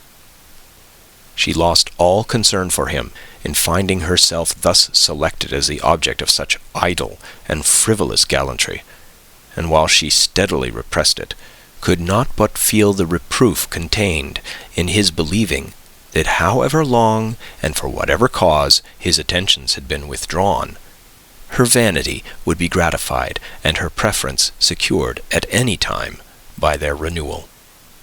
On the very last day of the regiment's remaining at Meryton, he dined, with other of the officers, at Longbourn, and so little was Elizabeth disposed to part from him in good humour, that on his making some inquiry as to the manner in which her time had passed at Hunsford, she mentioned Colonel Fitzwilliam's and Mr. Darcy's having both spent 3 weeks at Rosings, and asked him if he was acquainted with the former. He looked surprised, displeased, alarmed, but with a moment's recollection and a returning smile, replied that he had formerly seen him often, and after observing that he was a very gentlemanly-like man, asked her how she had liked him. Her answer was warmly in his favour. With an air of indifference, he soon afterwards added, "How long did you say he was at Rosings?" "Nearly 3 weeks." "And you saw him frequently?" "Yes, almost every day." "His manners are very different from his cousin's." "Yes, very different. But I think Mr. Darcy improves upon acquaintance." "Indeed!" cried Mr. Wickham, with a look which did not escape her. "And pray, may I ask—" But checking himself, he added in a gayer tone, "Is it in address that he improves? Has he deigned to add aught of civility to his ordinary style? For I dare not hope," he continued in a lower and more serious tone, "that he is improved in essentials." "Oh, no," said Elizabeth. "In essentials, I believe he is very much what he ever was." While she spoke, Wickham looked as if, scarcely knowing whether to rejoice over her words, or to distrust their meaning. There was a something in her countenance which made him listen with an apprehensive and anxious attention, while she added, "When I said that he improved on acquaintance, I did not mean that his mind or his manners were in a state of improvement, but that, from knowing him better, his disposition was better understood." Wickham's alarm now appeared in a heightened complexion and agitated look. For a few minutes he was silent, till, shaking off his embarrassment, he turned to her again and said in the gentlest of accents, "You, who so well know my feeling toward Mr. Darcy, will readily comprehend how sincerely I must rejoice that he is wise enough to assume even the appearance of what is right. His pride in that direction may be of service, if not to himself, to many others, for it must only deter him from such foul misconduct as I have suffered by. I only fear that the sort of cautiousness to which you, I imagine, have been alluding, is merely adopted on his visits to his aunt, of which good opinion and judgment he stands much in awe. His fear of her has always operated, I know, when they were together, and a good deal is to be imputed to his wish of forwarding the match with Miss de Bourgh, which I am certain he has very much at heart." Elizabeth could not repress a smile at this, but she answered only by a slight inclination of the head. She saw that he wanted to engage her on the old subject of his grievances, and she was in no humour to indulge him. The rest of the evening passed with the appearance, on his side, of useful cheerfulness, but with no further attempt to distinguish Elizabeth, and they parted at last with mutual civility, and possibly a mutual desire of never meeting again. When the party broke up, Lydia returned with Mrs. Forster to Meryton, from whence they were to set out early the next morning. The separation between her and her family was rather noisy than pathetic. Kitty was the only one who shed tears, but she did weep from vexation and envy. Mrs. Bennet was diffuse in her good wishes for the felicity of her daughter, and impressive in her injunctions that she should not miss the opportunity of enjoying herself as much as possible, advice which there was every reason to believe would be well attended to. And in the clamorous happiness of Lydia herself, in bidding farewell, the more gentle adieus of her sisters were uttered without being heard. End of chapter 41. Pride and Prejudice by Jane Austen, chapters 42 and 43. Chapter 42. Had Elizabeth's opinion been all drawn from her own family, she could not have formed a very pleasing opinion of conjugal felicity or domestic comfort. Her father, captivated by youth and beauty, and that appearance of good humour which youth and beauty generally give, had married a woman whose weak understanding and illiberal mind had very early in their marriage put an end to all real affection for her. Respect, esteem, and confidence had vanished forever, and all his views of domestic happiness were overthrown. But Mr. Bennet was not of a disposition to seek comfort for the disappointment which his own imprudence had brought on, in any of those pleasures which too often console the unfortunate for their folly or their vice. He was fond of the country and of books, and from these tastes had arisen his principal enjoyments. To his wife he was very little otherwise indebted than as her ignorance and folly had contributed to his amusement. This is not the sort of happiness which a man would in general wish to owe to his wife, but where other powers of entertainment are wanting, the true philosopher will derive benefit from such as are given. Elizabeth, however, had never been blind to the impropriety of her father's behaviour as a husband. She had always seen it with pain, but respecting his abilities and grateful for his affectionate treatment of herself, she endeavoured to forget what she could not overlook, and to banish from her thoughts that continual breach of conjugal obligation and decorum which, in exposing his wife to the contempt of her own children, was so highly reprehensible. But she had never felt so strongly as now the disadvantages which must attend the children of so unsuitable a marriage, nor ever been so fully aware of the evils arising from so ill-judged a direction of talents which, rightly used, might at least have preserved the respectability of his daughters, even if incapable of enlarging the mind of his wife. When Elizabeth had rejoiced over Wickham's departure, she found little other cause for satisfaction in the loss of the regiment. Their parties abroad were less varied than before, and at home she had a mother and sister whose constant repinings at the dullness of everything around them threw a real gloom over their domestic circle. And, though Kitty might in time regain her natural degree of sense, since the disturbers of her brain were removed, her other sister, from whose disposition greater evil might be apprehended, was likely to be hardened in all her folly and assurance by a situation of such double danger as a watering-place and a camp.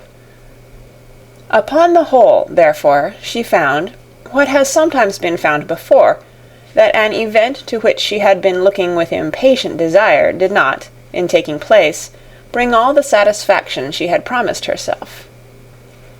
It was consequently necessary to name some other period for the commencement of actual felicity, to have some other point on which her wishes and hopes might be fixed, and by again enjoying the pleasure of anticipation, console herself for the present, and prepare for another disappointment.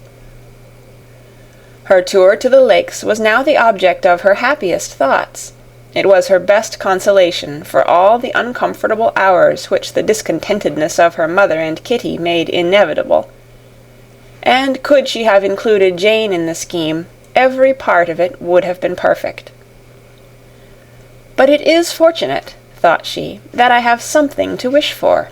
Were the whole arrangement complete, my disappointment would be certain. But here, by carrying with me one ceaseless source of regret in my sister's absence, I may reasonably hope to have all my expectations of pleasure realized. A scheme of which every part promises delight can never be successful, and general disappointment is only warded off by the defence of some little peculiar vexation.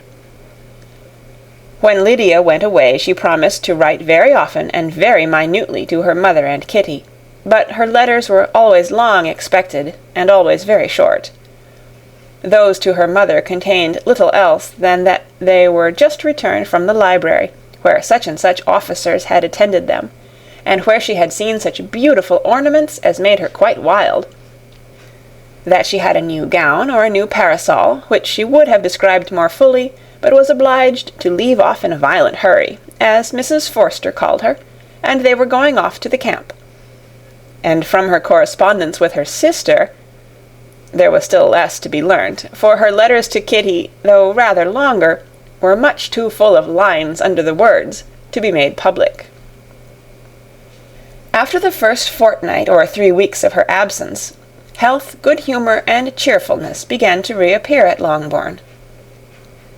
Everything wore a happier aspect. The families who had been in town for the winter came back again, and summer finery and summer engagements arose. Mrs. Bennet was restored to her usual querulous serenity, and, by the middle of June, Kitty was so much recovered as to be able to enter Meryton without tears, an event of such happy promise as to make Elizabeth hope that by the following Christmas she might be so tolerably reasonable as not to mention an officer above once a day, unless, by some cruel and malicious arrangement at the War Office, another regiment should be quartered in Meryton. The time fixed for the beginning of their northern tour was now fast approaching, and a fortnight only was wanting of it, when a letter arrived from Mrs. Gardiner, which at once delayed its commencement and curtailed its extent.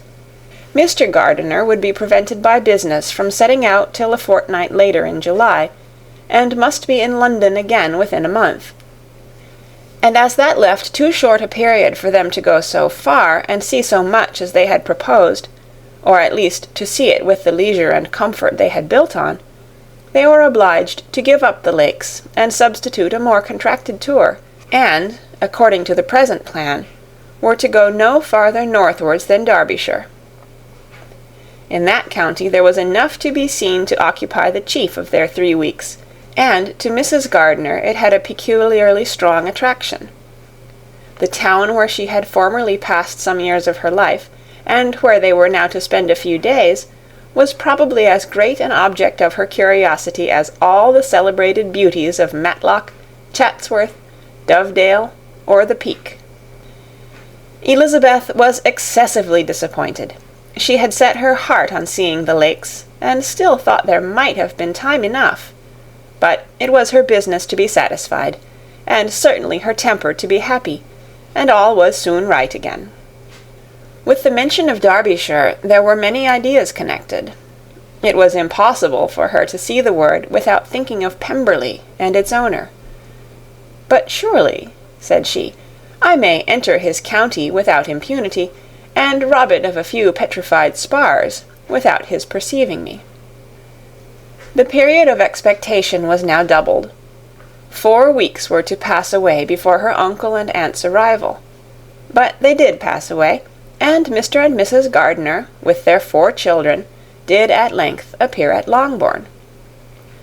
The children, 2 girls of 6 and 8 years old, and 2 younger boys, were to be left under the particular care of their cousin Jane, who was the general favourite, and whose steady sense and sweetness of temper exactly adapted her for attending to them in every way, teaching them, playing with them, and loving them.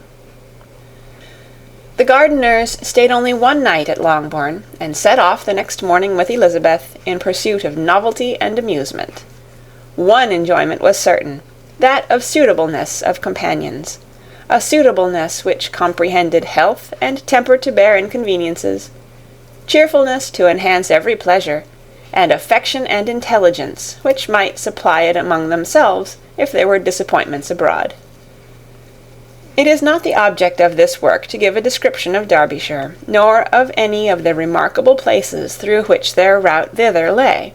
Oxford, Blenheim, Warwick, Kenilworth, Birmingham, etc., are sufficiently known.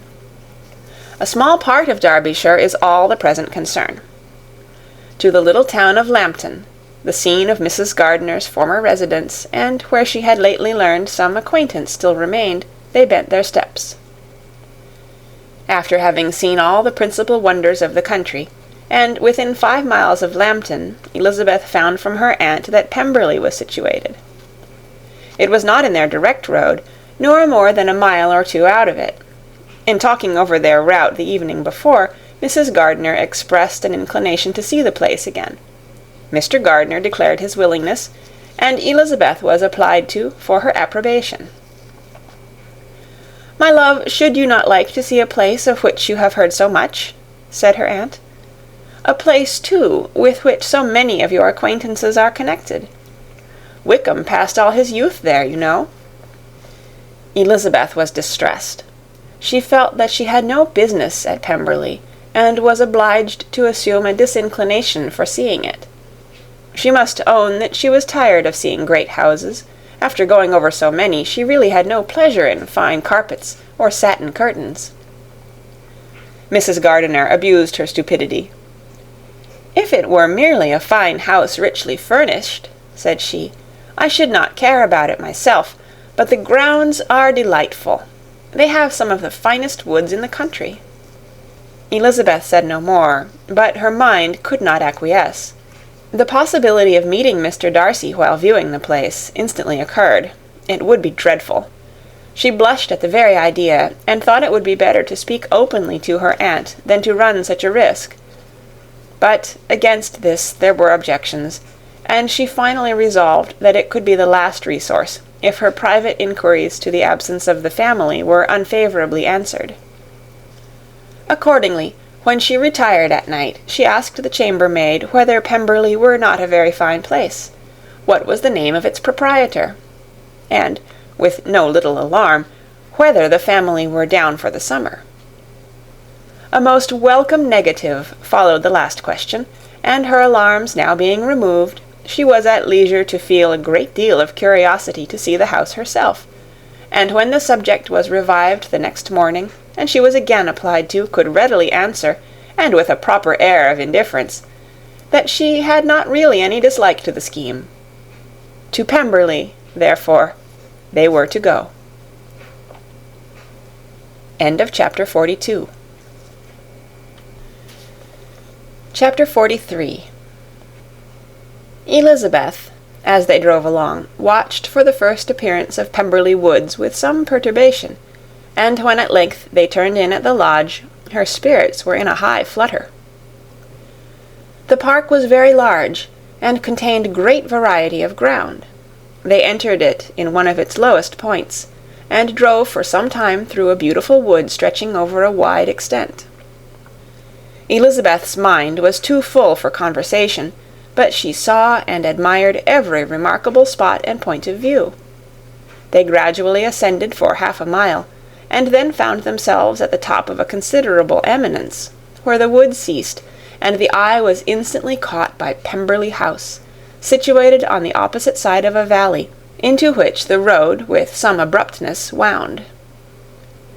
It was a large, handsome stone building, standing well on rising ground and backed by a ridge of high woody hills, and in front a stream of some natural importance was swelled into greater, but without any artificial appearance. Its banks were neither formal nor falsely adorned. Elizabeth was delighted. She had never seen a place for which nature had done more, or where natural beauty had been so little counteracted by an awkward taste. They were all of them warm in their admiration, and at that moment she felt that to be mistress of Pemberley might be something. They descended the hill, crossed the bridge, and drove to the door, and, while examining the nearer aspect of the house, all her apprehension of meeting its owner returned. She dreaded lest the chambermaid had been mistaken. On applying to see the place, they were admitted into the hall, and Elizabeth, as they waited for the housekeeper, had leisure to wonder at her being where she was. The housekeeper came, a respectable-looking elderly woman, much less fine and more civil than she had any notion of finding her. They followed her into the dining parlour. It was a large, well-proportioned room, handsomely fitted up. Elizabeth, after slightly surveying it, went to a window to enjoy its prospect. The hill, crowned with wood, which they had descended, receiving increased abruptness from the distance, was a beautiful object. Every disposition of the ground was good, and she looked on the whole scene, the river, the trees scattered on its banks, and the winding of the valley as far as she could trace it, with delight. As they passed into other rooms, these objects were taking different positions, but from every window there were beauties to be seen. The rooms were lofty and handsome, and their furniture suitable to the fortune of its proprietor, but Elizabeth saw, with admiration of his taste, that it was neither gaudy nor uselessly fine, with less of splendour and more real elegance than the furniture of Rosings. "And of this place," thought she, "I might have been mistress. With these rooms I might now have been familiarly acquainted. Instead of viewing them as a stranger, I might have rejoiced in them as my own, and welcomed to them as visitors my uncle and aunt. But no," recollecting herself, "that could never be. My uncle and aunt would have been lost to me. I should not have been allowed to invite them." This was a lucky recollection. It saved her from something very like regret. She longed to inquire of the housekeeper whether her master was really absent, but had not the courage for it. At length, however, the question was asked by her uncle, and she turned away with alarm, while Mrs. Reynolds replied that he was, adding, "But we expect him to-morrow, with a large party of friends." How rejoiced was Elizabeth that their own journey had not by any circumstance been delayed a day. Her aunt now called her to look at a picture. She approached and saw the likeness of Mr. Wickham, suspended, amongst several other miniatures, over the mantelpiece. Her aunt asked her, smilingly, how she liked it. The housekeeper came forward and told them it was a picture of a young gentleman, the son of her late master's steward, who had been brought up by him at his own expense. "He is now gone into the army," she added, "but I am afraid he has turned out very wild." Mrs. Gardiner looked at her niece with a smile, but Elizabeth could not return it. "And that," said Mrs. Reynolds, pointing to another of the miniatures, "is my master, and very like him. It was drawn at the same time as the other, about 8 years ago." "I have heard much of your master's fine person," said Mrs. Gardiner, looking at the picture. "It is a handsome face, but, Lizzie, you can tell us whether it is like or not." Mrs. Reynolds' respect for Elizabeth seemed to increase on this intimation of her knowing her master. "Does that young lady know Mr. Darcy?" Elizabeth coloured and said, "A little." "And do you not think him a very handsome gentleman, ma'am?" "Yes, very handsome." "I am sure I know none so handsome, but in the gallery upstairs you will see a finer, larger picture of him than this. This room was my late master's favourite room, and these miniatures are just as they used to be then. He was very fond of them." This accounted to Elizabeth for Mr. Wickham's being among them. Mrs. Reynolds then directed their attention to one of Miss Darcy, drawn when she was only 8 years old. "And is Miss Darcy as handsome as her brother?" said Mrs. Gardiner. "Oh, yes, the handsomest young lady that ever was seen, and so accomplished. She plays and sings all day long. In the next room is a new instrument just come down for her, a present from my master. She comes here to-morrow with him." Mr. Gardiner, whose manners were very easy and pleasant, encouraged her communicativeness by his questions and remarks. Mrs. Reynolds, either by pride or attachment, had evidently great pleasure in talking of her master and his sister. "Is your master much at Pemberley in the course of the year?" "Not so much as I could wish, sir, but I dare say he may spend half his time here, and Miss Darcy is always down for the summer months." "Except," thought Elizabeth, "when she goes to Ramsgate." "If your master would marry, you might see more of him." "Yes, sir, but I do not know when that will be. I do not know who is good enough for him." Mr. and Mrs. Gardiner smiled. Elizabeth could not help saying, "It is very much to his credit, I am sure, that you should think so." "I say no more than the truth, and everybody will say that knows him," replied the other. Elizabeth thought this was going pretty far, and she listened with increasing astonishment as the housekeeper added, "I have never known a cross word from him in my life, and I have known him ever since he was 4 years old." This was praise of all others most extraordinary, most opposite to her ideas. That he was not a good-tempered man had been her firmest opinion. Her keenest attention was awakened. She longed to hear more, and was grateful to her uncle for saying, "There are very few people of whom so much can be said. You are lucky in having such a master." "Yes, sir, I know I am. If I were to go through the world, I could not meet with a better. But I have always observed that they who are good-natured when children are good-natured when they grow up. and he was always the sweetest-tempered, most generous-hearted boy in the world. Elizabeth almost stared at her. "Can this be Mr. Darcy?" thought she. "His father was an excellent man," said Mrs. Gardiner. "Yes, ma'am, that he was indeed, and his son will be just like him, just as affable to the poor." Elizabeth listened, wondered, doubted, and was impatient for more. Mrs. Reynolds could interest her on no other point. She related the subjects of the pictures, the dimensions of the rooms, and the price of the furniture in vain. Mr. Gardiner, highly amused by the kind of family prejudice to which he attributed her excessive commendation of her master, soon led again to the subject, and she dwelt with energy on his many merits as they proceeded together up the great staircase. "He is the best landlord and the best master," said she, "that ever lived, not like the wild young men nowadays who think of nothing but themselves. There is not one of his tenants or servants but will give him a good name.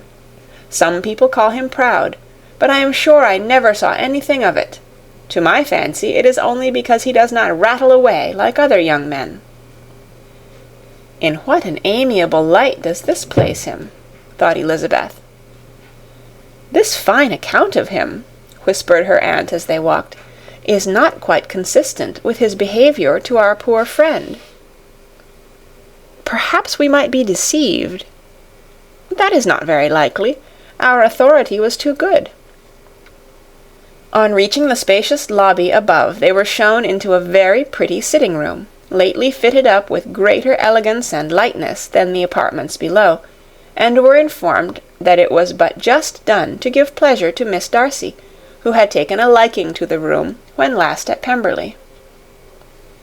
"He is certainly a good brother," said Elizabeth, as she walked towards one of the windows. Mrs. Reynolds anticipated Miss Darcy's delight when she should enter the room. "And this is always the way with him," she added. "Whatever can give his sister any pleasure is sure to be done in a moment. There is nothing he would not do for her." The picture gallery and 2 or 3 of the principal bedrooms were all that remained to be shown.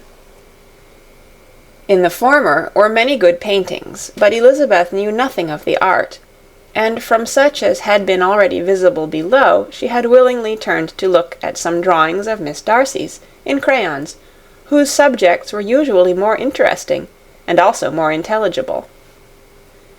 In the gallery there were many family portraits, but they could have little to fix the attention of a stranger.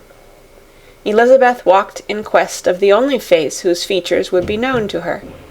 At last it arrested her, and she beheld a striking resemblance to Mr. Darcy, with such a smile over the face as she remembered to have sometimes seen when he looked at her. She stood several minutes before the picture, in earnest contemplation, and returned to it again before they quitted the gallery. Mrs. Reynolds informed them that it had been taken in his father's lifetime. There was certainly at this moment in Elizabeth's mind a more gentle sensation towards the original than she had ever felt at the height of their acquaintance. The commendation bestowed on him by Mrs. Reynolds was of no trifling nature. What praise is more valuable than the praise of an intelligent servant? As a brother, a landlord, a master, she considered how many people's happiness were in his guardianship. How much of pleasure and pain was it in his power to bestow? How much of good or evil must be done by him? Every idea that had been brought forward by the housekeeper was favourable to his character, and as she stood before the canvas on which he was represented, and fixed his eyes upon herself, she thought of his regard with a deeper sentiment of gratitude than it had ever raised before. She remembered its warmth, and softened its impropriety of expression. When all of the house that was open to general inspection had been seen, they returned downstairs, and, taking leave of the housekeeper, were consigned over to the gardener, who met them at the hall door. As they walked across the hall towards the river, Elizabeth turned back to look again. Her uncle and aunt stopped also, and while the former was conjecturing as to the date of the building, The owner of it himself suddenly came forward from the road which led behind it to the stables. They were within 20 yards of each other, and so abrupt was his appearance that it was impossible to avoid his sight. Their eyes instantly met, and the cheeks of both were overspread with the deepest blush. He absolutely started, and for a moment seemed immovable from surprise, but shortly recovering himself, advanced towards the party, and spoke to Elizabeth, if not in terms of perfect composure, at least of perfect civility. She had instinctively turned away, but stopping on his approach, received his compliments with an embarrassment impossible to be overcome. Had his first appearance, or his resemblance to the picture they had just been examining, been insufficient to assure the other two that they now saw Mr. Darcy, the gardener's expression of surprise on beholding his master must immediately have told it. They stood a little aloof while he was talking to their niece, who, astonished and confused, scarcely dared lift her eyes to his face, and knew not what answer she returned to his civil inquiries after her family. Amazed at the alteration of his manner since they last parted, every sentence that he uttered was increasing her embarrassment, and every idea of the impropriety of her being found there recurring to her mind, the few minutes in which they continued were some of the most uncomfortable in her life. Nor did he seem much more at ease. When he spoke, his accent had none of its usual sedateness, and he repeated his inquiries as to the time of her having left Longbourn, and of her having stayed in Derbyshire so often, and in so hurried a way, as plainly spoke the distraction of his thoughts. At length every idea seemed to fail him, and, after standing a few moments without saying a word, he suddenly recollected himself and took leave. The others then joined her, and expressed admiration of his figure, but Elizabeth heard not a word, and, wholly engrossed by her own feelings, followed them in silence. She was overpowered by shame and vexation.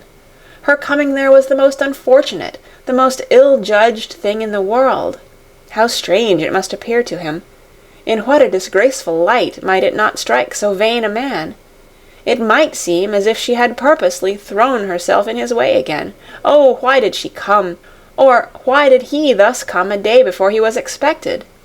Had they been only 10 minutes sooner, they should have been beyond the reach of his discrimination, for it was plain that he was that moment arrived, that moment alighted from his horse or his carriage. She blushed again and again over the perverseness of the meeting. And his behaviour, so strikingly altered, what could it mean? That he should even speak to her was amazing, but to speak with such civility, to inquire after her family. Never in her life had she seen his manners so little dignified, never had he spoken with such gentleness as on this unexpected meeting. What a contrast did it offer to his last address in Rosings Park, when he put his letter into her hand! She knew not what to think, or how to account for it. They had now entered a beautiful walk by the side of the water, and every step was bringing forward a nobler fall of ground, or a finer reach of the woods to which they were approaching. But it was some time before Elizabeth was sensible of any of it, and, though she answered mechanically to the repeated appeals of her uncle and aunt, and seemed to direct her eyes to such objects as they pointed out, she distinguished no part of the scene. Her thoughts were all fixed on that one spot of Pemberley House, whichever it might be, where Mr. Darcy then was. She longed to know what at the moment was passing in his mind, in what manner he thought of her, and whether, in defiance of everything, she was still dear to him. Perhaps he had been civil only because he felt himself at ease. Yet there had been that in his voice which was not like ease. Whether he had felt more of pain or of pleasure in seeing her, she could not tell, but he certainly had not seen her with composure. At length, however, the remarks of her companions on her absence of mind aroused her, and she felt the necessity of appearing more like herself. They entered the woods, and, bidding adieu to the river for a while, ascended some of the higher grounds, when, in spots where the opening of the trees gave the eye power to wander, were many charming views of the valley, the opposite hills, with the long range of woods overspreading many, and occasionally part of the stream. Mr. Gardiner expressed a wish of going round the whole park, but feared it might be beyond a walk. With a triumphant smile they were told that it was 10 miles round. It settled the matter, and they pursued the accustomed circuit, which brought them again, after some time, in a descent among hanging woods to the edge of the water and one of its narrowest parts. They crossed it by a simple bridge, in character with the general air of the scene. It was a spot less adorned than any they had yet visited, and the valley, here contracted into a glen, allowed room only for the stream, and a narrow walk amidst the rough coppice-wood which bordered it. Elizabeth longed to explore its windings, but when they had crossed the bridge, and perceived their distance from the house, Mrs. Gardiner, who was not a great walker, could go no farther, and thought only of returning to the carriage as quickly as possible. Her niece was, therefore, obliged to submit, and they took their way towards the house on the opposite side of the river, in the nearest direction, but their progress was slow, for Mr. Gardiner, though seldom able to indulge the taste, was very fond of fishing, and was so much engaged in watching the occasional appearance of some trout in the water, and talking to the man about them, that he advanced but little. Whilst wandering on in this slow manner, they were again surprised, and Elizabeth's astonishment was quite equal to what it had been at first, by the sight of Mr. Darcy approaching them, and at no great distance. The walk here being less sheltered than on the other side, allowed them to see him before they met. Elizabeth, however astonished, was at least more prepared for an interview than before, and resolved to appear and to speak with calmness, if he really intended to meet them. For a few moments, indeed, she felt that he would probably strike into some other path. The idea lasted while a turning in the walk concealed him from their view. The turning past, he was immediately before them. With a glance, she saw that he had lost none of his recent civility, and, to imitate his politeness, she began, as they met, to admire the beauty of the place. But she had not got beyond the words "delightful" and "charming," when some unlucky recollections obtruded, and she fancied that praise of Pemberley from her might be mischievously construed. Her colour changed, and she said no more.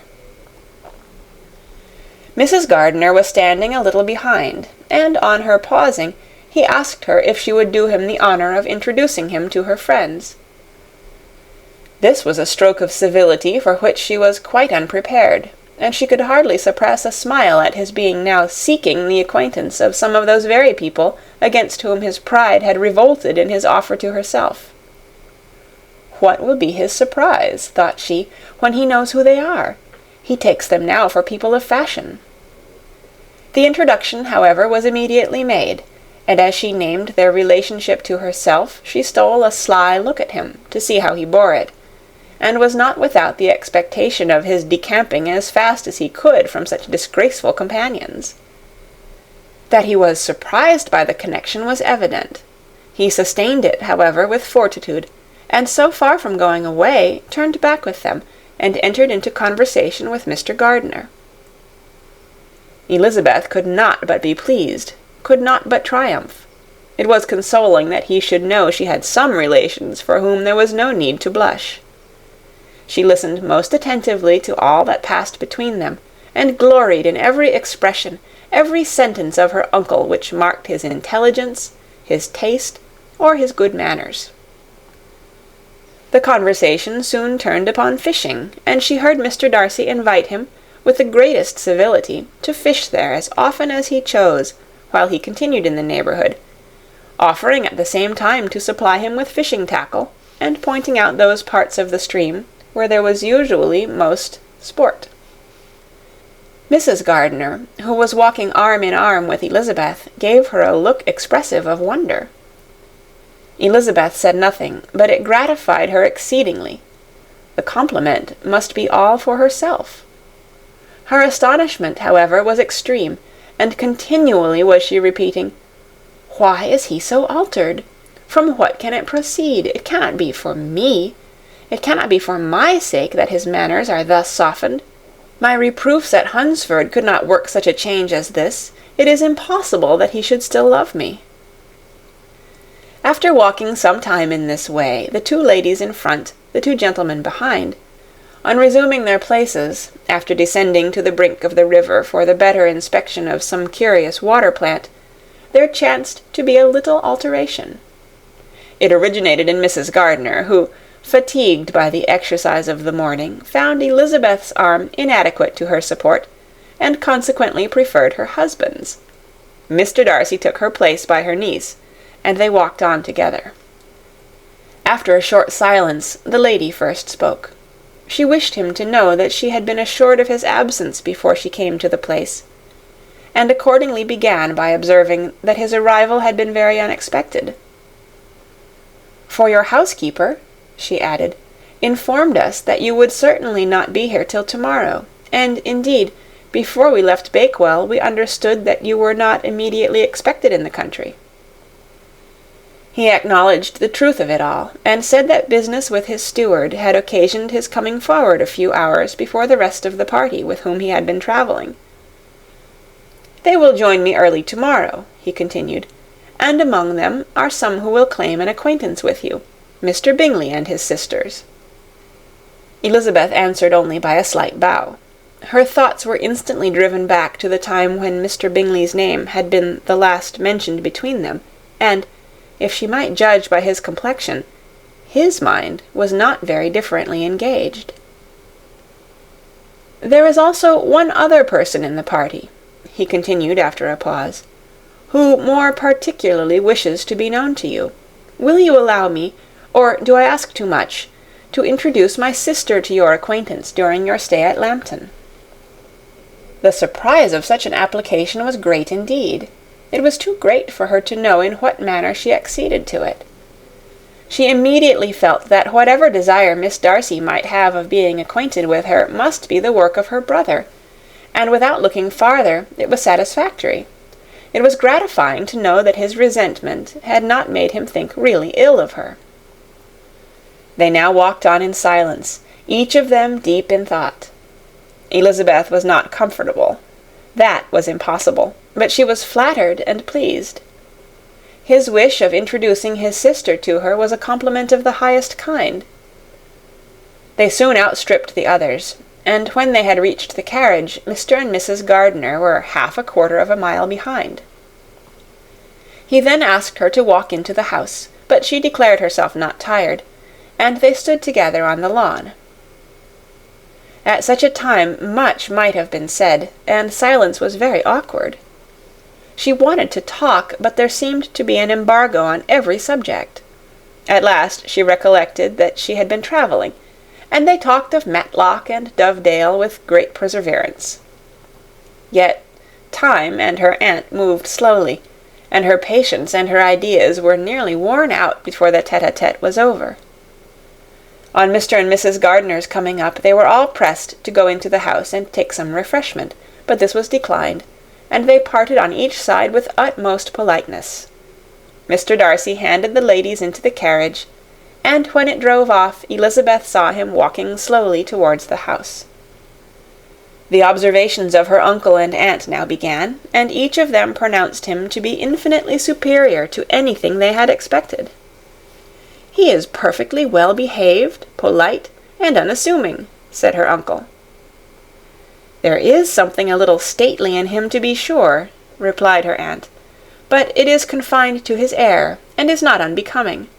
I can now say with the housekeeper that, though some people may call him proud, I have seen nothing of it. I was never more surprised than by his behaviour to us. It was more than civil, it was really attentive, and there was no necessity for such attention. His acquaintance with Elizabeth was very trifling." "To be sure, Lizzie," said her aunt, "he is not so handsome as Wickham, or rather, he has not Wickham's countenance, for his features are perfectly good. But how came you to tell me that he was so disagreeable?"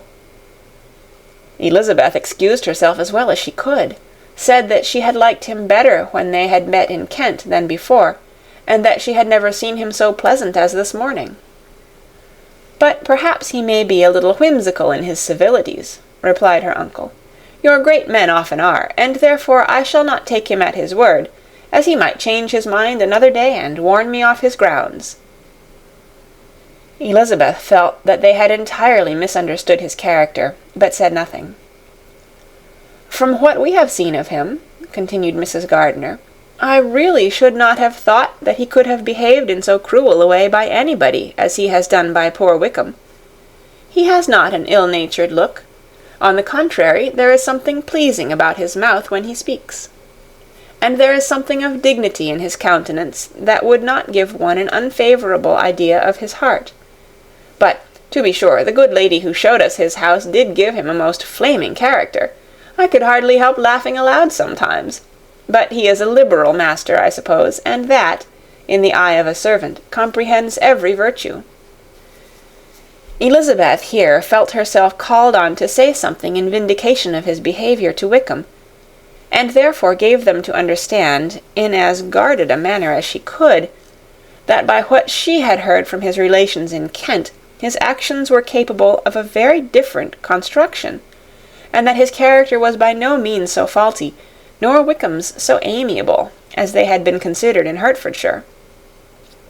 In confirmation of this, she related the particulars of all the pecuniary transactions in which they had been connected, without actually naming her authority, but stating it to be such as might be relied on.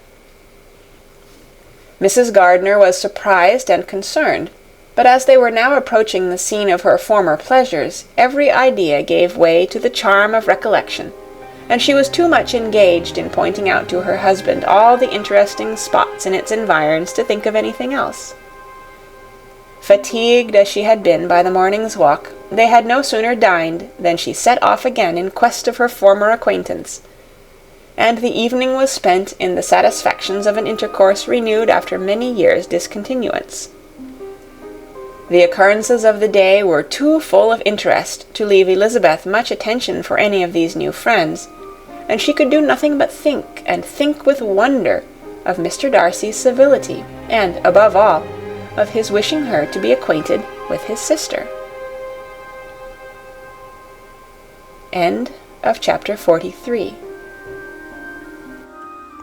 Pride and Prejudice by Jane Austen.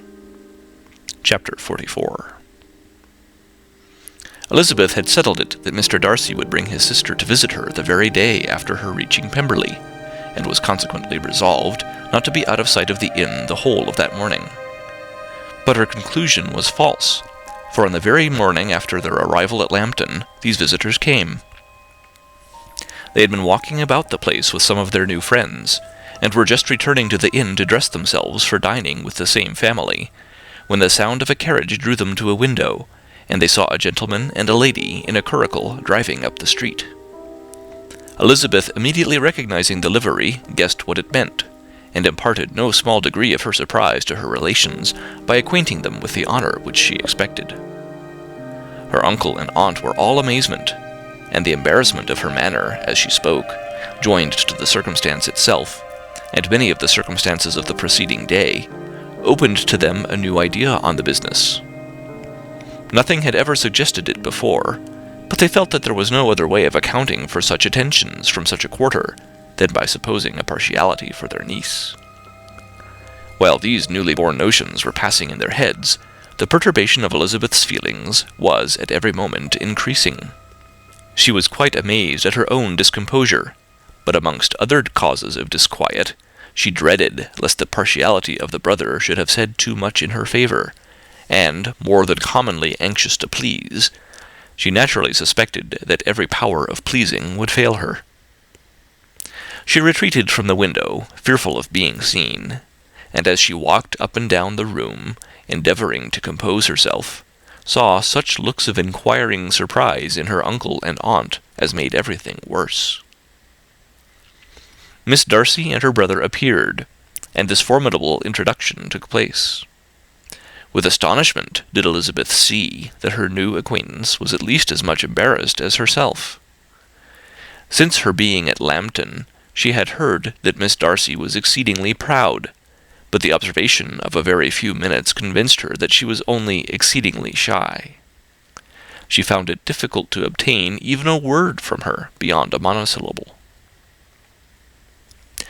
Miss Darcy was tall, and on a larger scale than Elizabeth, and, though little more than 16, her figure was formed, and her appearance womanly and graceful. She was less handsome than her brother, but there was sense and good humour in her face, and her manners were perfectly unassuming and gentle. Elizabeth, who had expected to find in her as acute and unembarrassed an observer as ever Mr. Darcy had been, was much relieved by discerning such different feelings.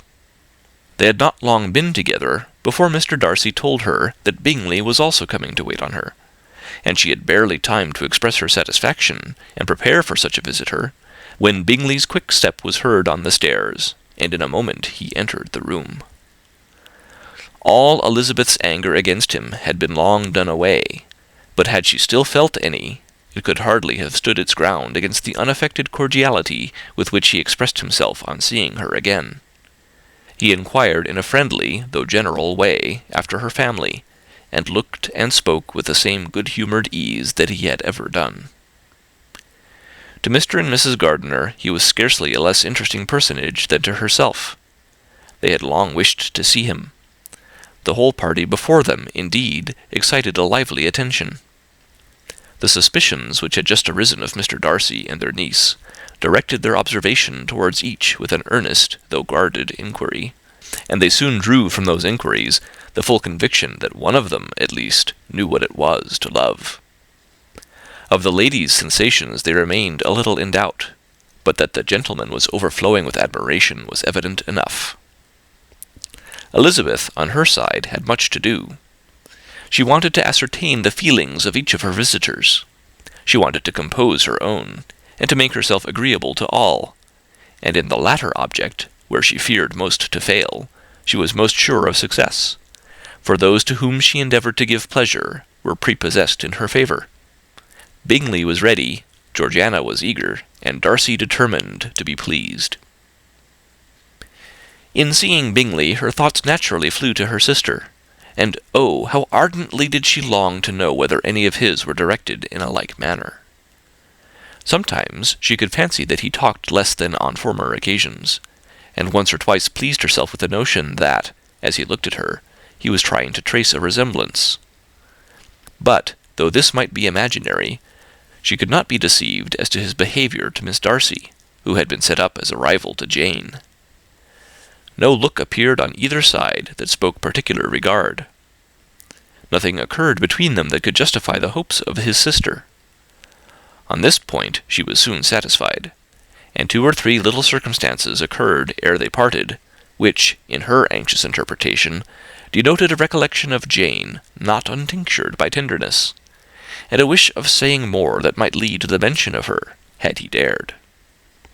He observed to her, at a moment when the others were talking together, and in a tone which had something of real regret, that it was a very long time since he had had the pleasure of seeing her, and, before she could reply, he added, "It is above 8 months. We have not met since the 26th of November, when we were all dancing together at Netherfield." Elizabeth was pleased to find his memory so exact, and he afterwards took occasion to ask her, when unattended to by any of the rest, whether all her sisters were at Longbourn. There was not much in the question, nor in the preceding remark, but there was a look and a manner which gave them meaning.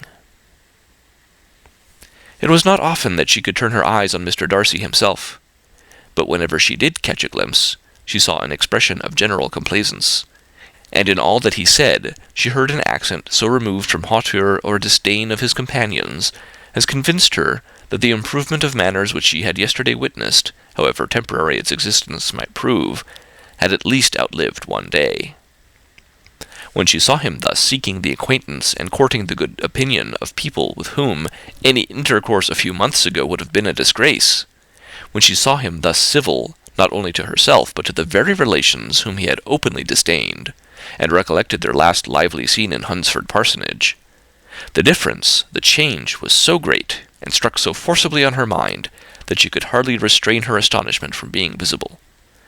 Never, even in the company of his dear friends at Netherfield, or his dignified relations at Rosings, had she seen him so desirous to please, so free from self-consequence or unbending reserve, as now, when no importance could result from the success of his endeavours, and when even the acquaintance of those to whom his attentions were addressed would draw down the ridicule and censure of the ladies, both of Netherfield and Rosings.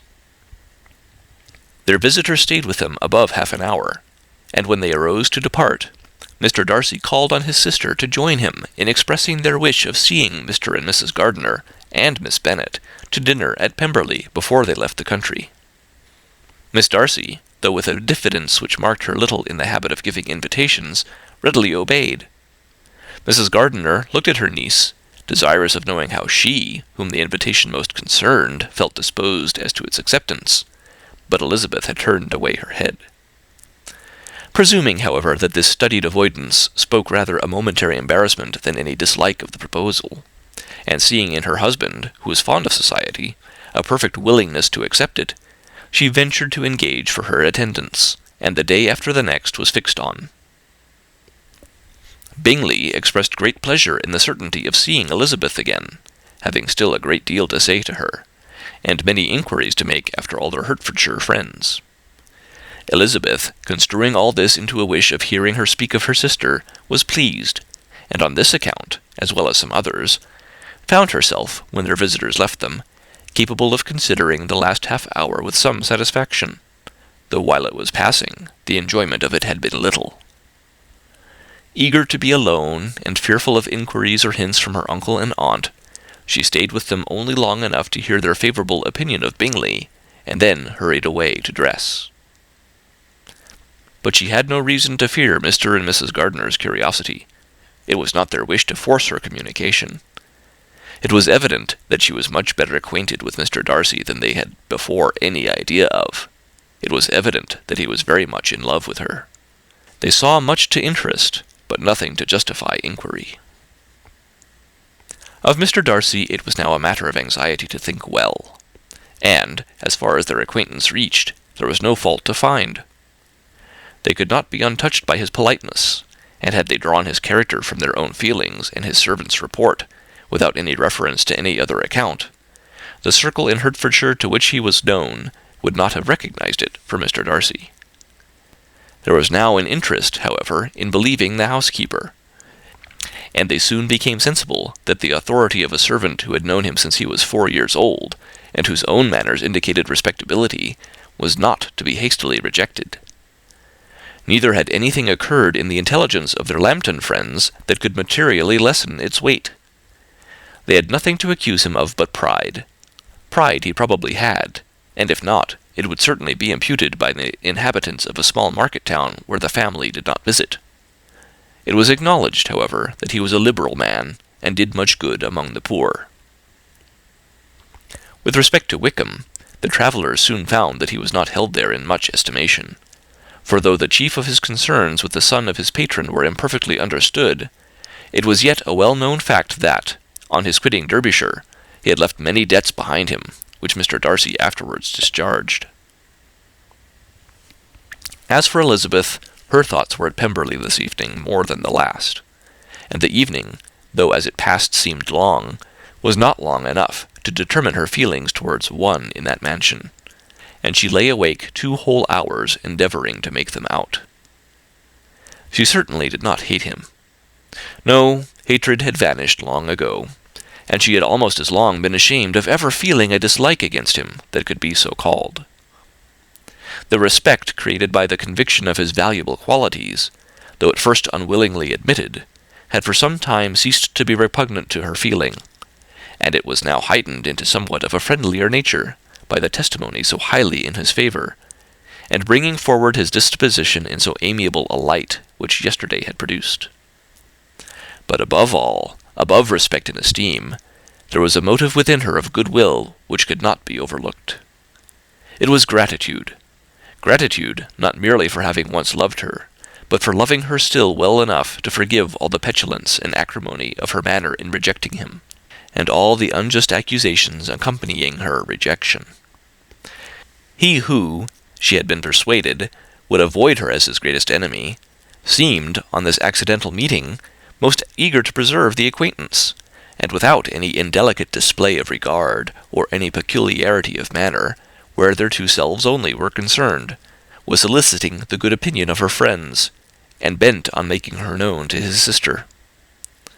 Such a change in a man of so much pride, exciting not only astonishment, but gratitude, for to love, ardent love, it must be attributed, and as such its impression on her was of a sort to be encouraged, as by no means unpleasing, though it could not be exactly defined. She respected, she esteemed, she was grateful to him, she felt a real interest in his welfare, and she only wanted to know how far she wished that welfare to depend upon herself, and how far it would be for the happiness of both that she should employ the power, which her fancy told her she still possessed, of bringing on her the renewal of his addresses. It had been settled in the evening between the aunt and the niece that such a striking civility as Miss Darcy's in coming to see them on the very day of her arrival at Pemberley, for she had reached it only to a late breakfast, ought to be imitated, though it could not be equalled, by some exertion of politeness on their side, and, consequently, that it would be highly expedient to wait on her at Pemberley the following morning. They were, therefore, to go. Elizabeth was pleased, though when she asked herself the reason, she had very little to say in reply. Mr. Gardiner left them soon after breakfast. The fishing scheme had been renewed the day before, and a positive engagement made of his meeting some of the gentlemen at Pemberley before noon. Chapter 45. Convinced, as Elizabeth now was, that Miss Bingley's dislike of her had originated in jealousy, she could not help feeling how unwelcome her appearance at Pemberley must be to her, and was curious to know with how much civility on that lady's side the acquaintance would now be renewed. On reaching the house, they were shown through the hall into the saloon, whose northern aspect rendered it delightful for summer. Its windows, opening to the ground, admitted a most refreshing view of the high woody hills behind the house, and of the beautiful oaks and Spanish chestnuts which were scattered over the intermediate lawn. In this house they were received by Miss Darcy, who was sitting there with Mrs. Hurst and Miss Bingley, and the lady with whom she lived in London. Georgiana's reception of them was very civil, but attended with all the embarrassment which, though proceeding from shyness and the fear of doing wrong, would easily give to those who felt themselves inferior the belief of her being proud and reserved. Mrs. Gardiner and her niece, however, did her justice, and pitied her. By Mrs. Hurst and Miss Bingley they were noticed only by a curtsy, and, on their being seated, a pause, awkward as such pauses must always be, succeeded for a few moments. It was first broken by Mrs. Annesley, a genteel, agreeable-looking woman, whose endeavour to introduce some kind of discourse proved her to be more truly well-bred than either of the others, and between her and Mrs. Gardiner, with occasional help from Elizabeth, the conversation was carried on. Miss Darcy looked as if she wished for courage enough to join in it, and sometimes did venture a short sentence when there was least danger of its being heard. Elizabeth soon saw that she was herself closely watched by Miss Bingley, and that she could not speak a word, especially to Miss Darcy, without calling her attention. This observation would not have prevented her from trying to talk to the latter, had they not been seated at an inconvenient distance, but she was not sorry to be spared the necessity of saying much. Her own thoughts were employing her. She expected every moment that some of the gentlemen would enter the room. She wished, she feared, that the master of the house might be amongst them, and whether she wished or feared it most, she could scarcely determine. After sitting in this manner a quarter of an hour without hearing Miss Bingley's voice, Elizabeth was roused by receiving from her a cold inquiry after the health of her family. She answered with equal indifference and brevity, and the others said no more. The next variation which their visit afforded was produced by the entrance of servants, with cold meat, cake, and a variety of all the finest fruits in season. But this did not take place till after many a significant look and smile from Mrs. Annesley to Miss Darcy had been given, to remind her of her post. There was now employment for the whole party, for though they could not all talk, they could all eat, and the beautiful pyramids of grapes, nectarines, and peaches soon collected them round the table.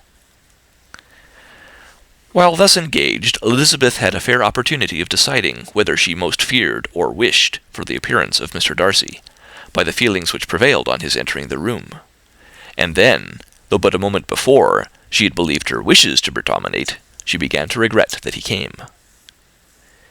He had been some time with Mr. Gardiner, who, with 2 or 3 other gentlemen from the house, was engaged by the river, and had left him only on learning that the ladies of the family intended a visit to Georgiana that morning.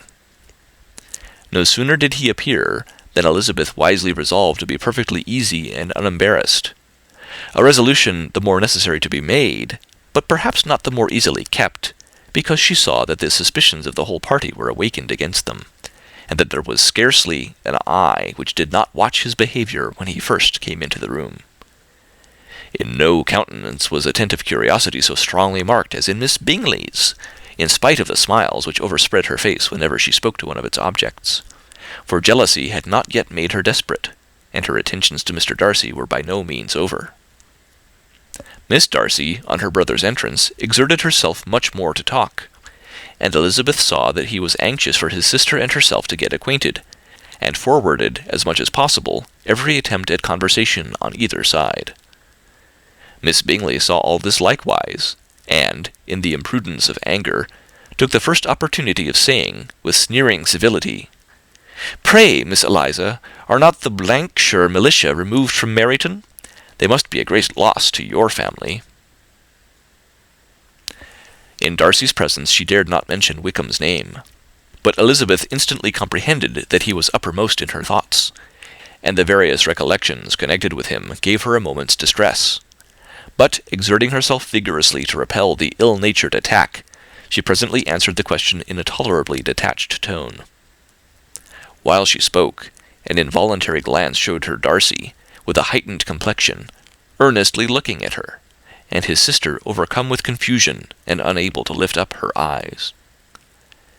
Had Miss Bingley known what pain she was then giving her beloved friend, she undoubtedly would have refrained from the hint, but she had merely intended to discompose Elizabeth by bringing forth the idea of a man to whom she believed her partial, to make her betray a sensibility which might injure her in Darcy's opinion, and, perhaps, to remind the latter of all the follies and absurdities by which some part of her family were connected with that corps.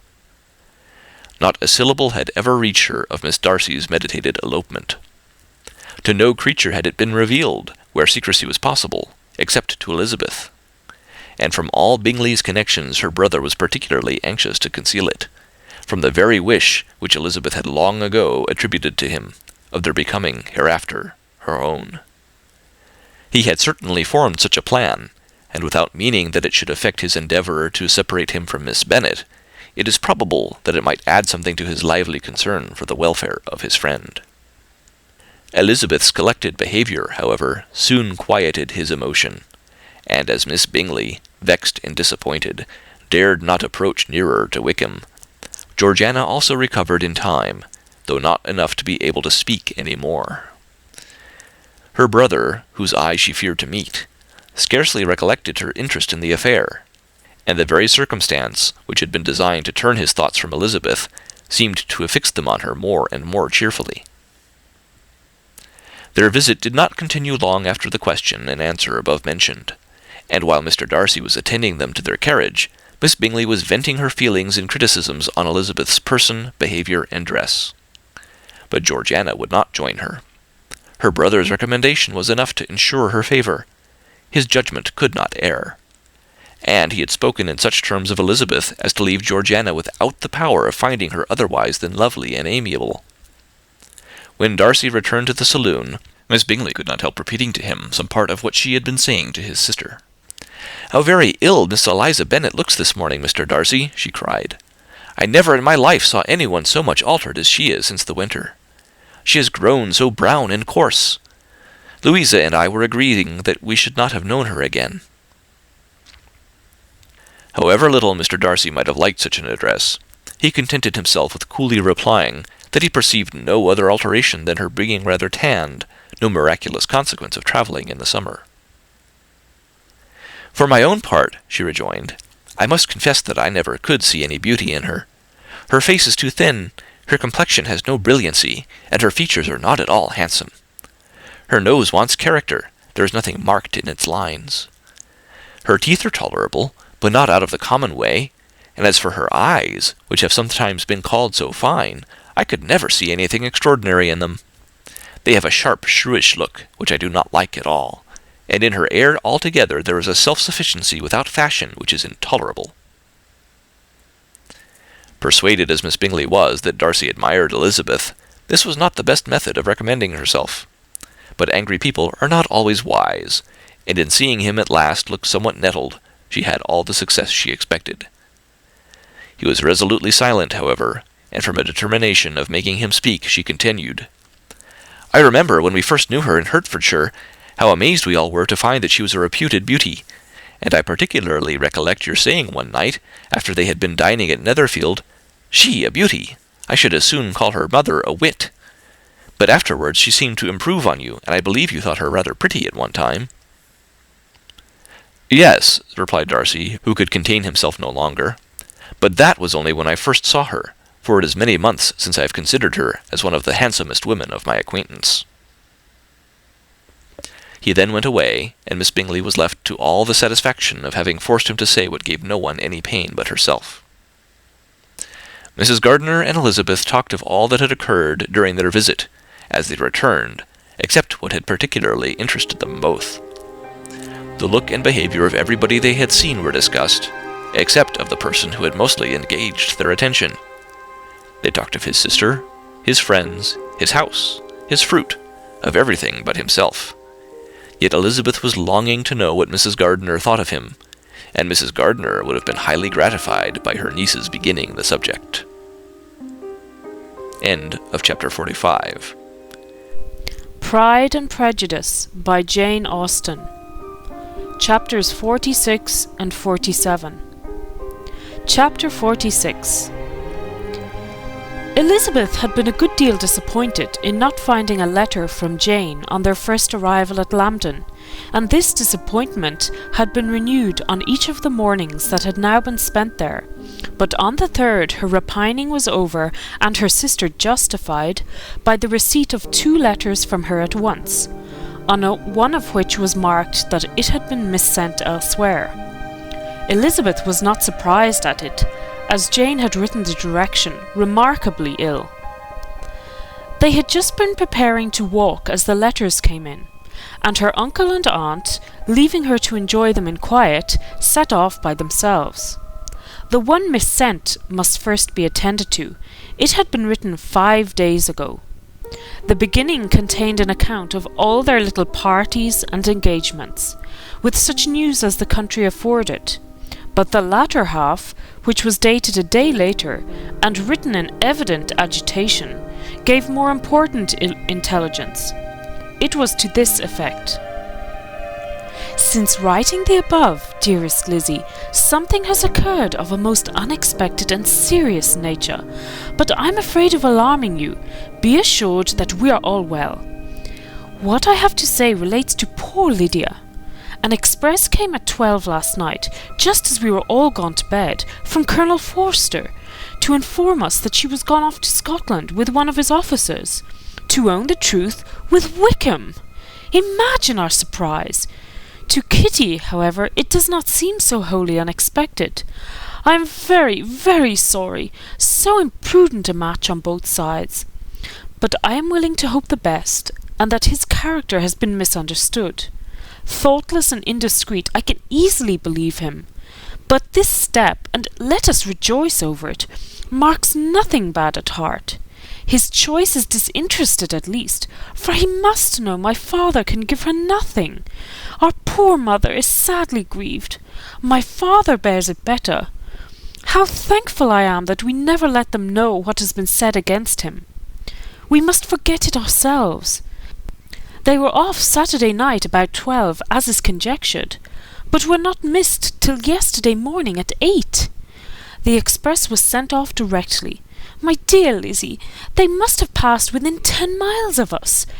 Colonel Forster gives us reason to expect him here soon. Lydia left a few lines for his wife, informing her of their intention. I must conclude, for I cannot be long from my poor mother. I am afraid you will not be able to make it out, but I hardly know what I have written." Without allowing herself time for consideration, and scarcely knowing what she felt, Elizabeth, on finishing this letter, instantly seized the other, and opening it with the utmost impatience, read as follows. It had been written a day later than the conclusion of the first. "By this time, my dearest sister, you have received my hurried letter. I wish this may be more intelligible, but though not confined for time, my head is so bewildered that I cannot answer for being coherent. Dearest Lizzie, I hardly know what I would write, but I have bad news for you, and it cannot be delayed. Imprudent as the marriage between Mr. Wickham and our poor Lydia would be, we are now anxious to be assured it has taken place, for there is but too much reason to fear they are not gone to Scotland. Colonel Forster came yesterday, having left Brighton the day before, not many hours after the express. Though Lydia's short letter to Mrs. F. gave them to understand that they were going to Gretna Green, something was dropped by Denny expressing his belief that W. never intended to go there, or to marry Lydia at all, which was repeated to Colonel F., who, instantly taking the alarm, set off from B., intending to trace their route. He did trace them easily to Clapham, but no further, for on entering that place they removed into a hackney coach and dismissed the chaise that brought them from Epsom. All that is known after this, that they were seen to continue the London road. I know not what to think. After making every possible inquiry on that side London, Colonel F. came on into Hertfordshire, anxiously renewing them at all the turnpikes and at the inns in Barnet and Hatfield, but without any success. No such people had been seen to pass through. With the kindest concern he came on to Longbourn, and broke his apprehensions to us in a manner most creditable to his heart. I am sincerely grieved for him and Mrs. F., but no one can throw any blame on them. Our distress, my dear Lizzie, is very great. My father and mother believe the worst, but I cannot think so ill of him. Many circumstances might make it more eligible for them to be married privately in town than to pursue their first plan. And even if he could form such a design against a young woman of Lydia's connections, which is not likely, can I suppose her so lost to everything? Impossible! I grieve to find, however, that Colonel F. is not disposed to depend upon their marriage. He shook his head when I expressed my hopes, and said he feared W. was not a man to be trusted. My poor mother is really ill, and keeps her room. Could she exert herself, it would be better, but this is not to be expected. And as to my father, I never in my life saw him so affected. Poor Kitty has anger for having concealed their attachment, but as it was a matter of confidence, one cannot wonder. I am truly glad, dearest Lizzie, that you have been spared something of these distressing scenes. But now, as the first shock is over, I shall own that I long for your return. I am so selfish, however, as to press for it, if inconvenient. Adieu. I take up my pen again to do what I've just told you I would not, but circumstances are such that I cannot help earnestly begging you all to come here as soon as possible. I know my dear uncle and aunt so well that I am not afraid of requesting it, though I have still something more to ask of the former. My father is going to London with Colonel Forster instantly to try to discover her. What he means to do I am sure I know not, but his excessive distress will not allow him to pursue any measure in the best and safest way, and Colonel Forster is obliged to be at Brighton again tomorrow evening. In such an exigence, my uncle's advice and assistance would be everything in the world. He will immediately comprehend what I must feel, and I rely upon his goodness. "Oh, where is my uncle?" cried Elizabeth, darting from her seat as she finished the letter, in eagerness to follow him without losing a moment of the time so precious. But as she reached the door, it was opened by a servant, and Mr. Darcy appeared. Her pale face and impetuous manner made him start, and before he could recover himself to speak, she, in whose mind every idea was superseded by Lydia's situation, hastily exclaimed, "I beg your pardon, but I must leave you. I must find Mr. Gardiner this moment, on business that cannot be delayed. I have not an instant to lose." "Good God, what is the matter?" cried he, with more feeling than politeness. Then, recollecting himself, "I will not detain you a minute, but let me, or let the servant, go after Mr. and Mrs. Gardiner. You are not well enough. You cannot go yourself." Elizabeth hesitated, but her knees trembled under her, and she felt how little would be gained by her attempting to pursue them.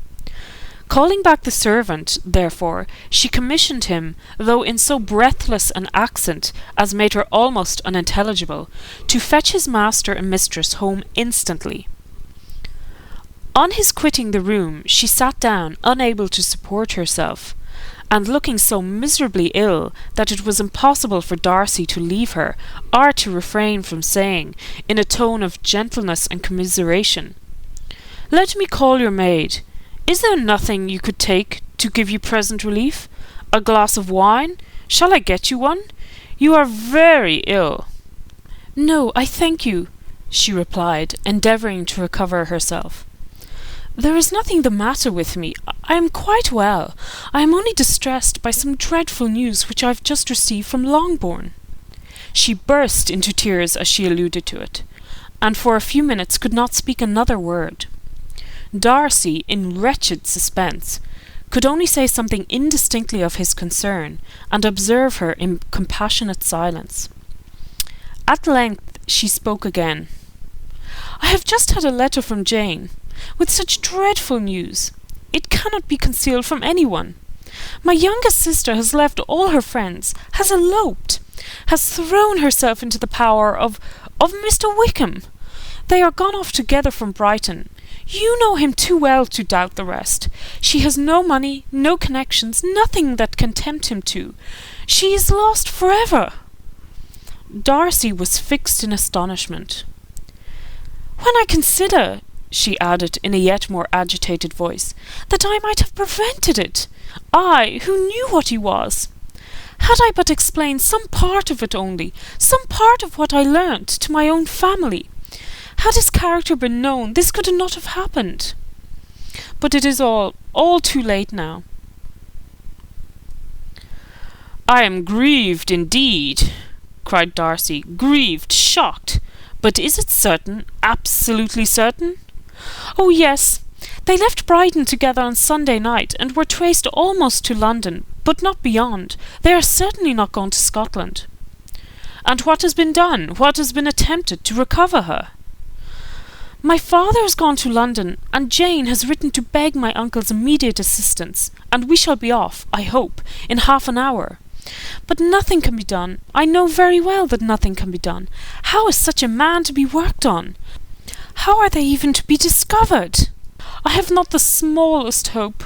It is every way horrible." Darcy shook his head in silent acquiescence. "When my eyes were opened to his real character, oh, had I known what I ought, what I dared to do! But I knew not. I was afraid of doing too much. Wretched, wretched mistake!" Darcy made no answer. He seemed scarcely to hear her, and was walking up and down the room in earnest meditation, his brow contracted, his air gloomy. Elizabeth soon observed and instantly understood it. Her power was sinking. Everything must sink under such a proof of family weakness, such an assurance of the deepest disgrace. She could neither wonder nor condemn, but the belief of his self-conquest brought nothing consolatory to her bosom, afforded no palliation of her distress. It was, on the contrary, exactly calculated to make her understand her own wishes, and never had she so honestly felt that she could have loved him, as now, when all love must be vain. But self, though it would intrude, could not engross her. Lydia, the humiliation, the misery she was bringing on them all, soon swallowed up every private care. And covering her face with her handkerchief, Elizabeth was soon lost to everything else, and, after a pause of several minutes, was only recalled to a sense of her situation by the voice of her companion, who, in a manner which, though it spoke compassion, spoke likewise restraint, said, "I am afraid you have been long desiring my absence, nor have I anything to plead in excuse of my stay, but a real, though unavailing concern. Would to heaven that anything could be either said or done on my part that might offer consolation to such distress. But I will torment you not with the vain wishes, which may seem purposely to ask for your thanks. This unfortunate affair will, I fear, prevent my sisters having the pleasure of seeing you at Pemberley to-day. Oh yes, be so kind as to apologize for us to Miss Darcy. Say that urgent business calls us home immediately. Conceal the unhappy truth as long as it is possible. I know it cannot be long. He readily assured her of his secrecy, again expressed his sorrow for her distress, wished it a happier conclusion than there was at present reason to hope, and, leaving his compliments for her relations, with only one serious, parting look, went away. As he quitted the room, Elizabeth felt how improbable it was that they should ever see each other again on such terms of cordiality as had marked their several meetings in Derbyshire.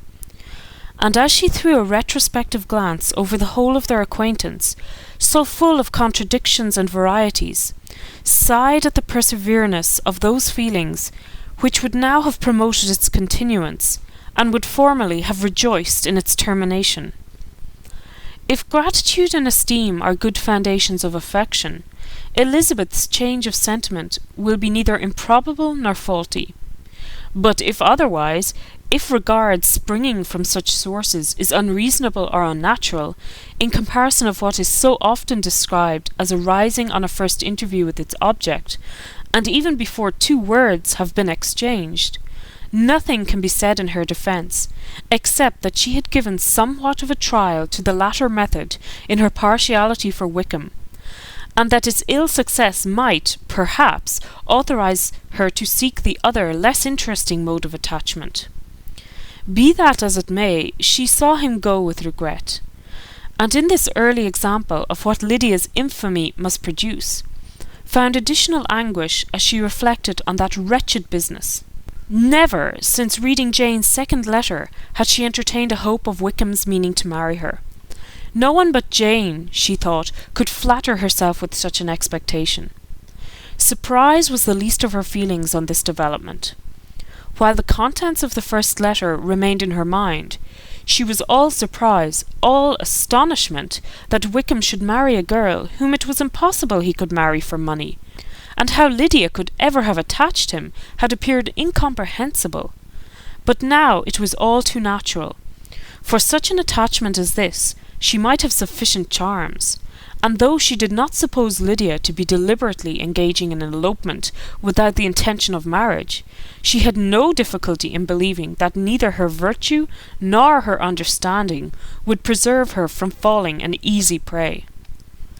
She had never perceived, while the regiment was in Hertfordshire, that Lydia had any partiality for him, but she was convinced that Lydia wanted only encouragement to attach herself to anybody.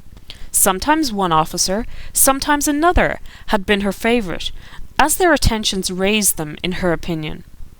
Her affections had continually been fluctuating, but never without an object. The mischief of neglect and mistaken indulgence towards such a girl, oh, how acutely did she now feel it! She was wild to be at home, to hear, to see, to be upon the spot to share with Jane in the cares that must now fall wholly upon her, in a family so deranged, a father absent, a mother incapable of exertion and requiring constant attendance, and though almost persuaded that nothing could be done for Lydia, her uncle's interference seemed of the utmost importance, and till he entered the room her impatience was severe. Mr. and Mrs. Gardiner had hurried back in alarm, supposing by the servant's account that their niece was taken suddenly ill. But satisfying them instantly on that head, she eagerly communicated the cause of their summons, reading the 2 letters aloud, and dwelling on the postscript of the last with trembling energy. Though Lydia had never been a favourite with them, Mr. and Mrs. Gardiner could not but be deeply afflicted. Not Lydia only, but all were concerned in it, and after the first exclamations of surprise and horror, Mr. Gardiner promised every assistance in his power.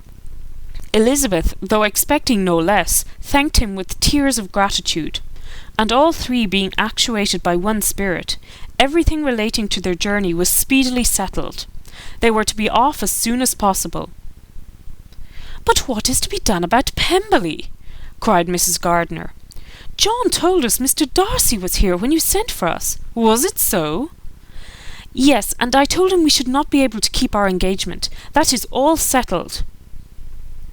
"What is all settled?" repeated the other as she ran into the room to prepare. "And are they upon such terms as for her to disclose the real truth? Oh, that I knew how it was." But wishes were vain, or at least could only serve to amuse her in the hurry and confusion of the following hour.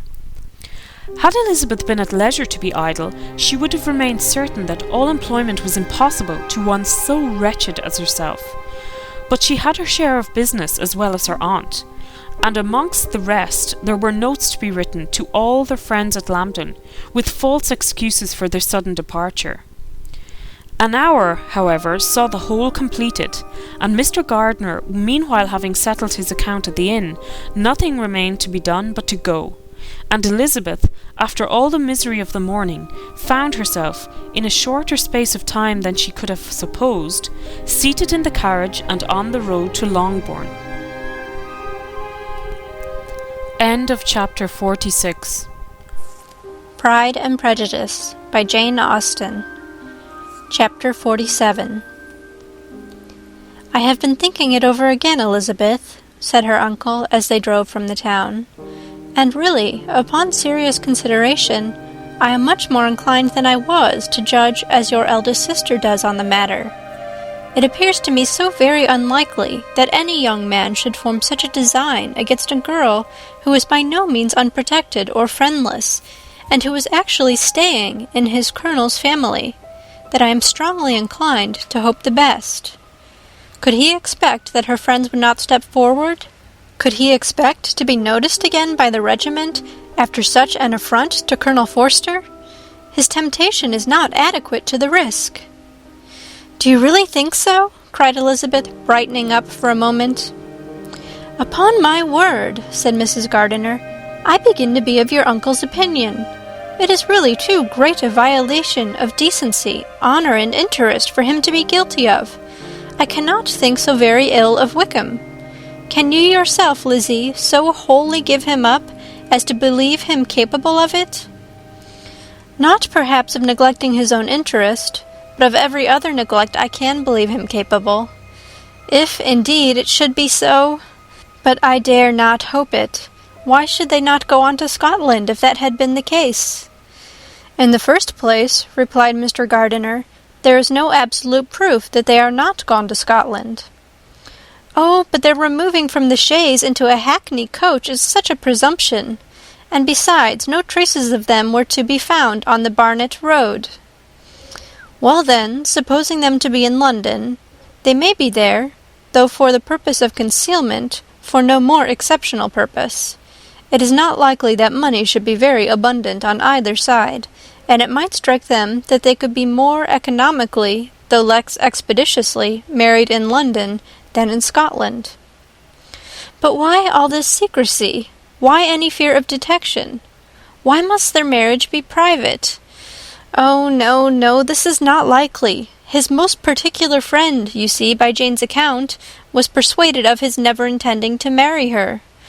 Wickham will never marry a woman without some money. He cannot afford it. And what claims has Lydia? What attraction has she beyond youth, health, and good humour that could make him, for her sake, forego every chance of benefiting himself by marrying well? As to what restraint the apprehensions of disgrace in the corps might throw on a dishonourable elopement with her, I am not able to judge, for I know nothing of the effects that such a step might produce. But as to your other objection, I am afraid it will hardly hold good. Lydia has no brothers to step forward, and he might imagine, from my father's behaviour, from his indolence and the little attention he has ever seemed to give to what was going forward in his family, that he would do as little, and think as little about it, as any father could do in such a matter. But can you think that Lydia is so lost to everything but love of him as to consent to live with him on any terms other than marriage? "It does seem, and it is most shocking indeed," replied Elizabeth, with tears in her eyes, "that a sister's sense of decency and virtue in such a point should admit of doubt. But really I know not what to say. Perhaps I am not doing her justice, but she is very young. She has never been taught to think on serious subjects, and for the last half-year, nay, for a 12-month, she has been given up to nothing but amusement and vanity. She has been allowed to dispose of her time in the most idle and frivolous manner, and to adopt any opinions that came in her way. Since the Shear were first quartered in Meryton, nothing but love, flirtation, and officers have been in her head. She has been doing everything in her power by thinking and talking on the subject to give greater, what shall I call it, susceptibility to her feelings, which are naturally lively enough. And we all know that Wickham has every charm of person and address that can captivate a woman." "But you see that Jane," said her aunt, "does not think so very ill of Wickham as to believe him capable of the attempt." "Of whom does Jane ever think ill? And who is there, whatever might be their former conduct, that she would think capable of such an attempt till it were proved against them? But Jane knows, as well as I do, what Wickham really is. We both know that he has been profligate in every sense of the word, that he has neither integrity nor honour, that he is as false and deceitful as he is insinuating." "And do you really know all this?" cried Mrs. Gardiner, whose curiosity as to the mode of her intelligence was all alive. "I do indeed," replied Elizabeth, colouring. "I told you the other day of his infamous behaviour to Mr. Darcy, and you yourself, when last at Longbourn, heard in what manner he spoke of the man who had behaved with such forbearance and liberality towards him. And there are other circumstances which I am not at liberty, which it is not worth while to relate. But his lies about the whole Pemberley family are endless. From what he said of Miss Darcy, I was thoroughly prepared to see a proud, reserved, disagreeable girl. Yet he knew to the contrary himself. He must know that she was as amiable and unpretending as we have found her." "But does Lydia know nothing of this? Can she be ignorant of what you and Jane seem so well to understand?" "Oh, yes, that is the worst of all. Till I was in Kent, and saw so much both of Mr. Darcy and his relation Colonel Fitzwilliam, I was ignorant of the truth myself.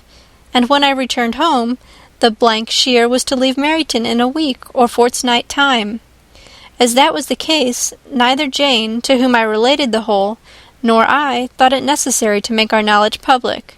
For of what use could it apparently be to anyone, that the good opinion which all the neighbourhood had of him should then be overthrown?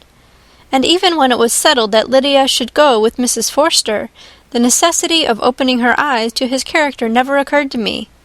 That she could be in any danger from the deception never entered my head. That such a consequence as this could ensue, you may easily believe was far enough from my thoughts." "When they are all removed to Brighton, therefore you had no reason, I suppose, to believe them fond of each other?" "Not the slightest. I can remember no symptom of affection on either side, and had anything of the kind been perceptible, you must be aware that ours is not a family on which it could be thrown away. When he first entered the corps, she was ready enough to admire him, but so we all were. Every girl in or near Meryton was out of her senses about him for the first 2 months, but he never distinguished her by any particular attention, and consequently, after a moderate period of extravagant and wild admiration, her fancy for him gave way, and others of the regiment, who treated her with more distinction, again became her favourites. It may be easily believed that however little of novelty could be added to their fears, hopes, and conjectures on this interesting subject by its repeated discussion, no other could detain them from it long during the whole of the journey. From Elizabeth's thoughts it was never absent, fixed there by the keenest of all anguish, self-reproach. She could find no interval of ease or forgetfulness. They travelled as expeditiously as possible, and sleeping one night on the road, reached Longbourn by dinner-time the next day. It was a comfort to Elizabeth to consider that Jane could not have been wearied by long expectations. The little Gardiners, attracted by the sight of a chaise, were standing on the steps of the house as they entered the paddock, and, when the carriage drove up to the door, the joyful surprise that lighted up their faces and displayed itself over their whole bodies in a variety of capers and frisks was the first pleasing earnest of their welcome. Elizabeth jumped out, and after giving each of them a hasty kiss, hurried into the vestibule, where Jane, who came running down from her mother's apartment, immediately met her. Elizabeth, as she affectionately embraced her, whilst tears filled the eyes of both, lost not a moment in asking whether anything had been heard of the fugitives. "Not yet," replied Jane, "but now that my dear uncle is come, I hope everything will be well." "Is my father in town?" "Yes, he went on Tuesday, as I wrote you word." "And have you heard from him often?" "We have heard only twice. He wrote me a few lines on Wednesday to say that he had arrived in safety, and to give me his directions, which I particularly begged him to do. He merely added that he should not write again till he had something of importance to mention." "And my mother, how is she? How are you all?" "My mother is tolerably well, I trust, though her spirits are greatly shaken. She is upstairs, and will have great satisfaction in seeing you all. She does not yet leave her dressing-room. Mary and Kitty, thank heaven, are quite well." "But you, how are you?" cried Elizabeth. "You look pale. How much you must have gone through." Her sister, however, assured her of being perfectly well, and their conversation, which had been passing while Mr. and Mrs. Gardiner were engaged with their children, was now put an end to by the approach of the whole party. Jane ran to her uncle and aunt, and welcomed and thanked them both, with alternate smiles and tears. When they were all in the drawing-room, the questions which Elizabeth had already asked were of course repeated by the others, and they soon found that Jane had no intelligence to give. The sanguine hope of good, however, which the benevolence of her heart suggested, had not yet deserted her. She still expected that it would all end well, and that every morning would bring some letter, either from Lydia or her father, to explain their proceedings, and, perhaps, announce their marriage. Mrs. Bennet, to whose apartment they all repaired, after a few minutes' conversation together, received them exactly as might be expected. With tears and lamentations of regret, invectives against the villainous conduct of Wickham, and complaints of her own sufferings and ill usage, blaming everybody but the person to whose ill-judging indulgence the errors of her daughter must principally be owing. "If I had been able," said she, "to carry my point in going to Brighton with all my family, this would not have happened. But poor dear Lydia had nobody to take care of her. Why did the Forsters ever let her go out of their sight? I am sure there was some great neglect or other on their side, for she is not the kind of girl to do such a thing if she had been well looked after. I always thought they were very unfit to have the charge of her, but I was overruled, as I always am. Poor dear child! And now here's Mr. Bennet gone away, and I know he will fight Wickham wherever he meets him, and then he will be killed, and what is to become of us all? The Collinses will turn us out before he is cold in his grave, and if you are not kind to us, brother, I do not know what we shall do." They all exclaimed against such terrific ideas, and Mr. Gardiner, after general assurances of his affection for her and all her family, told her that he meant to be in London the very next day, and would assist Mr. Bennet in every endeavour for recovering Lydia. "Do not give way to useless alarm," added he. "Though it is right to be prepared for the worst, there is no occasion to look on it as certain. It is not quite a week since they left Brighton. In a few days more we may gain some news of them, and till we know that they are not married, and have no design of marrying, do not let us give the matter over as lost. As soon as I get to town I shall go to my brother, and make him come home with me to Gracechurch Street, and then we may consult together as to what is to be done." "Oh, my dear brother," replied Mrs. Bennet, "that is exactly what I could most wish for. And now do, when you get to town, find them out wherever they may be, and if they are not married already, make them marry. And as for wedding clothes, do not let them wait for that, but tell Lydia she shall have as much money as she chooses to buy them, after they are married. And above all, keep Mr. Bennet from fighting. Tell him what a dreadful state I am in, that I am frighted out of my wits, and have such tremblings, such flutterings all over me, such spasms in my side, and pains in my head, and such beatings at heart, that I can get no rest by night nor by day. And tell my dear Lydia not to give any directions about her clothes till she has seen me, for she does not know which are the best warehouses. Oh, brother, how kind you are! I know you will contrive it all. But Mr. Gardiner, though he assured her again of his earnest endeavours in the cause, could not avoid recommending moderation to her, as well in her hopes as her fear, and after talking with her in this manner till dinner was on the table, they all left her to vent all her feelings on the housekeeper, who attended in the absence of her daughters. Though her brother and sister were persuaded that there was no real occasion for such a seclusion from the family, they did not attempt to oppose it, for they knew that she had not prudence enough to hold her tongue before the servants while they waited at table, and judged it better that one only of the household, and the one whom they could most trust, should comprehend all her fears and solicitude on the subject. In the dining-room they were soon joined by Mary and Kitty, who had been too busily engaged in their separate apartments to make their appearance before. One came from her books, and the other from her toilette. The faces of both, however, were tolerably calm, and no change was visible in either, except that the loss of her favourite sister, or the anger which she had herself incurred in this business, had given more of fretfulness than usual to the accents of Kitty.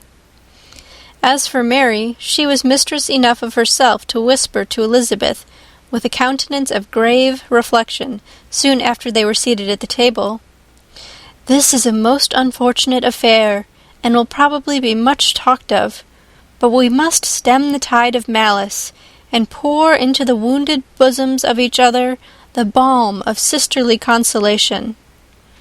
Then, perceiving in Elizabeth no inclination of replying, she added, "Unhappy as the event must be for Lydia, we may draw from it this useful lesson, that loss of virtue in a female is irretrievable, that one false step involves her in endless ruin, that her reputation is no less brittle than it is beautiful, and that she cannot be too much guarded in her behaviour towards the undeserving of the other sex."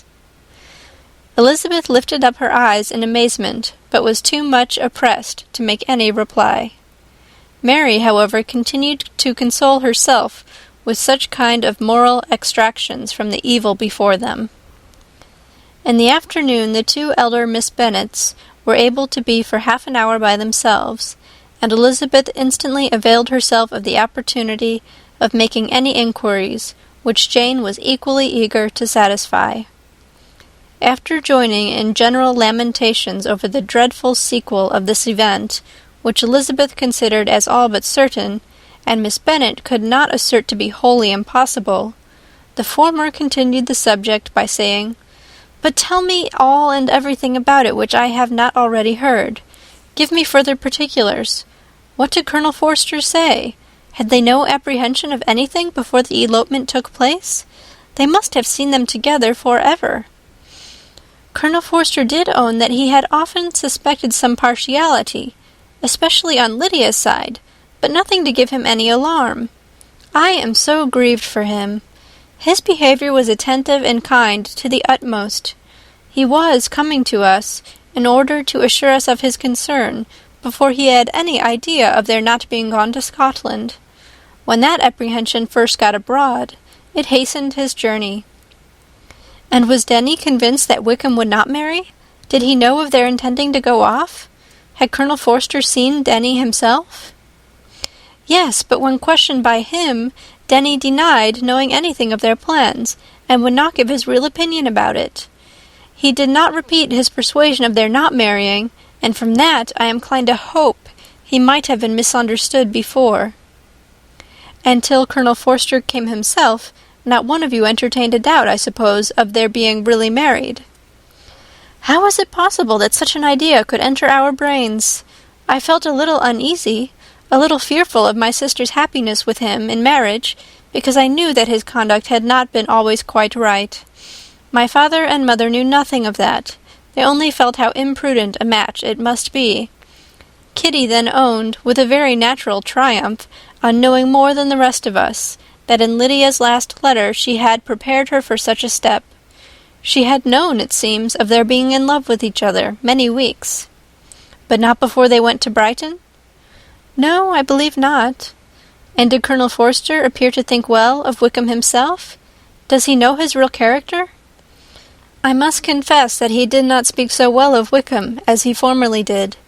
He believed him to be imprudent and extravagant, and since this sad affair has taken place, it is said that he left Meryton greatly in debt, but I hope this may be false. Oh, Jane, had we been less secret, had we told what we knew of him, this could not have happened. Perhaps it would have been better, replied her sister. But to expose the former faults of any person, without knowing what their present feelings were, seemed unjustifiable. We acted with the best intentions. Could Colonel Forster repeat the particulars of Lydia's note to his wife? He brought it with him for us to see. Jane then took it from her pocket-book and gave it to Elizabeth. These were the contents. My dear Harriet, you will laugh when you know where I am gone, and I cannot help laughing myself at your surprise tomorrow morning, as soon as I am missed. I am going to Gretna Green, and if you cannot guess with who, I shall think you a simpleton, for there is but one man in the world I love, and he is an angel. I should never be happy without him, so think it no harm to be off. You need not send them word at Longbourn of my going, if you do not like it, for it will make the surprise the greater when I write to them and sign my name, Lydia Wickham. What a good joke it will be! I can hardly write for laughing. Pray make my excuses to Pratt for not keeping my engagement and dancing with him tonight. Tell him I hope he will excuse me when he knows all, and tell him I will dance with him at the next ball we meet, with great pleasure. I shall send for my clothes when I get to Longbourn, but I wish you would tell Sally to mend a great slit in my worked muslin gown before they are packed up. Good-bye. Give my love to Colonel Forster. I hope you will drink to our good journey. Your affectionate friend, Lydia Bennet. Oh, thoughtless, thoughtless Lydia! Cried Elizabeth, when she had finished it. What a letter is this, to be written at such a moment! But at least it shows that she was serious on the subject of their journey. Whatever he might afterwards persuade her to, it was not on her side a scheme of infamy. My poor father! How he must have felt it! I never saw anyone so shocked. He could not speak a word for full 10 minutes. My mother was taken ill immediately, and the whole house in such confusion. Oh, Jane, cried Elizabeth, was there a servant belonging to it who did not know the whole story before the end of the day? I do not know. I hope there was, but to be guarded at such a time is very difficult. My mother was in hysterics, and though I endeavoured to give her every assistance in my power, I am afraid I did not do so much as I might have done. But the horror of what might possibly happen almost took me from my faculties. Your attendance upon her has been too much for you. You do not look well. Oh, that I had been with you! You have had every care and anxiety upon yourself alone. Mary and Kitty have been very kind, and would have shared in every fatigue, I am sure, but I did not think it right for either of them. Kitty is slight and delicate, and Mary studies so much that her hours of repose should not be broken in on. My Aunt Phillips came to Longbourn on Tuesday after my father went away, and was so good as to stay till Thursday with me.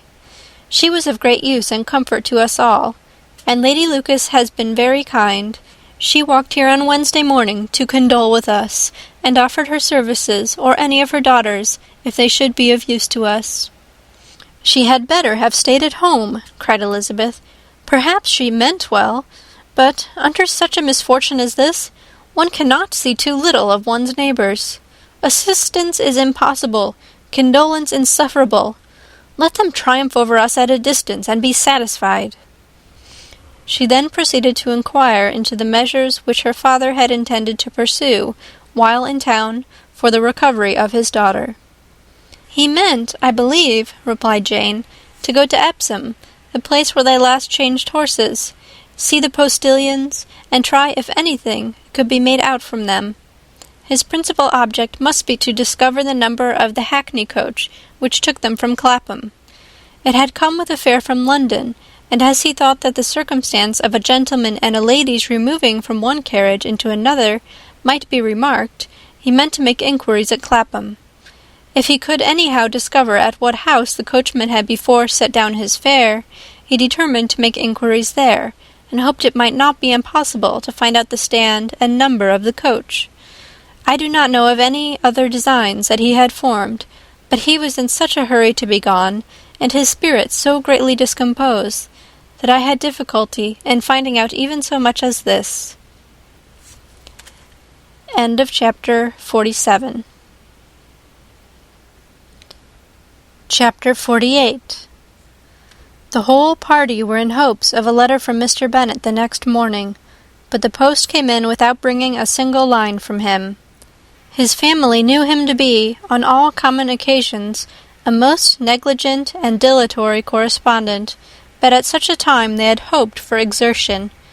They were forced to conclude that he had no pleasing intelligence to send, but even of that they would have been glad to be certain. Mr. Gardiner had only waited for the letters before he set off.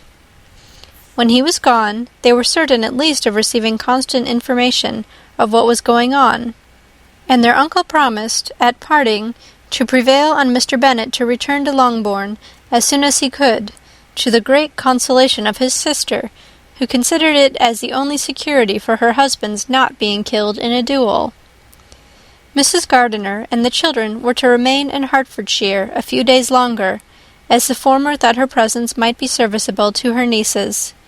She shared in their attendance on Mrs. Bennet, and was a great comfort to them in their hours of freedom. Their other aunt, who visited them frequently, and always, as she said, with the design of cheering and heartening them up, though as she never came without reporting some fresh instance of Wickham's extravagance or irregularity, she seldom went away without leaving them more dispirited than she found them. All Meryton seemed striving to blacken the man who, but 3 months before, had been almost an angel of light. He was declared to be in debt to every tradesman in the place, and his intrigues, all honoured with the title of seduction, had been extended into every tradesman's family. Everybody declared that he was the wickedest young man in the world, and everybody began to find out that they had always distrusted the appearance of his goodness. Elizabeth, though she did not credit above half of what was said, believed enough to make her former assurance of her sister's ruin more certain, and even Jane, who believed still less of it, became almost hopeless, more especially as the time was now come when, if they had gone to Scotland, which she had never before entirely despaired of, they must in all probability have gained some news of them. Mr. Gardiner left Longbourn on Sunday. On Tuesday his wife received a letter from him. It told them that, on his arrival, he had immediately found out his brother, and persuaded him to come to Gracechurch Street, that Mr. Bennet had been to Epsom and Clapham before his arrival, but without gaining any satisfactory information, and that he was now determined to inquire at all the principal hotels in town, as Mr. Bennet thought it possible they might have gone to one of them, on their first coming to London, before they procured lodgings. Mr. Gardiner himself did not expect any success from this measure, but as his brother was eager in it, he meant to assist him in pursuing it. He added that Mr. Bennet seemed wholly disinclined at present to leave London, and promised to write again very soon. There was also a postscript to this effect: "I have written to Colonel Forster, to desire him to find out, if possible, from some of the young man's intimates in the regiment, whether Wickham has any relations or connections who would be likely to know in what part of town he has now concealed himself. If there were any one that one could apply to with a probability of gaining such a clue as that, it might be of essential consequence. At present we have nothing to guide us. Colonel Forster will, I dare say, do everything in his power to satisfy us on this head. But, on second thoughts, perhaps Lizzie could tell us what relations he has now living, better than any other person. Elizabeth was at no loss to understand from where this deference to her authority proceeded, but it was not in her power to give any information of so satisfactory a nature as the compliment deserved. She had never heard of his having had any relations, except a father and mother, both of whom had been dead many years.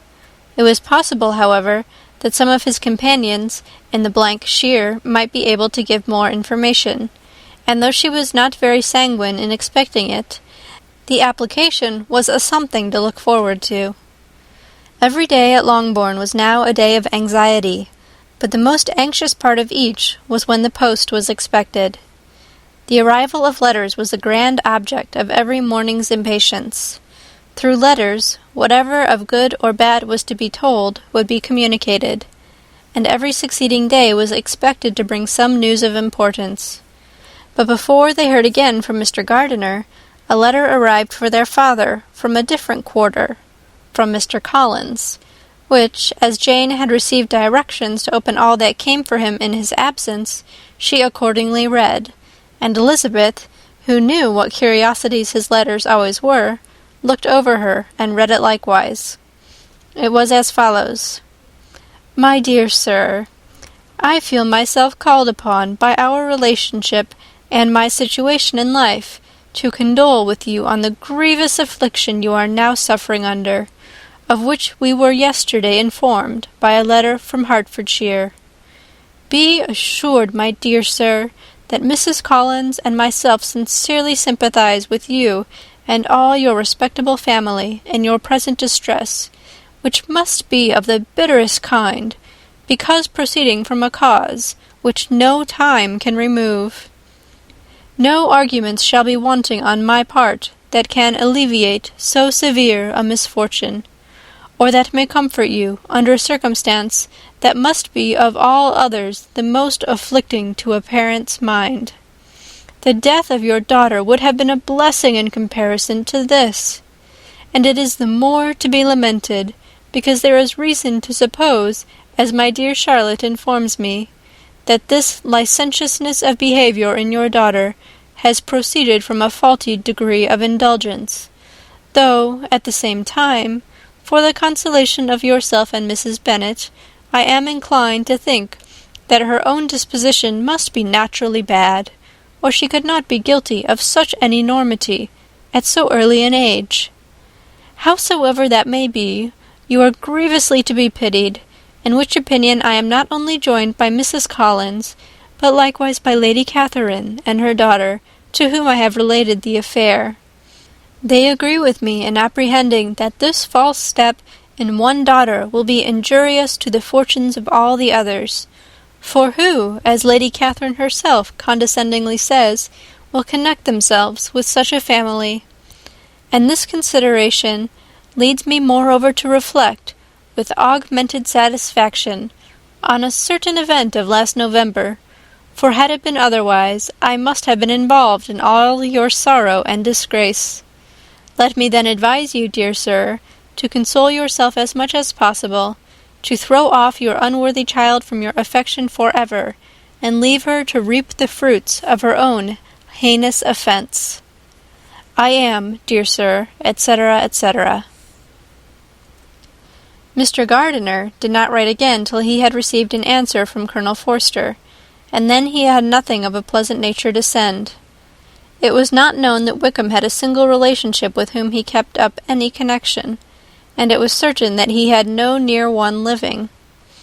His former acquaintances had been numerous, but since he had been in the militia, it did not appear that he was on terms of particular friendship with any of them.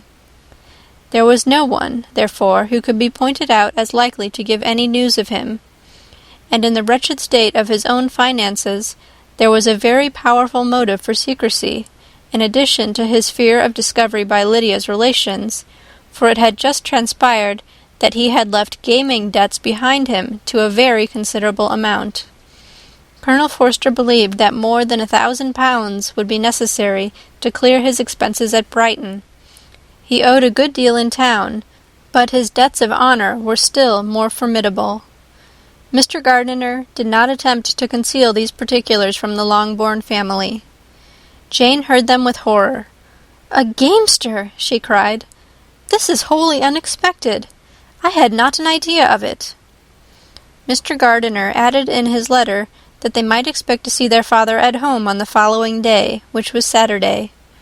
Rendered spiritless by the ill success of all their endeavours, he had yielded to his brother-in-law's entreaty that he would return to his family, and leave it to him to do whatever occasion might suggest to be advisable for continuing their pursuit. When Mrs. Bennet was told of this, she did not express so much satisfaction as her children expected, considering what her anxiety for his life had been before. "What, is he coming home and without poor Lydia?" she cried. "Sure he will not leave London before he has found them. Who is to fight Wickham, and make him marry her if he comes away?" As Mrs. Gardiner began to wish to be at home, it was settled that she and the children should go to London at the same time that Mr. Bennet came from it. The coach therefore took them the first stage of their journey, and brought its master back to Longbourn. Mrs. Gardiner went away in all the perplexity about Elizabeth and her Derbyshire friend that had attended her from that part of the world. His name had never been voluntarily mentioned before them by her niece, and the kind of half-expectation which Mrs. Gardiner had formed, of their being followed by a letter from him, had ended in nothing. Elizabeth had received none since her return that could come from Pemberley. The present unhappy state of the family rendered any other excuse for the lowness of her spirits unnecessary. Nothing, therefore, could be fairly conjectured from that, though Elizabeth, who was by this time tolerably well acquainted with her own feelings, was perfectly aware that, had she known nothing of Darcy, she could have borne the dread of Lydia's infamy somewhat better. It would have spared her, she thought, one sleepless night out of 2. When Mr. Bennet arrived, he had all the appearance of his usual philosophic composure. He said as little as he had ever been in the habit of saying, made no mention of the business that had taken him away, and it was some time before his daughters had courage to speak of it. It was not till the afternoon, when he had joined them at tea, that Elizabeth ventured to introduce the subject, and then, on her briefly expressing her sorrow for what he must have endured, he replied, "Say nothing of that. Who should suffer but myself? It has been my own doing, and I ought to feel it." "You must not be too severe upon yourself," replied Elizabeth. "You may well warn me against such an evil. Human nature is so prone to fall into it. No, Lizzie, let me once in my life feel how much I have been to blame. I am not afraid of being overpowered by the impression. It will pass away soon enough." "Do you suppose them to be in London?" "Yes, where else can they be so well concealed?" "And Lydia used to want to go to London," added Kitty. "She is happy, then," said her father dryly, "and her residence there will probably be of some duration." Then, after a short silence, he continued, "Lizzie, I bear you no ill will for being justified in your advice to me last May, which, considering the event, shows some greatness of mind." They were interrupted by Miss Bennet, who came to fetch her mother's tea. "This is a parade," he cried, "which does one good. It gives such an elegance to misfortune. Another day I will do the same. I will sit in my library in my nightcap and powdering-gown and give as much trouble as I can. Or perhaps I may defer it till Kitty runs away." "I am not going to run away, papa," said Kitty fretfully. "If I should ever go to Brighton, I would behave better than Lydia." "You go to Brighton! I would not trust you so near it as Eastbourne for 50 pounds. No, Kitty, I have at least learnt to be cautious, and you will feel the effects of it. No officer is ever to enter into my house again, nor even to pass through the village. Balls will be absolutely prohibited, unless you stand up with one of your sisters, and you are never to stir out of doors till you can prove that you have spent 10 minutes of every day in a rational manner." Kitty, who took all these threats in a serious light, began to cry. "Well, well," said he, "do not make yourself unhappy. If you are a good girl for the next 10 years, I will take you to a review at the end of them." End of chapter 48. Pride and Prejudice by Jane Austen. Chapter 49. 2 days after Mr. Bennet's return, as Jane and Elizabeth were walking together in the shrubbery behind the house, they saw the housekeeper coming towards them, and concluding that she came to call them to their mother, went forward to meet her. But instead of the expected summons, when they approached her, she said to Miss Bennet, "I beg your pardon, madam, for interrupting you, but I was in the hopes you might have got some good news from town, so I took the liberty of coming to ask." "What do you mean, Hill? We have heard nothing from town." "Dear madam," cried Mrs. Hill, in great astonishment, "don't you know there is an express come for master from Mr. Gardiner? He has been here this half hour, and master has had a letter." Away ran the girls, too eager to get in to have time for speech. They ran through the vestibule into the breakfast room, from thence to the library.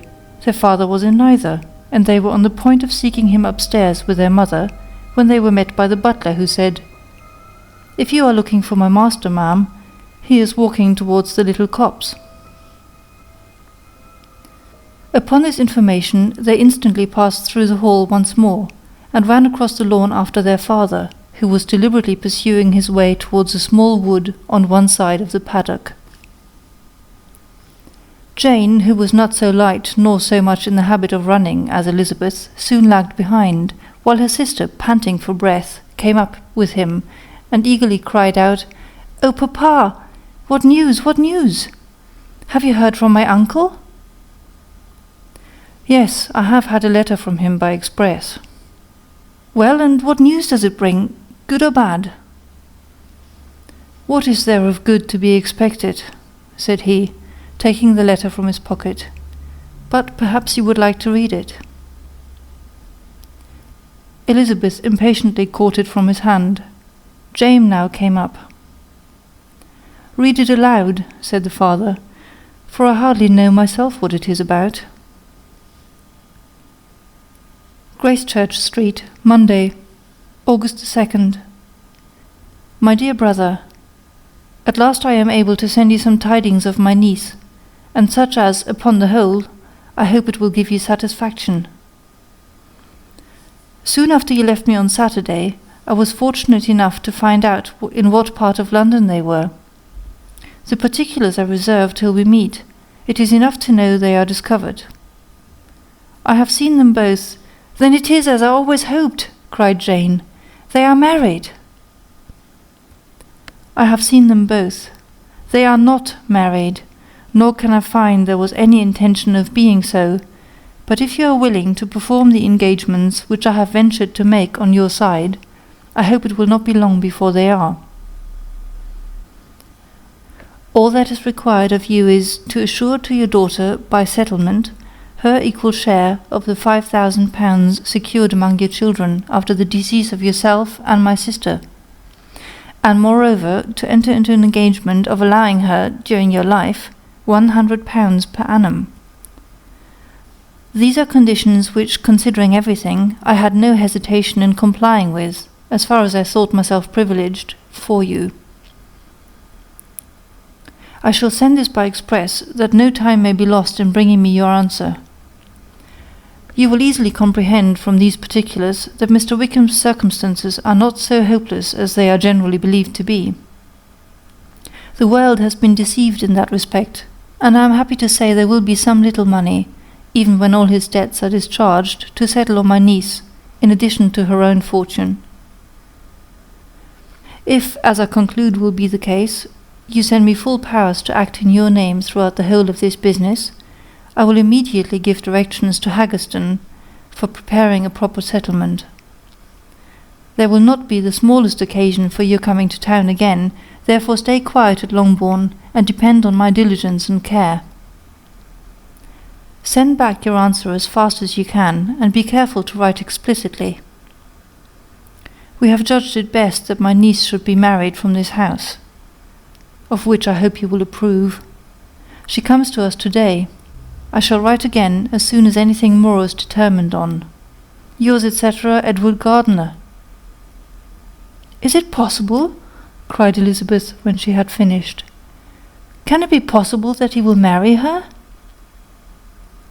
"Wickham is not so undeserving, then, as we thought him," said her sister.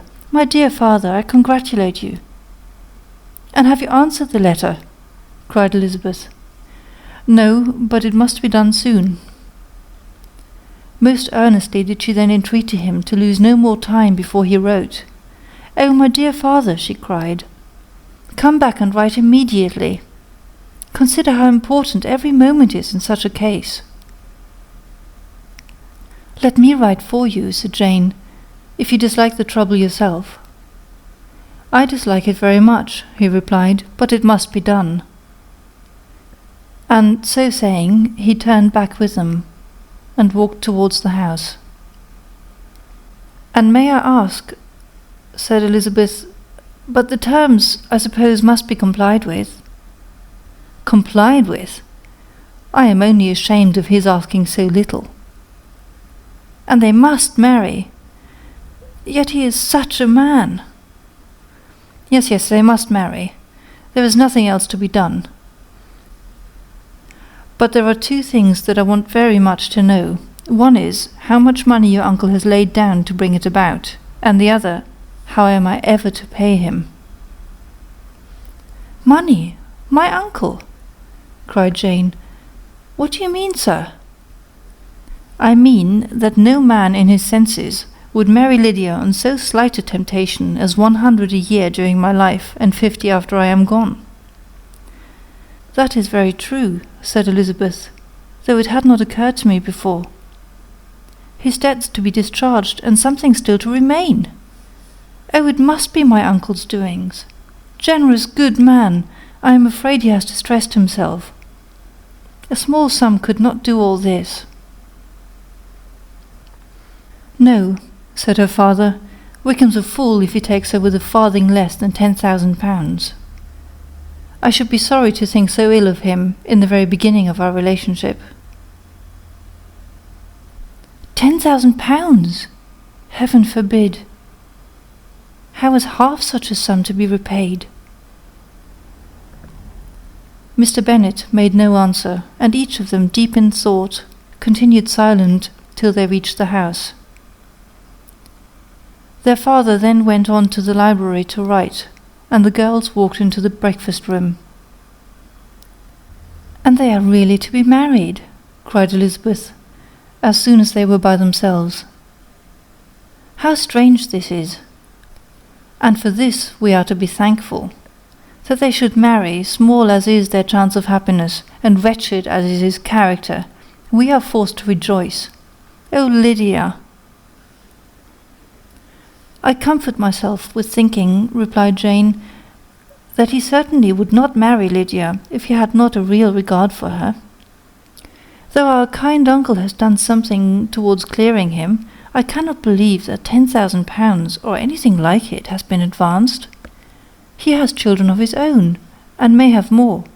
How could he spare half 10,000 pounds? "If we were ever able to learn what Wickham's debts have been," said Elizabeth, "and how much is settled on his side on our sister, we shall exactly know what Mr. Gardiner has done for them, because Wickham has not sixpence of his own. The kindness of my uncle and aunt can never be requited. Their taking her home and affording her their personal protection and countenance is such a sacrifice to her advantage as years of gratitude cannot enough acknowledge. By this time she is actually with them. If such goodness does not make her miserable now, she will never deserve to be happy. What a meeting for her when she first sees my aunt! We must endeavour to forget all that has passed on either side," said Jane. "I hope and trust they will yet be happy. His consenting to marry her is a proof, I will believe, that he has come to a right way of thinking. Their mutual affection will steady them, and I flatter myself they will settle so quietly, and live in so rational a manner, as may in time make their past imprudence forgotten." "Their conduct has been such," replied Elizabeth, "as neither you nor I nor anybody can ever forget. It is useless to talk of it." It now occurred to the girls that their mother was in all likelihood perfectly ignorant of what had happened. They went to the library, therefore, and asked their father whether he would not wish them to make it known to her. He was writing, and, without raising his head, coolly replied, "Just as you please." "May we take my uncle's letter to read to her?" "Take whatever you like, and get away." Elizabeth took the letter from his writing table, and they went upstairs together. Mary and Kitty were both with Mrs. Bennet. One communication would, therefore, do for all.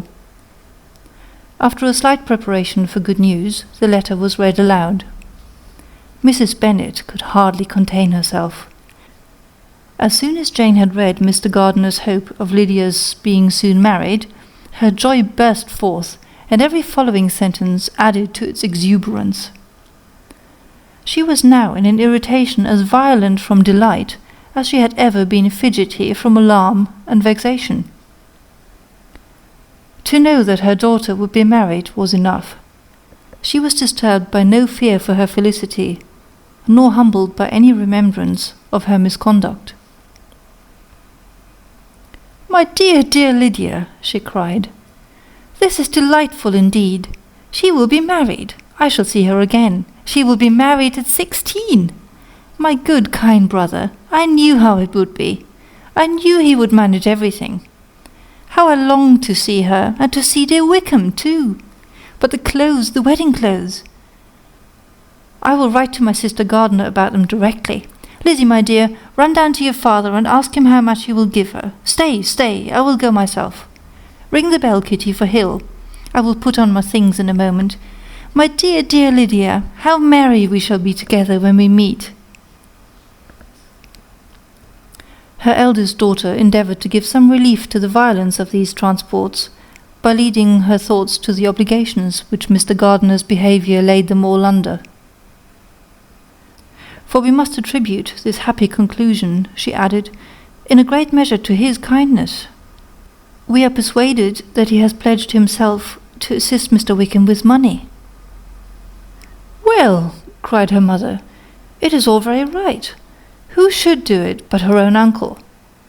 If he had not had a family of his own, I and my children must have had all his money, you know, and it is the first time we have ever had anything from him, except a few presents.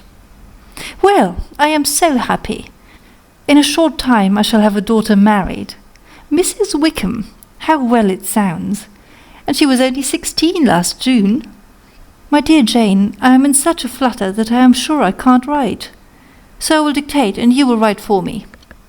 We will settle with your father about the money afterwards, but the things should be ordered immediately." She was then proceeding to all the particulars of calico, muslin, and cambric, and would shortly have dictated some very plentiful orders, had not Jane, though with some difficulty, persuaded her to wait till her father was at leisure to be consulted. One day's delay, she observed, would be of small importance, and her mother was too happy to be quite so obstinate as usual. Other schemes, too, came into her head. "I will go to Meryton," said she, "as soon as I am dressed, and tell the good news to my sister Phillips. And as I come back, I can call on Lady Lucas and Mrs. Long. Kitty, run down and order the carriage.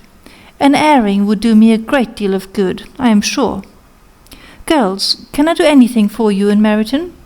Oh, here comes Hill. My dear Hill, have you heard the good news? Miss Lydia is going to be married, and you shall all have a bowl of punch to make merry at her wedding." Mrs. Hill began instantly to express her joy. Elizabeth received her congratulations amongst the rest, and then, sick of this folly, took refuge in her own room, that she might think with freedom. Poor Lydia's situation must at best be bad enough, but that it was no worse she had need to be thankful.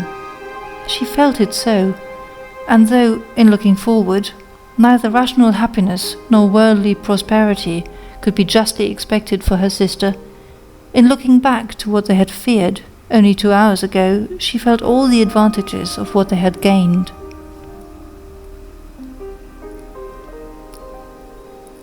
End of chapter 49. Pride and Prejudice by Jane Austen, chapters 50 and 51. Mr. Bennet had very often wished before this period of his life that, instead of spending his whole income, he had laid by an annual sum for the better provision of his children and of his wife if she survived him. He now wished it more than ever. Had he done his duty in that respect, Lydia need not have been indebted to her uncle for whatever of honor or credit could now be purchased for her. The satisfaction of prevailing on one of the most worthless young men in Great Britain to be her husband might then have rested in its proper place. He was seriously concerned that a cause of so little advantage to anyone should be forwarded at the sole expense of his brother-in-law, and he was determined, if possible, to find out the extent of his assistance, and to discharge the obligation as soon as he could. When first Mr. Bennet had married, economy was held to be perfectly useless, for, of course, they were to have a son. The son was to join in cutting off the entail, as soon as he should be of age, and the widow and younger children would by that means be provided for. 5 daughters successively entered the world, and yet the son was to come, and Mrs. Bennet, for many years after Lydia's birth, had been certain that he would. This event had at last been despaired of, but it was then too late to be saving. Mrs. Bennet had no turn for economy, and her husband's love of independence had alone prevented their exceeding their income. £5,000 was settled by marriage articles on Mrs. Bennet and the children, but in what proportions it should be divided amongst the latter depended on the will of the parents. This was one point, with regard to Lydia at least, which was now to be settled, and Mr. Bennet could have no hesitation in acceding to the proposal before him. In terms of grateful acknowledgment for the kindness of his brother, though expressed most concisely, he then delivered on paper his perfect approbation of all that was done, and his willingness to fulfill the engagements that had been made for him. He had never before supposed that, could Wickham be prevailed on to marry his daughter, it would be done with so little inconvenience to himself as by the present arrangement. He would scarcely be £10 a year the loser by the 100 that was to be paid for them. For, what with her board and pocket allowance, and the continual presents in money which passed to her through her mother's hands, Lydia's expenses had been very little within that sum. That it would be done with such trifling exertion on his side, too, was another very welcome surprise, for his wish at present was to have as little trouble in the business as possible. When the first transports of rage which had produced his activity in seeking her were over, he naturally returned to all its former indolence. His letter was soon dispatched, for, though dilatory in undertaking business, he was quick in its execution. He begged to know further particulars of what he was indebted to his brother, but was too angry with Lydia to send any message to her. The good news spread quickly through the house, and with proportionate speed through the neighbourhood. It was borne in the latter with decent philosophy. To be sure, it would have been far more for the advantage of conversation had Miss Lydia Bennet come upon the town, or, as the happiest alternative, been secluded from the world in some distant farmhouse. But there was much to be talked of in marrying her, and the good-natured wishes for her well-doing which had proceeded before from all the spiteful ladies in Meryton lost but a little of their spirit in this change of circumstances, because with such a husband her misery was considered certain. It was a fortnight since Mrs. Bennet had been downstairs, but on this happy day she again took her seat at the head of her table, and in spirits oppressively high. No sentiment of shame gave a damp to her triumph. The marriage of a daughter, which had been the first object of her wishes since Jane was 16, was now on the point of accomplishment, and her thoughts and her words ran wholly on those attendants of elegant nuptials, fine muslins, new carriages, and servants. She was busily searching through the neighbourhood for a proper situation for her daughter, and, without knowing or considering what their income might be, rejected many as deficient in size and importance. "Hay Park might do," said she, "if the Goldings could quit it, or the great house at Stoke, if the drawing-room were larger, but Ashworth is too far off. I could not bear to have her 10 miles from me, and as for Pulvis Lodge, the attics are dreadful." Her husband allowed her to talk on without interruption while the servants remained, but when they had withdrawn, he said to her, "Mrs. Bennet, before you take any or all of these houses for your son and daughter, let us come to a right understanding. Into one house in this neighbourhood they shall never have admittance. I will not encourage the impudence of either by receiving them at Longbourn." A long dispute followed this declaration, but Mr. Bennet was firm. It soon led to another, and Mrs. Bennet found, with amazement and horror, that her husband would not advance a guinea to buy clothes for his daughter. He protested that she should receive from him no mark of affection whatever on the occasion. Mrs. Bennet could hardly comprehend it. That his anger could be carried to such a point of inconceivable resentment as to refuse his daughter a privilege without which her marriage would scarcely seem valid, exceeded all she could believe possible. She was more alive to the disgrace which her want of new clothes must reflect on her daughter's nuptials than to any sense of shame at her eloping and living with Wickham a fortnight before they took place. Elizabeth was now heartily sorry that she had, from the distress of the moment, been led to make Mr. Darcy acquainted with their fears for her sister, for since her marriage would so shortly give the proper termination to the elopement, they might hope to conceal its unfavourable beginning from all those who were not immediately on the spot. She had no fear of its spreading farther through his means. There were few people on whose secrecy she would have more confidently depended. But at the same time, there was no one whose knowledge of a sister's frailty would have mortified her so much. Not, however, from any fear of disadvantage from it individually to herself, for, at any rate, there seemed a gulf impassable between them. Had Lydia's marriage been concluded on the most honourable terms, it was not to be supposed that Mr. Darcy would connect himself with a family where, to every other objection, would now be added an alliance and a relationship of the nearest kind with the man whom he so justly scorned. From such a connection she could not wonder that he would shrink. The wish of procuring her regard, which she had assured herself of his feeling in Derbyshire, could not in rational expectation survive such a blow as this. She was humbled, she was grieved, she repented, though she hardly knew of what. She became jealous of his esteem, when she could no longer hope to be benefited by it. She wanted to hear of him, when there seemed the least chance of gaining intelligence. She was convinced that she could have been happy with him, when it was no longer likely they should meet. What a triumph for him, as she often thought, could he know that the proposals which she had proudly spurned only 4 months ago would now have been most gladly and gratefully received. He was as generous, she doubted not, as the most generous of his sex, but while he was mortal, there must be a triumph. She began now to comprehend that he was exactly the man who, in disposition and talents, would most suit her. His understanding and temper, though unlike her own, would have answered all her wishes. It was a union that must have been to the advantage of both. By her ease and liveliness, his mind might have been softened, his manners improved, and from his judgment, information, and knowledge of the world, she must have received benefit of greater importance. But no such happy marriage could now teach the admiring multitude what connubial felicity really was. A union of a different tendency and precluding the possibility of the other was soon to be formed in their family.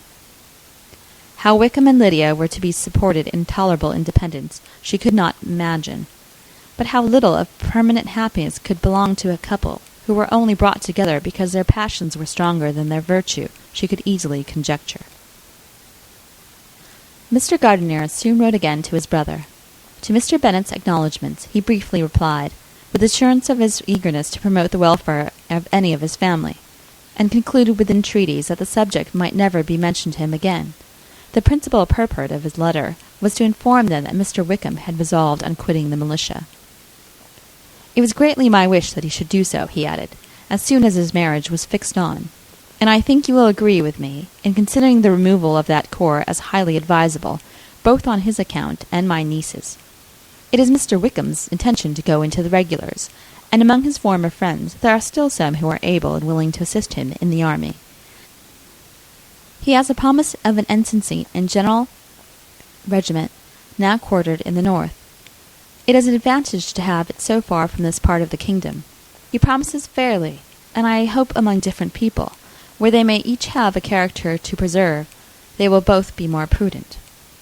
I have written to Colonel Forster to inform him of our present arrangements, and to request that he will satisfy the various creditors of Mr. Wickham in and near Brighton, with assurance of speedy payment, for which I have pledged myself. And will you give yourself the trouble of carrying similar assurances to his creditors in Meryton, of whom I shall subjoin a list according to his information? He has given in all his debts.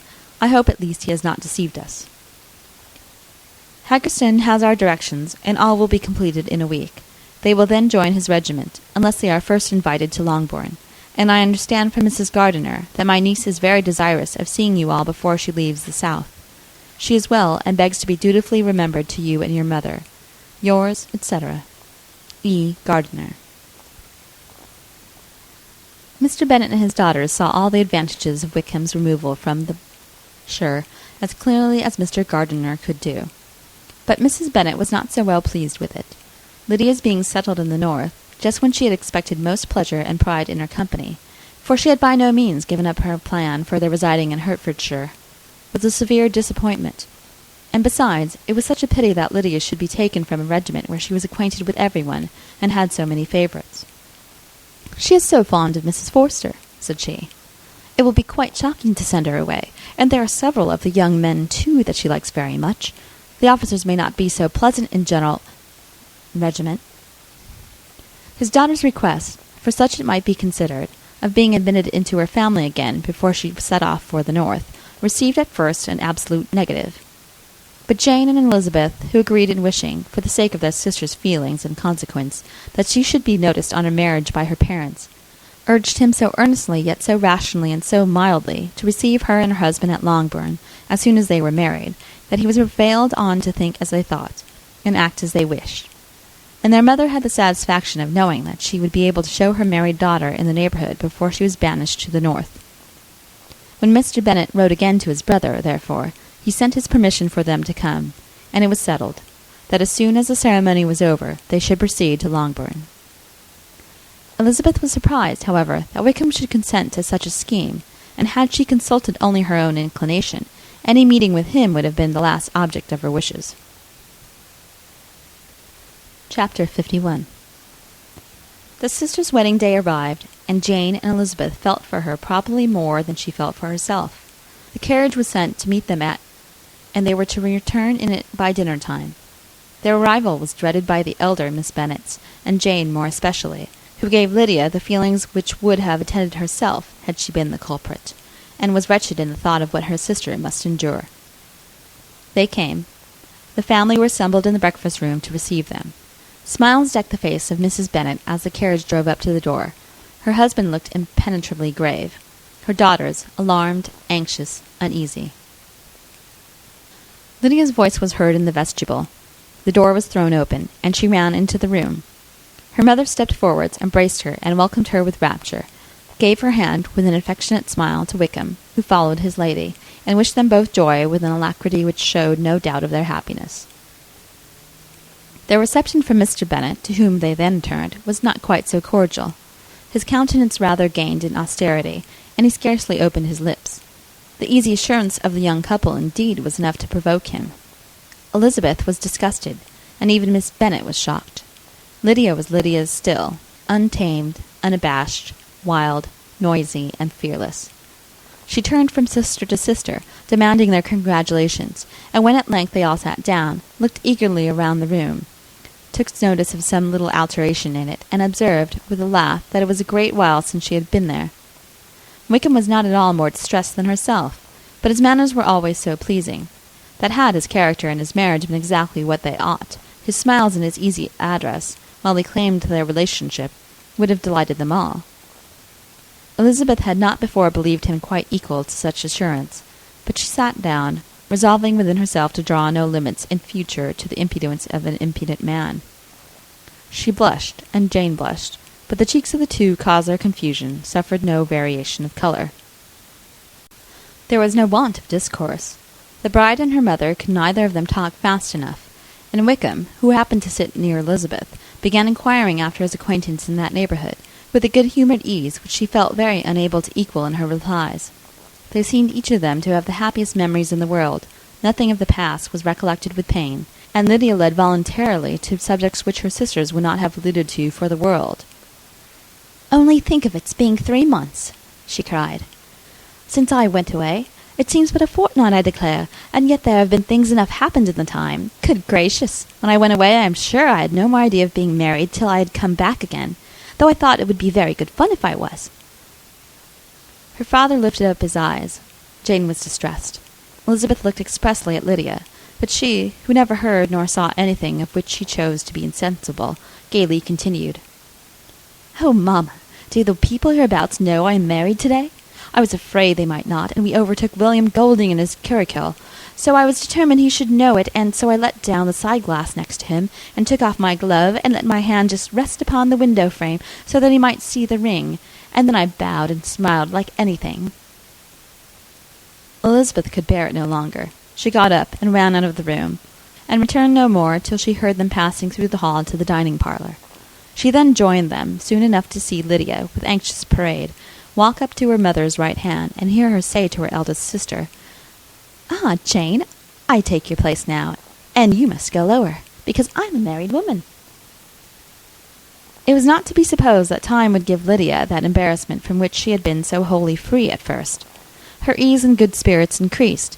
She longed to see Mrs. Phillips, the Lucases, and all their other neighbours, and to hear herself called Mrs. Wickham by each of them. And in the meantime she went after dinner to show her ring, and boast of being married to Mrs. Hill and the 2 housemaids. "Well, mamma," said she, when they were all returned to the breakfast-room, "and what do you think of my husband? Is not he a charming man? I'm sure my sisters must all envy me. I only hope they have half my good luck. They must all go to Brighton. That is the place to get husbands. What a pity it is, mamma, we did not all go." "Very true, and if I had my will, we should. But, my dear Lydia, I don't at all like your going such a way off. Must it be so?" "Oh, Lord, yes. There's nothing in that. I shall like it of all things. You and papa and my sisters must come down to see us. We shall be at Newcastle all the winter, and I dare say there will be some balls, and I will take care to get good partners for them all." "I should like it beyond anything," said her mother. "And then when you go away, you may leave 1 or 2 of my sisters behind you, and I dare say I shall get husbands for them before the winter is over." "I thank you for my share of the favour," said Elizabeth, "but I do not particularly like your way of getting husbands." Their visitors were not to remain above 10 days with them. Mr. Wickham had received his commission before he left London, and he was to join his regiment at the end of a fortnight. No one but Mrs. Bennet regretted that their stay would be so short, and she made the most of the time by visiting about with her daughter, and having very frequent parties at home. These parties were acceptable to all. To avoid a family circle was even more desirable to such as did think than such as did not. Wickham's affection for Lydia was just what Elizabeth had expected to find, not equal to Lydia's for him. She had scarcely needed her present observation to be satisfied, from the reason of things, that their elopement had been brought on by the strength of her love rather than by his, and she would have wondered why, without violently caring for her, he chose to elope with her at all, and she not felt certain that his flight was rendered necessary by distress of circumstances, and if that were the case, he was not the young man to resist an opportunity of having a companion. Lydia was excessively fond of him. He was her dear Wickham on every occasion. No one was to be put in competition with him. He did everything best in the world, and she was sure he would kill more birds on the 1st of September than anybody else in the country. One morning, soon after their arrival, as she was sitting with her 2 elder sisters, she said to Elizabeth, "Lizzie, I never gave you an account of my wedding, I believe. You were not by when I told Mamma and the others all about it. Are not you curious to hear how it was managed?" "No, really," replied Elizabeth. "I think there cannot be too little said on the subject." "La, you are so strange. But I must tell you how it went off. We were married, you know, at St. Clement's, because Wickham's lodgings were in that parish, and it was settled that we should all be there by 11 o'clock. My uncle and aunt and I were to go together, and the others were to meet us at the church. Well, Monday morning came, and I was in such a fuss. I was so afraid, you know, that something would happen to put it off, and then I should have gone quite distracted. And there was my aunt. All the time I was dressing, preaching and talking away just as if she was reading a sermon. However, I did not hear above 1 word in 10, and I was thinking, you may suppose, of my dear Wickham. I longed to know whether he would be married in his blue coat. Well, and so we breakfasted at 10 as usual. I thought it would never be over, for by the by you are to understand that my uncle and aunt were horrid and pleasant all the time I was with them. And you'll believe me, I did not once put my foot out of doors, though I was there a fortnight. Not one party or scheme or anything. To be sure, London was rather thin, but however, the little theatre was open. Well, and so just as the carriage came to the door, my Uncle was called away upon business to that horrid man, Mr. Stone, and then when once they got together, there was no end of it. Well, I was so frightened I did not know what to do, for my uncle was to give me away, and if we were beyond the hour, we could not be married all day. But luckily, he came back again in 10 minutes' time, and then we all set out. However, I recollected afterwards that if he had prevented going, the wedding need not be put off, for Mr. Darcy might have done as well. Mr. Darcy? Repeated Elizabeth, in utter amazement. Oh, yes! He was to come there with Wickham, you know. But gracious me, I quite forgot. I ought not to have said a word about it. I promised them so faithfully. What would Wickham say? It was to be such a secret. If it was to be secret, said Jane, say not another word on the subject. You may depend upon my seeking no further. Oh, certainly, said Elizabeth, though burning with curiosity. We will ask you no questions. Thank you, said Lydia, for if you did, I should certainly tell you all, and then Wickham would be angry. On such encouragement to ask, Elizabeth was forced to put it out of her power by running away. But to live in ignorance on such a point was impossible, or at least it was impossible not to try for information. Mr. Darcy had been at her sister's wedding. It was exactly a scene, and exactly among people, where he had apparently least to do, and least temptation to go. Conjectures as to the meaning of it, rapid and wild, hurried into her brain, but she was satisfied with none. Those that best pleased her, as placing his conduct in the noblest light, seemed most improbable. She could not bear such suspense, and hastily seizing a sheet of paper, wrote a short letter to her aunt, to request an explanation of what Lydia had dropped, if it were compatible with the secrecy which had been intended. You may readily comprehend, she added, but my curiosity must be to know how a person unconnected with any of us, and, comparatively speaking, a stranger to our family, should have been amongst you at such a time. Pray write instantly, and let me understand it, unless it is, for very cogent reasons, to remain in the secrecy which Lydia seems to think necessary, and then I must endeavour to be satisfied with ignorance. Not that I shall, though, she added to herself, as she finished the letter. And my dear aunt, if you do not tell me in an honourable manner, I shall certainly be reduced to tricks and stratagems to find it out. Jane's delicate sense of honour would not allow her to speak to Elizabeth privately of what Lydia had let fall. Elizabeth was glad of it. Till it appeared whether her inquiries would receive any satisfaction, she had rather be without a confidant. End of chapter 51. Pride and Prejudice by Jane Austen. Chapter 52. Elizabeth had the satisfaction of receiving an answer to her letter as soon as she possibly could. She was no sooner in possession of it than, hurrying into the little copse where she was least likely to be interrupted, she sat down on one of the benches and prepared to be happy, for the length of the letter convinced her that it did not contain a denial. Gracechurch Street, September 6th. My dear niece, I have just received your letter and shall devote this whole morning to answering it, as I foresee that a little writing will not comprise what I have to tell you. I must confess myself surprised by your application. I did not expect it from you. Don't think me angry, however, for I only mean to let you know that I had not imagined such inquiries to be necessary on your side. If you do not choose to understand me, forgive my impertinence.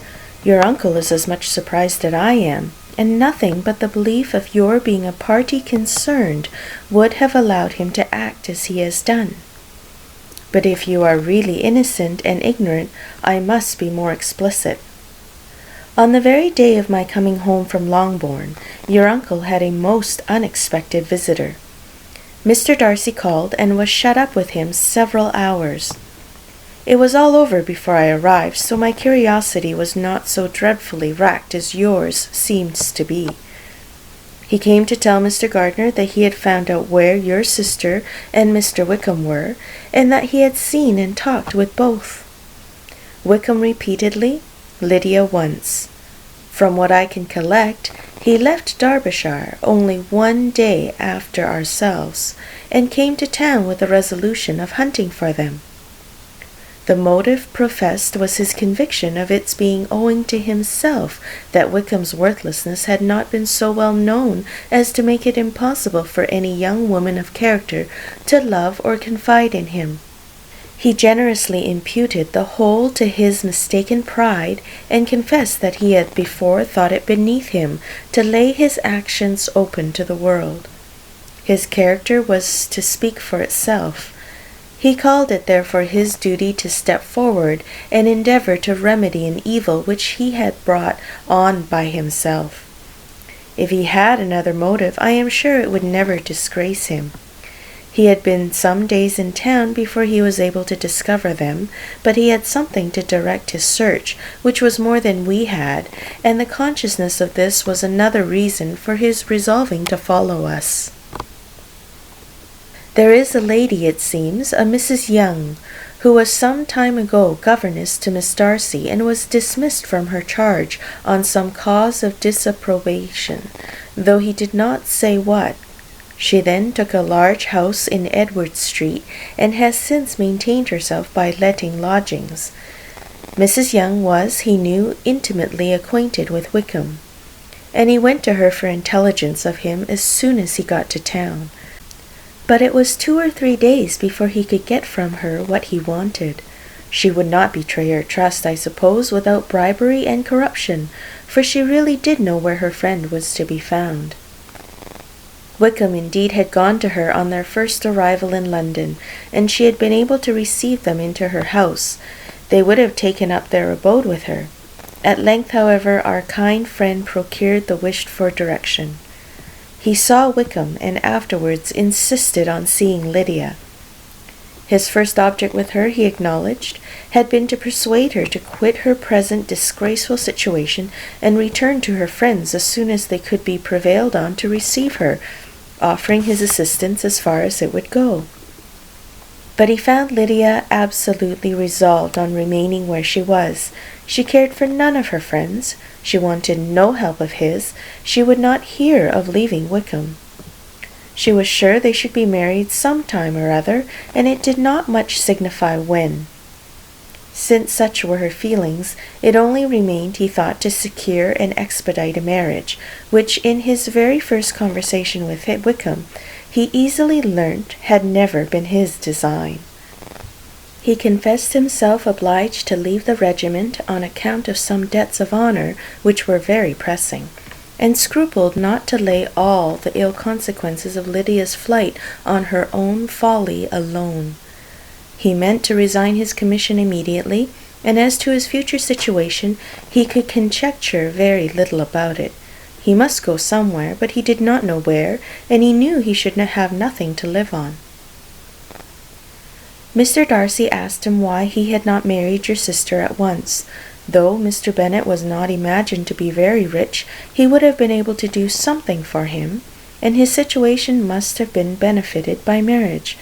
But he found in reply to this question that Wickham still cherished the hope of more effectually making his fortune by marriage in some other country. Under such circumstances, however, he was not likely to be proof against the temptation of immediate relief. They met several times, for there was much to be discussed. Wickham, of course, wanted more than he could get, but at length was reduced to being reasonable. Everything being settled between them, Mr. Darcy's next step was to make your uncle acquainted with it, and he first called in Gracechurch Street the evening before I came home. But Mr. Gardiner could not be seen, and Mr. Darcy found, on further inquiry, that your father was still with him, but would quit town the next morning. He did not judge your father to be a person whom he could so properly consult as your uncle, and therefore readily postponed seeing him till after the departure of the former. He did not leave his name, and till the next day it was only known that a gentleman had called on business. On Saturday he came again.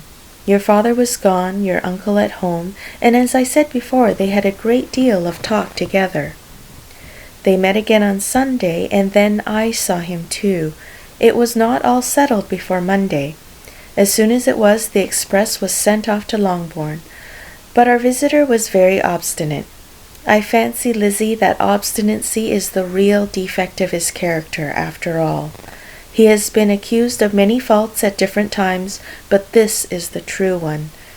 Nothing was to be done that he did not do himself, though I am sure, and I do not speak it to be thanked, therefore say nothing about it, your uncle would most readily have settled the whole. They battled it together for a long time, which was more than either the gentleman or lady concerned in it deserved. But at last your uncle was forced to yield, and instead of being allowed to be of use to his niece, was forced to put up with only having the probable credit of it, which went sorely against the grain. And I really believe your letter this morning gave him great pleasure, because it required an explanation that would rob him of his borrowed feathers, and give the praise where it was due. But, Lizzie, this must go no farther than yourself, or Jane at most. You know pretty well, I suppose, what has been done for the young people. His debts are to be paid, amounting, I believe, to considerably more than £1,000, another 1,000 in addition to her own settled upon her, and his commission purchased. The reason why all this was to be done by him alone was such as I have given above. It was owing to him, to his reserve and want of proper consideration, that Wickham's character had not been understood, and consequently that he had been received and noticed as he was. Perhaps there was some truth to this, though I doubt whether his reserve or anybody's reserve can be answerable for the event. But in spite of all this fine talking, my dear Lizzie, you may rest perfectly assured that your uncle would never have yielded if we had not given him credit for another interest in the affair. When all this was resolved on, he returned again to his friends who were still staying at Pemberley, but it was agreed that he should be in London once more when the wedding took place, and all money matters were then to receive the last finish. I believe I have now told you everything. It is a relation which you tell me is to give you great surprise. I hope at least it will not afford you any displeasure. Lydia came to us, and Wickham had constant admission to the house. He was exactly what he had been when I knew him in Hertfordshire, but I would not tell you how little I was satisfied with her behaviour when she stayed with us, if I had not perceived by Jane's letter last Wednesday that her conduct on coming home was exactly of a piece with it, and therefore what I now tell you can give you no fresh pain. I talked to her repeatedly in the most serious manner, representing to her all the wickedness of what she had done, and all the unhappiness she had brought on her family. If she had heard me, it was by good luck, for I am sure she did not listen. I was sometimes quite provoked, but then I recollected my dear Elizabeth and Jane, and for their sakes had patience with her. Mr. Darcy was punctual in his return, and as Lydia informed you, attended the wedding. He dined with us the next day, and was to leave town again on Wednesday or Thursday. Will you be very angry with me, my dear Lizzie, if I take this opportunity of saying, what I was never bold enough to say before, how much I like him? His behaviour to us has, in every respect, been as pleasing as when we were in Derbyshire. His understanding and opinions all please me. He wants nothing but a little more liveliness, and that, if he marry prudently, his wife may teach him. I thought him very sly. He hardly ever mentions your name, but slyness seems the fashion. Pray forgive me if I have been very presuming, or at least do not punish me so far as to exclude me from Pemberley. I shall never be quite happy till I have been all around the park. A low phaeton with a nice little pair of ponies would be the very thing. But I must write no more. The children have been wanting me this half-hour. Yours very sincerely, M. Gardiner. The contents of this letter threw Elizabeth into a flutter of spirits, in which it was difficult to determine whether pleasure or pain bore the greatest share. the vague and unsettled suspicions which uncertainty had produced of what Mr. Darcy might have been doing to forward her sister's match, which she had feared to encourage as an exertion of goodness too great to be probable, and at the same time dreaded to be just from the pain of obligation, were proved beyond their greatest extent to be true. He had followed them purposely to town. He had taken on himself all the trouble and mortification attendant on such a research, in which supplication had been necessary to a woman whom he must abominate and despise, and where he was reduced to frequently meet, reason with, persuade, and finally bribe the man who he always most wished to avoid, and whose very name it was punishment to him to pronounce. He had done all this for a girl whom he could neither regard nor esteem. Her heart did whisper that he had done it for her, but it was a hope shortly checked by other considerations, and she soon felt that even her vanity was insufficient when required to depend on his affection for her. For a woman who had already refused him, as able to overcome a sentiment so natural as abhorrence against relationship with Wickham, brother-in-law of Wickham, every kind of pride must revolt from that connection. He had, to be sure, done much. She was ashamed to think how much. But he had given a reason for his interference, which asked no extraordinary stretch of belief. It was reasonable that he should feel he had been wrong. He had liberality, and he had the means of exercising it, and though she would not place herself as his principal inducement, she could perhaps believe that remaining partiality for her might assist his endeavours in a cause where her peace of mind must be materially concerned. It was painful, exceedingly painful, to know that they were under obligations to a person who could never receive a return. They owed the restoration of Lydia, her character, everything to him. Oh, how heartily did she grieve over every ungracious sensation she had ever encouraged, every saucy speech she had ever directed towards him. For herself she was humbled, but she was proud of him, proud that in a cause of compassion and honor he had been able to get the better of himself. She read over her aunt's commendation of him again and again. It was hardly enough, but it pleased her. She was even sensible of some pleasure, though mixed with regret, on finding how steadfastly both she and her uncle had been persuaded that affection and confidence subsisted between Mr. Darcy and herself. She was roused from her seat and her reflections by someone's approach, and before she could strike into another path, she was overtaken by Wickham. "I am afraid I interrupt your solitary ramble, my dear sister," said he as he joined her. "You certainly do," she replied with a smile, "but it does not follow that the interruption must be unwelcome." "I should be sorry indeed if it were. We were always good friends, and now we are better." "True. Are the others coming out?" "I do not know. Mrs. Bennet and Lydia are going in the carriage to Meryton, and so, my dear sister, I find from our uncle and aunt that you have actually seen Pemberley." She replied in the affirmative. "I almost envy you the pleasure, and yet I believe it would be too much for me, or else I could take it in my way to Newcastle. And you saw the old housekeeper, I suppose? Poor Reynolds. She was always very fond of me, but of course she did not mention my name to you." "Yes, she did." "And what did she say?"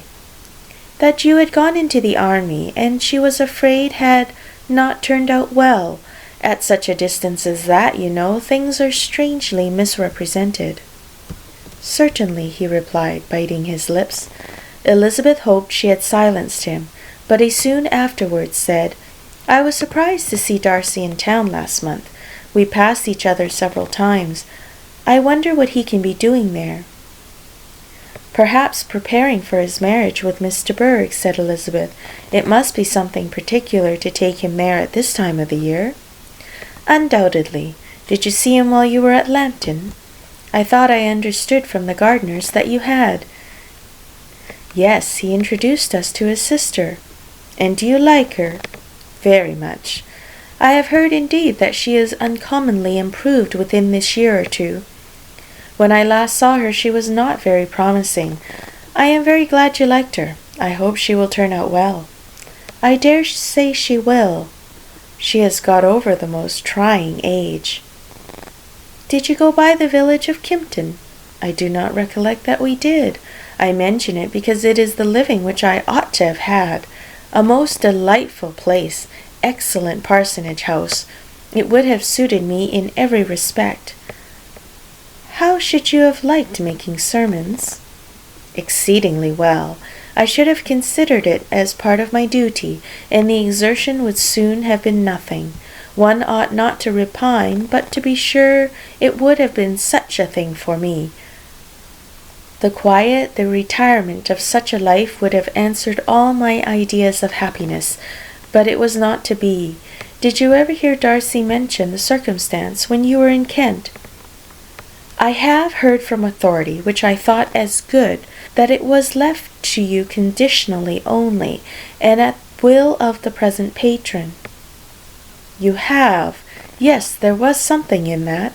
I told you so from the first, you may remember.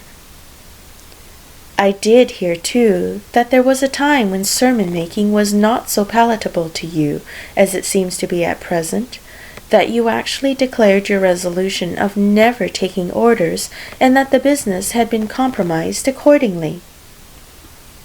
You did, and it was not wholly without foundation. You may remember what I told you on that point, when first we talked of it.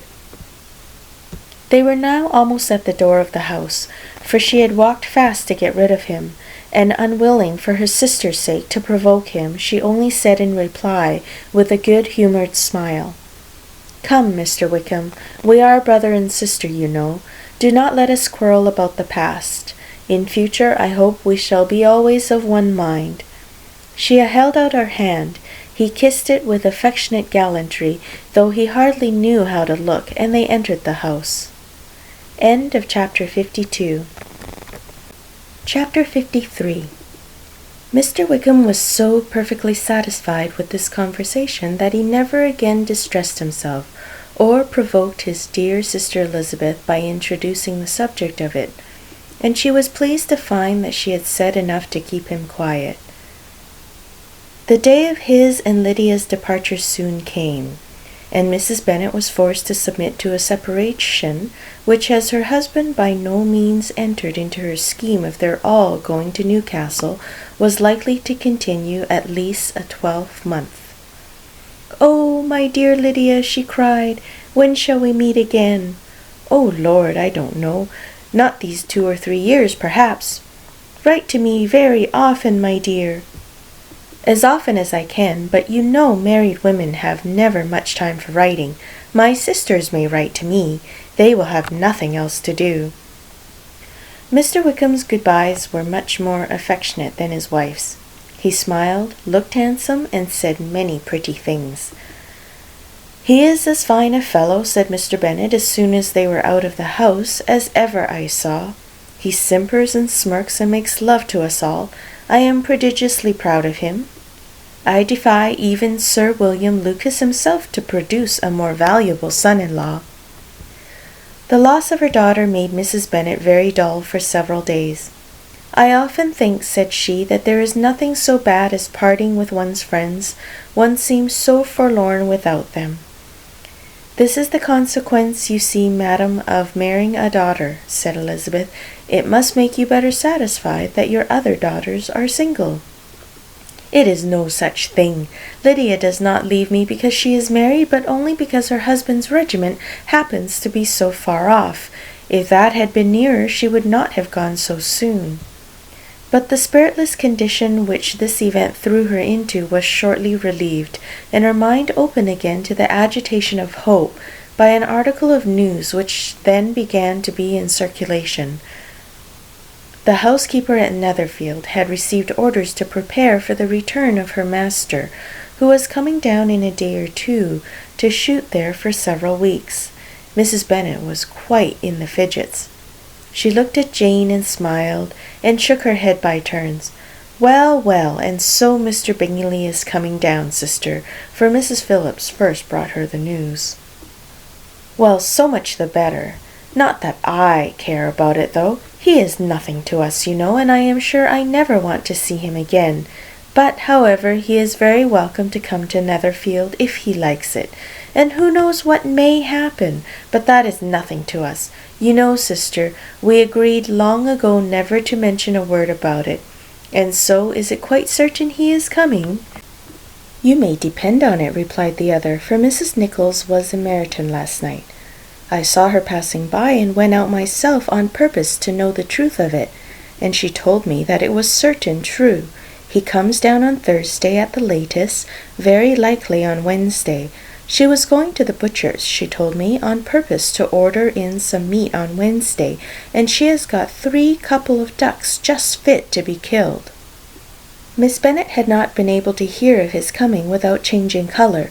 It was many months since she had mentioned his name to Elizabeth, but now, as soon as they were alone together, she said, "I saw you look at me today, Lizzie, when my aunt told us of the present report, and I know I appeared distressed. But don't imagine it was from any silly cause. I was only confused for the moment because I felt that I should be looked at. I do assure you that the news does not affect me either with pleasure or pain. I am glad of one thing, that he comes alone, because we shall see less of him. Not that I am afraid of myself, but I dread other people's remarks."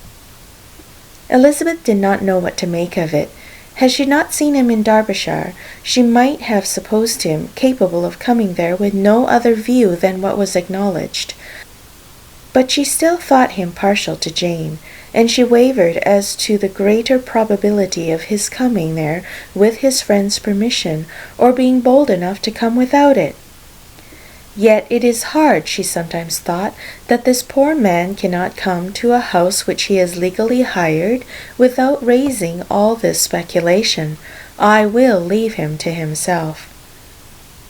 In spite of what her sister declared, and really believed to be her feelings in the expectation of his arrival, Elizabeth could easily perceive that her spirits were affected by it. They were more disturbed, more unequal than she had often seen them. The subject which had been so warmly canvassed between their parents before about a 12-month ago was now brought forward again. "As soon as ever Mr. Bingley comes, my dear," said Mrs. Bennet, "you will have to wait on him, of course." "No, no, you forced me into visiting him last year, and promised if I went to see him, he should marry one of my daughters.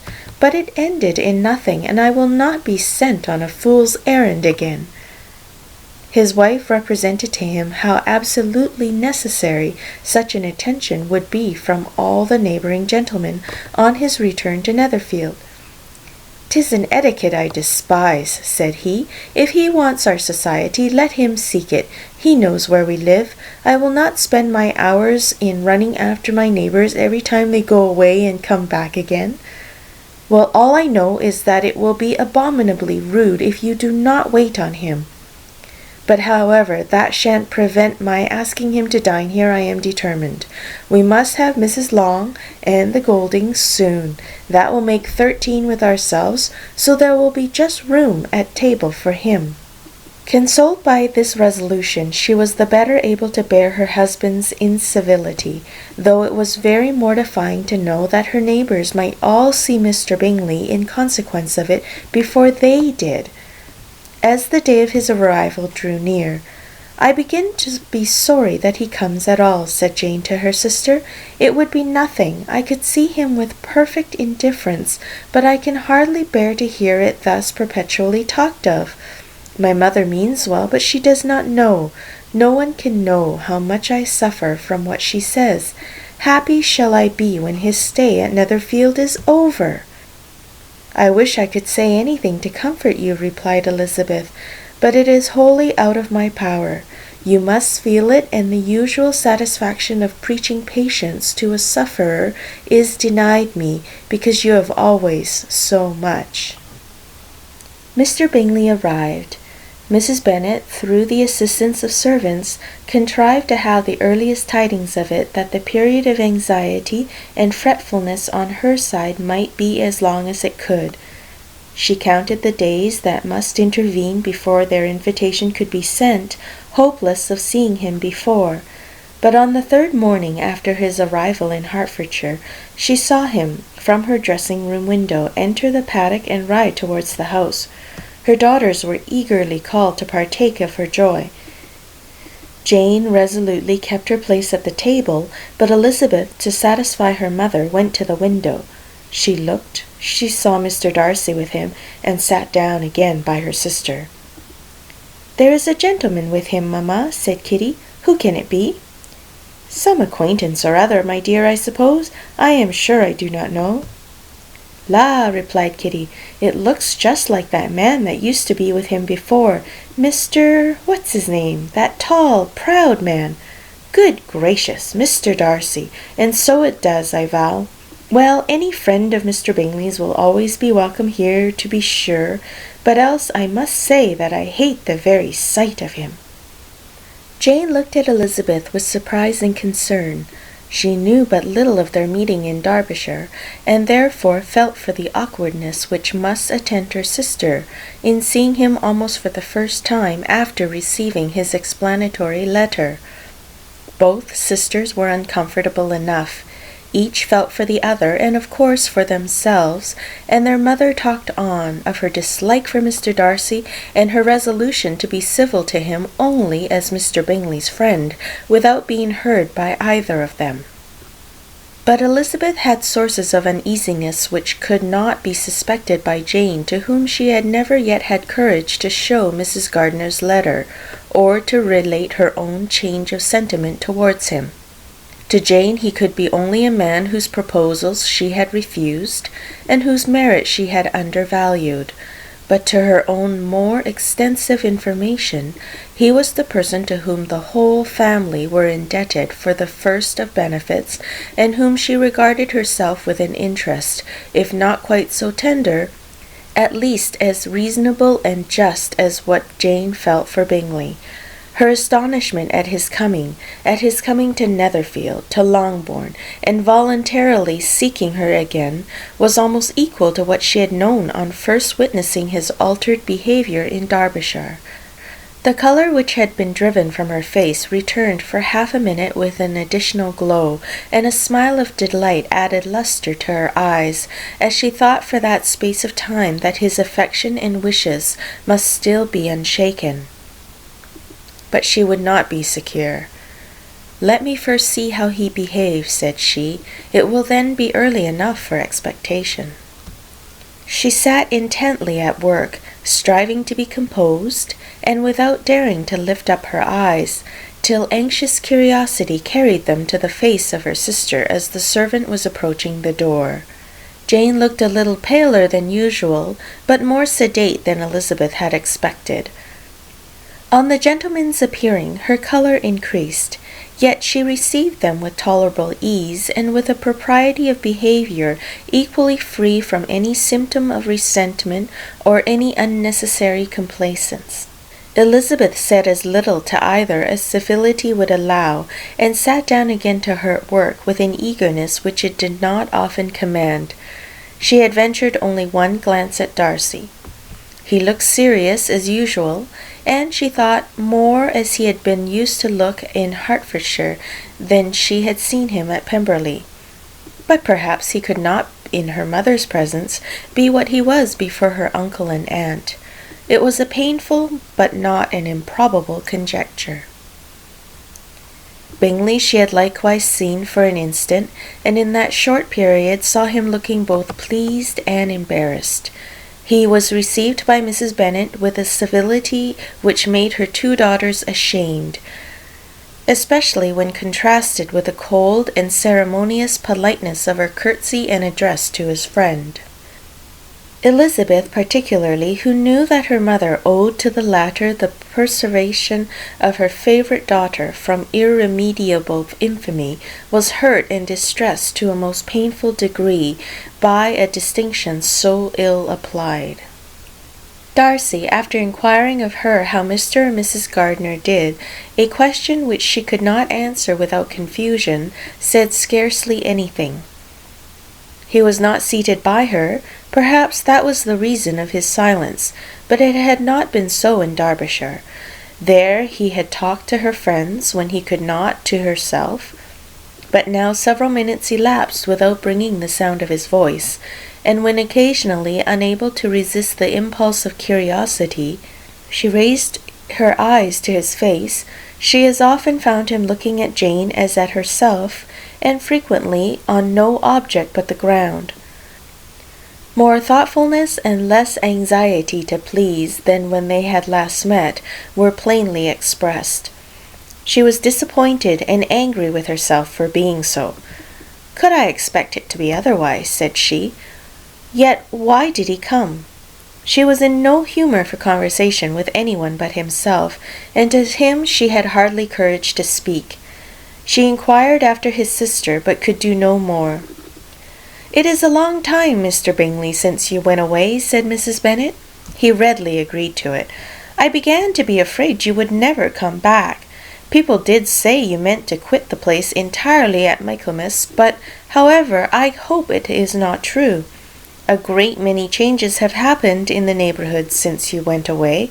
Miss Lucas is married and settled, and one of my own daughters. I suppose you have heard of it. Indeed, you must have seen it in the papers. It was in the Times and the Courier, I know, though it was not put in as it ought to be.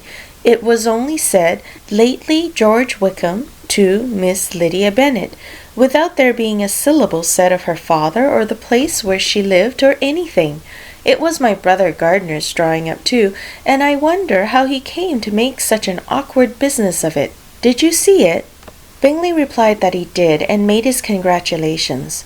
Elizabeth dare not lift up her eyes. How Mr. Darcy looked, therefore, she could not tell. "It is a delightful thing, to be sure, to have a daughter well married," continued her mother, "but at the same time, Mr. Bingley, it is very hard to have her taken such away from me. They are gone down to Newcastle, a place quite northward, it seems, and they are to stay I do not know how long. His regiment is there, for I suppose you have heard of his leaving the militia, and of his being gone into the regulars. Thank heavens, he has some friends, though perhaps not so many as he deserves." Elizabeth, who knew this to be levelled at Mr. Darcy, was in such misery of shame that she could hardly keep her seat. It drew from her, however, the exertion of speaking, which nothing else had so effectually done before, and she asked Bingley whether he meant to make any stay in the country at present. A few weeks, he believed. "When you have killed all your own birds, Mr. Bingley," said her mother, "I beg you will come here and shoot as many as you please on Mr. Bennet's manor. I am sure he will be vastly happy to oblige you, and will save all the best of the coveys for you." Elizabeth's misery increased at such unnecessary, such officious attention. Were the same fair prospect to arise at present as had flattered them a year ago, everything, she was persuaded, would be hastening to the same vexatious conclusion. At that instant she felt that years of happiness could not make Jane or herself amends for moments of such painful confusion. "The first wish of my heart," said she to herself, "is never more to be in company with either of them. Their society can afford no pleasure that will atone for such wretchedness as this. Let me never see either one or the other again." Yet the misery for which years of happiness were to offer no compensation received soon afterwards material relief from observing how much the beauty of her sister rekindled the admiration of her former lover. When first he came in, he had spoken to her but little, but every 5 minutes seemed to be giving her more of his attention. He found her as handsome as she had been last year, as good-natured and as unaffected, though not quite so chatty. Jane was anxious that no difference should be perceived in her at all, and was really persuaded that she talked as much as ever, but her mind was so busily engaged that she did not always know when she was silent. When the gentlemen rose to go away, Mrs. Bennet was mindful of her intended civility, and they were invited and engaged to dine at Longbourn in a few days' time.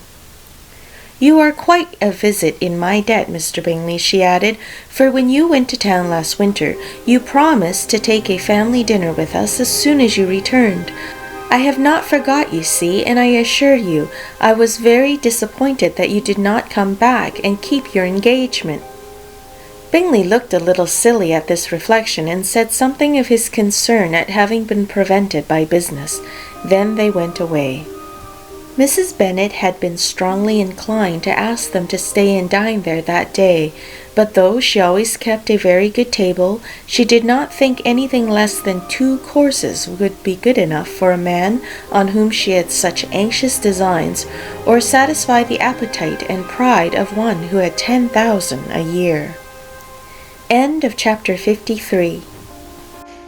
Pride and Prejudice by Jane Austen. Chapter 54.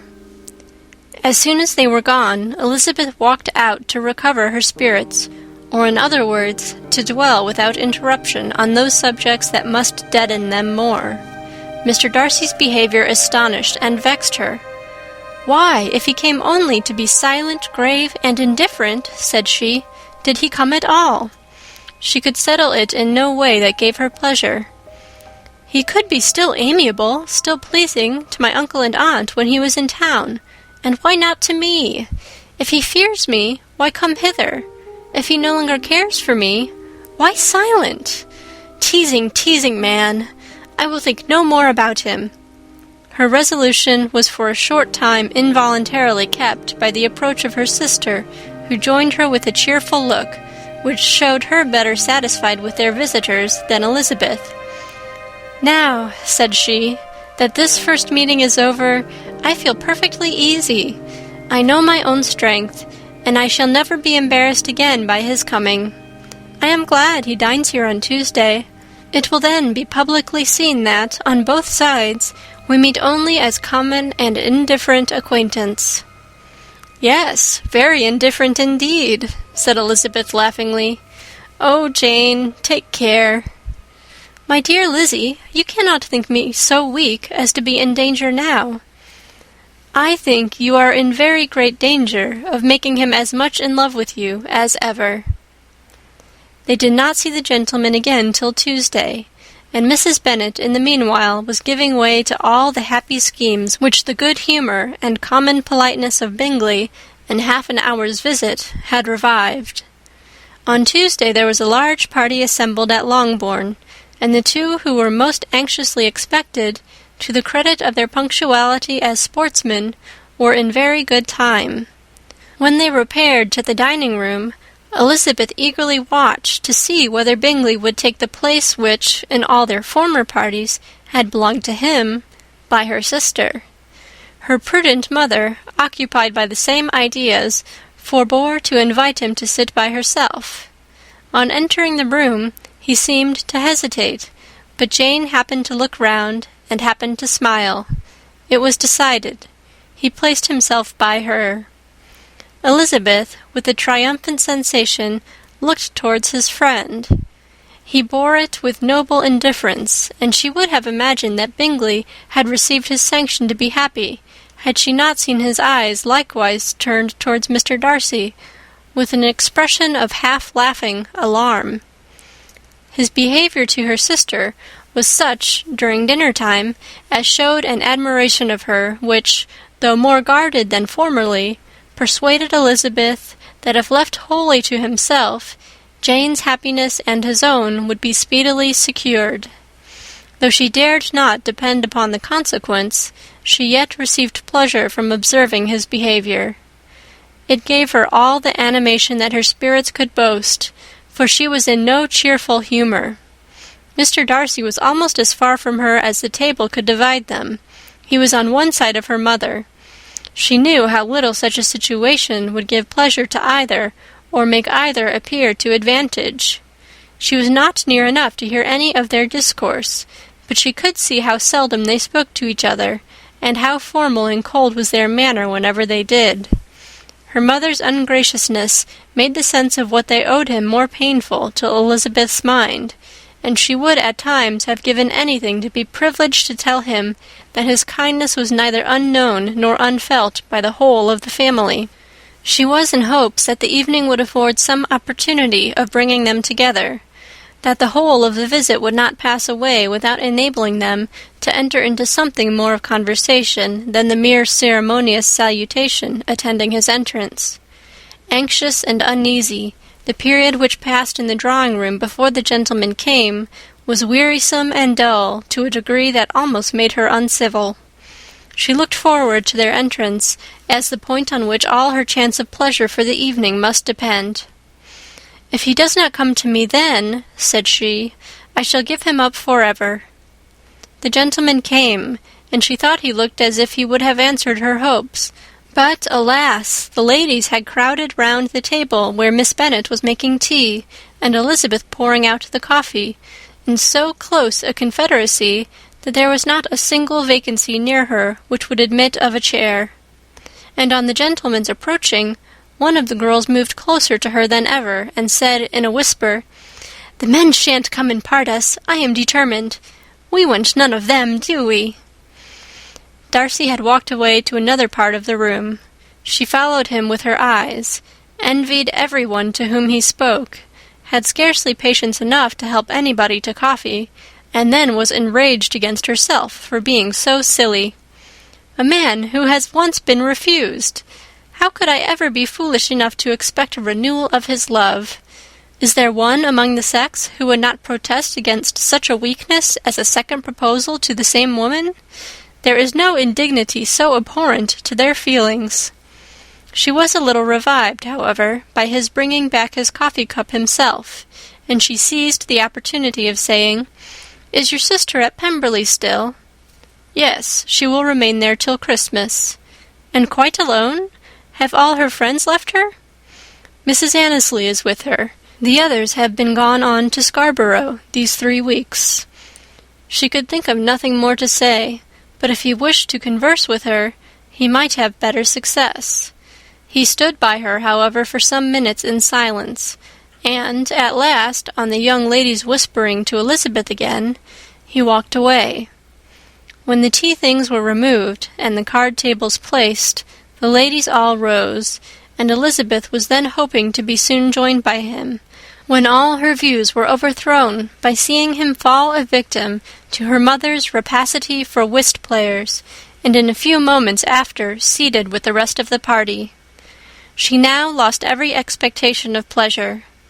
They were confined for the evening at different tables, and she had nothing to hope but that his eyes were so often turned towards her side of the room as to make him play as unsuccessfully as herself. Mrs. Bennet had designed to keep the 2 Netherfield gentlemen to supper, but their carriage was unluckily ordered before any of the others, and she had no opportunity of detaining them. "Well, girls," said she, as soon as they were left to themselves, "what say you to the day? I think everything has passed off uncommonly well, I assure you. The dinner was as well dressed as any I ever saw. The venison was roasted to a turn, and everybody said they never saw so fat a haunch. The soup was 50 times better than what we had at the Lucases last week, and even Mr. Darcy acknowledged that the partridges were remarkably well done, and I suppose he has 2 or 3 French cooks at least. And my dear Jane, I never saw you look in greater beauty. Mrs. Long said so too, for I asked her whether you did not, and what do you think she said besides? Ah, Mrs. Bennet, we shall have her at Netherfield at last. She did indeed. I do think Mrs. Long is as good a creature as ever lived, and her nieces are very pretty behaved girls, and not at all handsome. I like them prodigiously." Mrs. Bennet, in short, was in very great spirits. She had seen enough of Bingley's behaviour to Jane to be convinced that she would get him at last, and her expectations of advantage to her family, when in a happy humour, were so far beyond reason that she was quite disappointed at not seeing him there again the next day to make his proposals. "It has been a very agreeable day," said Miss Bennet to Elizabeth. "The party seemed so well selected, so suitable one with the other. I hope we may often meet again." Elizabeth smiled. "Lizzie, you must not do so. You must not suspect me. It mortifies me. I assure you that I have now learnt to enjoy his conversation as an agreeable and sensible young man, without having a wish beyond it. I am perfectly satisfied, from what his manners now are, that he never had any design of engaging my affection. It is only that he is blessed with greater sweetness of address and a stronger desire of generally pleasing than any other man." "You are very cruel," said her sister. "You will not let me smile, and are provoking me to it every moment. How hard it is in some cases to be believed, and how impossible in others. But why should you wish to persuade me that I feel more than I acknowledge? That is a question which I hardly know how to answer. We all love to instruct, though we can teach only what is not worth knowing. Forgive me, and if you persist in indifference, do not make me your confidant." End of chapter 54. Pride and Prejudice by Jane Austen. Chapter 55. A few days after this visit, Mr. Bingley called again, and alone. His friend had left him that morning for London, but was to return home in 10 days' time. He sat with them above an hour, and was in remarkably good spirits. Mrs. Bennet invited him to dine with them, but, with many expressions of concern, he confessed himself engaged elsewhere. "Next time you call," said she, "I hope we shall be more lucky." He should be particularly happy at any time, etc., etc., and if she would give him leave, would take an early opportunity of waiting on them. "Can you come tomorrow?" Yes, he had no engagement at all for tomorrow, and her invitation was accepted with alacrity. He came, and in such very good time that the ladies were none of them dressed. In ran Mrs. Bennet to her daughter's room, in her dressing-gown, and with her hair half finished, crying out, "My dear Jane, make haste and hurry down. He is come. Mr. Bingley is come. He is indeed. Make haste, make haste. Here, Sarah, come to Miss Bennet this moment and help her on with her gown. Never mind Miss Lizzie's hair." "We will be down as soon as we can," said Jane, "but I dare say Kitty is forwarder than either of us, for she went upstairs half an hour ago." "Oh, hang Kitty! What has she to do with it? Come, be quick, be quick! Where is your sash, my dear?" But when her mother was gone, Jane would not be prevailed on to go down without one of her sisters. The same anxiety to get them by themselves was visible again in the evening. After tea, Mr. Bennet retired to the library, as was his custom, and Mary went upstairs to her instrument. 2 obstacles of the 5 being thus removed, Mrs. Bennet sat looking and winking at Elizabeth and Catherine for a considerable time without making any impression on them. Elizabeth would not observe her, and when at last Kitty did, she very innocently said, "What is the matter, mamma? What do you keep winking at me for? What am I to do?" "Nothing, child, nothing. I did not wink at you."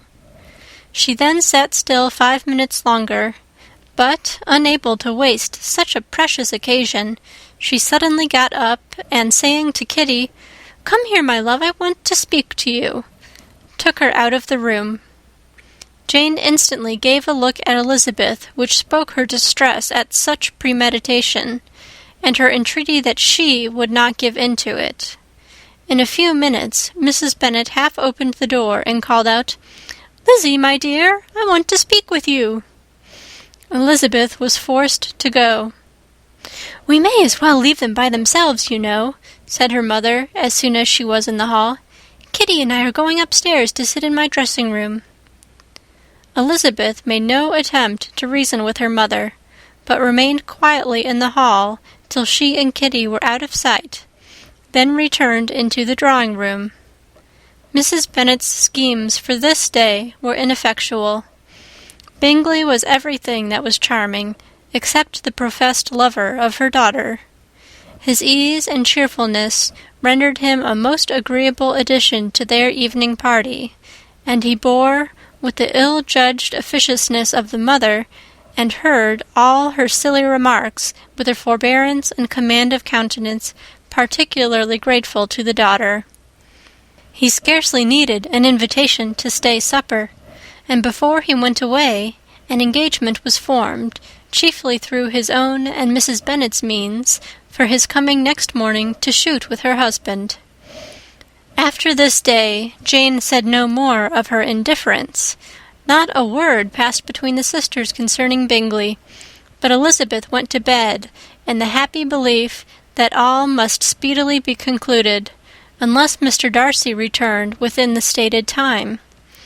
Seriously, however, she felt tolerably persuaded that all this must have taken place with that gentleman's concurrence.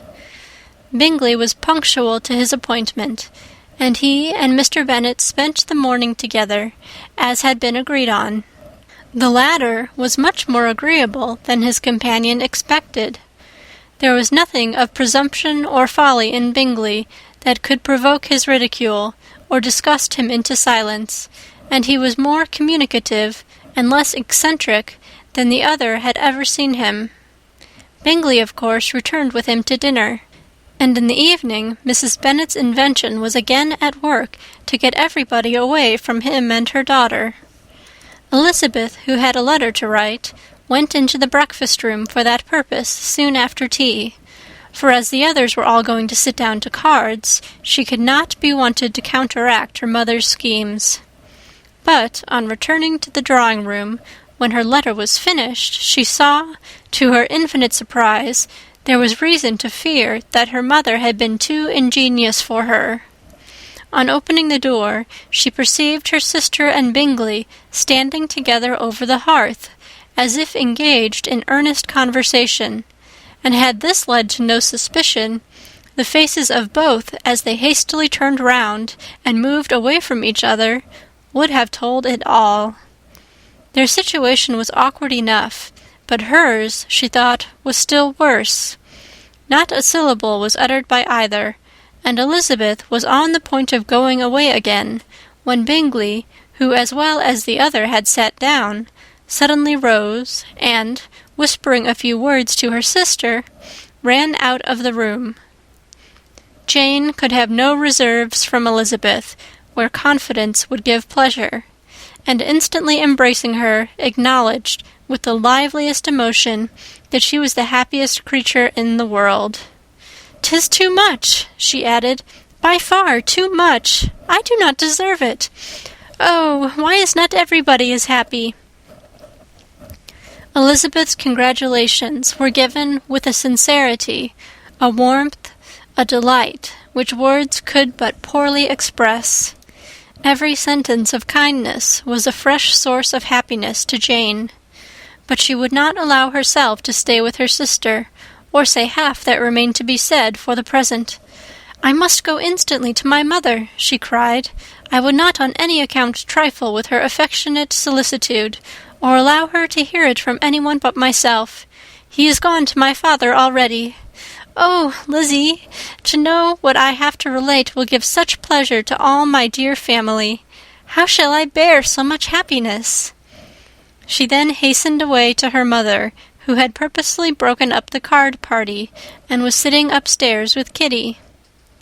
Elizabeth, who was left by herself, now smiled at the rapidity and ease with which an affair was finally settled that had given them so many previous months of suspense and vexation. "And this," said she, "is the end of all his friend's anxious circumspection, of all his sister's falsehood and contrivance, the happiest, wisest, most reasonable end." In a few minutes she was joined by Bingley, whose conference with her father had been short and to the purpose. "Where is your sister?" said he hastily as he opened the door. "With my mother upstairs. She will be down in a moment, I dare say." He then shut the door, and, coming up to her, claimed the good wishes and affection of a sister. Elizabeth honestly and heartily expressed her delight in the prospect of their relationship.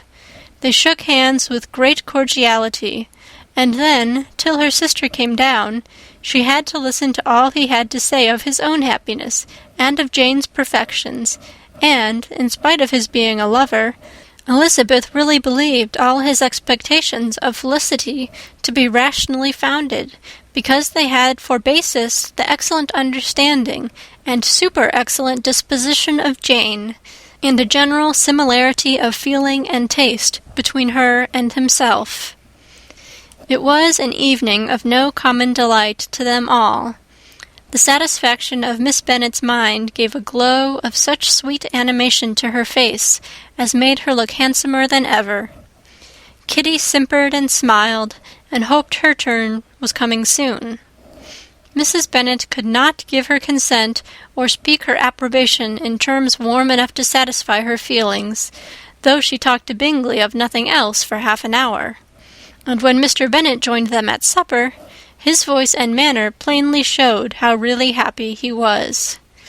Not a word, however, passed his lips in allusion to it, till their visitor took his leave for the night, but as soon as he was gone, he turned to his daughter and said, "Jane, I congratulate you. You will be a very happy woman." Jane went to him instantly, kissed him, and thanked him for his goodness. "You are a good girl," he replied, "and I have great pleasure in thinking you will be so happily settled. I have not a doubt of your doing very well together. Your tempers are by no means unlike. You are each of you so complying that nothing will ever be resolved on, so easy that every servant will cheat you, and so generous that you will always exceed your income." "I hope not so. Imprudence or thoughtlessness in money matters would be unpardonable in me." "Exceed their income, my dear Mr. Bennet," cried his wife. "What are you talking of? Why, he has 4,000 or 5,000 a year, and very likely more." Then addressing her daughter, "Oh, my dear, dear Jane, I am so happy. I am sure I shan't get a wink of sleep all night. I knew how it would be. I always said it must be so at last. I was sure you could not be so beautiful for nothing. I remember as soon as ever I saw him, when he first came into Hertfordshire last year, I thought how likely it was that you should come together. Oh, he is the handsomest young man that ever was seen." Wickham, Lydia, were all forgotten. Jane was beyond competition her favourite child. At that moment she cared for no other. Her younger sisters soon began to make interest with her for objects of happiness which she might in future be able to dispense. Mary petitioned for the use of the library at Netherfield, and Kitty begged very hard for a few balls there every winter. Bingley from this time was of course a daily visitor at Longbourn, coming frequently before breakfast, and always remaining till after supper, unless when some barbarous neighbour, who could not be enough detested, had given him an invitation to dinner which he thought himself obliged to accept. Elizabeth had now but little time for conversation with her sister, for while he was present, Jane had no attention to bestow on anyone else, but she found herself considerably useful to both of them in those hours of separation that must sometimes occur. In the absence of Jane, he always attached himself to Elizabeth for the pleasure of talking of her, and when Bingley was gone, Jane constantly sought the same means of relief. "He has made me so happy," said she one evening, "by telling me that he was totally ignorant of my being in town last spring. I had not believed it possible." "I suspected as much," replied Elizabeth, "but how did he account for it?" "It must have been his sister's doing. They were certainly no friends to his acquaintance with me, which I cannot wonder at, since he might have chosen so much more advantageously in many respects. But when they see, as I trust they will, that their brother is happy with me, they will learn to be contented, and we shall be on good terms again, though we can never be what we once were to each other." "That is the most unforgiving speech," said Elizabeth, "that I ever heard you utter. Good girl! It would vex me indeed to see you again the dupe of Miss Bingley's pretended regard." "Would you believe it, Lizzie, that when he went to town last November, he really loved me, and nothing but a persuasion of my being indifferent would have prevented his coming down again? He made a little mistake, to be sure, but it is to the credit of his modesty." This naturally introduced a panegyric from Jane on his diffidence and the little value he put on his own good qualities. Elizabeth was pleased to find that he had not betrayed the interference of his friend, for, though Jane had the most generous and forgiving heart in the world, she knew it was a circumstance which must prejudice her against him. "I am certainly the most fortunate creature that ever existed," cried Jane. "Oh, Lizzie, why am I thus singled from my family, and blessed above them all? If I could but see you as happy, if there were but such another man for you! If you were to give me 40 such men, I could never be so happy as you. Till I have your disposition, your goodness, I never can have your happiness. No, no, let me shift for myself, and perhaps, if I have very good luck, I may meet with another Mr. Collins in time."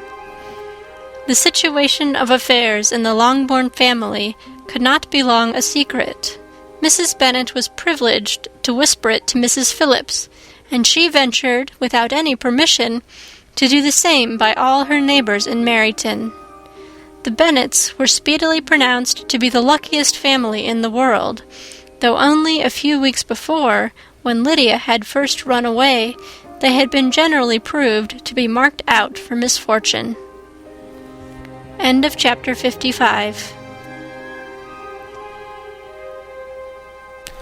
Pride and Prejudice by Jane Austen. Chapter 56. One morning, about a week after Bingley's engagement with Jane had been formed, as he and the females of the family were sitting together in the dining-room, their attention was suddenly drawn to the window by the sound of a carriage, and they perceived a chaise and four driving up the lawn. It was too early in the morning for visitors, and besides, the equipage did not answer to that of any of their neighbours. The horses were post, and neither the carriage nor the livery of the servant who preceded it were familiar to them. As it was certain, however, that somebody was coming, Bingley instantly prevailed on Miss Bennet to avoid the confinement of such an intrusion, and walk away with him into the shrubbery. They both set off, and the conjectures of the remaining three continued, though with little satisfaction, till the door was thrown open and their visitor entered. It was Lady Catherine de Bourgh. They were, of course, all intending to be surprised, but their astonishment was beyond their expectation, and on the part of Miss Bennet and Kitty, though she was perfectly unknown to them, even inferior to what Elizabeth felt. She entered the room with an air more than usually ungracious, made no other reply to Elizabeth's salutation than a slight inclination of the head, and sat down without saying a word. Elizabeth had mentioned her name to her mother on her ladyship's entrance, though no request of introduction had been made. Miss Bennet, all amazement, though flattered by having a guest of such high importance, received her with the utmost politeness. After sitting for a moment in silence, she said very stiffly to Elizabeth, "I hope you are well, Miss Bennet. That lady, I suppose, is your mother?" Elizabeth replied very concisely that she was. "And that, I suppose, is one of your sisters?" "Yes, madame," said Mrs. Bennet, delighted to speak to a Lady Catherine. "She is my youngest girl but one. My youngest of all is lately married, and my eldest is somewhere about the grounds, walking with a young man who, I believe, will soon become a part of the family." "You have a very small park here," returned Lady Catherine after a short silence. "It is nothing in comparison of Rosings, my lady, I dare say, but I assure you it is much larger than St. William Lucas's." "This must be the most inconvenient sitting-room for the evening in summer. The windows are full west." Mrs. Bennet assured her that they never sat there after dinner, and then added, "May I take the liberty of asking your ladyship whether you left Mr. and Mrs. Collins well?" Yes, very well. I saw them the night before last. Elizabeth now expected that she would produce a letter for her from Charlotte, as it seemed the only probable motive for her calling. But no letter appeared, and she was completely puzzled. Mrs. Bennet, with great civility, begged her ladyship to take some refreshment, but Lady Catherine very resolutely, and not very politely, declined eating anything, and then, rising up, said to Elizabeth, "Miss Bennet, there seemed to be a prettyish kind of a little wilderness on one side of your lawn. I should be glad to take a turn in it, if you will favour me with your company." "Go, my dear," cried her mother, "and show her ladyship about the different walks. I think she will be pleased with the hermitage." Elizabeth obeyed, and running into her own room for her parasol, attended her noble guest downstairs. As they passed through the hall, Lady Catherine opened the doors into the dining parlour and drawing-room, and pronouncing them, after a short survey, to be decent-looking rooms, walked on. Her carriage remained at the door, and Elizabeth saw that her waiting-woman was in it. They proceeded in silence along the gravel walk that led to the copse. Elizabeth was determined to make no effort for conversation with a woman who was now more than usually insolent and disagreeable. "How could I ever think her like her nephew?" said she, as she looked into her face. As soon as they entered the copse, Lady Catherine began in the following manner. "You can be at no loss, Miss Bennet, to understand the reason of my journey hither. Your own heart, your own conscience, must tell you why I come." Elizabeth looked with unaffected astonishment. "Indeed, you are mistaken, madame. I have not been able at all to account for the honour of seeing you here."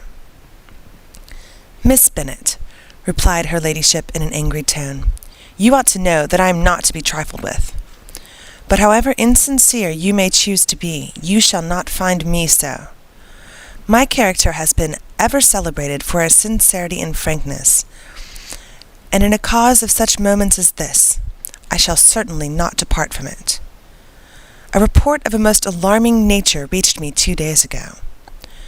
I was told that not only your sister was on the point of being most advantageously married, but that Miss Elizabeth Bennet, would, in all likelihood, be soon afterwards united to my nephew, my own nephew, Mr. Darcy. Though I know it must be a scandalous falsehood, though I would not injure him so much as to suppose the truth of it possible, I instantly resolved on setting off for this place, that I might make my sentiments known to you." "If you believed it impossible to be true," said Elizabeth, colouring with astonishment and disdain, "I wonder you took the trouble of coming so far. What could your ladyship propose by it?"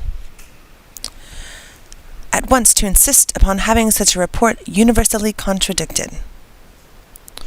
"Your coming to Longbourn to see me and my family," said Elizabeth coolly, "will rather be a confirmation of it, if, indeed, such a report is in existence."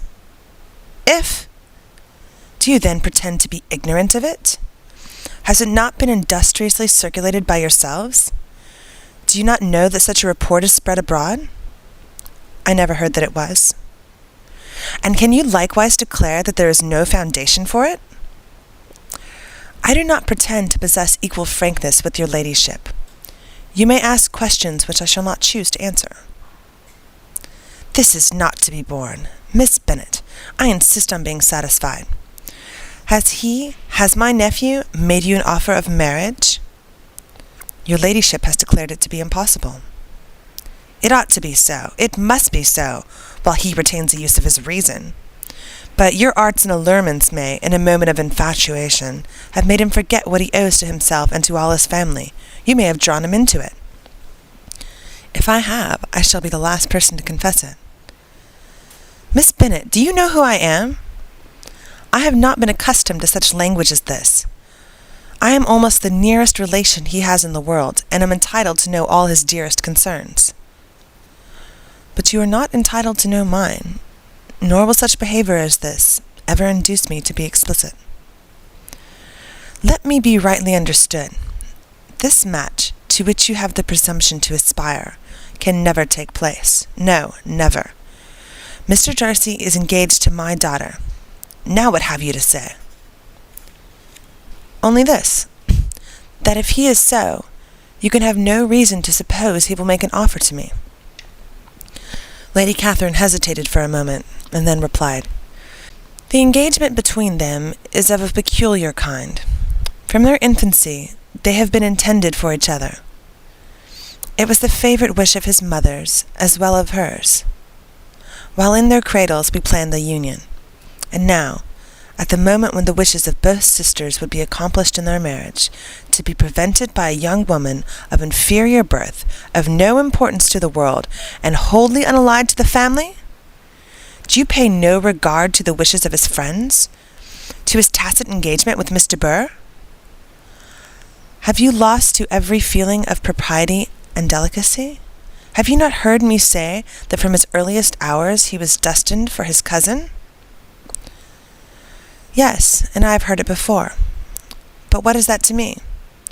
If there is no other objection to my marrying your nephew, I shall certainly not be kept from it by knowing that his mother and aunt wished him to marry Miss de Bourgh. You both did as much as you could in planning the marriage. Its completion depended on others. If Mr. Darcy is neither by honour nor inclination confined to his cousin, why is he not to make another choice? And if I am that choice, why may I not accept it? Because honour, decorum, prudence, nay, interest forbid it. Yes, Miss Bennet, interest. For you do not expect to be noticed by his family or friends if you wilfully act against the inclinations of all. You will be censured, slighted, and despised by everyone connected with him. Your alliance will be a disgrace. Your name will never even be mentioned by any of us. These are heavy misfortunes, replied Elizabeth.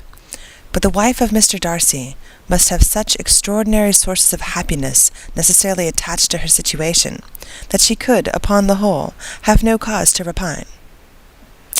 Obstinate, headstrong girl, I am ashamed of you. Is this your gratitude for my attentions to you last spring? Is nothing due to me on that score? Let us sit down. You are to understand, Miss Bennet, that I came here with the determined resolution of carrying my purpose, nor will I be dissuaded from it. I have not been used to submit to any person's whims. I have not been in the habit of brooking disappointment. That will make your ladyship's situation at present more pitiable, but it will have no effect on me. I will not be interrupted. Hear me in silence. My daughter and my nephew are formed for each other. They are descended on the maternal side from the same noble line, and on the father's from respectable, honourable, and ancient, though untitled, families. Their fortune on both sides is splendid. They are destined for each other by the voice of every member of their respective houses. And what is to divide them? The upstart pretensions of a young woman without family connections or fortune? Is this to be endured? But it must not, shall not be. If you were sensible of your own good, you would not wish to quit the sphere in which you have been brought up. In marrying your nephew, I should not consider myself as quitting the sphere. He is a gentleman. I am a gentleman's daughter. So far, we are equal. True. You are a gentleman's daughter. But who was your mother? Who are your aunts and uncles? Do not imagine me ignorant of their condition. Whatever my connections may be, said Elizabeth, if your nephew does not object to them, they can be nothing to you. Tell me at once for all, are you engaged to him? Though Elizabeth would not, for the mere purpose of obliging Lady Catherine, have answered this question, she could not but say, after a moment's deliberation, I am not. Lady Catherine seemed pleased. And will you promise me never to enter into such an engagement? I will make no promise of the kind. Miss Bennet, I am shocked and astonished. I expect to find a more reasonable young woman. But do not deceive yourself into a belief that I will ever recede. I shall not go away till you have given me the assurance I require. And I certainly never shall give it. I am not to be intimidated into anything so wholly unreasonable. Your ladyship wants Mr. Darcy to marry your daughter. But would my giving you the wished-for promise make their marriage at all more probable? Suppose him to be attached to me. Would my refusing to accept his hand make him wish to bestow it on his cousin? Allow me to say, Lady Catherine, that the arguments with which you have supported this extraordinary application have been as frivolous as the application was ill-judged. You have widely mistaken my character, if you think I can be worked on by such persuasions as these. How far your nephew might approve of your interference in his affairs, I cannot tell, but you most certainly have no right to concern yourself in mine. I must beg, therefore, to be importuned no farther on the subject. Not so hasty, if you please. I have by no means done. To all the objections I have already urged, I have still another to add. I am no stranger to the particulars of your younger sister's infamous elopement. I know it all, that the young man's marrying her was a patched-up business, at the expense of your father and uncles. And is such a girl to be my nephew's sister?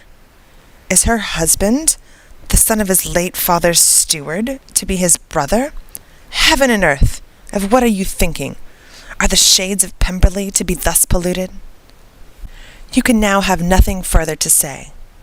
She resentfully answered, You have insulted me in every possible method. I must beg to return to the house. And she rose as she spoke. Lady Catherine rose also, and they turned back. Her ladyship was highly incensed. Have you no regard, then, for the honour and credit of my nephew? Unfeeling, selfish girl! Do you not consider that a connection with you must disgrace him in the eyes of everybody?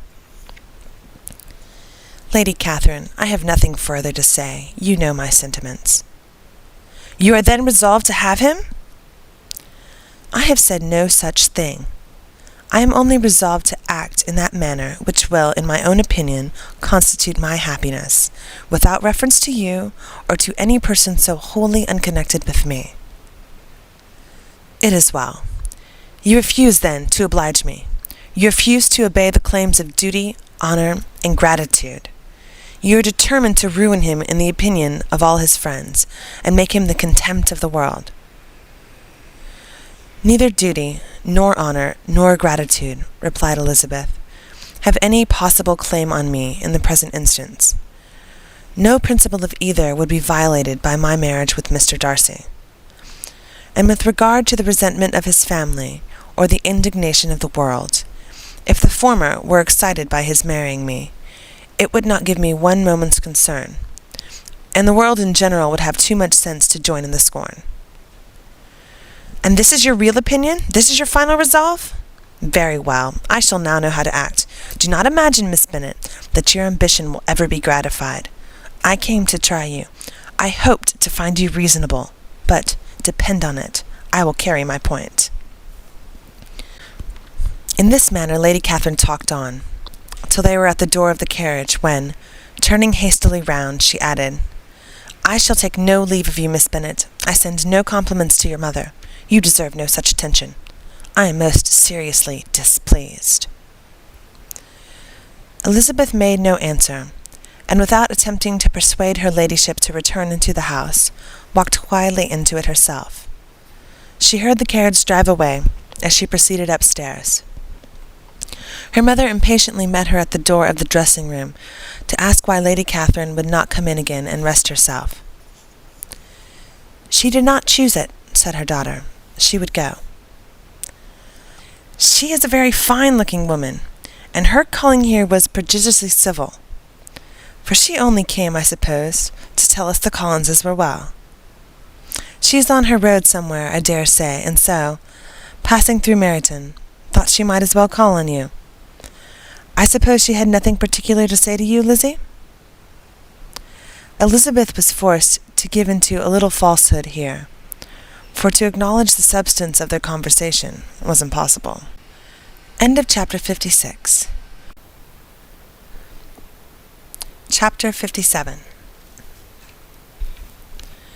The discomposure of spirits which this extraordinary visit threw Elizabeth into could not be easily overcome, nor could she, for many hours, learned to think of it less than incessantly.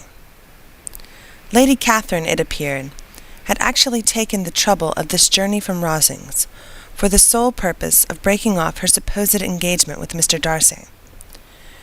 It was a rational scheme, to be sure, but from what the reports of their engagement could originate, Elizabeth was at a loss to imagine, till she recollected that, his being the intimate friend of Bingley, and her being the sister of Jane, was enough, at a time when the expectation of one wedding made everybody eager for another, to supply the idea. She had not herself forgotten to feel that the marriage of her sister must bring them more frequently together. And her neighbours at Lucas Lodge, therefore, for through their communication with the Collinses, the report, she concluded, had reached Catherine, had only set that down as almost certain and immediate, which she had looked forward to as possible at some future time. In revolving Lady Catherine's expressions, however, she could not help feeling some uneasiness as to the possible consequence of her persisting in this interference.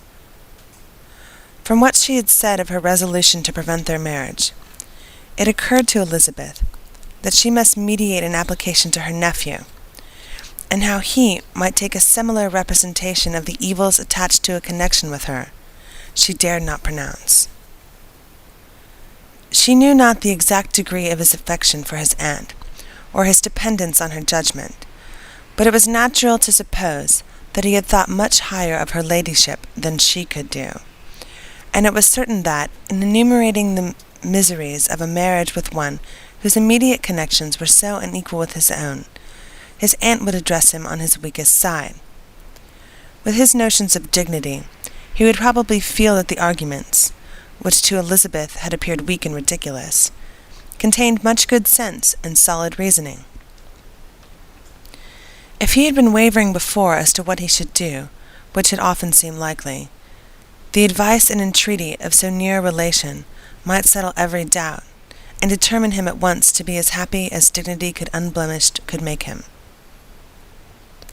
In that case, he would return no more. Lady Catherine might see him in her way through town, and his engagement to Bingley of coming against to Netherfield must give way. If, therefore, an excuse for not keeping his promise should come to his friend within a few days, she added, I shall know how to understand it. I shall then give over every expectation, every wish of his constancy. If he is satisfied with only regretting me, when he might have obtained my affections in hand, I shall soon cease to regret him at all. The surprise of the rest of the family, on hearing who the visitor had been, was very great, but they obligingly satisfied it, with the same kind of supposition which had appeased Miss Bennet's curiosity, and spared Elizabeth from much teasing on the subject. The next morning, as she was going downstairs, she was met by her father, who came out of his library with a letter in his hand. Lizzie, said he, I was going to look for you. Come into my room. She followed him thither, and her curiosity to know what he had to tell her was heightened by the supposition of its being in some manner connected with the letter he held. It suddenly struck her that it might be from Lady Catherine, and she anticipated with dismay all the consequent explanations. She followed her father to the fireplace, and they both sat down. He then said, I have received a letter this morning that has astonished me exceedingly. As it principally concerns yourself, you ought to know its contents. I did not know before that I had 2 daughters on the brink of matrimony. Let me congratulate you on a very important conquest. The colour now rushed into Elizabeth's cheeks, in the instantaneous conviction of its being a letter from the nephew instead of the aunt, and she was undetermined whether most to be pleased that he explained himself at all, or offended that his letter was not rather to address to herself, when her father continued, You look conscious. Young ladies have a great penetration in such matters as these, but I think I may defy even your sagacity to discover the name of your admirer. This letter is from Mr. Collins. From Mr. Collins? And what can he have to say? Something very much to the purpose, of course. He begins with congratulations on the approaching nuptials of my eldest daughter, of which, it seems, he has been told by some of the good-natured gossiping Lucases. I shall not sport with your impatience by reading what he says on that point. What relates to yourself is as follows. Having thus offered you the sincerest congratulations of Mrs. Collins and myself on this happy event, let me now add a short hint on the subject of another, of which we have been advised by the same authority. Your daughter Elizabeth, it is presumed, will not long bear the name of Bennet, after her elder sister has resigned it, and the chosen partner of her fate may be reasonably looked up to as one of the most illustrious personages in the land. Can you possibly guess, Lizzie, who is meant by this? This young gentleman is blessed, in a peculiar way, with everything the heart of a mortal can most desire. Splendid property, noble kindred, and extensive patronage. Yet, in spite of all these temptations, let me warn my cousin Elizabeth, and yourself, of what evils you may incur by a precipitate closure with this gentleman's proposal, which, of course, you will be inclined to take immediate advantage of. Have you any idea, Lizzie, who this gentleman is? But now it comes out. My motive for cautioning you is as follows. We have reason to imagine that his aunt, Lady Catherine de Bourgh, does not look on the match with a friendly eye. Mr. Darcy, you see, is the man. Now, Lizzie, I think I have surprised you. Could he or the Lucases have pitched on any man within the circle of our acquaintance whose name would have given the lie more effectively to what they related?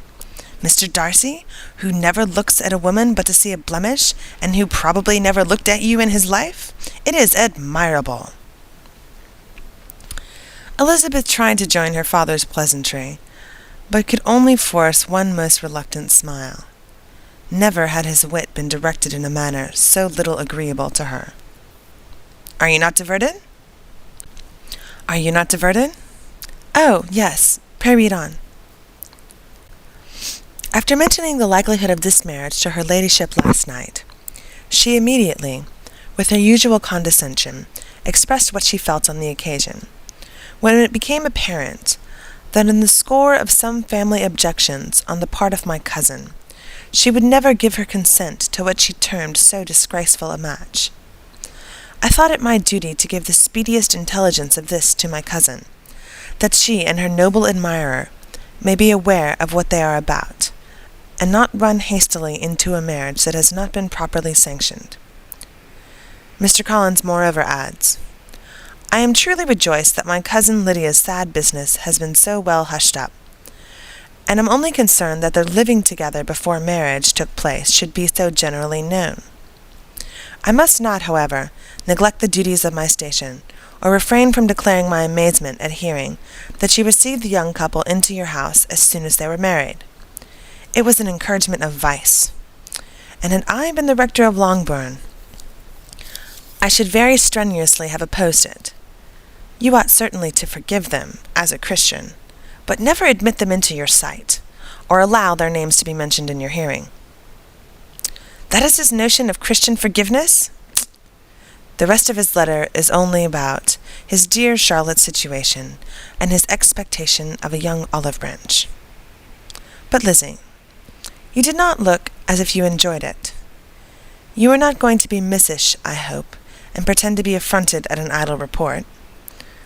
For what do we live, but to make sport for our neighbours, and to laugh at them in our own turn? Oh, cried Elizabeth, I am excessively diverted. But it is so strange. Yes, that is what makes it amusing. Had they fixed on any other man, it would have been nothing. But his perfect indifference, and your pointed dislike, make it so delightfully absurd. Much as I abominate writing, I would not give up Mr. Collins's correspondence for any consideration. Nay, when I read a letter of his, I cannot help giving him the preference, even over Wickham, as much as I value the impudence and hypocrisy of my son-in-law. And pray, Lizzie, what said Lady Catherine about this report? Did she call to refuse her consent? To this question his daughter replied only with a laugh, and as it had been asked without the least suspicion, she was not distressed by his repeating it. Elizabeth had never been more at a loss to make her feelings appear what they were not. It was necessary to laugh, when she would rather have cried.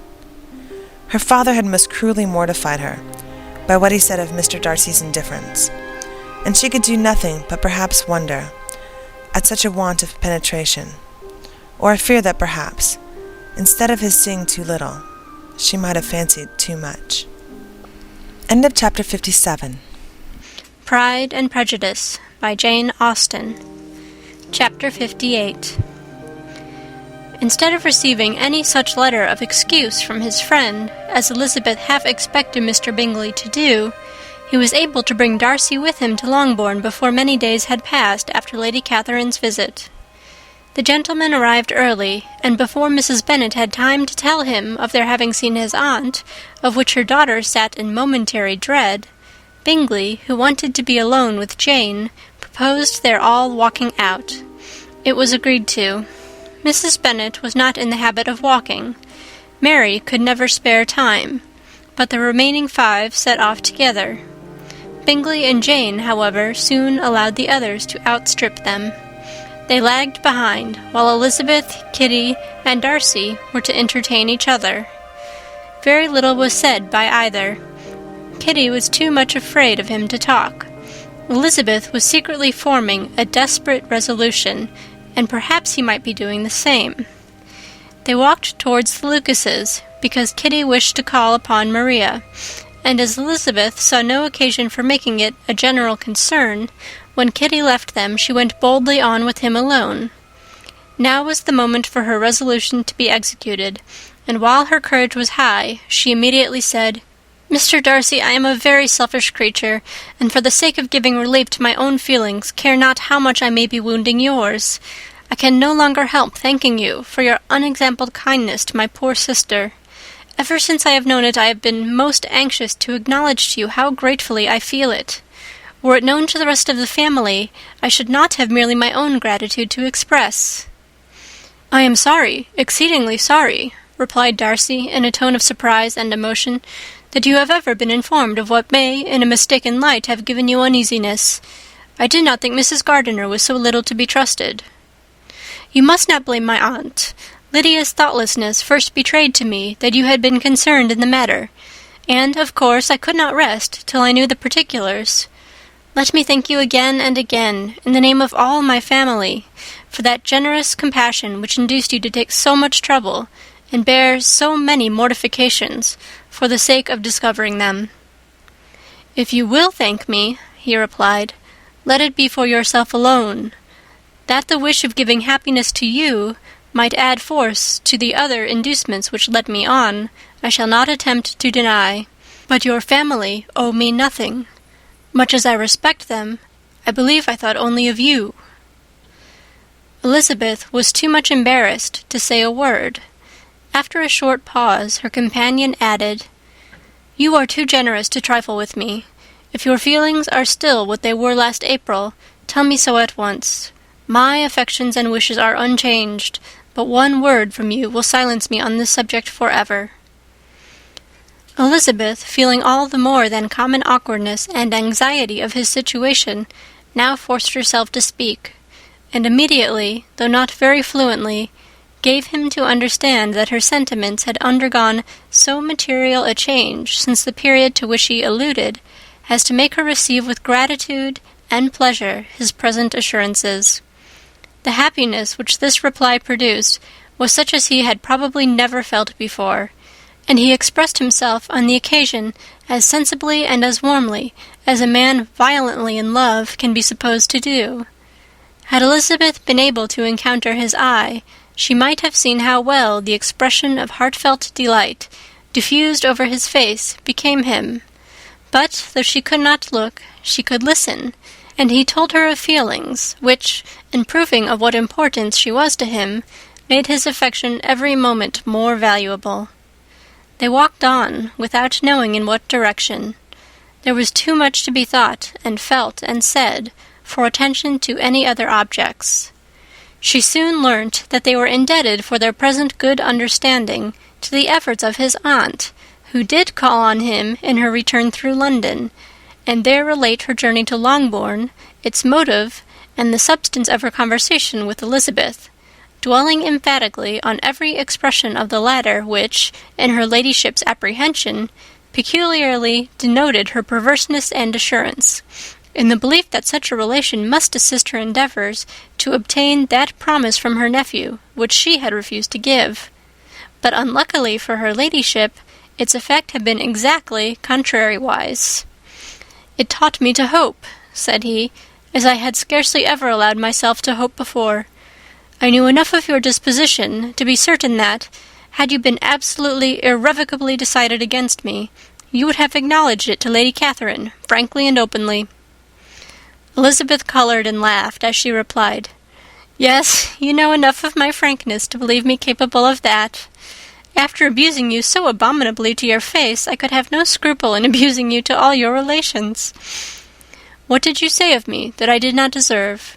For, though your accusations were ill-founded, formed on mistaken premises, my behaviour to you at the time had merited the severest reproof. It was unpardonable. I cannot think of it without abhorrence." "We will not quarrel for the greater share of blame annexed to that evening," said Elizabeth. "The conduct of neither, if strictly examined, will be irreproachable. But since then we have both, I hope, improved in civility. I cannot be so easily reconciled to myself.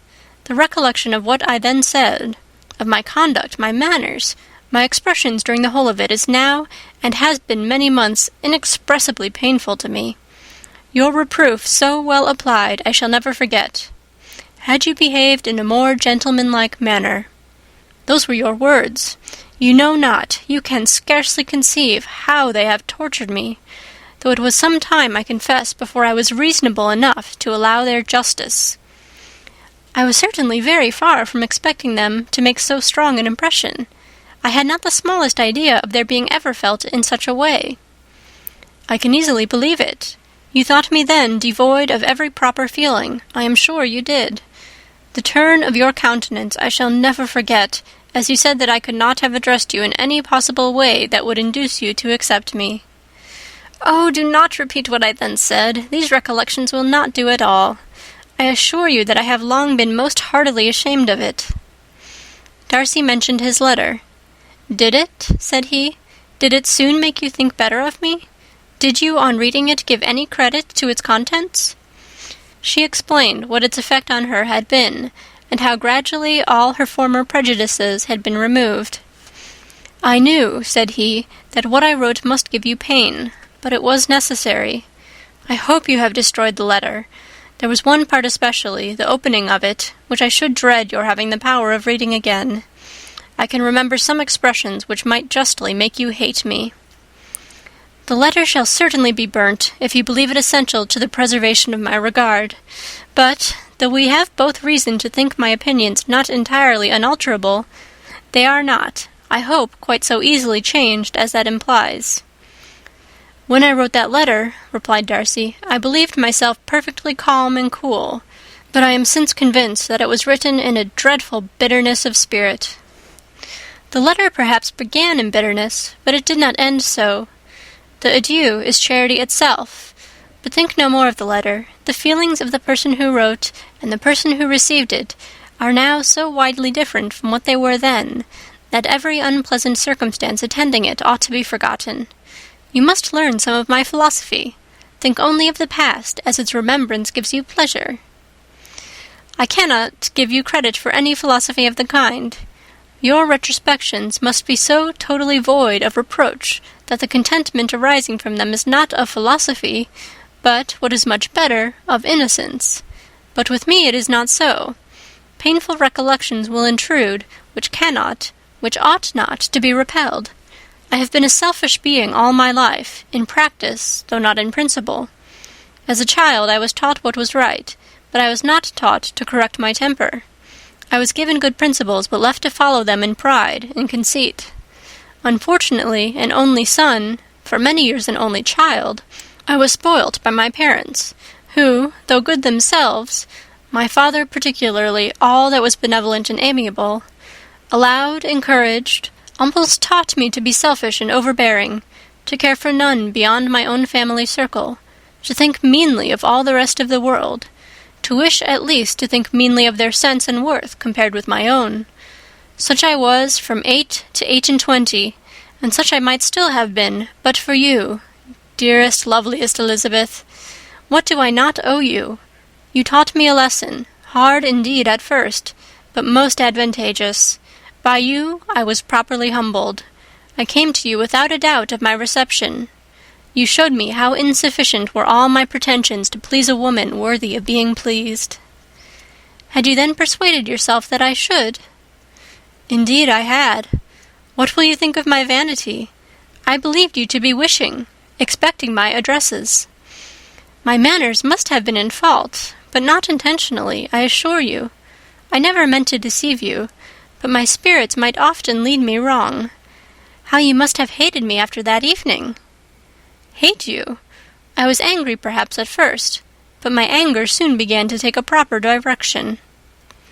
I am almost afraid of asking what you thought of me when we met at Pemberley. You blamed me for coming?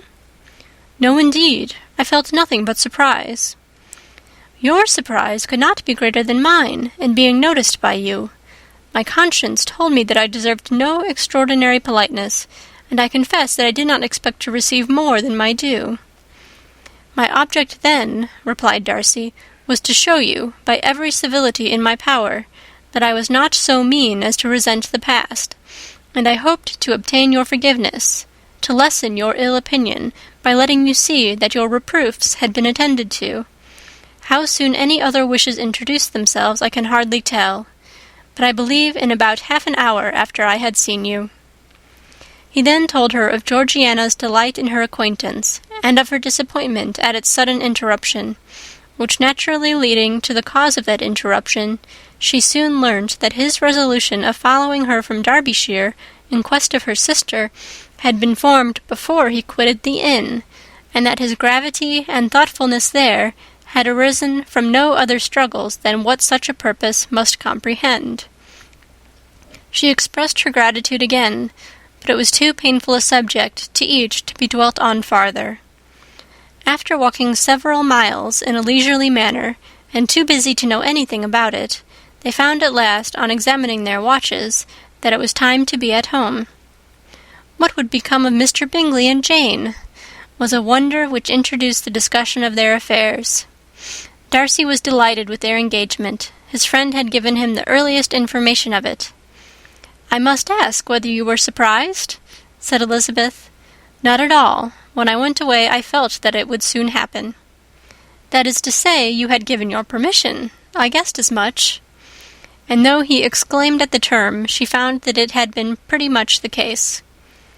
"On the evening before my going to London," said he, "I made a confession to him, which I believe I ought to have made long ago. I told him of all that had occurred to make my former interference in his affairs absurd and impertinent. His surprise was great. He had never had the slightest suspicion.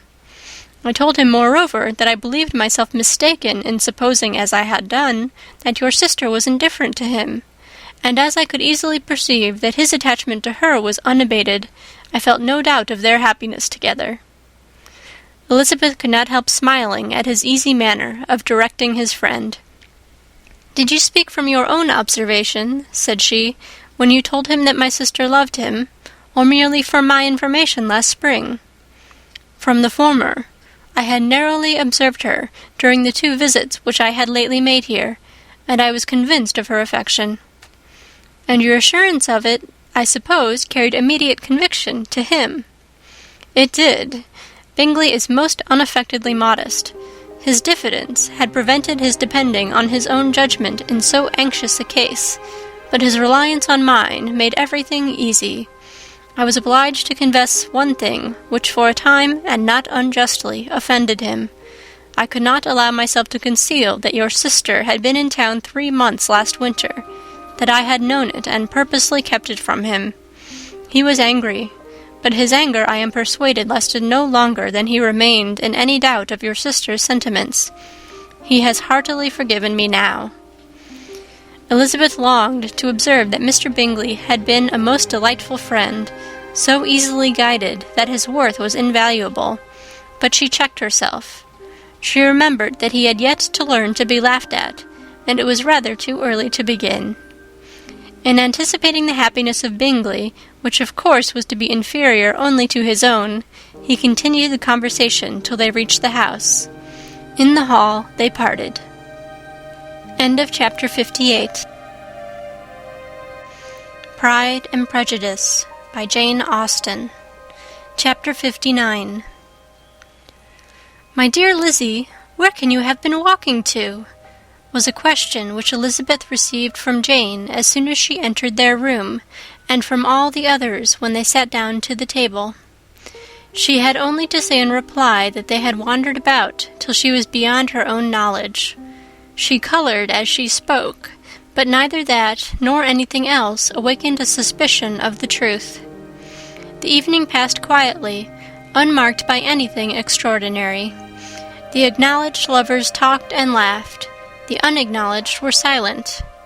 Darcy was not of a disposition in which happiness overflows in mirth, and Elizabeth, agitated and confused, rather knew that she was happy than felt herself to be so, for besides the immediate embarrassment, there were other evils before her. She anticipated what would be felt in the family when her situation became known. She was aware that no one liked him but Jane, and even feared that with the others it was a dislike which not all his fortune and consequence might do away. At night she opened her heart to Jane. Though suspicion was very far from Miss Bennet's general habits, she was absolutely incredulous here. "You are joking, Lizzie. This cannot be. Engaged to Mr. Darcy? No, no, you shall not deceive me. I know it to be impossible." "This is a wretched beginning indeed. My sole dependence was on you, and I am sure nobody else will believe me if you do not. Yet indeed I am in earnest. I speak nothing but the truth. He still loves me, and we are engaged." Jane looked at her doubtingly. "Oh, Lizzie, it cannot be. I know how much you dislike him." "You know nothing of the matter. That is all to be forgot. Perhaps I did not always love him so well as I do now. But in such cases as these, a good memory is unpardonable. This is the last time I shall ever remember it myself." Miss Bennet still looked all amazement. Elizabeth again, and more seriously, assured her of its truth. "Good heaven! Can it really be so? Yet now I must believe you," cried Jane. "My dear, dear Lizzie, I do congratulate you. But are you certain? Forgive the question. Are you quite certain that you can be happy with him?" "There can be no doubt of that. It is settled between us already that we are to be the happiest couple in the world. But are you pleased, Jane? Shall you like to have such a brother?" "Very, very much. Nothing could give either Bingley or myself more delight. But we considered it. We talked of it as impossible. And do you really love him quite well enough? Oh, Lizzie, do anything rather than marry without affection. Are you quite sure that you feel what you ought to do?" "Oh, yes. You will only think I feel more than I ought to do when I tell you all." "What do you mean?" "Why, I must confess that I love him better than I do Bingley. I am afraid you will be angry." "My dearest sister, now be serious. I want to talk very seriously. Let me know everything that I am to know without delay. Will you tell me how long you have loved him?" "It has been coming on so gradually that I hardly know when it began. But I believe I must date it from my first seeing his beautiful grounds at Pemberley." Another entreaty that she would be serious, however, produced the desired effect, and she soon satisfied Jane by her solemn assurances of attachment. When convinced on that article, Miss Bennet had nothing further to wish. "Now I am quite happy," said she, "for you will be as happy as myself. I always had a value for him. Were it for nothing but his love of you, I must always have esteemed him. But now, as Bingley's friend and your husband, there can be only Bingley and yourself more dear to me. But, Lizzie, you have been very sly, very reserved with me. How little did you tell me of what passed at Pemberley and Lambton? I owe all that I know of it to another, not to you." Elizabeth told her the motives of her secrecy. She had been unwilling to mention Bingley, and the unsettled state of her own feelings had made her equally avoid the name of his friend. But now she would no longer conceal from her his share in Lydia's marriage. All was acknowledged, and half the night spent in conversation. "Good gracious!" cried Mrs. Bennet, as she stood at a window the next morning. "If that disagreeable Mr. Darcy is not coming here again with our dear Bingley! What can he mean by being so tiresome as to be always coming here? I had no notion but he would go a-shooting or something or other and not disturb us with his company. What shall we do with him? Lizzie, you must walk out with him again, that he may not be in Bingley's way." Elizabeth could hardly help laughing at so convenient a proposal, yet was really vexed that her mother should be always giving him such an epithet. As soon as they entered, Bingley looked at her so expressively and shook hands with such warmth as left no doubt of his good information, and he soon afterwards said aloud, "Mrs. Bennet, have you no more lanes hereabouts in which Lizzie may lose her way again to-day?" "I advise Mr. Darcy and Lizzie and Kitty," said Mrs. Bennet, "to walk to Oakham Mount this morning. It is a nice long walk, and Mr. Darcy has never seen the view." "It may do very well for the others," replied Bingley, "but I am sure it will be too much for Kitty. Won't it, Kitty?" Kitty owned that she had rather stay at home. Darcy professed a great curiosity to see the view from the mount, and Elizabeth silently consented. As she went upstairs to get ready, Mrs. Bennet followed her, saying, "I am quite sorry, Lizzie, that you should be forced to have that disagreeable man all to yourself, but I hope you will not mind it. It is all for Jane's sake, you know, and there is no occasion for talking to him except just now and then, so do not put yourself to inconvenience." During their walk, it was resolved that Mr. Bennet's consent should be asked in the course of the evening. Elizabeth reserved to herself the application for her mother's. She could not determine how her mother would take it, sometimes doubting whether all his wealth and grandeur would be enough to overcome her abhorrence of the man. But whether she were violently set against the match, or violently delighted with it, it was certain that her manner would be equally ill adapted to do credit to her sense, and she could no more bear that Mr. Darcy should hear the first raptures of her joy than the first vehemence of her disapprobation. In the evening, soon after Mr. Bennet withdrew to the library, she saw Mr. Darcy rise also and follow him, and her agitation on seeing it was extreme. She did not fear her father's opposition, but he was going to be made unhappy, and that it should be through her means, that she, his favourite child, should be distressing him by her choice, should be filling him with fears and regrets in disposing of her, was a wretched reflection, and she sat in misery till Mr. Darcy appeared again, when, looking at him, she was a little relieved by his smile.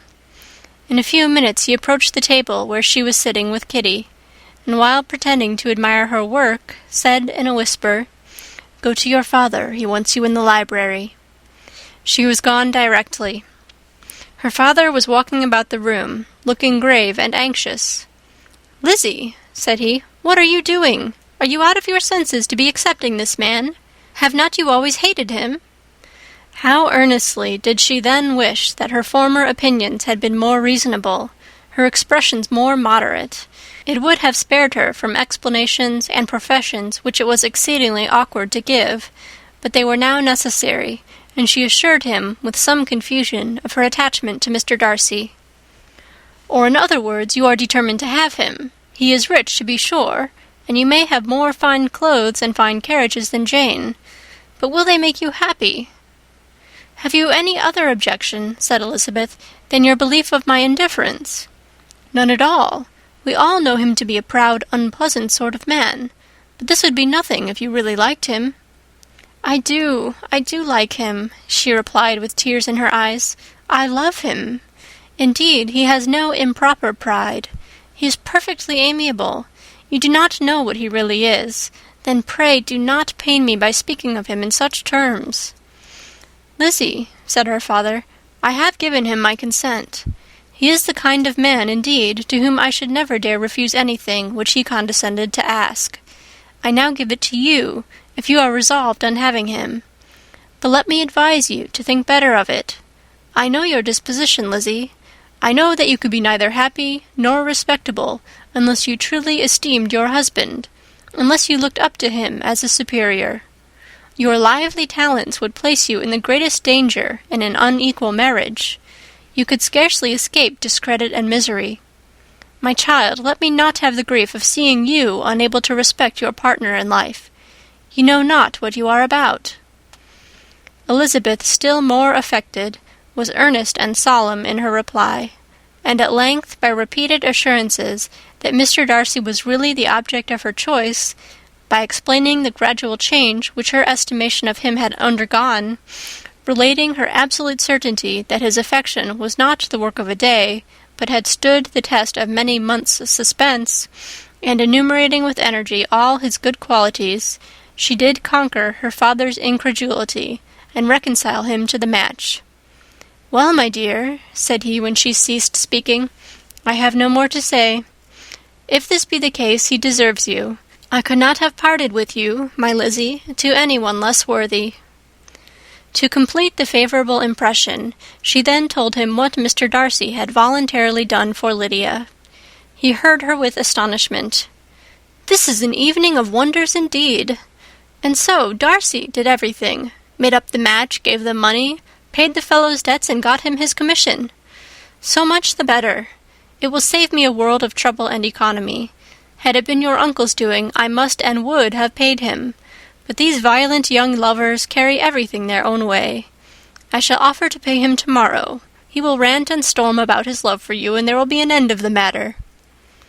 He then recollected her embarrassment a few days before, on his reading Mr. Collins's letter, and after laughing at her some time, allowed her at last to go, saying as she quitted the room, "If any young men come for Mary or Kitty, send them in, for I am quite at leisure."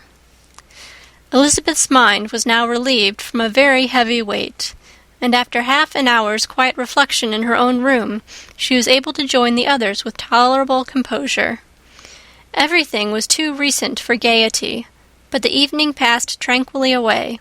There was no longer anything material to be dreaded, and the comfort of ease and familiarity would come in time. When her mother went up to her dressing-room at night, she followed her, and made the important communication. Its effect was most extraordinary, for on first hearing it, Mrs. Bennet sat quite still, and unable to utter a syllable. Nor was it under many, many minutes that she could comprehend what she heard, though not in general backward to credit what was for the advantage of her family, or that came in the shape of a lover to any of them. She began at length to recover, to fidget about in her chair, get up, sit down again, wonder and bless herself. "Good gracious! Lord bless me, only think! Dear me! Mr. Darcy! Who would have thought it? And is it really true? Oh, my sweetest Lizzie, how rich and how great you will be! What pin money! What jewels, what carriages you will have! Jane's is nothing to it, nothing at all. I am so pleased, so happy. Such a charming man, so handsome, so tall. Oh, my dear Lizzie, pray apologize for my having disliked him so much before. I hope he will overlook it. Dear, dear Lizzie, a house in town, everything that is charming. 3 daughters married, 10,000 a year. Oh, Lord, what will become of me? I shall go distracted." This was enough to prove that her approbation need not be doubted, and Elizabeth, rejoicing that such an effusion was heard only by herself, soon went away. But before she had been 3 minutes in her own room, her mother followed her. "My dearest child," she cried, "I can think of nothing else. 10,000 a year, and very likely more. 'Tis as good as a lord, and a special license. You must and shall be married by a special license. But, my dearest love, tell me what dish Mr. Darcy is particularly fond of, that I may have it tomorrow." This was a sad omen of what her mother's behaviour to the gentleman himself might be, and Elizabeth found that, though in the certain possession of his warmest affection, and secure of her relations' consent, there was still something to be wished for. But the morrow passed off much better than she expected, for Mrs. Bennet luckily stood in such awe of her intended son-in-law that she ventured not to speak to him, unless it was in her power to offer him any attention, or mark her deference for his opinion. Elizabeth had the satisfaction of seeing her father taking pains to get acquainted with him, and Mr. Bennet soon assured her that he was rising every hour in his esteem. "I admire all my 3 son-in-laws highly," said he. "Wickham perhaps is my favourite, but I think I shall like your husband quite as well as Jane's." End of chapter 59. Pride and Prejudice by Jane Austen. Chapter 60. Elizabeth's spirits soon rising to playfulness again, she wanted Mr. Darcy to account for his having ever fallen in love with her. "How could you begin?" said she. "I can comprehend your going on charmingly, when you had once made a beginning, but what could set you off in the first place?" "I cannot fix on the hour, or the spot, or the look, or the words which laid the foundation. It is too long ago. I was in the middle before I knew that I had begun. My beauty you had early withstood, and as for my manners, my behaviour to you was at least always bordering on the uncivil, and I never spoke to you without rather wishing to give you pain than not. Now be sincere. Did you admire me for my impertinence?" "For the liveliness of your mind, I did."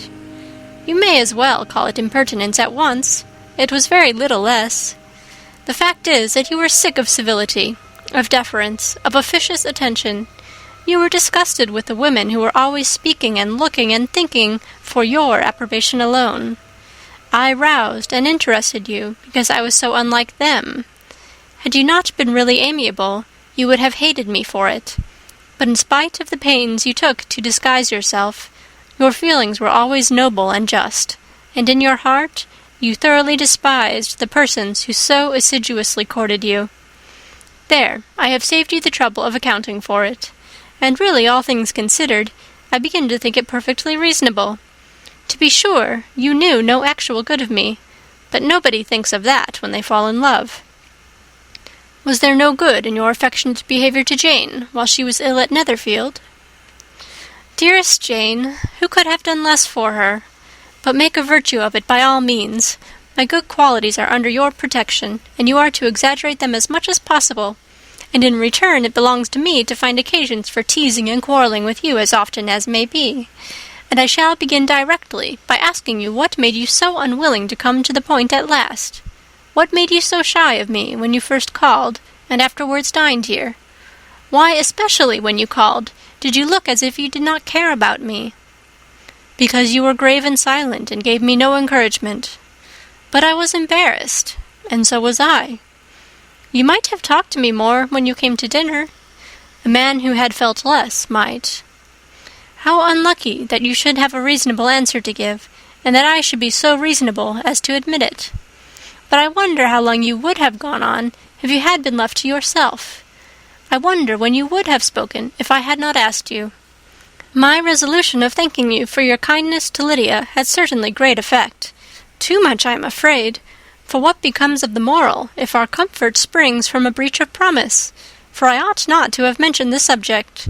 This will never do. You need not distress yourself. The moral will be perfectly fair. Lady Catherine's unjustifiable endeavours to separate us were the means of removing all my doubts.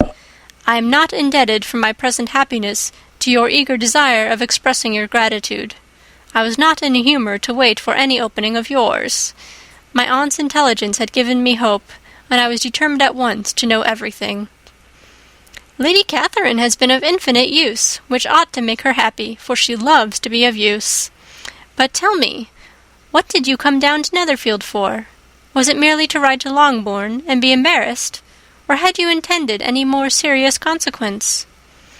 My real purpose was to see you, and to judge, if I could, whether I might ever hope to make you love me.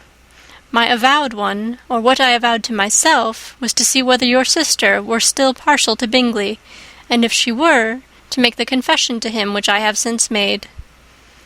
Shall you ever have courage to announce to Lady Catherine what is to befall her? I am more likely to want more time than courage, Elizabeth, but it ought to be done, and if you will give me a sheet of paper, it shall be done directly. And if I had not a letter to write myself, I might sit by you and admire the evenness of your writing, as another young lady once did. But I have an aunt, too, who must not be longer neglected."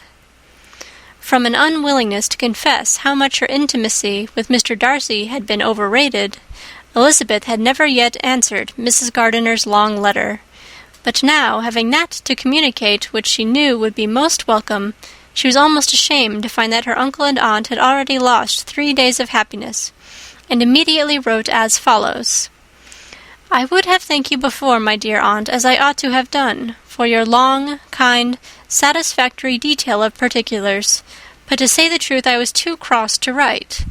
You supposed more than really existed. But now, suppose as much as you choose. Give a loose rein to your fancy. Indulge your imagination in every possible flight which the subject will afford. And unless you believe me actually married, you cannot greatly err. You must write again very soon and praise him a great deal more than you did in your last. I thank you again and again for not going to the lakes. How could I be so silly as to wish it? Your idea of the ponies is delightful. We will go round the park every day. I am the happiest creature in the world. Perhaps other people have said so before, but not one with such justice. I'm happier even than Jane. She only smiles. I laugh. Mr. Darcy sends you all the love in the world that he can spare from me. You are all to come to Pemberley at Christmas. Yours, etc." Mr. Darcy's letter to Lady Catherine was in a different style, and still different from either was what Mr. Bennet sent to Mr. Collins in reply to his last. "Dear Sir, I must trouble you once more for congratulations. Elizabeth will soon be the wife of Mr. Darcy. Console Lady Catherine as well as you can, but if I were you, I would stand by the nephew. He has more to give. Yours sincerely, etc." Miss Bingley's congratulations to her brother on his approaching marriage were all that was affectionate and insincere. She wrote even to Jane on the occasion to express her delight and repeat all her former professions of regard. Jane was not deceived, but she was affected, and though feeling no reliance on her, could not help writing her a much kinder answer than she knew she deserved. The joy which Miss Darcy expressed on receiving similar information was as sincere as her brother's in sending it. 4 sides of paper were insufficient to contain all her delight, and her earnest desire of being loved by her sister. Before any answer could arrive from Mr. Collins, or any congratulations to Elizabeth from his wife, the Longbourn family heard that the Collinses were coming themselves to Lucas Lodge. The reason of this sudden removal was soon evident. Lady Catherine had been rendered so exceedingly angry by the contents of her nephew's letter that Charlotte, really rejoicing in the match, was anxious to get away till the storm was blown over.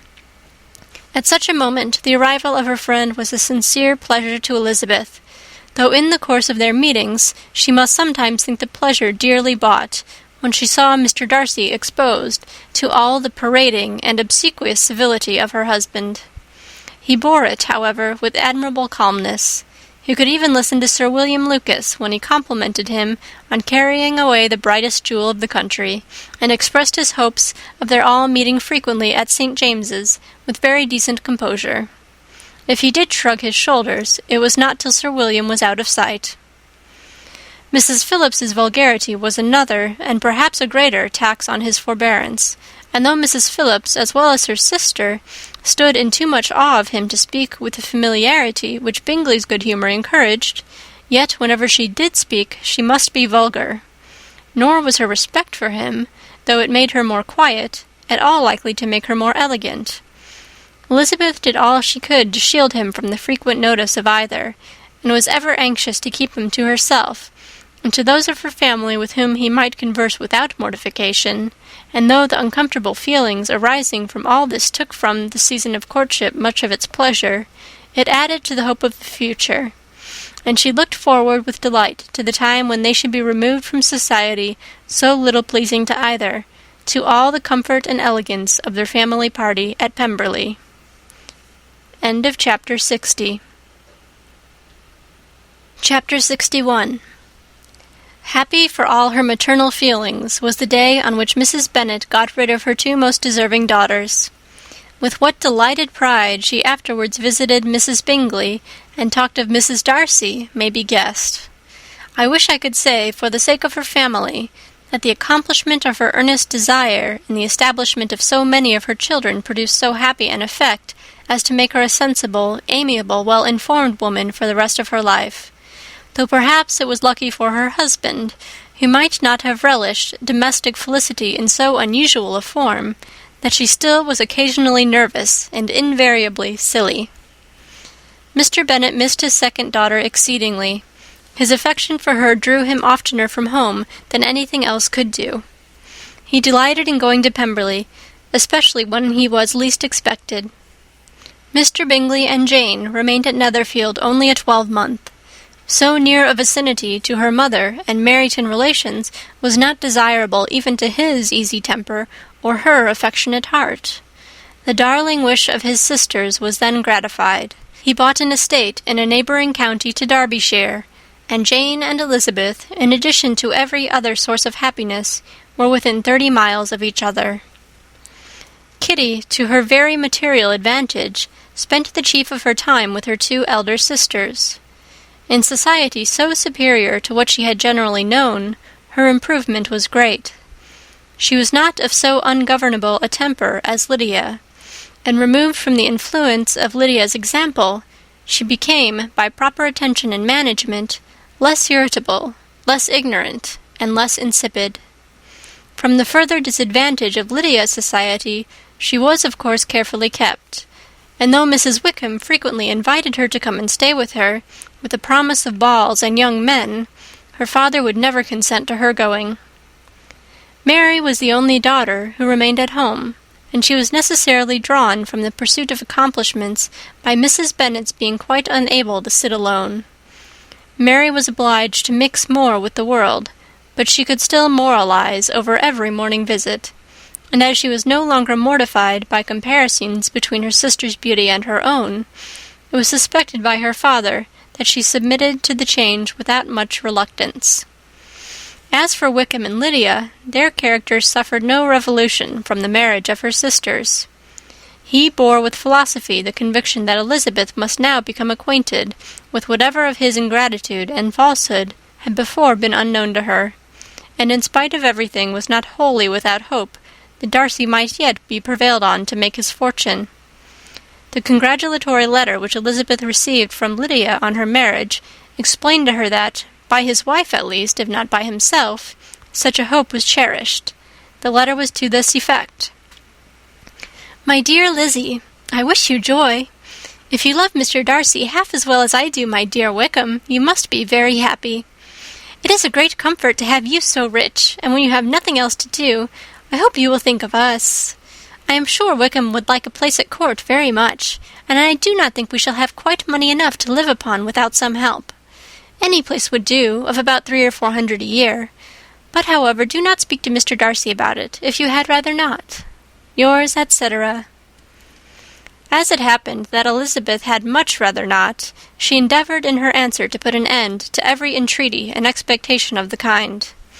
Such relief, however, as it was in her power to afford, by the practice of what might be called economy in her own private expenses, she frequently sent them.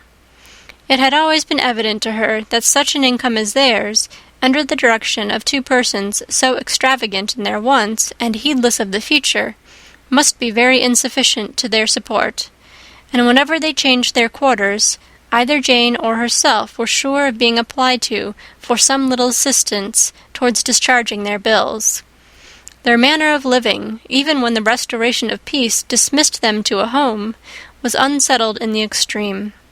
They were always moving from place to place in quest of a cheap situation, and always spending more than they ought.